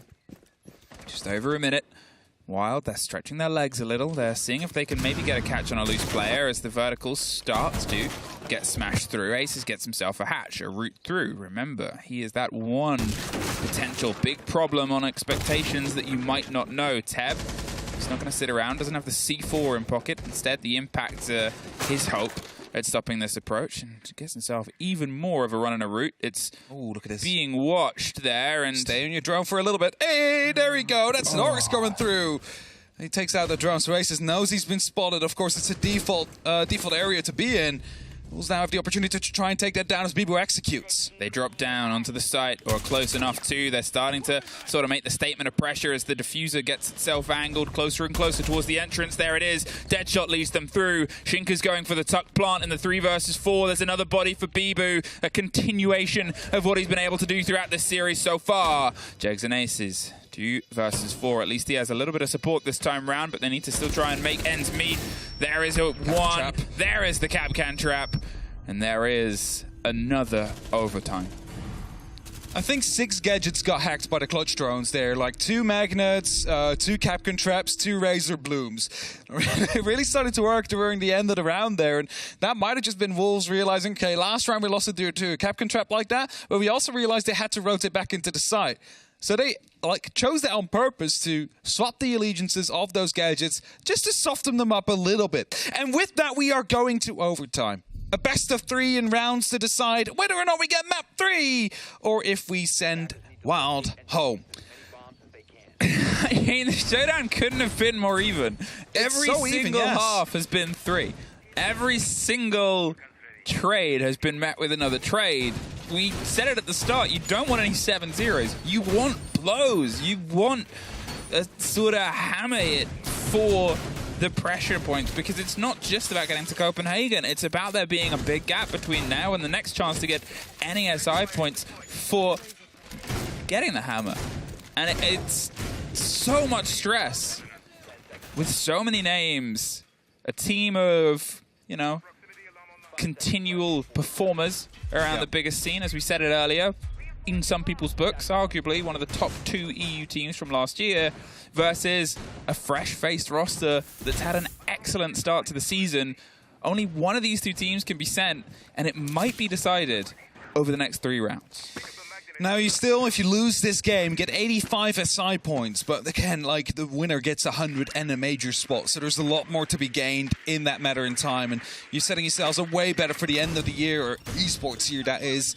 Shield instantly taken out. Very quick work coming out from Wolves, probably aware of the fact that they were still working on getting some utility plays down. It would be no instant threat onto that shield, and thus, they remove it, and now, Wild will find themselves with, well, an important piece of utility already removed off the board.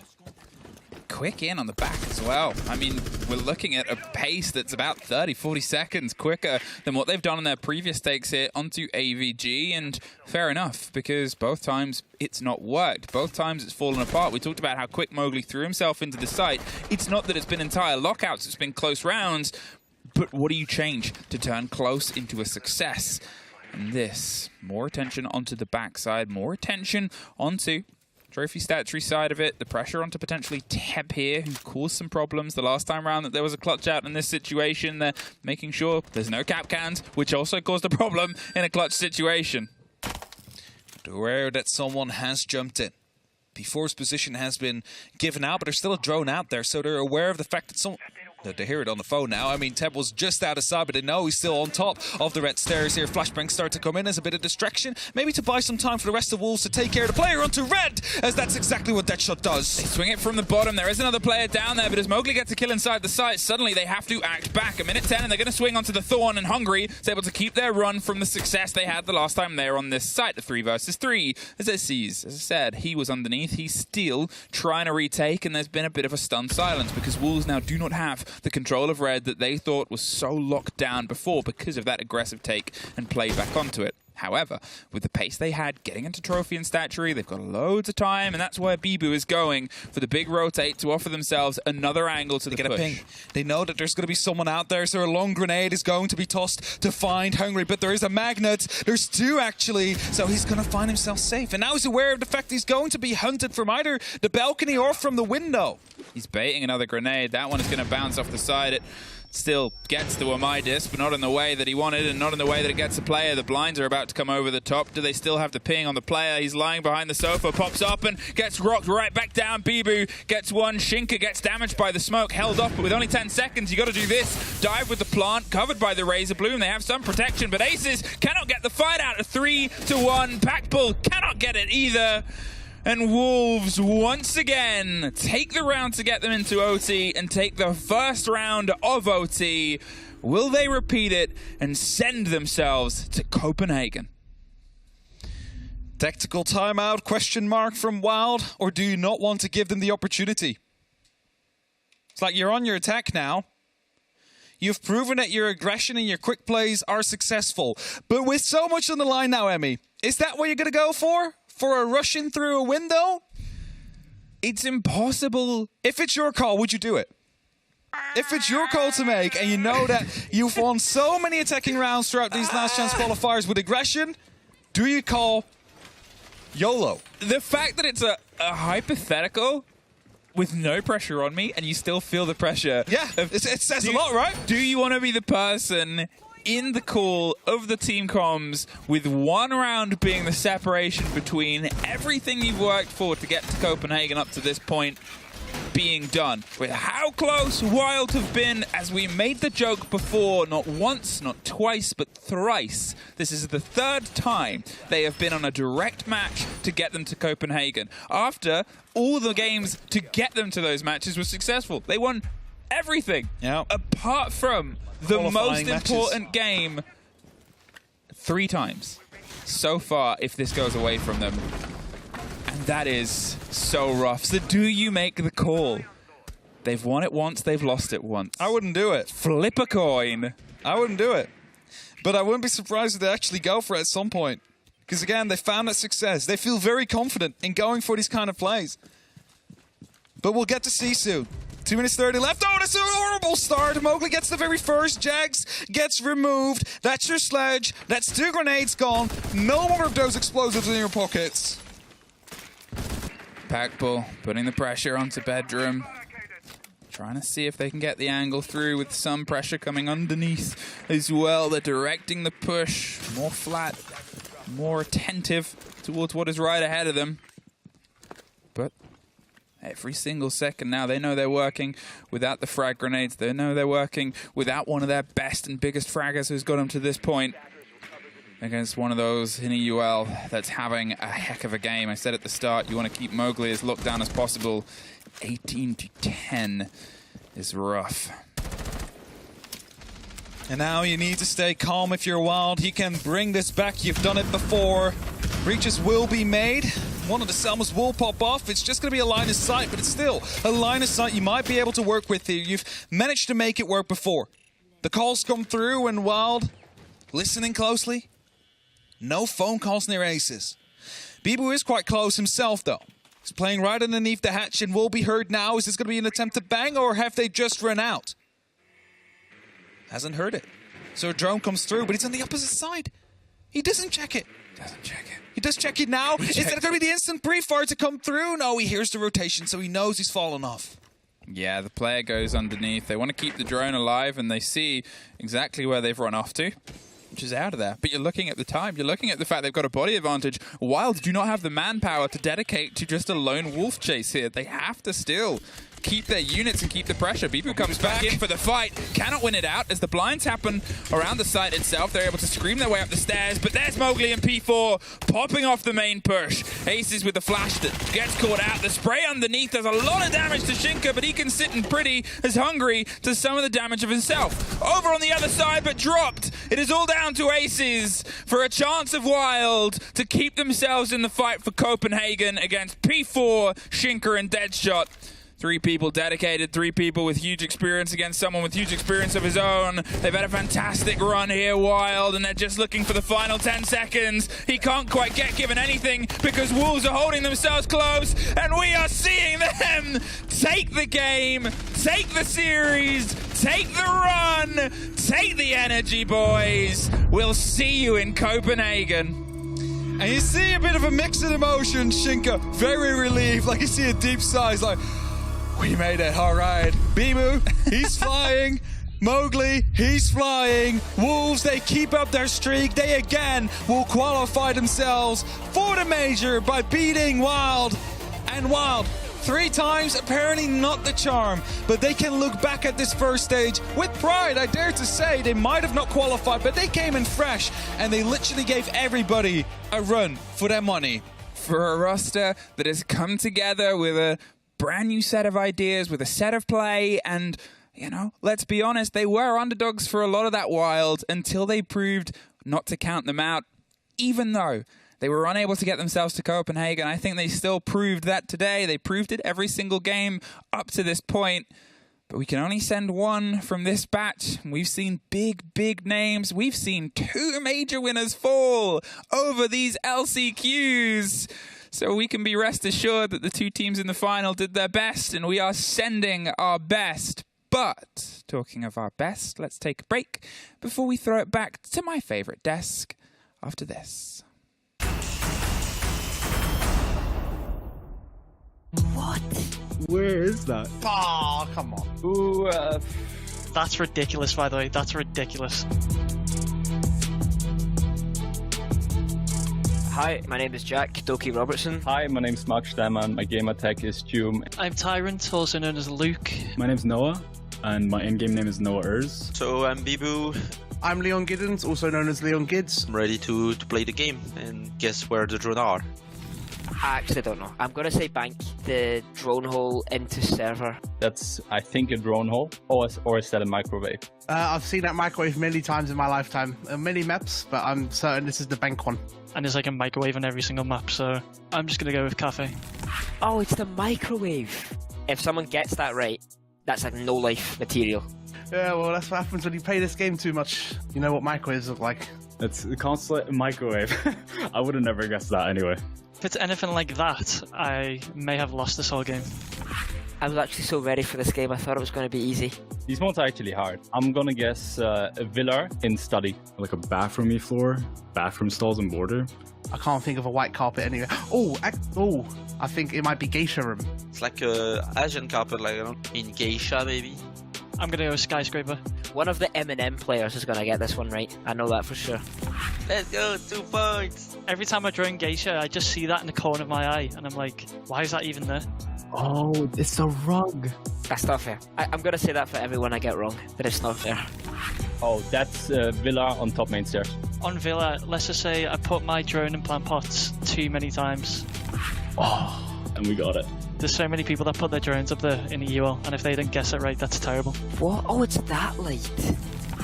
So you give me a really easy one, and now you give me a really difficult one. I think theme park, maybe somewhere in lobby. I'm gonna say this one's on consulate as well, but only room I can think of is Visa.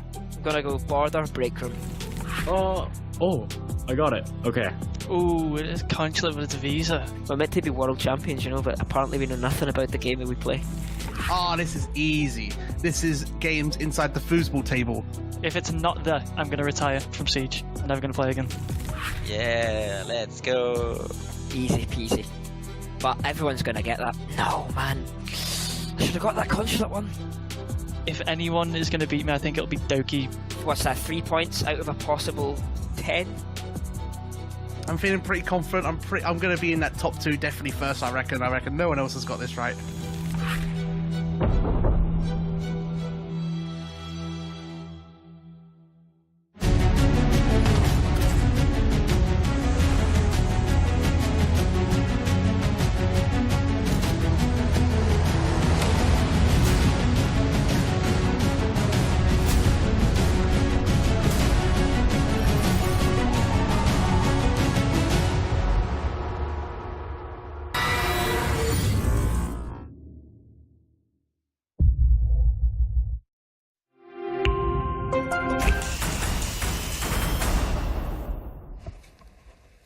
Wolves secure themselves the final spot in the Phase 1 of the Copenhagen Major. I mean, they're flying there, and they've done it in such an incredible and convincing fashion. 2-0 in their series against Wild, and they're now LCQ champs. We have an interview as well with Bibu. Hello. Welcome back. This is the third time in like 2 days. Yeah, third time. Yeah. Third time in a row.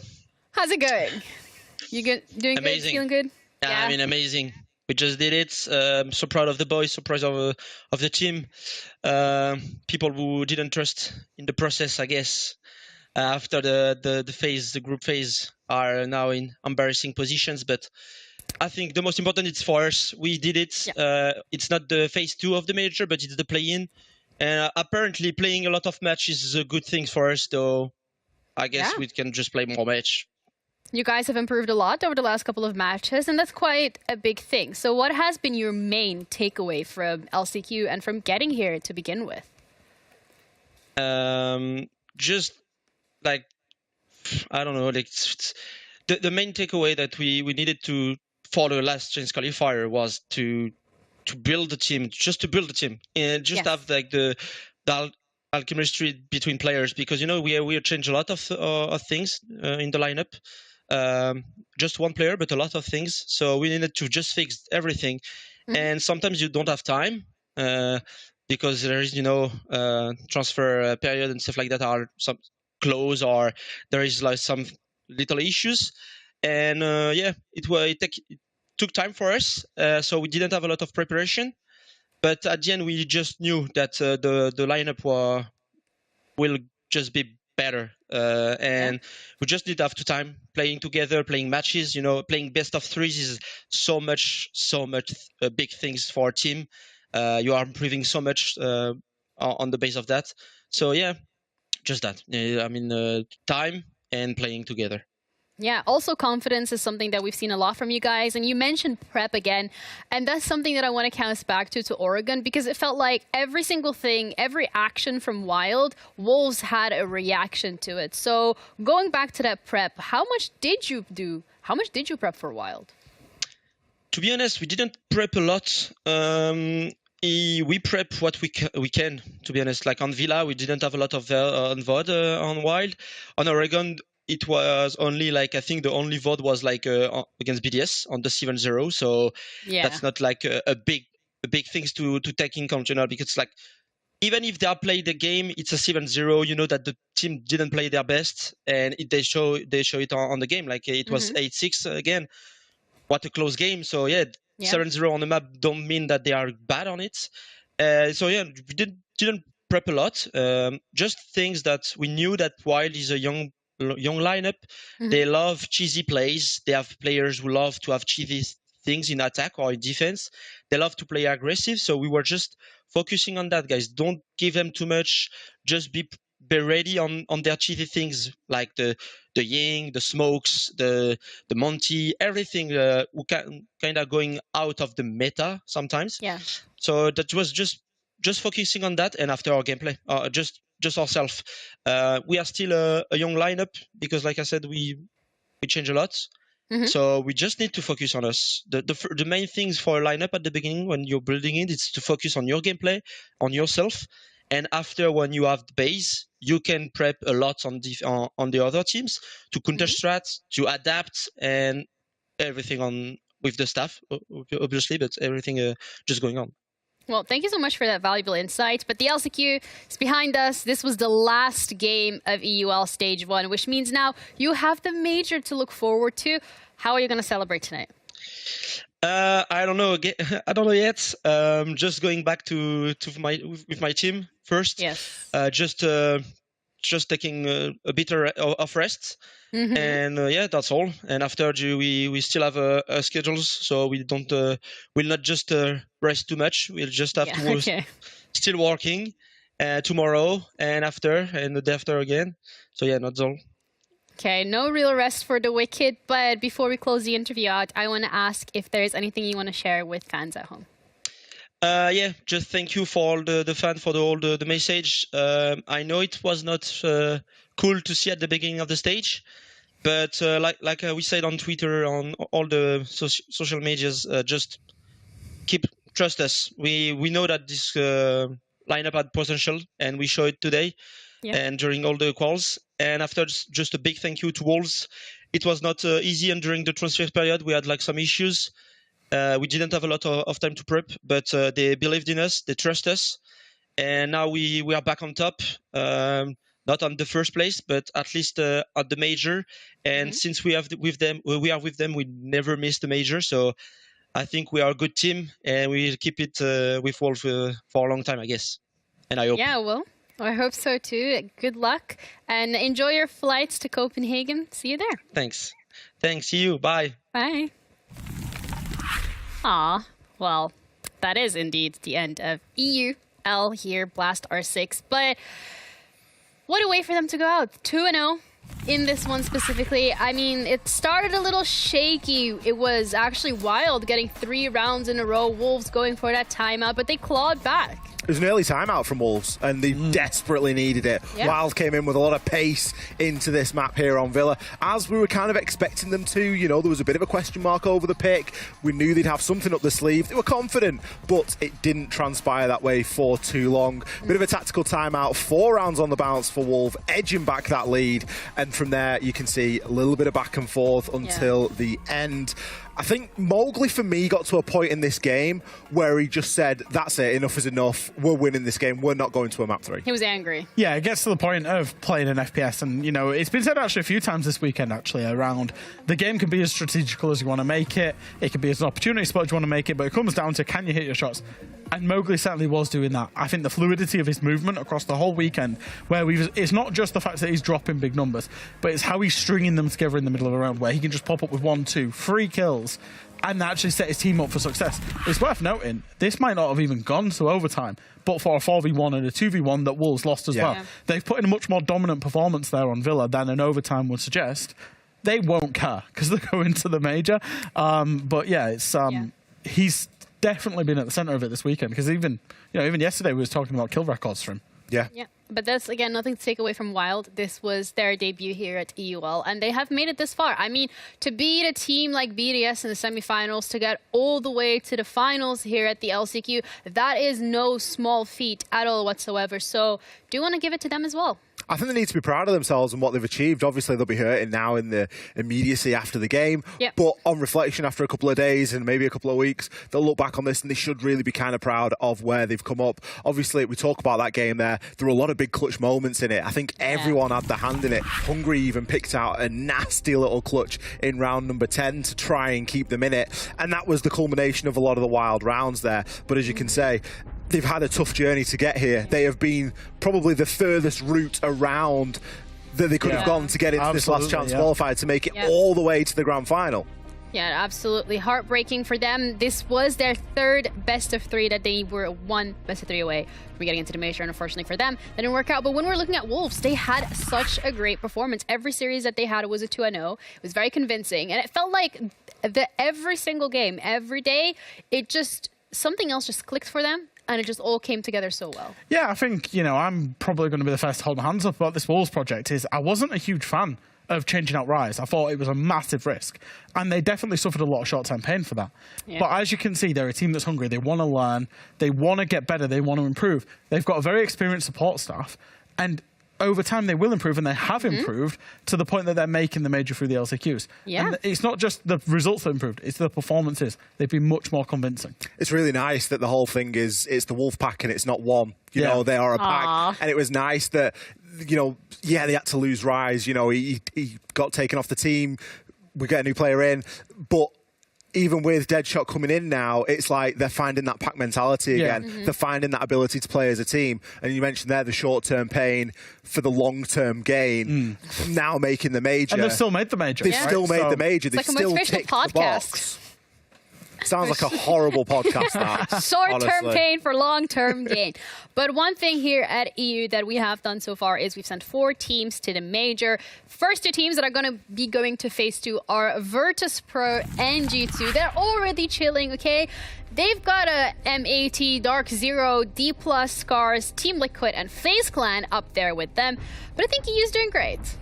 Yeah, of course. We're sending the current world champions to phase 2 of the major. And then if you look at the invitational before that, a team that was in the final. So we're laughing, aren't we? We're sending some cracking teams onto the major. G2 have had a great time. We're sending Virtus Pro.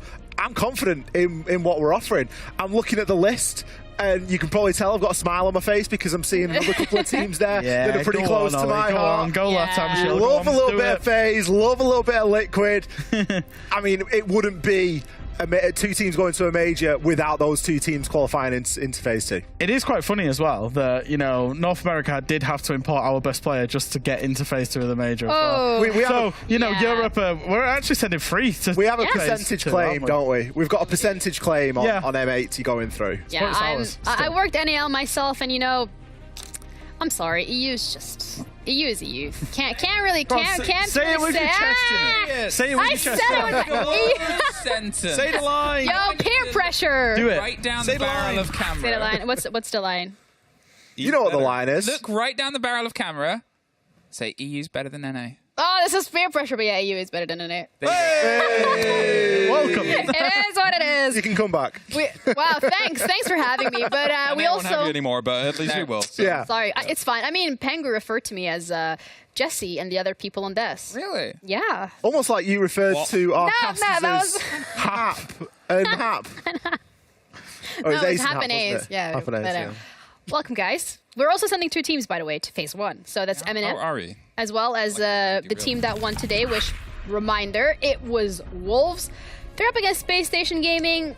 I mean, I've seen Sonics. I'm not too worried. Is that another NA team that's taken one of our best? Oh, yeah, that is. Another NA team that's taken an EU player to get to the major. Shocker. Shocker. We still have one more slot in the Brazil League LCQ to be determined, as well as the Japan League. But all in all, I've seen Sonics, I've seen Space Station. It really just depends on the day. I'm sorry, guys. You're trying to be so nice to NA. Just go in. I'm trying to be nice, okay? We get away with it. I can't believe W7M's going through in phase 1, by the way. Yeah. I know we've just bigged up there. Shocker. Then we've got phase and liquid in phase 2. But that's a team that's very dominant. Yeah. But it is obviously had changes. Yeah, let's have a look at the other regions. There have been changes. Let's have a look at the other regions as well, see what else we're going up against. I'm not shaking in my boots. Are you guys? Are you guys worried? We don't mind a little bit of sandbox. I want to see the MENA Team Falcons. I would love that, honestly, yes. I'm a very big fan of Falcons. Team Bliss as well. They sort of dominated their league, but is it because there wasn't enough competition? That's the thing, isn't it? It's, GK is pretty good. You don't get until they get here. Yeah. It's also their first time proving themselves on the international stage, so really looking forward to MENA.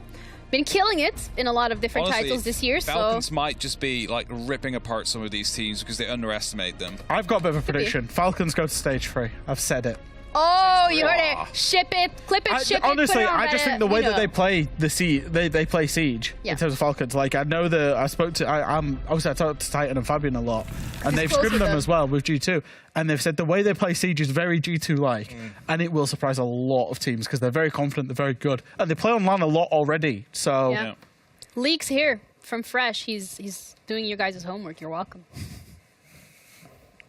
He's an analyst. He's for a desk, not for a team. Not for a team, but he could be an analyst for a team. You could be giving away some strats. No. Those days have been and gone for Fresh. Not again. Yeah. Oh, not again. Fresh. The last time I was on a team, Team Secret won Villa. It's been 998 days and counting. I mean, it's going to be a while until we see Secret play again. Does it actually go to 4 digits, or do we like crash the system if that? Well, I was told there was a technicality. They won it in SI Open quals for 2022, but yeah, it would go to 4 digits. There's always someone out there willing to read there's definitely a well-actually person. They're really annoying, aren't they? There always will be. Well, actually... This was a different well-actually person, to be fair. It wasn't actually Hap. Not me this time. But Hap's very proud of him. Hap would have done it if he'd have known. Yeah. If Hap wasn't casted and he had the time to look it up, he would have definitely... I would have just like walked up on the desk and just said it in your mic. Well, actually... I mean, you could have just said it through your own mic. We can hear you. On at that moment in time. It's because you can press the button, ask production, like, yo, I need to speak my truth. Normally when I speak to production, I just go like, hello, and then... Oh, please don't do that. I'm sure everyone loves that. Talk back like that, like me. It's a two-way street. Now what do we do? This is the bit where you derail stuff. Yeah, derail. No, I mean, in first we general- cry. First we cry about the fact that it's done. Yeah. How long until Copenhagen? Not long. A week and a half. 9 days. Yeah, not even. Really? Like that. That's really close. 8 Sheesh. days, 9 days. Especially because there's about 4 or 5 teams still I to think be it's 11 determined. days. Yeah. 11 days. 11. I think. Down to the wire. I Starts mean, on the 11. 24th of April. What am I But, going to do with a 24, week and a 28, half? 20, 24, 28. Isn't it? Okay, you guys count. When are we working? When am I working? When are we working? I'm pretty sure phase 1 is Wait, from 24. the 24th till It's the 27th. Yeah. There's a day off, and then phase 2 starts. Oh, we There you get a go. day off. I'm excited for the Swiss. I'm excited for the different I don't know what brackets. you- Yeah, the different tournament That's Deadshot. styles. It's in Denmark. Yeah. Do you know where Deadshot is the Copenhagen only Swiss player going, so. Do you guys know your geography? I mean, you didn't even know where Malmo was. I mean, you say that like everybody should know. I'm not a GeoGuessr professional. You didn't realise that we were still kind of going to Sweden because Yeah. it's right next door. Well, we're actually not going to Sweden. There's just a bridge. It's the There is a same. bridge. It's That's that's like saying if you go to the south of England, you go into France because there's a tunnel. No, because Nobody would ever No, say that. no. I've never heard the that bridge is before. like 10 minutes and you're in Sweden. Yeah. Yeah, like if It you doesn't matter how long the bridge is, though. It's a state of mind. you don't like the bridge. You can't just go to a border. You can't just go to somewhere that's on a border and say that you're basically going Just to the saying other it's funny place. that we're close to Sweden again, Ollie. It's like Yeah, we've been there for the majority of But honestly, last years. if you are going to Copenhagen as a fan, make sure to do the journey across to Malmo because that journey is beautiful. Make sure that It you is tick really Sweden off pretty, while you're but there. Then leave honestly, Malmo as quickly as you There's can and go back. absolutely nothing to do in Malmo. Yeah, Literally nothing. leave Malmo, go back, but the journey's nice. It's cute. It's cozy, but there's absolutely nothing to do. Gezellig, as we would say. Yeah. We clearly so- don't work for the Malmo Tourist Board, do we? No, we've been No. fired. I did work. I think for we the lost Malmo that Tourist gig. Board. It's been tragic We for lost me. that gig. We've just been to Sweden a lot. That's all. We were actually recording like a video on getting people to Malmo, but they never aired it. It's unfortunate. Aw, was your acting not good enough? Did you not Never sell good it enough? Was it not from the heart? Where should we go, Hap? To sell it that way. Yeah, where should we go? Yeah. Don't say. You guys want to go Netherlands. Morocco? I'm not going to say the Netherlands. I wasn't going to say the Netherlands. I actually want to make a trip through Norway, through all the mountains. That's what I want to do. Do you guys want to go Oh, to like Turkey? up the northwest I coast. was sort of Yeah. teeing you up No. to say Denmark for Copenhagen for the major. But I'm just taking you it can serious. just And you've take just, it anywhere. yeah. I want to go to Norway. I want to see Ask the me. Northern Lights. Where do you want to go? Where do you want to go? I would love to go somewhere quite exotic. I'd like to go to South America, actually. Okay. Well, Okay, that's really the nice. tickets aren't on sale yet for that, but that will come at a later date. SI 2024. Wink, wink. Wink. Wink. That sounds so far away. It really It does. does feel really far away. We Do you still think we'd probably be really old by then? Already I actually really won't be old. any older. What's your definition of being really old, Ginny? I mean, listen. what If you look age? at esports, when you are 25, you've entered boomer territory. Listen, you're the only person here. We just missed a live pen throw. 25. Yeah. Let's start taking some cover. It's getting personal. I don't make the rules. It's esports. I feel like you are making the rules. Hap, are you right over the age of 25? I am 25. So Okay. do our kind The of rest of us are all boomers. do. I mean, you look like. In fact, hang on a minute. You're in the minority here, Ginny. Go ahead. She was about to insult me. I was about to insult Hap. Yeah. I was gonna say, you look like an overgrown toddler with a beard. I really don't like Milosh's daughter. Even Ginny's not far off being a boomer. Milosh is old. Ginny's a boomer next year. Yeah, I'm a boomer next year. Yeah. The only jokes you make Yes. are insulting people and your mum jokes. That's literally Okay, but your mom jokes are really good. as far as you go. You are a third grade Dutch student. Yeah. That's what you are. A third grade Third graders in the That is the- Netherlands. The only jokes and the only humor they have is I thought that was- which It's comes a back. strange analogy. It's a Hal, bad I'll be honest insult. with you. It's a bad insult. Specific. Yeah. That's really, yeah. I didn't get it. You're a third grade Dutch. Maybe it's She a Dutch gets it. thing. That's most important. Maybe there's Dutch people laughing. You speak Maybe. Dutch at a third grade level. Ha. Humor Humor. is at a third grade level. Yes. Nothing wrong with humor of a third grader. It's pretty funny sometimes. I mean, I feel like we had an okay week, It was a you hype know? joke. Mm. Yeah. Do you guys think it was an okay week? 2-3, aren't Like they? emotionally or with Siege? Both. Uh-oh. No, it's been a good week. Had a lot of Yeah. fun. How was it being on desk with With a third grade. third grader? That was good. It was fun. Yeah. That's been good. I've enjoyed it. Yeah. Aw, thanks, guys. I've We'll do it enjoyed it too. I've I like been, the I've fist been bumps. enjoying you doing impressions of British. No, English accents. no. Listen, I'm just saying. And I think the viewers would also enjoy it. You have to now. I'm just saying, man, I'm going to lose my job. But apparently nobody likes it. Apparently nobody thinks it's good. It's quality. Deary me. I think it's all right. Can you give us a core or a four? A what? A core Core. or a core? Four. Water. It's basically the... Can I have a bottle of water, please? No, it's the word that me and Fresh use as a comma. Oh. Everything's four. Or car. Car. PH, four. Four. Exactly. You get that. Oh, no, There's wait. the unwritten rules of The which one you French- should use the when. French Nobody word. knows. Yeah. What's the French phrase that I taught you? A la poubelle. A la poubelle. À la poubelle. We've been shouting That's it. a, In the bin. Yeah, in the bin. It's a bit of like a Leon Gidds throwback, that, isn't it? Yeah. Get in the bin. Get in the bin. Get in the bin. I mean, we've been shouting it in the green room at like every round. I already wondered where that suddenly came from when I was sitting there during a match too. You're like, what? It's like it's so randomly coming out there. What is your French word of the stage? I'm not allowed to speak French on broadcast. that goes far so back. Far so back or so far back? So far back. I once accidentally said something very inappropriate in French on a broadcast. Oh, really? Because I misspoke the translation. And to this day, and this was like 2 years ago. Pronunciation was a bit too... Oh, did you want to say excited and then you said No, something else? no. Oh, okay. What was the English word that you were trying to say? It's not. I was trying to say something where if you... They're daring. They're daring her. You've been told how to say it properly. Yeah. Do you still remember how to say it properly? No. Yeah. Which is why I'm not going to say it. But to this day, my reference internally on all the documents is what I said. Because Oh, really? the studio found it hilarious. What I'm happened? glad they did, because if they didn't, I would have been fired. You would have lost your job. It wasn't like bad. You would have lost your job. Lose I me just job. swore. It was a little bit sexy. It was a sexy swear. It was a sexy Well, swear. Hap, any French you want to share with us? The only thing I can say is croissant, you know, after yesterday. No, you can't. You just failed saying it. You can't even say croissant. You enjoyed them this morning, Hap? Croissant, Yeah, I saw you eating one literally this your morning. plate is literally still on the floor. There was a pain au Nasty. chocolat or a chocolatine, according to the studio.